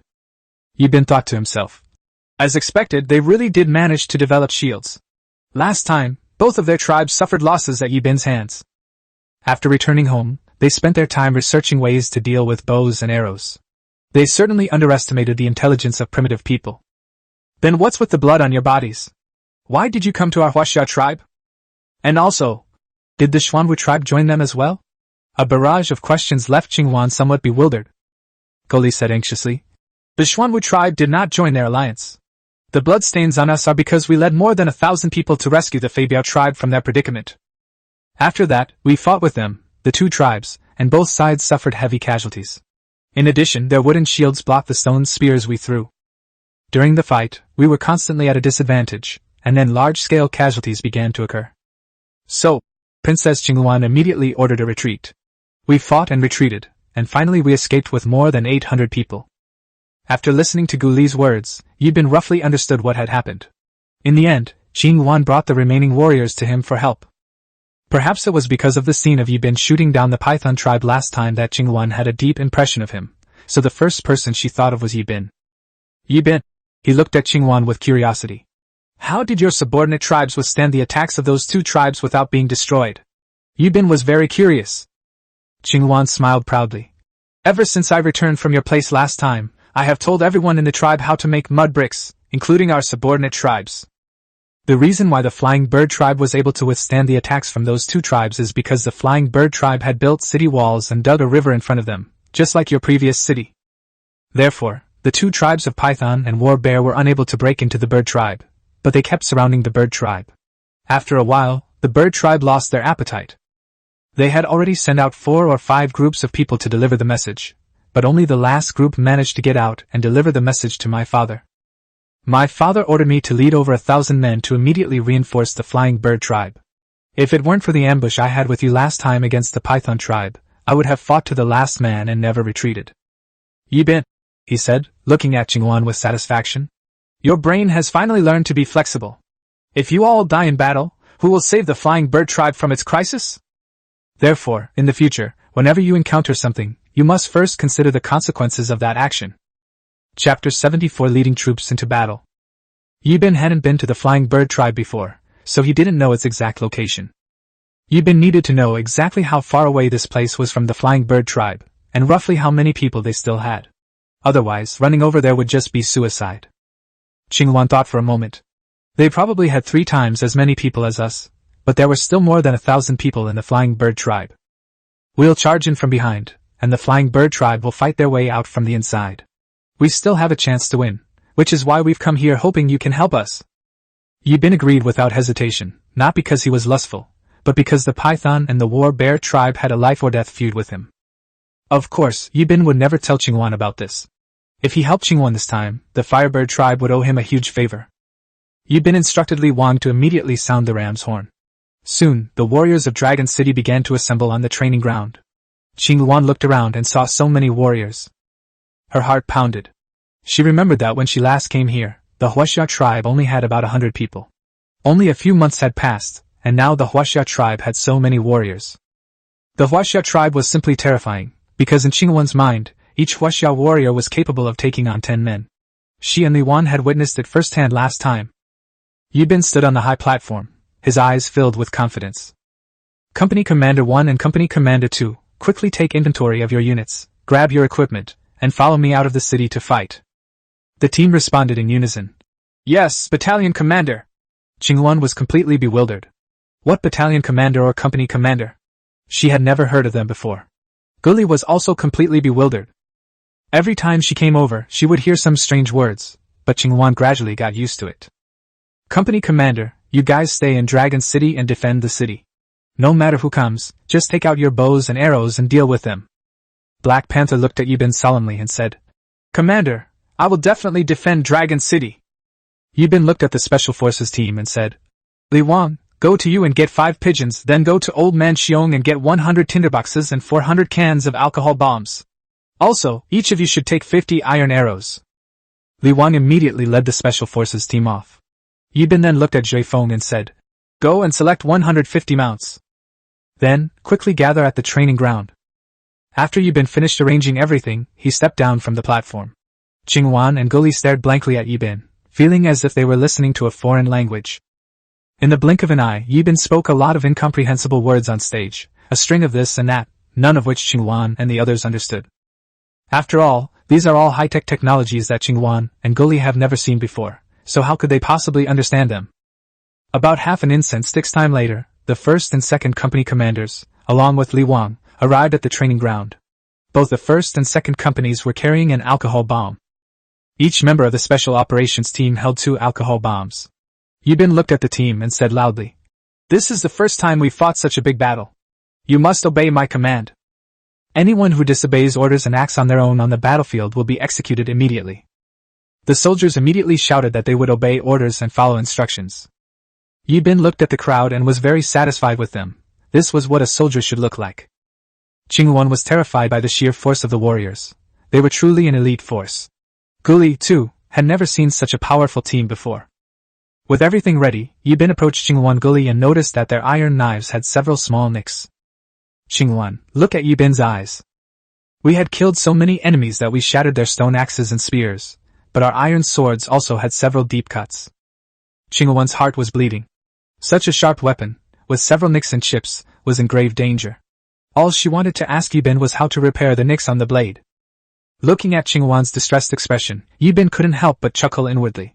Every member of our Huaxia tribe possesses an iron weapon. What are a few iron knives compared to that? Qingwan didn't hesitate. "Yibin, let's go!" Yibin nodded, and then the group began to leave the city gate. As soon as they left the city gate, they saw 700 or 800 people sitting on the ground. Each person was covered in blood, clearly having recently been through a major battle, and each of them had a red feather tied to their arm. When the people of the Firebird tribe saw Qingwan and Guli come out, they all stood up. Qingwan quickly came to the side of the tribesmen. "This is Yibin, the leader of the Huaxia tribe. He will help us deal with the Python and the War Bear tribe this time." The warriors of the Firebird tribe were filled with disdain when they saw that Yibin and his group were so small. Sending such a small force was nothing short of suicide. Yibin noticed the soldiers' disdain and then smiled, saying that on the battlefield, it's not about who has more people to win. You have to use your brain, otherwise no matter how many people you have, it's useless. The warriors were even more disdainful. They hadn't relied on numbers in that battle. In the primitive world, fighting required numbers, otherwise how could they possibly defeat their opponents?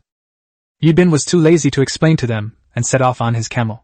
The warriors of the Firebird tribe were shocked to see so many mounts on the Huaxia tribe's side. They then saw that the warriors of the Huaxia tribe were wearing strange clothes. These primitive people had no idea that the warriors of the Huaxia tribe were wearing iron armor. Even Qingwan and Guli had never seen the armor's capabilities. They had only heard Yibin mention that it possessed formidable defensive power. Just how powerful, they had no idea. Seeing Yibin leave, Qingwan immediately rode the iron-backed earth dragon to catch up. Every step the iron-backed earth dragon took made a loud thud, showcasing its tall size and long tail. He looked like a terrifying creature. Yibin wondered how Qingwan and the others had managed to capture him. As Qingwan slowly approached him, Yibin's mount remained motionless in fear.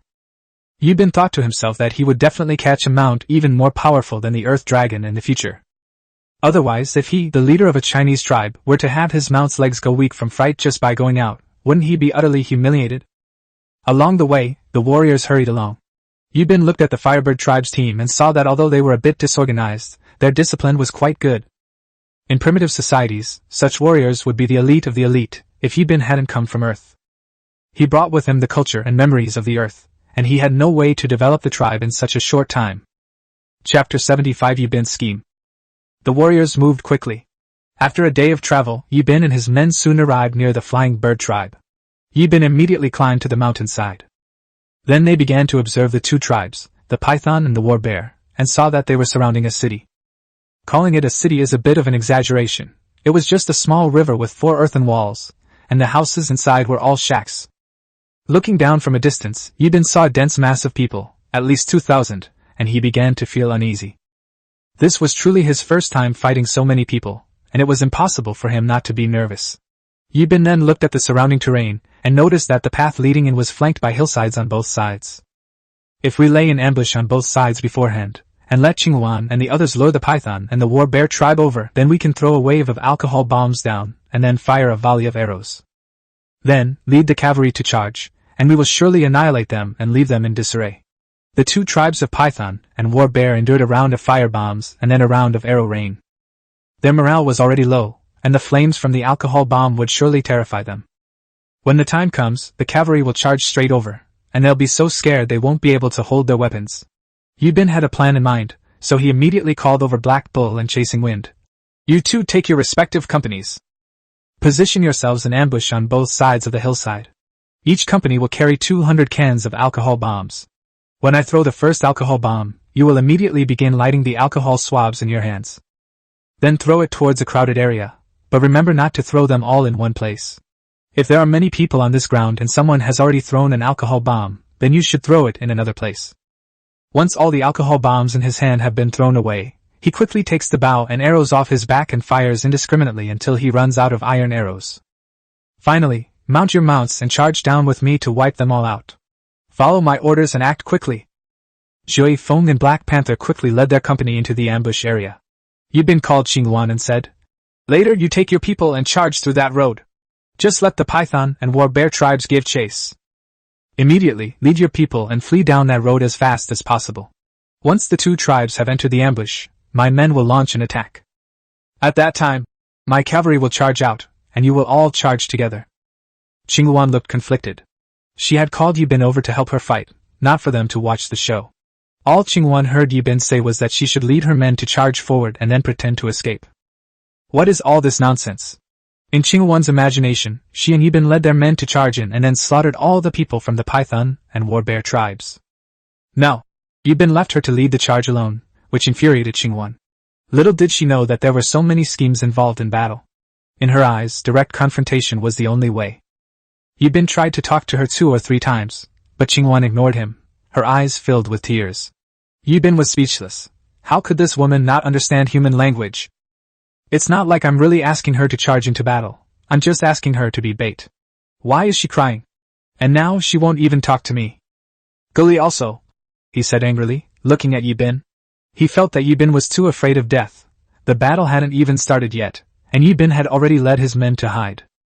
Let them, their little princess, lead the charge while they hide in the back with their own men. This is hardly the behavior of a warrior. Yibin stared at the 2 oddballs before him. It's both laughable and infuriating.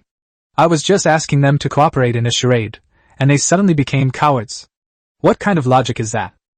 Primitive people never used strategies when fighting. They thought that no matter how they fought, they just had to charge straight in. They didn't care about any strategies or tactics. Yibin was also angry. He looked directly at Qingwan and Gulli and said, If you don't trust me, then why did you come to me in the first place? In that case, you can go and fight this battle yourselves. After saying that, Yibin was about to leave when Qingwan grabbed him, tears streaming down her face. All right. I'll lead the charge right now, she said, and then turned to leave. Yibin grabbed Qingwan's small hand. Qingwan trembled slightly. It was the first time a man had ever held her hand. Even a princess of a super tribe should have some manners. Each super tribe has its own traditions and heritage, so people in super tribes have a more systematic structure than people in small tribes. Qingwan's small hands were icy cold, and seemed boneless, so soft that Yibin couldn't bear to let go. Qingwan looked at Yibin with her bright red eyes. Yibin longed to hold her in his arms and kiss her passionately. But reason told him he absolutely couldn't do it, or Qingwan would hate him for the rest of her life. Yibin then instructed Qingwan that they did not need to go in front of them.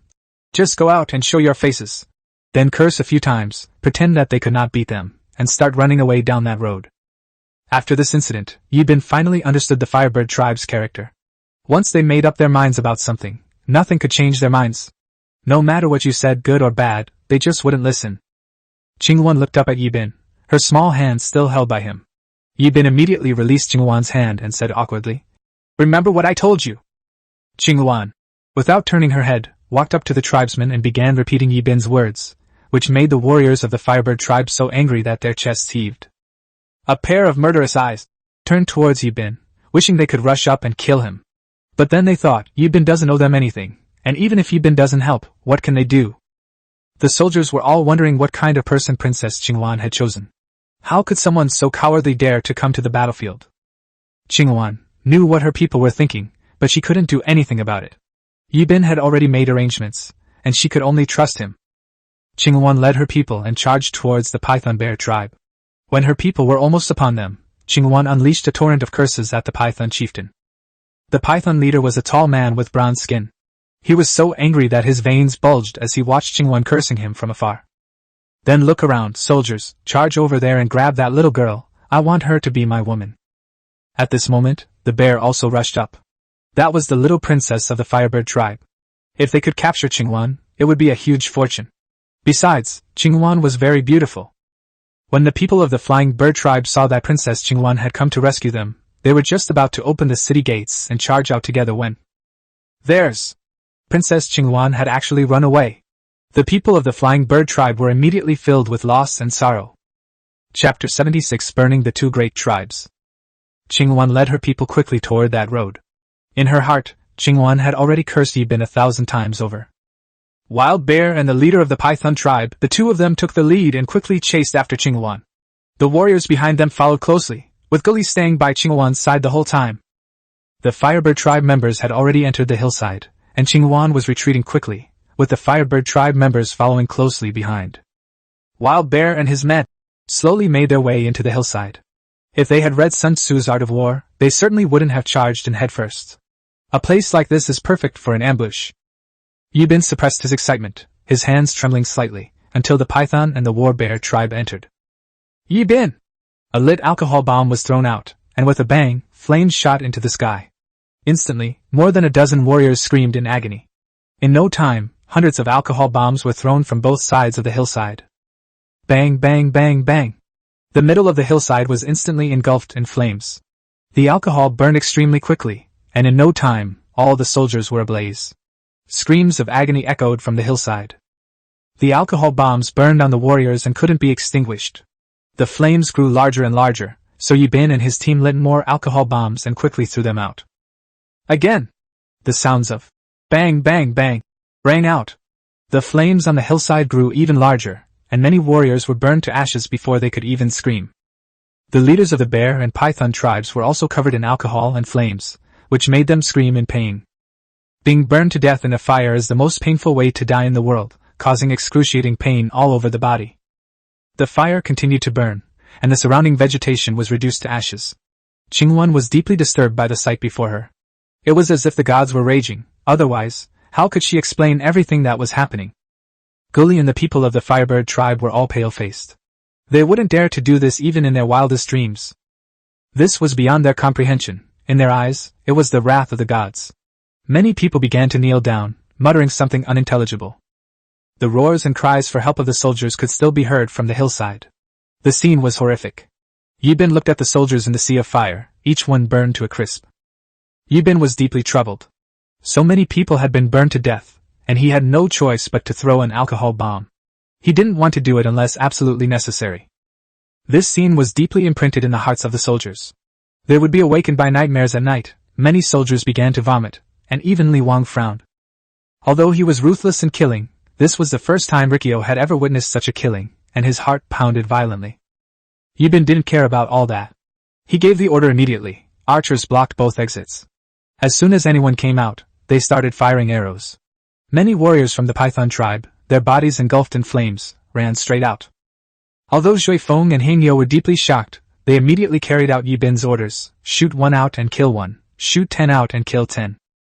More than 100 archers guarded both sides of the hillside, making it impossible for the warriors of the Python tribe and the War Bear tribe to break through. Their wooden shields had long been burned to ashes. Coupled with the flames burning their bodies, each warrior was only thinking of escaping, paying no heed to the archers on both sides of the hillside. Anyone who dared to come out would die. The fire had driven them mad. Where? They could no longer muster the strength to fight. They were scattered like a pack of beasts. Wandering aimlessly, Zhui Feng personally guarded the valley entrance, and as soon as anyone came out, he immediately ordered his men to fire arrows. Qingwan. They wanted to charge forward, but seeing the raging fire in the middle of the hillside, they immediately retreated. The fire was simply too big, and it wouldn't go out. It kept burning, and the screams in the valley had ceased. The wailing was gone. Only the sound of flames and burning things could be heard. Crackling and popping, the The fire was engulfing everything in the valley, and a crisis was averted. Yibin and the soldiers waited for almost half an hour, but no one came out of the fire, and the flames began to slowly subside. Only then did everyone see clearly the more than 2,000 corpses lying on the ground. Each corpse was burned beyond recognition, and the middle of the valley was pitch black, a truly terrifying scene, as if the fire god had unleashed his fury, mercilessly destroying all life in the valley. Qingluan led her people up the hillside, and when they saw the scene before them, they all swallowed hard. In the middle of the valley lay so many charred corpses. Even so, Qingluan and Guli were so frightened by the scene before them that their legs went weak. They were also people who had experienced big scenes. They had participated in dozens of battles, big and small. This was the first time Qingluan and the others had ever witnessed such a scene. Only now did she realize how terrifying it was when Yibin fell to the ground, and how terrifying Yibin's intelligence was. In just a few hours, more than 2,000 people were reduced to ashes. This is simply divine power. Yibin, he said, looking at Qingluan with a complicated expression. The crisis here has been resolved for you. I'll take my men and head back now. Yibin was deeply saddened by Qingluan's distrust. Could it be that he must take a long sword and fight like a barbarian to be considered a true warrior? The Firebird tribe has many people, hundreds or thousands might die. They don't take them seriously at all, but the Huaxia tribe is different. The tribe only has 500 warriors. If they all die, the Huaxia tribe will be completely finished. Yibin, he has to be responsible for the entire tribe, even though he's friends with Qingluan. And he's also a mortal enemy of the Python Bear tribe. He wouldn't be foolish enough to just grab a big knife and fight to the death. So, Yibin is very angry now. He feels that Qingluan doesn't care about the life or death of their tribe at all. No matter how beautiful a girl is, Yibin will not like her. Although Yibin also likes to be a simp, it depends on the situation. He's not willing to fawn over just any girl. Yibin is no longer alone. He is responsible for over 1,000 people in the tribe. With that, Yibin turned and left without looking back. Qingluan's heart suddenly ached. She didn't know why, but the fighting style of their Firebird tribe was always so straightforward. She had always been like this since childhood. This fighting style was ingrained in her soul, and she didn't know why Yibin was angry. Although she wanted to call out to Yibin, her inherent pride prevented her from doing so. Qingluan stood there, watching Yibin gradually disappear into the distance. She was also in great pain, but she could only force herself to endure the pain in her heart, and tears slowly streamed down her cheeks. Chapter 77 Encountering the Snake and Tiger Again. Yibin, riding his camel absent-mindedly, rarely spoke along the way. No one knew what was wrong with the battalion commander. This time, not a single person had been killed or injured. They wiped out the python, he said, referring to the more than 2,000 members of the Zhanxiong tribe. The soldiers were trembling with excitement. This was the first time they had fought such a large-scale battle, and they had achieved such an astonishing victory. Soldiers, after this battle, I feel like I'm floating on air, and I speak and walk with a sense of confidence. Chasing the wind, looked at Yibin with complicated eyes. After getting to know Yibin better, he found the battalion commander to be increasingly unfathomable, whether in managing the tribe or leading troops into battle. The battalion commanders are all incredibly capable. Zhui Feng feels he still has a lot to learn. As long as he follows Yibin, he can learn many things he's never seen before. In Zhui Feng's mind, Yibin was even more powerful than his father. With such a leader, how could the Huaxia tribe not become stronger? Black Bull was still reeling from what he'd witnessed today. The sea of fire in the middle of the valley was like a divine punishment. This was something no human could possibly accomplish. But reality is what their leader did. The sea of fire in the valley is still vivid in his mind, and his hands and feet are still trembling. The soldiers smiled the whole way, filled with excitement and joy. Yibin arrived at the birdcage and wrote the word, peace, on the animal's skin. Then, from inside the cage, they took out a white pigeon, tied the animal's skin to the pigeon's leg, and then tossed the pigeon into the sky. The pigeon flapped its wings rapidly and flew directly towards Dragon City. The soldiers were all very surprised, wondering what the battalion commander had tied to the pigeon's leg. Zhui Feng approached Yibin and said, Commander, why did you release the pigeon? How can we find it? These pigeons have been raised and launching for some time now. I tied a piece of animal skin to each pigeon's leg with the words peace written on it. Once Moon receives the message, it will tell everyone in the tribe, so that everyone knows we are not in danger.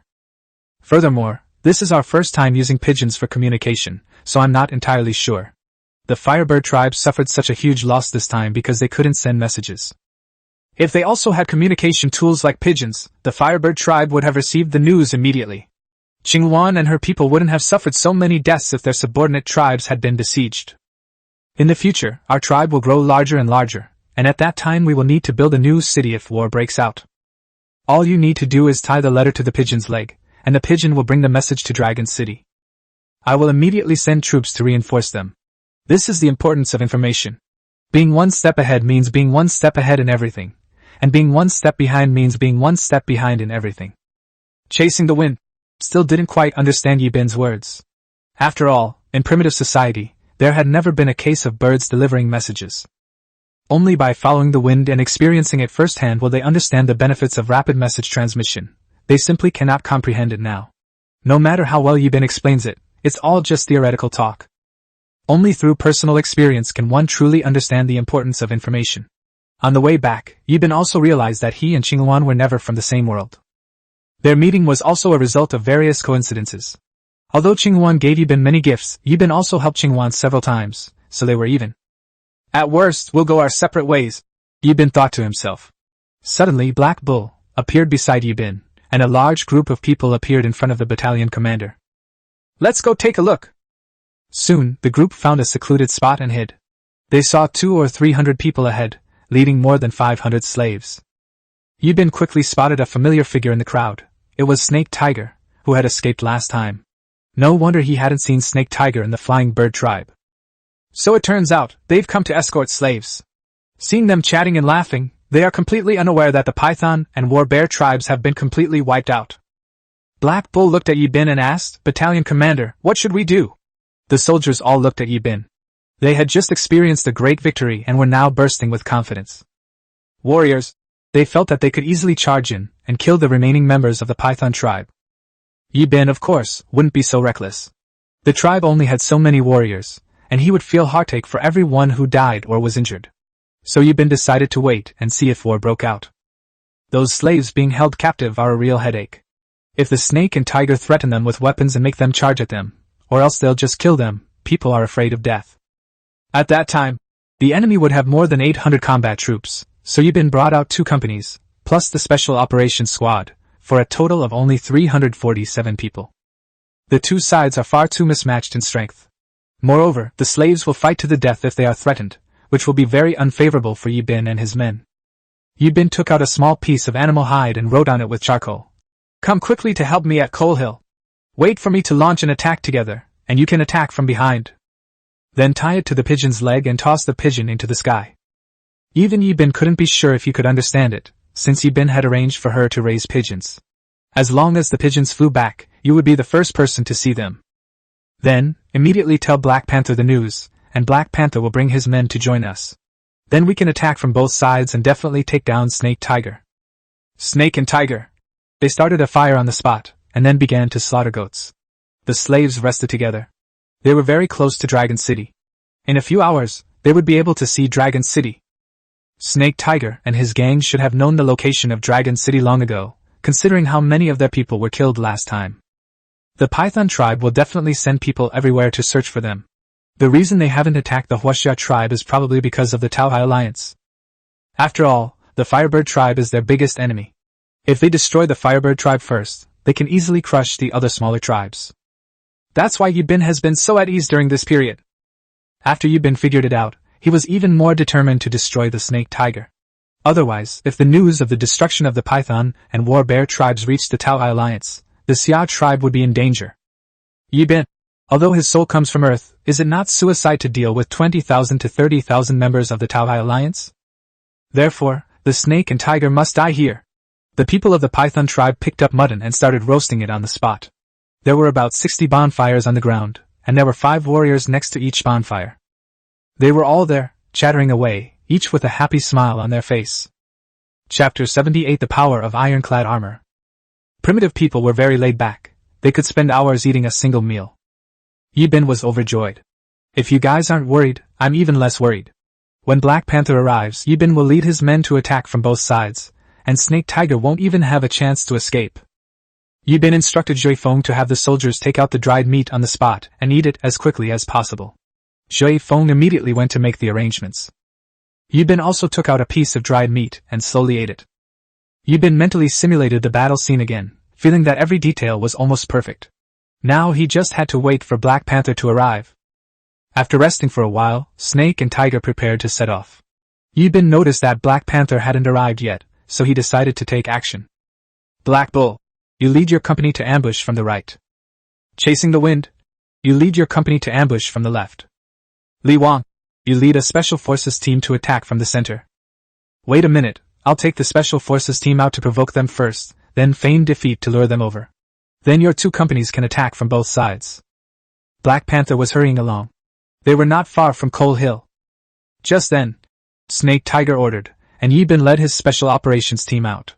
The 40 team members immediately picked up their compound bows. Aim! Snake and Tiger shouted, then quickly drew their bows and released arrows and volleys. At first, Snake and Tiger didn't even have time to react. In the blink of an eye, 30 or 40 people from the Python tribe had died. When Snake Tiger saw that it was Yibin and his group, he immediately shouted loudly. Warriors, raise your shields. Special Forces team, only the first 2 waves of arrows have dealt damage. The next 5 waves have all hit the wooden shields. Snake Tiger suddenly burst into laughter. Do you really think I'm a fool? I suffered such a great loss at your hands last time. After I got back, I started researching how to stop the attack of your weapons. I finally figured it out. Let's see how you fight me this time. The Special Forces' iron arrows all struck the wooden shields. Snake Tiger laughed heartily, thinking that Yibin was doomed this time. Warriors, kill them! The warriors of the Python tribe, shield in hand, charged towards Yibin and his companions, while Snake Tiger stood behind them, laughing loudly. This time I'm going to chop you all to pieces and feed you to my little snakes. Yibin immediately ordered a retreat. Seeing that Yibin and his men were about to escape, Snake Tiger ordered his soldiers to throw stone spears. A dense barrage of stone spears rained down from the sky.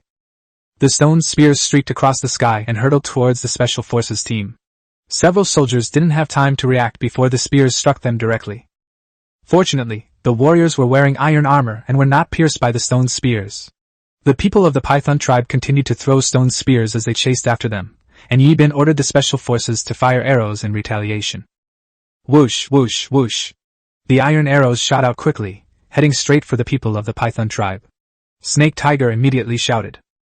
The warriors raised their shields to protect themselves, and arrows quickly flew in, but several were still shot down, blood flowing instantly onto the ground, and the fallen warriors let out painful cries. Snake Tiger ignored their lives and continued to order an attack. Just then, Black Bull's first company and Chasing Wind's second company charged out. The warriors, riding camels and blue oxen, quickly charged towards the Python tribe. Yibin stopped at this moment, and then ordered Li Wang to lead the team to charge back. Suddenly, the rushing men startled Snake Tiger and his men. Snake Tiger immediately reacted, ordering his guards to take stone spears and threaten the slaves to charge forward. Black Bull, wielding an iron spear, charged swiftly into the crowd. His mount directly rammed into the warriors of the Python tribe, sending them flying. With a sweeping motion of his iron spear, Black Bull slashed open the bellies of several warriors. A huge pile of intestines fell out of his stomach, and blood splattered directly onto the faces of the people next to him. The warriors behind him also charged forward. When cavalry fights infantry, it's a complete crushing defeat. More than 100 mounts charged over quickly, and the warriors of the Python tribe were scattered and defeated. Warriors! They roared, thrusting their iron spears wildly. The warriors of the Python tribe were pierced through like skewered hawthorns, and the battlefield quickly reached a stalemate. The cavalry's first wave of attack was terrifyingly lethal. Once the mount stopped, it was all down to hand-to-hand combat. Having lost their speed advantage, the soldiers quickly swung their iron spears. The sharp iron spears pierced through the warriors' bodies. Just then, more than 500 slaves picked up stones from the ground and charged at them. Although the warriors were protected by iron armor, they were still attacked. But they couldn't withstand the sheer number of people. Just as the slaves were about to charge, the third company led by Black Panther. They rushed out from behind the Python tribe, firing arrows as they ran. The slaves never expected that a group of people would suddenly appear from behind them. The warriors led by Black Panther ran and fired arrows as they went. The slaves had no shields and were only wearing ordinary animal skins. Iron arrows rained down on the crowd. Before the slaves could react, one after another they fell into pools of blood. Yibin was overjoyed to see Black Panther and the others arrive and shouted loudly. Soldiers, our reinforcements have arrived. Now pick up your weapons and join me in killing them. Li Wang took the lead, swinging his iron hammer. The two warriors beside him couldn't dodge in time and their internal organs were shattered by the hammer. They coughed up a mouthful of blood mixed with their internal organs. Then, he fell heavily to the ground. It was as if Li Wang had been given a cheat code. After rushing into the crowd, he used no skill whatsoever and wielded the iron hammer with both hands. Wherever Rikyo went, corpses littered the ground. His iron hammer swung wildly among the crowd, and no one could withstand a single blow from him. The Python tribe is now surrounded by Yibin and his men. Snake Tiger panicked. His warriors couldn't break through the enemy's armor at all, and they fell one after another. The slaves were the first to react, immediately putting down their stones and prostrating themselves on the ground. On the Python tribe's side, there were still more than 100 people left. The warriors became more and more afraid as the fighting progressed, as the enemy simply couldn't break through. Just then, Yibin saw a man on the battlefield who was extremely brave. This man was holding a big club, and the soldiers were being beaten back step by step. Every time the man attacked, a soldier fell to the ground and cried out in pain. Although the soldiers didn't die, the blows from such a large club still caused them immense pain. The man continued to beat them harder and harder, injuring many soldiers. Black Bull, Black Panther, and Power King all saw the fierce man and charged in that direction. Power King quickly arrived at the fierce man's side. Chapter 79 Killing the Snake Tiger. Sure enough, there is a mutual connection between masters. The powerful man stared intently at Li Wang, and Li Wang stared intently at the powerful man as well, either of them making a move. Just then, Shihe shouted loudly, "Taishan, hurry up and kill them!" Yibin heard it too. So it turns out, this formidable man is called Taishan, and just hearing his name makes him seem incredibly powerful. Upon hearing the snake and tiger's shouts, Taishan immediately grabbed a large club and struck at Li Wang, who in turn grabbed an iron hammer and swung it at Taishan. Both struck each other's weapons, and a powerful force sent them flying. Power King had the advantage of weaponry, being slightly stronger, while Taishan's hands were numb from the impact. Power King didn't give Taishan a chance to catch his breath, directly unleashing a powerful cleaving strike, the iron hammer crashing down high into the air. Taishan knew that if he were hit, he would surely die, so he reacted immediately.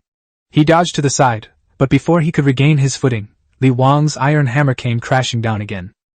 Mount Tai raised his club to block, just as the hammer struck down. A powerful force came down from the club, slamming Mount Tai's entire body down a foot deep. His hands were already trembling. Seeing Ricky's incredible prowess, the warriors cheered and shouted. Ricky fought faster and faster, and Taishan could only parry. Benji had no energy left to attack. After exchanging blows for 30 or 40 rounds, Taishan lost his footing. Li Wang seized the opportunity and threw an iron hammer. The hammer was already heavy, and with the added speed and power from the force of the throw, it became incredibly formidable. As the iron hammer flew towards him, Taishan slammed the club into the ground with a heavy thud, gripping the top of the club tightly with his other two hands, his muscles bulging all over his body. The hammer sliced through the air and slammed into the club, instantly breaking it in two. The hammer passed through the club and struck Taishan directly, causing him to cough up a mouthful of blood. Then, he fainted. Rikyo raised another iron hammer, just about to smash it down. "Yibin!" Yibin suddenly shouted. "Li Wang, stop!" Li Wang lowered the iron hammer he had been holding in the air, and then smashed it down on the others around him. Seeing that the situation was hopeless, Snake Tiger turned to flee, but Black Panther moved forward quickly and plunged an iron spear into Snake Tiger's heart. Snake Tiger gripped the spear tightly with both hands. Blood began to cough up continuously from his mouth. Snake Tiger turned to look at Yibin, muttering something, but no one could understand what he was saying. "Shoot the tiger!" The animal's skin on the Black Panther's chest was already stained red with blood. With a forceful pull, a blood-stained spearhead appeared before everyone. When the warriors of the Python tribe saw that Snake Tiger was dead and Mount Tai was lying on the ground, they immediately lost the courage to resist. The warriors quickly surrounded them. The sight of rows of iron spears gleaming with the chilling white light sent shivers down people's spines. At that moment, Yibin walked over and shouted loudly to the people of the Python tribe. "Put down your weapons, or you will all die here!" The soldiers gripped their iron spears and took a step forward in unison. Suddenly, the crowd was so frightened that their legs went weak, and they all began to throw away their weapons and squat on the ground. Yibin breathed a sigh of relief. The battle had finally subsided. "Black Panther," he said, "you immediately take your men and tie them all up. Li Wang, you tie up that fierce man too, and bring them all back to the tribe. The rest of you start cleaning up the battlefield. Jay Feng, You go and count the number of people. Black Ox, he said. Go and count the number of stone spears and axes, then report back to me. Yibin himself went to the body of Snake Tiger, looking at its unseeing, lifeless face. Yibin also had many feelings. In fact, he didn't have any deep hatred for the Python tribe. The first time he killed the people of the Python tribe, it was all to help Qingwan. Thinking of Qingwan, the crisis of the Flying Bird tribe has been resolved. At this moment, Qingwan and the others should be celebrating. Qingwan was sitting on a large rock, her gaze fixed on the direction of Longqing. Her eyes were filled with the image of Yibin, thinking of Yibin's disappointed eyes and expressionless face. Qingwan felt a pang of sadness. Yibin was someone she had invited to help, and in the end, they wiped out the Python and War Bear tribes without losing a single soldier. But she just couldn't be happy. Qingwan felt that she had lost something very important, but she didn't understand what she had lost. On the other hand, Yibin's side won 2 great victories in a row, and the soldiers were overjoyed. I just wanted to find someone to brag to, you know what? We wiped out the Python and the War Bear tribe. Pretty awesome, right? Pretty cool, right? Soon, Bei Feng finished counting. Commander, we captured more than 500 people together, including more than 400 slaves, and the rest were people from the Python tribe. And another thing, Yibin said, looking at the wounded soldiers. More than 40 of our soldiers were injured, but fortunately they were all wearing armor, so they only suffered superficial injuries. Each of them was covered in bruises. After we get back, we'll make some liniment and apply it to the soldiers' wounds. That will help them recover much faster. Yibin looked at Black Panther and said, thanks to you guys this time. If you hadn't arrived in time and stopped those slaves! I can't even imagine the casualties our warriors would suffer if so many slaves charged at us. Each slave held a stone and started hurling them at the warriors. Even if they did, the armor would be destroyed by falling rocks. Therefore, the biggest breakthrough this time is Black Panther and his team. Battalion Commander, Monthly Captain. I received your message and found me immediately, asking me to bring men to support you. We rushed along the way and finally made it there at the last minute. Zhui Feng then realized when the battalion commander talked about information warfare, and how whoever seizes the initiative on the battlefield holds the upper hand. No wonder the battalion commander insisted on catching so many pigeons to take with him when fighting. It turns out that transmitting messages on the battlefield is so important. Zhui Feng and everyone else couldn't believe that such a small pigeon could have such a big effect. The battalion commander is indeed the battalion commander, still so amazing. At this moment, Li Wang walked over, carrying Mount Tai in his hand. Mount Tai had already regained consciousness. He looked at Yibin and thought to himself, such a small child, yet he has such powerful guards. This time, the Python tribe has really bitten off more than they can chew. Yibin looked at Taishan and asked, are you willing to follow me from now on? I guarantee you'll live a life of luxury. Taishan didn't even look at Yibin and simply turned his head to the side. Sure enough, experts are all principled. Yibin smiled awkwardly and asked, who are you in the Python tribe? Taishan originally didn't want to answer Yibin's question. But seeing Li Wang's fierce eyes, he still answered honestly. I come from a small tribe, and I agreed to protect snakes and tigers out of gratitude. Chapter 80. Another fierce general joins the fray. Snake Tiger, what kindness has he shown you? You can tell me. Our tribe was wiped out by a group called the Divine Fire Tribe, whose leader was named Fire Velvet. This man possessed immense strength, and his skin was predominantly reddish. That day, I led my people up the mountain to hunt. On a fire-breathing mountain, we found a 4-legged beast with 2 horns, a bright red body, and scales. It was the first time we had ever seen this animal, so I led my people to surround and kill it. Who knew that 4-legged beast? It ran very fast. When I threw a stone spear, it pierced the horn of the 4-legged beast. The 4-legged beast cried out in pain. Just then, a man wielding a stone axe led a group of people out. The person asked me if we had injured their mythical beast. At the time, I didn't know it was their mythical beast. So I answered them directly that we had injured the 4-horned beast. That one, the man with the stone axe, was called Huarong. Without saying a word, they charged straight at us. They were all incredibly strong. In no time, most of my people were killed or wounded. That firefly was extremely powerful. He could kill one of our people with each axe blow, and we couldn't stop his attacks at all. At that moment, I rushed forward and fought with him. At first, I was able to keep up with him, and we fought back and forth without me gaining the upper hand. But as my people were killed one by one, my eyes started to redden, and then I intensified my attacks, slowly suppressing the fire tinder as I beat it down. I seized the opportunity and struck him squarely in the face with a big stick, drawing a trickle of blood from the corner of his mouth. Suddenly, he took out a fiery red herb from his body and ate it. After a while, his veins bulged and his strength increased several times over. When I fought him again, I couldn't even block one of his attacks. Then, I was knocked to the ground. At that moment, my father rushed over, holding Hurong tightly and shouting for me to run. How could I stand by and watch my father be killed? I immediately stood up to save him, but Hurong's power was terrifying. He chopped me away with a stone axe. Blood kept flowing from my body. My father told me to run fast and avenge him later. I dragged my wounded body and ran as fast as I could, but I accidentally fell into the river. When I woke up, I was already in the Python tribe. Later I learned that it was the chief of the Python tribe who saved me. Seeing my muscular build and numerous wounds, he knew I must be very skilled. So he asked me to protect his son, and that's how I became Snake Tiger's bodyguard. After hearing this, Yibin was immediately unsettled. There really are Qilin in this world. He wondered if this Qilin was the same as the one he had imagined. I just heard Taishan say that the Qilin runs very fast, but it seems to have no other functions? Is it just that it runs fast? That's ridiculous. Yibin said. How about we make a deal? Taishan countered. What kind of transaction? Yibin smiled, then looked at Snake Tiger's corpse. I'll have someone send Snake Tiger's corpse back, and then I'll help you get revenge. Can you bear to watch the snake and tiger's carcasses be eaten by wild beasts? I'll help you return the snake and tiger's bodies. Consider it repayment for their kindness. Think it over carefully. Taishan thought to himself. I can't really leave Snake Tiger's body here to feed the wolves. Besides, Snake Tiger is already dead, and I've saved him many times, so it's not like I'm being ungrateful. Taishan looked at Yibin and asked, Can you really help me?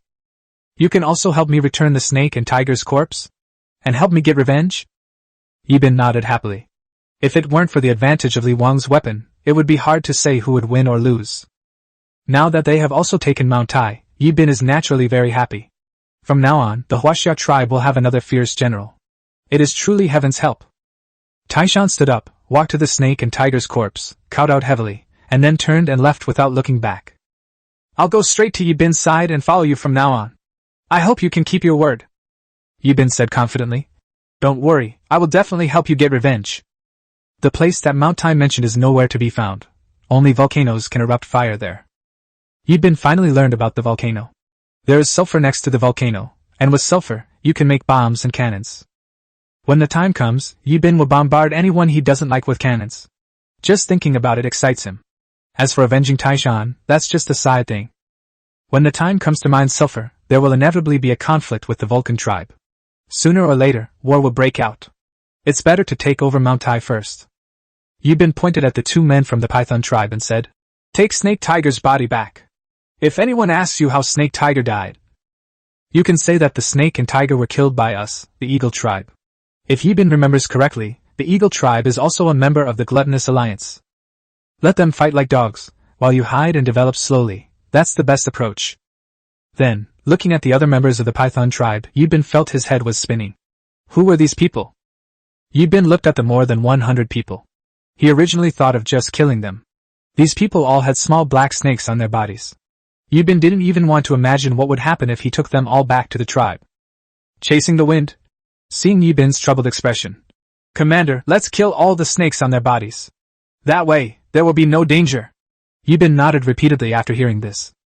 The people of the Python tribe were immediately excited when they heard that their little snake was to be killed, as they had raised it from a cub to adulthood.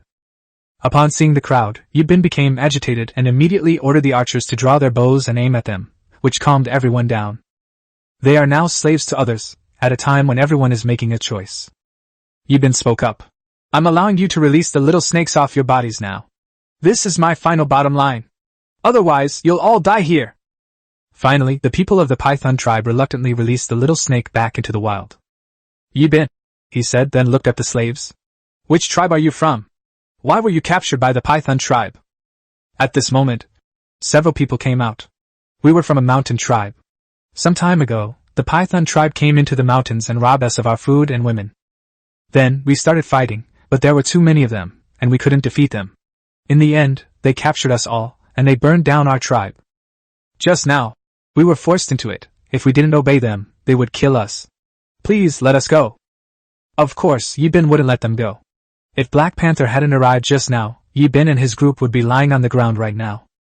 Now I'm giving you a choice. First, join our tribe. Second, come back with us and become slaves, clearing mountains, quarrying stones, and building roads.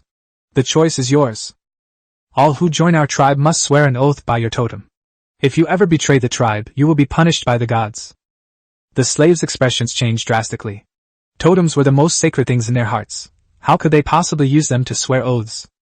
Primitive people feared the gods the most, and the most important thing for a tribe was its totem. Therefore, primitive people rarely used their totems to make oaths. Chapter 81 The Lazy Newcomer. Yibin looked at the slaves and said, "Since you are unwilling, then come back with me and be slaves." Just then, someone shouted, "We are willing to join your tribe." And more people were willing to join. In the end, there were still 50 people who were unwilling to join the Huaxia tribe. Yibin did not force them and simply took them back to the tribe to be slaves. A total of more than 380 people joined the Huaxia tribe this time, including 300 men and 80 women. Some people asked, "Where did the elderly and children go?" The elderly and children only consumed food, so the Python tribe wouldn't allow them to survive. Yibin. He instructed the slaves to gather the sheep from the distance together. This time, the snake and tiger had robbed everyone of their food. Yibin estimated that there were about 1,500 sheep. Now that he had made another small fortune, Yibin was naturally very happy. He then ordered the team to set off. Everyone started walking forward, with the Black Bull Company leading the way and the Chasing Wind and Black Panther Companies supervising from behind. Yibin led the way, with Li Wang walking at the very back. At that moment, Taishan also came over. "Leader, I also want a weapon like his." Taishan pointed to Li Wang's iron hammer. Yibin asked Li Wang to hand the hammer to him, and Taishan took it. Immediately, the hammer smashed to the ground. The iron hammer was simply too heavy. Mount Tai couldn't lift it at all, let alone use it in a fight. Although Mount Tai was very strong, he was still a little weaker than Ricky Wang. Ricky Wang looked at Mount Tai with disdain, and then picked up the iron hammer and put it on his shoulder. He rode away on a camel. Yibin looked at Mount Tai and said, "When we get back, I'll forge you a dragon-slaying crescent blade, specifically for cutting people." Upon hearing the name, dragon-slaying crescent blade, Taishan knew it was incredibly powerful, and he looked at Yibin with excitement. "Chief, you're so kind. Not only did you spare my life, but you're even going to forge me a dragon-slaying crescent blade." Taishan felt he hadn't made a mistake in following the wrong person. Yibin was in a good mood, and he even had an unexpected gain on the way back. This time, pigeons proved to be a very useful tool, allowing us to gain the upper hand on the battlefield in the future. When Yibin returned to Longqing, it was already afternoon. When Taishan saw Longqing for the first time, he was dumbfounded. Could this really be built by human hands? The slaves of the Python tribe showed little surprise. Clearly, they already knew of the existence of Dragon City. The newly joined tribespeople were so frightened that they dared not walk. The city before them was truly awe-inspiring. Everyone stood there, as if they had been frozen in place. The warriors looked at them with disdain, thinking, "It's just a city. These are just primitive people who've never seen the world." Yibin was very satisfied with everyone's expressions, and then shouted, "This is our Huaxia tribe. From now on, you will all live here, and together we will build an even stronger tribe." The crowd immediately cheered with joy. From now on, they were also members of the Huaxia tribe. Those slaves who were unwilling to join the Huaxia tribe before are now filled with regret. Suddenly, dozens of slaves walked up to Yibin. "Leader." Yibin ignored them completely, saying, "We are now willing to join the Huaxia tribe." He directly ordered Li Wang to escort them into the city. Yibin had given them opportunities before, but they didn't cherish them. Now they want to join the Huaxia tribe. It's too late. The Huaxia tribe isn't a place anyone can just join on a whim. When the group arrived in the city, their eyes were glued to the rows of houses, all the same height and size. These primitive people had never seen such beautiful houses before. Yibin looked at everyone, who were all standing there in a daze. Taishan was like Grandma Lu visiting the city, finding everything new and exciting. Yibin coughed, and then looked at everyone and said, "This is where we'll be staying. There will be 10 of you in one room." Yibin then pointed to the training ground, where our soldiers train, and then to the mess hall and some other places. After the introductions to the tribe were completed, Yibin instructed Zhe Feng to arrange accommodations for the newcomers. He also told Hong to have an extra meal that evening, and to slaughter several more sheep to stew together. Black Panther walked over. "Commander." Yibin thought for a moment, and decided to throw the 150 slaves into road repair work. "In a few days, we'll bring those slaves back to Dragon City to build houses." The tribe has now grown by over 500 people. The houses we built before are a bit too small. Yibin suddenly thought of the courtesan. He would send some people to her place tomorrow, since there were still some empty rooms there. He could also harvest the crops from the old city while he was there. That evening, Yibin hosted a welcome dinner for the new clansmen in the canteen. He also took the opportunity to introduce the new members. Taishan noticed the abundance of delicious food on the table. Immediately, he swallowed hard a few times, as did the other newcomers. They had never seen such appetizing food before, and the entire cafeteria was filled with the aroma of meat. Hong arranged bowls and chopsticks for everyone, and placed a pot of cooked mutton on each table. The newlyweds looked at the mutton on the table with their eyes glued to it. The entire canteen was packed with people. Looking at the scene before him, Yibin was filled with emotion. Just a few months ago, the tribe didn't even have a place to eat. In the blink of an eye, there were already more than 1,400 people in the tribe. Yibin felt like he was dreaming, and he was afraid that when he woke up, there would be nothing left. Look! The newcomers to the tribe, each holding 2 small wooden sticks, didn't know where to start. Some of them had already started eating, since they had never eaten stewed meat before. Many people screamed and cried out in pain from the burns, some even sticking their hands into the pot. The broth was extremely hot, and screams of agony erupted from every table. The elders in the tribe looked at them with disdain. Although they had all come from the same place, they had long forgotten it. Now, seeing these newcomers, they felt a surge of superiority. After the meal, everyone ate with gusto, their bellies bulging. After eating their fill, the primitive people liked to lie down and sleep. Many people immediately lay down on the ground and comfortably rubbed their bellies, but Taishan stood next to Yibin. Yibin's anger flared up the moment he saw these newcomers. These people just ate and slept, no different from pigs. Yibin shouted, and everyone stood up. You've just arrived today, and you don't know many of the rules. I don't blame you. Since you've come to the Huaxia tribe, you must abide by the rules of our Huaxia tribe. Yibin looked at Zhui Feng and said, You should arrange for them to go and rest first. They can gather at the training ground tomorrow morning. Also, tell them about the tribe's rules. Chapter 82 Ox Cart. As soon as it was dawn, the sound of ram horns rang out in Dragon City. The soldiers immediately got up, grabbed tree branches and charcoal powder, and quickly fetched water to brush their teeth. The newly arrived tribespeople, upon hearing the sound of ram horns outside, were so frightened that they all huddled together. After brushing his teeth, Yibin arrived at the training ground. Seeing the soldiers lined up neatly, he felt a surge of excitement. Yibin then looked around the training ground. None of the new recruits from yesterday had shown up. Yibin immediately got angry. A bunch of good-for-nothings who only know how to eat, can't they hear such a loud ram's horn sound? Yibin, he said, looking at Zhui Feng with displeasure. Did you tell them the tribe's rules last night? They're supposed to get up this morning and then gather at the training ground? Battalion commander, as I said, I told them last night that these guys are really used to being lazy. You take the second company and lead them all to the training ground. Those who don't get up, just whip them. Soon, screams echoed from inside the room, and then people slowly began to emerge from each room. Yibin directly told them to stand in 10 rows, and it took them quite a while to manage to form 10 groups of people. Yibin, having lived in the primitive society for so long, this is the first time I've seen such a lazy primitive person. These newly joined tribespeople used to live deep in the mountains. People like Hainyo would get up early in the morning to train, and the entire primitive society consisted of only one Huaxia tribe. Yibin started by speaking to them, then instructed them to stand in a row. He said that if he wanted to change them, he had to set rules for them. Yibin, he thought of Taishan at this moment, and then he looked around and saw Taishan standing with Li Wang and the others. Yibin felt that he had not misjudged him. Yibin arrived at the high platform. Starting today, the more than 300 new recruits will be directly assigned to 3 companies, with an additional 100 people added to each company. Black Bull, Wind Chaser, Black Panther, each of your companies should select 100 people to train with you from now on. If this happens again, just like this morning, and everyone in your company is late, then no one will be allowed to eat for the entire day. The soldiers' fierce eyes were fixed on the new recruits. Seeing the soldiers' gazes, the new recruits felt their hair stand on end. Yibin looked at everyone and said, Since you have chosen to join the Huaxia tribe, you must obey the tribe's management.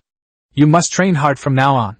If anyone is found to be lazy again, they will be whipped 30 times. Yibin, along with Li Wang and Taishan, arrived at Yu's place. They happened to see Yu feeding pigeons in her room. Yibin opened the door, entered the room, grabbed 5 pigeons, and put them in the cage. Yu was very happy to see Yibin arrive. Leader, she said, referring to the 2 pigeons you released last time. I immediately noticed that the two pigeons were different, and then I saw the animal skin on their feet, which I immediately removed. Fortunately, I recognized all the words on the animal hide. After reading them, I immediately found Company Commander Black Panther and asked him to lead his men out of the city to meet you. Luckily, Company Commander Black Panther arrived in time. You became more and more excited as she talked. After the warriors returned yesterday, they told everyone in the tribe about their achievements, wanting everyone to know about them. Yibin smiled, looking at the girl in front of him. You're so smart. It seems you've already learned everything I taught you. In a few days, I'll teach you some other things. You happily hugged Yibin's arm, her two small breasts rubbing against his arm. Since primitive people didn't wear bras, Yibin could clearly feel the softness against his arm. Yibin looked at you with a serious expression. I've been so busy lately. There are so many things to deal with in the tribe, so I haven't had any time to teach you. Just then, Old Man Xiong came over and said, Chief, we've made more than 50 ox carts and more than 1,000 tinderboxes. When do you need them? Yibin thought for a moment. The market wouldn't start for a few more days. Old Xiong, pack all those things in bamboo baskets. I'll come back to pick them up in a couple of days. You can also assemble the ox cart. Then they distributed the stones and cement to the slaves, telling them to hurry up and fix the road so that it could be connected to the old city as soon as possible. This time, Yibin made some changes to the cement process, using a large amount of wood ash, soaking it in water, and then taking it out and kneading it together. Then, the prepared wood ash is calcined over a high fire, and finally, it is mixed with water and sand. Cement made in this way is not only low in cost but also more practical. The Taotai alliance suffered losses of several thousand people this time, and most importantly, the opposing side did not lose a single person. The entire alliance is in a state of panic, according to those who have returned. The valley was pitch black, and the ground was covered with countless corpses, each one completely black. Those who went to gather information were terrified by what they saw. The events that unfolded in the valley still fill them with fear to this day. When the leader of the Taotai tribe learned the whole story, he was dumbfounded. When did the Firebird tribe acquire such powerful methods? If we go to war with the Firebird tribe again, and they use those divine methods again, it's hard to imagine whether our alliance can stop them. Back at the Firebird tribe, after returning from the Flying Bird tribe, Qinghuan went straight to her father and recounted how she destroyed the Python tribe and the War Bear tribe. When the leader of the Firebird tribe learned what had happened, he was stunned for a long time. Could there really be godlike abilities in this world? Luan, when you have time, go to the Huaxia tribe again. See if you can learn everything they have. You mentioned before that they also have bows and arrows, which are extremely powerful. If we can exchange some weapons with them, our Firebird tribe will no longer fear the gluttonous alliance. With those weapons, we can avenge our fallen tribesmen. Qinghuan felt a mix of emotions as he watched his father's agitated state. After this incident, his relationship with Yibin had become increasingly distant. There was an invisible hand pulling the two of them further and further apart. Soon, Qinghuan figured it out. Primitive people think in very simple terms. The Huaxia tribe is currently in dire need of mounts. When we went to help the Flying Bird tribe last time, it was obvious that they didn't have enough mounts. A large portion of Yibin's group did not have mounts. Qinghuan planned to select another 100 green oxen to go to the Huaxia tribe, and then find Yibin to exchange for the method of bows and arrows. Yibin led the special operations team, along with Li Wang and Tai Shan, on the streets of the old town. The ox cart made by Old Man Xiong was now officially on the road. Looking at the truckloads of stones and cement piled up, Yibin was very satisfied. At this rate, he could meet the courtesan in a month at most. At that time, Dragon City and the Old City will be able to travel between them by ox cart. Ox carts are much faster than people. What would take a day to walk can be covered by an ox cart in just 5 or 6 hours. There's a lot of wasteland in the old town area, suitable for large-scale grain cultivation, while the Dragon City area is suitable for grazing. Since Yibin cleared out all the carnivores in the valley, there are now significantly more herbivores in the Yellow River Valley than before. Chapter 83 Planting Sweet Potatoes Again. The group continued on their way, and around afternoon they saw the courtesan and her entourage. Everyone was busy with their own tasks, and the slaves were also working hard carrying stones. Seeing this scene, Yibin felt like he had returned to Earth, recalling the scene of everyone working together to repair the road when he was a child in the village. Soon, the courtesan spotted Yibin. Chief, what brings you here? The chili peppers and sweet potatoes you mentioned last time are almost ripe. Yibin is a native of Hunan. He has been in this world for so long, but he has never eaten a dish made with chili peppers. After I pick the chilies, I'm going to make a really nice stir-fried pork with chilies. It would be even better with a bowl of rice. Yibin looked at the courtesan and noticed that she had become even more robust, and her skin had turned a wheat color. It seemed that they themselves participated in labor every day, and each of them looked like a female bodybuilder. For primitive people, such a figure would be the woman men dream of, but for Yibin, standing next to the courtesan made him feel very uncomfortable. The group headed towards the old town. Yibin looked at the cement road on the ground and nodded repeatedly. The courtesan was quite reliable. Courtesans, have you been taking care of the nearby farmland lately, doing things like weeding, loosening the soil, and fertilizing? Chief, don't worry. I've arranged all of these things. The women in the tribe are doing them. Like the chili peppers you mentioned, every little tree is laden with them. Last time I ate one straight, and my lips swelled up. Since then, we've never touched chili peppers again. Chief, that stuff tastes so awful, why did you even plant it? Yibin thought to himself. If you eat this raw, you'll die from the spiciness. These people just don't know how to enjoy life. Looking at the courtesan's expression, Yibin couldn't help but laugh. Let's see if you'll sneak a bite next time. Chili peppers cannot be eaten raw. First of all, chili peppers are just the side dish. They need to be paired with meat. Then, they need to be stir-fried together to render the fat. That's what makes stir-fried chili peppers with meat so delicious. The chieftain was completely baffled. He'd never heard of stir-fried pork with chili peppers before, let alone stir-fried pork.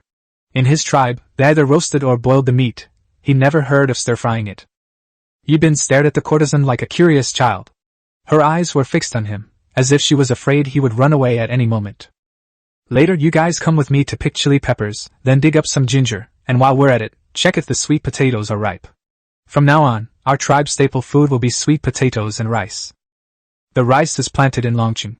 Once the road is repaired, we can take an ox cart there. It's been a while since the courtesan left Yibin. Now that the two have met again, she feels like she can't understand what the leader is saying. She had never heard of ox carts or rice before, but seeing the leader's happy face, the courtesan knew it must be something good, otherwise the leader wouldn't be so happy. Every invention by Yibin was flawless, so the courtesan knew what new thing the leader had created. Yibin didn't explain much, saying that the courtesan would find out eventually. He then handed her 2 bird cages, each containing 10 pigeons. In the future, whenever you want to come to Dragon City, you can simply take a small piece of animal hide, write something on it with charcoal, and then tie it to a pigeon's leg. Just throw the pigeon out again. The pigeon will carry your message to Dragon City, and you will find out immediately. Yibin asked the courtesan to catch 10 pigeons and put them in the spare birdcage. Last time the courtesan came, Yibin had her bring some pigeons with her. From now on, the 2 cities can communicate with each other. Otherwise, it would take too long for people to travel together. If the courtesan couldn't make up her mind about many things, she could send a message to Yibin by carrier pigeon. In the afternoon, Yibin led everyone to the field to pick chili peppers and dig sweet potatoes. Everyone dug up a lot, filling a whole room with chili peppers and 4 rooms with sweet potatoes. When it came time for dinner, Yibin didn't skimp on the food. He steamed several pots of sweet potatoes, stir-fried them, and made a pot of stir-fried pork with chili peppers. At first, everyone was drinking water because of the spiciness, but Yibin just kept eating. After that, everyone took a few more bites and couldn't stop eating. The spicier it was, the more they wanted to eat, and the spicier it got. While drinking water, everyone ate stir-fried pork with chili peppers. Taishan and Li Wang ate a bite of stir-fried pork with chili peppers and a bite of steamed sweet potato, and the 2 of them ate with great relish. Before coming to Taishan, I had never tasted such delicious food. Since coming to Huaxia tribe, I feel that whether it is boiled meat, roasted meat or stir-fried meat with chili peppers, everything is incredibly delicious.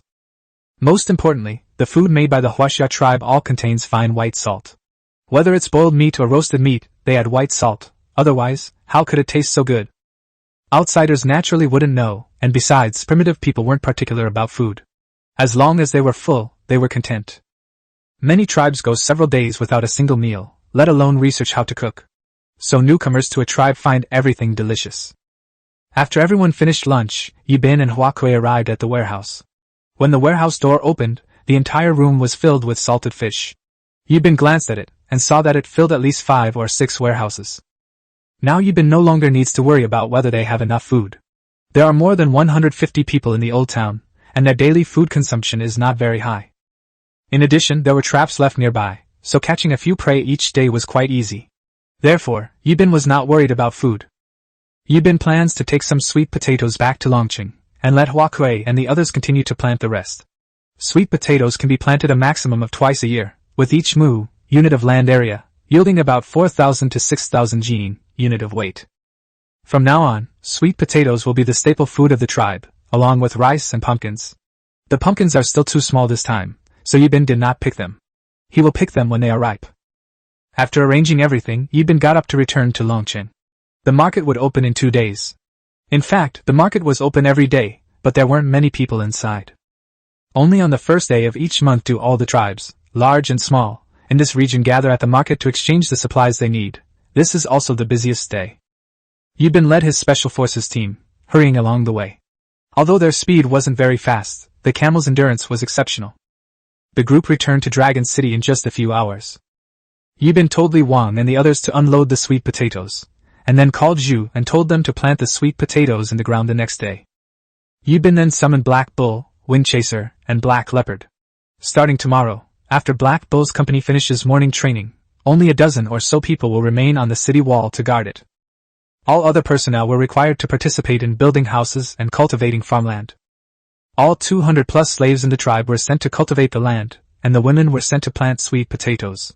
From then on, the tribe's staple food was sweet potatoes and rice.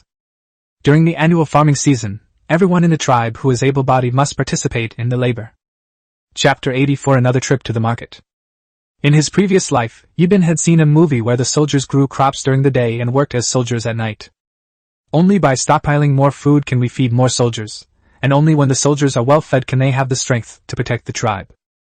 Black Panther, you're taking the third company with you to the market this time. Shui Feng, you take the second company and wipe out the cannibals who robbed you last time. By the way, go out and train your troops. If you encounter any wandering tribes, bring them back if you can. Black Ox, before I return, all 700 houses in the tribe must be built. Also, have the slaves cultivate another 200 acres of farmland for large-scale sweet potato cultivation. After making the arrangements, Yibin led Taishan to the iron smelting room and then called over Old Man Xiong. In preparation for starting the furnace to smelt iron, Yibin made a mold out of mud to resemble a dragon-slaying crescent blade. This iron blade weighed over 60 kilograms and was more than 2 meters long. After several people worked together, the slag was quickly turned into molten iron. Old Man Xiong poured the molten iron into the mold, and then Yibin picked up a hammer and kept hammering the blade and the edge of the knife. An iron knife contains too many impurities. Only through constant hammering can a good knife be forged. There's a saying that goes, "A good knife is forged through countless hammer blows." A good knife must undergo thousands or even tens of thousands of hammer blows to become truly exceptional. Only when all the impurities in the iron are removed can it be considered a truly good knife. After repeated forging by everyone, a dragon-slaying crescent blade with extremely high density was finally formed. Yibin asked Taishan to find a piece of wood to test it, and Taishan used all his strength. With a horizontal slash, the pieces of wood snapped cleanly in two.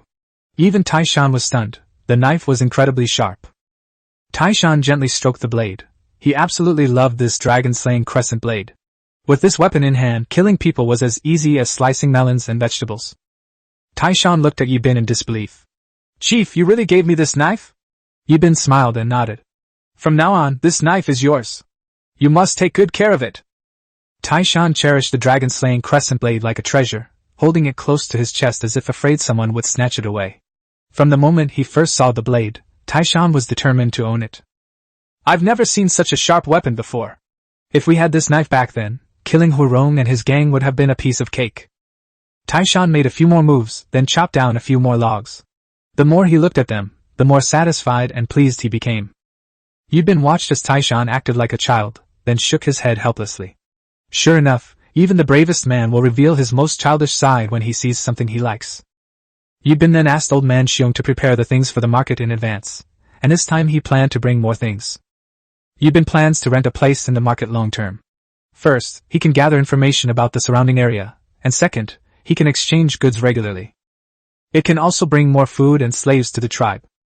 On this trip, Yibin planned to bring 1,000 tinderboxes, 500 earthenware pots, 100 jars of white salt, and 5,000 salted fish. Then we can form our own transport team, so we can travel back and forth. Yibin wanted to take out some ironware and bows and arrows, but then he thought better of it. If he took them out now, it might disrupt the balance between all the tribes. That would accelerate the development of the entire era, directly advancing it into the Iron Age. And at that point, it would be beyond Yibin's control. Only when one's own tribe becomes strong can these high technologies be protected, otherwise they will become someone else's prize. He can hold off one tribe, but can he hold off 10 tribes? The most important thing now is to develop in a low-key manner, expand the population, and speed up the stockpiling of grain and the production of weapons. Only in this way can we be fearless in the face of any danger. Early in the morning, just as dawn broke, Yibin quickly got up, brushed his teeth, and ate breakfast. After finishing breakfast, he went to the warehouse with Black Panther and started packing the prepared supplies into bags.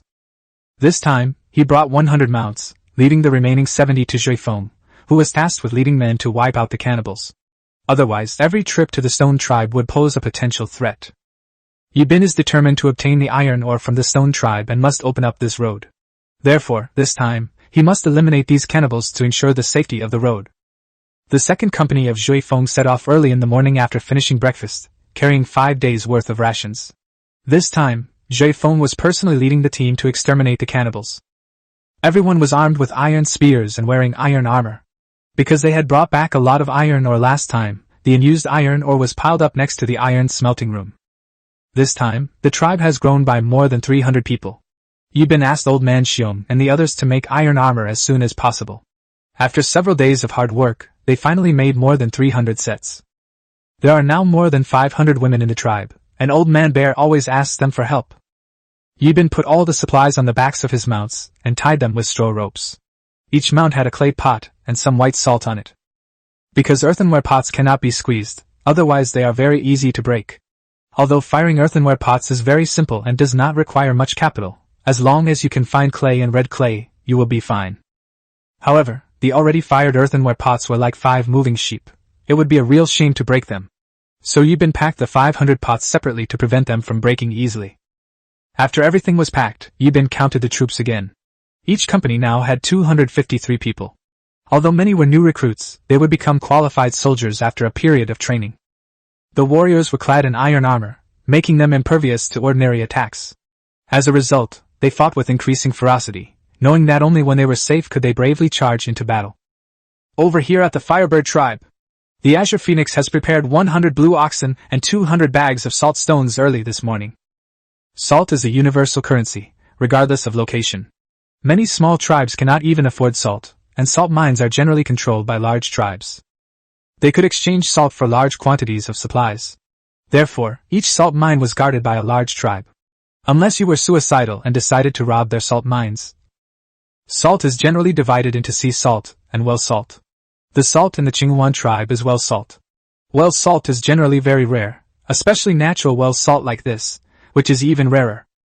This is why the Firebird tribe is constantly at war every year. If it were a smaller tribe, they would have been wiped out long ago.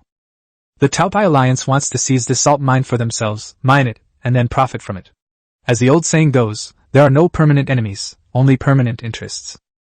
Of course, this doesn't apply to the Firebird tribe. If you make an enemy of them, they'll hold a grudge for life. If you do them a favor, they'll also remember you for life. This is why Qinghuan kept sending salt stones to Yibin. Chapter 85 Reunion with a White Tiger. After everything was secured to the mounts, the group checked it several times to make sure everything was in order before setting off. Yibin, leading the third company, along with Li Wang and Tai Shan, plus the Special Operations Squad, began heading towards the market. Along the way, Yibin recalled these battles and discovered his Special Operations team. They're getting worse and worse. They're okay against tribes they've never fought before, but they'll be on guard against tribes they've fought before. The Taobai Alliance is now probably aware of the existence of bows and arrows. If they were to fight, the warriors' bows and arrows would be practically useless if the enemy took out their shields. Unless it is used for ambushes or long-range sneak attacks, the compound bow can only unleash its full power. Otherwise, in face-to-face combat, bows and arrows would have no advantage whatsoever. Yibin was also very troubled by this. The main problem was that the Huaxia tribe had too few people. If they disregarded their advantage in archery, they would only be able to fight face-to-face. Although the warriors were armored, the enemy outnumbered them too much. The warriors would eventually run out of strength, and then they would be at the mercy of their captors. Therefore, Yibin needed to come up with a new way to compensate for the lack of manpower. After much thought, Yibin actually came up with a solution, to form a real cavalry. Yibin, you are currently in the south. This place has few plains and many mountains and forests. There are almost no wild horses, but there are more wild cattle, goats, jackals, tigers and leopards. However, to build a true cavalry, they needed to find wild horses. But there were no wild horses in the south, which stumped Yibin. If he were to go to the north now, it would take at least 2 or 3 months to get back, which Yibin could not accept. What if he returned to find that his dragon city was gone? That would truly be a loss. Although the Yellow River Valley is home to many animals, there are no wild horses. It's mostly populated by goats, wild boars, antelopes, and a small number of bison. The jackals, tigers, and leopards had long been eliminated by Yibin. While oxen and camels can be used as mounts, their charging speed is not very fast. Especially against enemies, they don't inflict much damage, and many warriors even fall off during a charge. Yibin originally wanted to install a saddle, but he discovered a problem. The physiological structure of a cow is different from that of a horse, and a saddle cannot be fixed to a cow at all. Yibin eventually gave up. Yibin, lost in thought, arrived at the riverbank near the market. He followed the river and walked straight ahead, and in 2 or 3 days he would reach the market. Although it wasn't his first time here, the 2 or 3 day journey was still incredibly difficult for Yibin. That's how it was in primitive society. There were no cars or airplanes, you had to rely solely on your own 2 legs. Of course, for primitive people, traveling long distances was commonplace. But for Yibin, who had traveled from another time, it was practically a death sentence. Li Wang and Tai Shan were very excited throughout the journey. Every time Li Wang went out with Yibin, they were almost always fighting. For Li Wang, one thing was fighting and the other was eating. Tai Shan had just acquired a dragon-slaying crescent blade, and he was eager to find someone to test it out. He really hoped that a few fools would step out and rob him, so that his precious blade would be unsheathed. Everyone was preoccupied with their own thoughts. Yibin saw these 2 grinning like idiots, as if they'd just eaten bee droppings. Yibin was instantly furious. I'm even thinking about the future of the tribe while I'm walking around, and you 2 idiots are laughing so happily. Just as Yibin was about to utter a few curses, an idea suddenly popped into his head. He remembered watching a video in his previous life that mentioned a fire ox formation. If you tie some dry grass to a cow's tail and light it on fire, the cow will run forward as fast as it can. If the enemy has more people, that would be even better. Wait for the bulls to scatter the enemy, then use arrows to attack them. At this point, the enemy will not have any shields left. When 2 sides clash, if one side has bows and arrows while the other has nothing, the result will be a one-sided massacre. After Yibin figured things out, he felt much better, and now he felt much more at ease looking at Li Wang and Tai Shan. Indeed, when you're in a good mood, everything goes smoothly. Along the way, Yibin encountered many small tribes. Some of them brought animals, while others brought women. Those who brought women to the market were usually there to exchange goods. Yibin chatted with them casually for a few minutes. Many of them said that because their tribes didn't have enough food, they took women from their tribes to the market to exchange for food. Many primitive people, without brains or tools, could hardly hunt prey with just their 2 hands and stone spears, unless they could run faster than the animals. Yibin's tribe has no shortage of food because of its fishing nets and pastures. They have so much food that they can't possibly eat it all. The tribe still has sweet potatoes and rice. This place is just like Earth in the past, where the rich get richer and the poor struggle to even buy a pack of cigarettes. It was the same in primitive society, where the capable ate meat and the incapable starved. The laws of society are the same everywhere. Early in the morning, Qingwan placed the selected salt stones on the back of the blue ox. Salt stones were the most prized possession of the Firebird tribe. The Huaxia tribe had no shortage of weapons, nor did they lack food. Yibin also gifted 2 iron knives, which Qingwan and Guli treasured like precious gems. Even the leader of the Firebird tribe didn't possess a single piece of iron weapon. When the 2 returned to the tribe, everyone in the tribe was extremely envious. Qingwan's 2 younger brothers always wanted the iron knife in Qingwan's hand, but Qingwan always refused. This matter even reached Qingwan's father, but in the end, Qingwan still did not compromise. Qingwan's 2 younger brothers, Qinghua and Qingyu, would stare at the iron knife in Qingwan's hand with eyes that seemed to be welded shut. Qingwan was helpless. She liked the iron knife herself and had wanted to exchange it with Yibin before, but Yibin kept refusing, so she had no other choice. Just as Qingwan was about to set off, 2 voices suddenly rang out beside her. Sister! Sister! Could you take us with you this time? We really want to see what that Huaxia tribe looks like. Qingwan refused outright. Her 2 younger brothers were the successors of the tribe. If something happened to them on the way, the Firebird tribe would be thrown into chaos, and she would never be able to get past her father. Qingwan, along with Guli, led over 200 people on a joyful journey. She could finally see Yibin again. After several days of travel, Yibin and his group arrived at the market entrance, where they saw a dense crowd of people paying their stall fees. Just then, White Tiger, the leader of the Black Bear tribe, walked over and looked at Yibin with a big smile on his face. Brother Yibin, you've finally arrived. We've been saving that stall for you from last time. Chapter 86 Famous at the Market. Yibin also quickly stepped forward to greet him, and then tightly grasped Bai Hu's hand. Bai Hu was startled. This way of greeting was quite unique. However, he also liked it very much.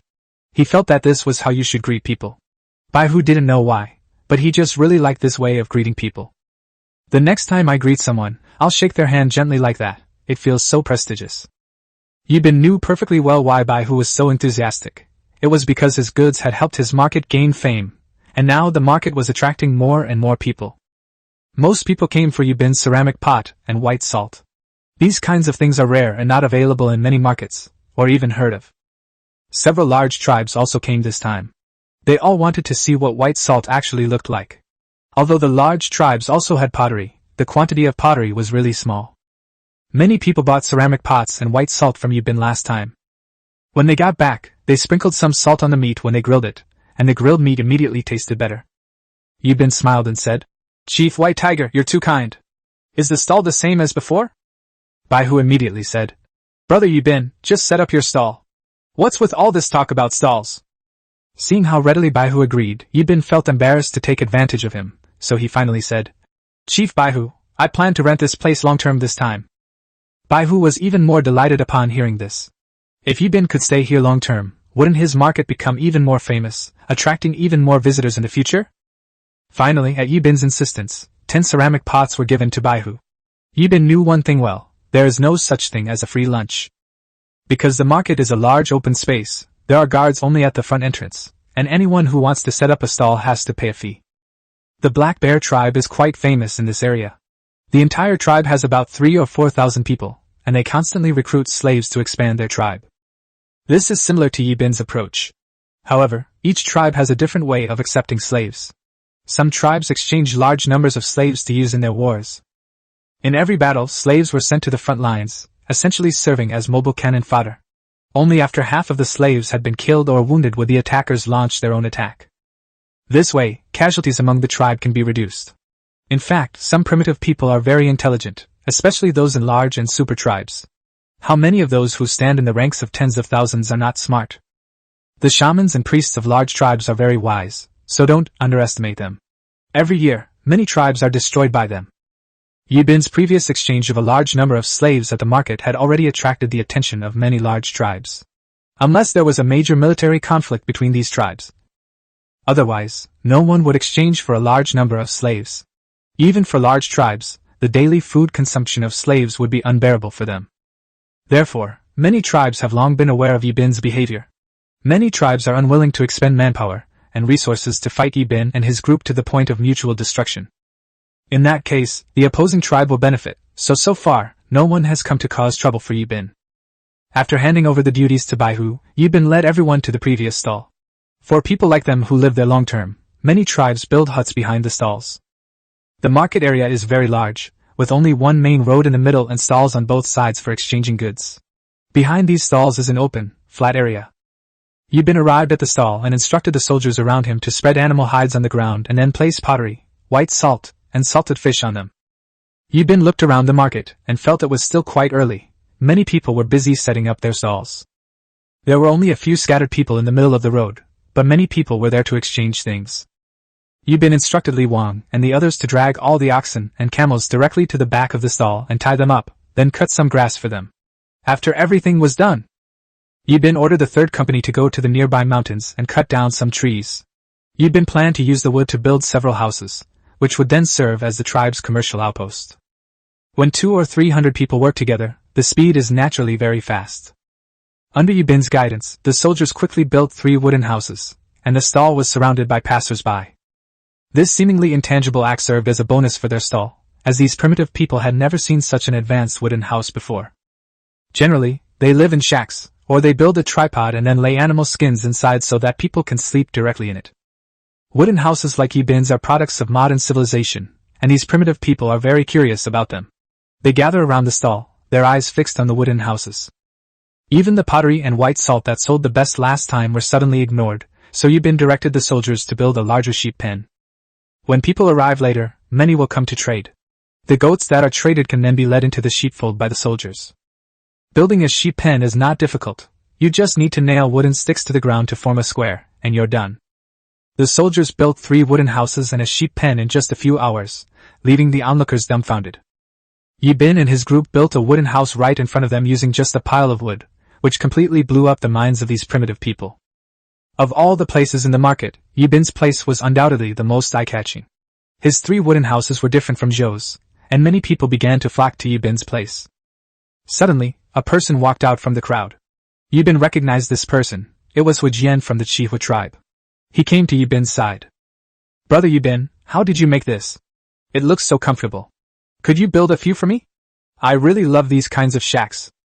Suddenly, an idea popped into Yibin's head. He could build houses for the construction team from his past life and then collect wages from them. Once the idea popped into his head, he couldn't control it. The more he thought about it, the more excited he became. Yibin seemed to see many things. White goats were waiting at him. Hu Jian, seeing Yibin grinning foolishly, he thought something was wrong with Yibin and immediately pushed him. "Brother Yibin, what's wrong with you? Don't scare your brother." Yibin then realized what was happening, and happily said with a smile, "Brother Hu Jian, don't worry. Once I've finished dealing with the goods I have, I'll help you build the wooden house right away." Yibin's actions made him famous throughout the entire market. Now everyone knew that houses could be built using wood. Chapter 87. The White Tiger also has a backer. Yibin. More and more people were gathering at the stall, and many were discussing the wooden house. Yibin decided to do the same thing as last time. Then he shouted loudly, "Everyone, stop for a moment. Today we've brought a large quantity of earthenware pots and white salt, which we believe were from our place last time. Anyone who's bought it knows how much food you can save by cooking meat in an earthenware pot, and how delicious it is when you sprinkle salt on it. Don't miss out if you happen to be passing by. Quantities are limited, first come, first served." As Yibin shouted, everyone was stunned. These primitive people from the surrounding area had never seen such a rhyme before, and they were all stunned and stood there dumbfounded. Yibin thought to himself, "This is bad. I'm not going to go back empty-handed this time. What's wrong with these primitive people? They're not moving at all, not buying anything. What are they trying to do?" Little did Yibin know that it was precisely because of his catchy rhyme that he had completely baffled these primitive people. Every human being is particularly interested in the unknown, and primitive people were no exception. Just as Yibin was about to give up, Hu Jian spoke up. "Brother Yibin, bring me 20 earthenware pots and 5 cans of white salt." Yibin immediately realized what was going on. "Okay, Brother Hu Jian, I'll pack them up for you right away." Yibin picked up 20 earthenware pots and 5 cans of white salt from the ground and handed them to the warrior next to Hu Jian. Hu Jian also had the warriors next to him bring over 200 goats, which were then handed over to Yibin and the others. With the first person taking the lead, the others followed suit. One by one, they pushed and shoved forward, shouting, "Give me 10 earthenware pots and 2 cans of white salt. Follow me, 20 earthenware pots and 10 cans of white salt." Everyone was leading their own goat. The battlefield was in complete chaos. Li Wang and Tai Shan couldn't even count all the sheep. The sheepfold was quickly filling up. Meanwhile, a steady stream of people continued to pour into the stalls. Yibin knew beforehand that earthenware pots and white salt would sell well, but he didn't expect them to sell this well. Yibin planned to trade the tinderbox after all the pottery was sold. The best items should be saved for last. The stall was already crowded with people, all selecting the items they needed. The soldiers were busy introducing the pottery pots, while others were collecting sheep. The scene was very lively. Taishan was also experiencing such a scene for the first time. At first, he was flustered and confused, but after a period of adjustment, he quickly adapted. Li Wang is good at fighting, but making him sell things is like forcing Zhang Fei to do embroidery. Just as everyone was busy collecting sheep, a group of people barged in, pushing aside those around them. The newcomers were the stall owner from the War Bear tribe. The stall owner was seen saying something to another middle-aged man. The burly man walked towards Yibin, and Li Wang and Tai Shan immediately stepped forward. He stood in front of the big man, who originally intended to smash through Li Wang and the others, but unexpectedly bounced himself away instead. The burly man looked at Yibin and said, "Do you know who I am? I heard you killed many people from the War Bear tribe and even drove away the savage bear. Kid, in this area, no one dares to mess with our Taohai alliance. Listen up, I am the 5th-ranked tribe in the Taohai alliance. They all call us the Golden Wing tribe, and I am the tribe leader, Golden Fire." Seeing that they came with ill intentions, Yibin smiled and said, "There must be some misunderstanding. Last time on our way back, the leader of the savage bears. He brought over 200 people to rob us. I don't know what I did to offend him. Do you expect people to stand there and let you rob them when you're robbing them?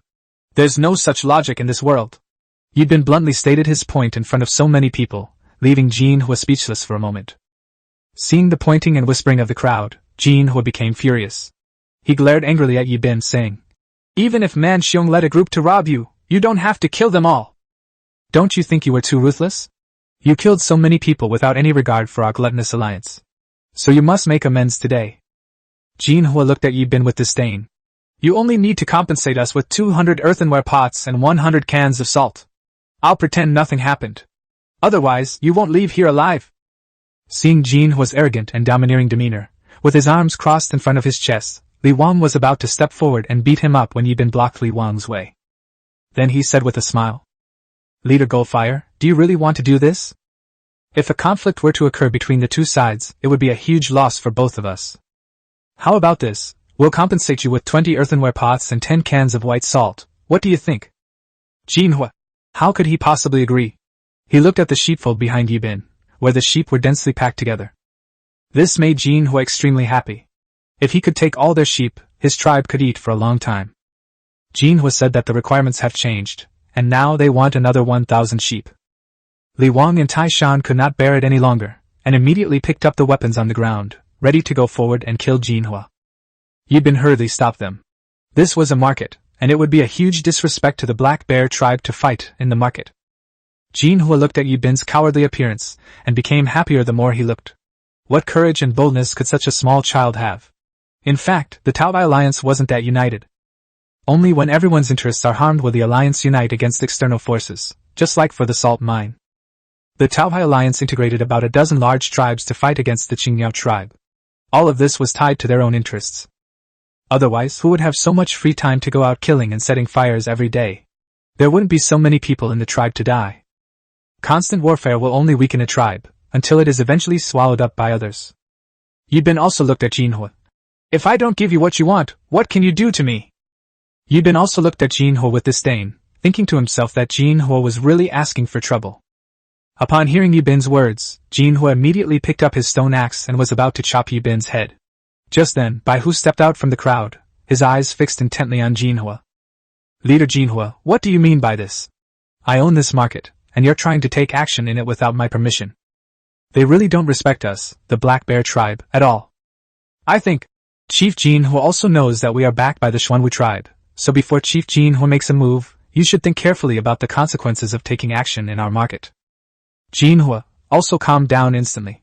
The Xuanwu tribe, like the Taohai tribe, was a super large tribe with 20,000 to 30,000 people. In their eyes, a large tribe like theirs, with 3,000 or 4,000 people, is no different from an ant. Moreover, the Xuanwu tribe is the richest tribe in the south. I feel like my brothers and sisters don't really like watching fight scenes. My writing these past few days has been a bit bland, but I'll write something exciting for you in a couple of days. I wonder if the gory chapters will pass the approval process. Chapter 88 Golden Wing Tribe Golden Fire. After hearing Baihu's words, Yibin finally understood that Baihu had known his identity all along. No wonder Xian Er hasn't come over for so long. It turns out they're all in the same group, living under the Xuanwu tribe. No wonder Baihu was so enthusiastic towards him. Now that everything makes sense, Yibin looked at the white tiger and asked, "How have you been lately, brother Xian?" Baihu looked at Yibin in surprise, not expecting Yibin to figure out the key to the matter so quickly. Indeed, he is a remarkable young man. No wonder he can create so many things that others don't have. Seeing that Baihu and Yibin were having a lively conversation, Jinhua knew that continuing to insist on today's events would not have any real effect.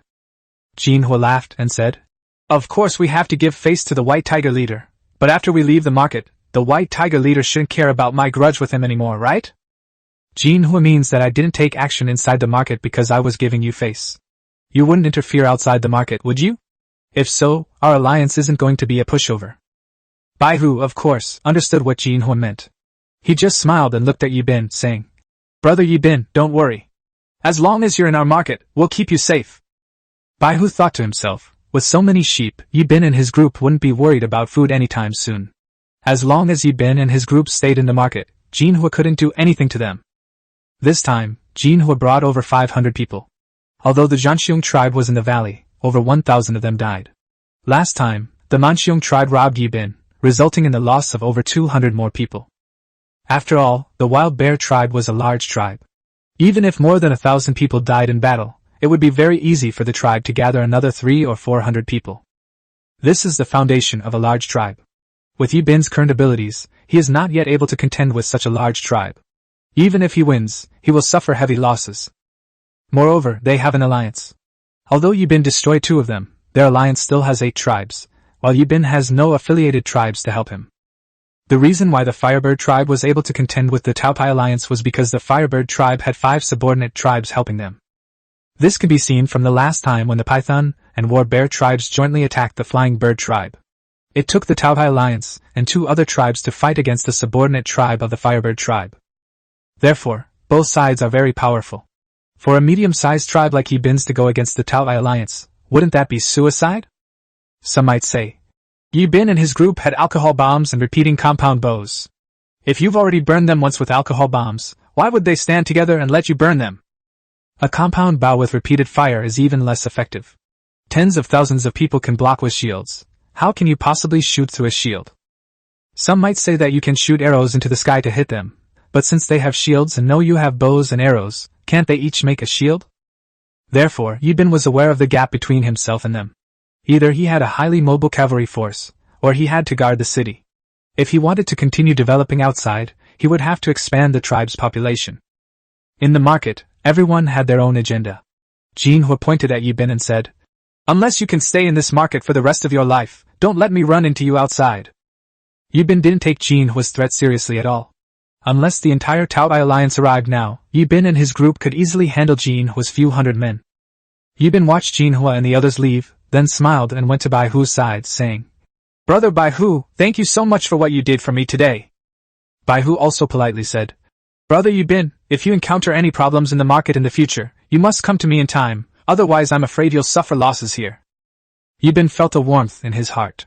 In this unfamiliar place, to hear someone's concern, regardless of whether it was genuine or not, Yibin was already very content.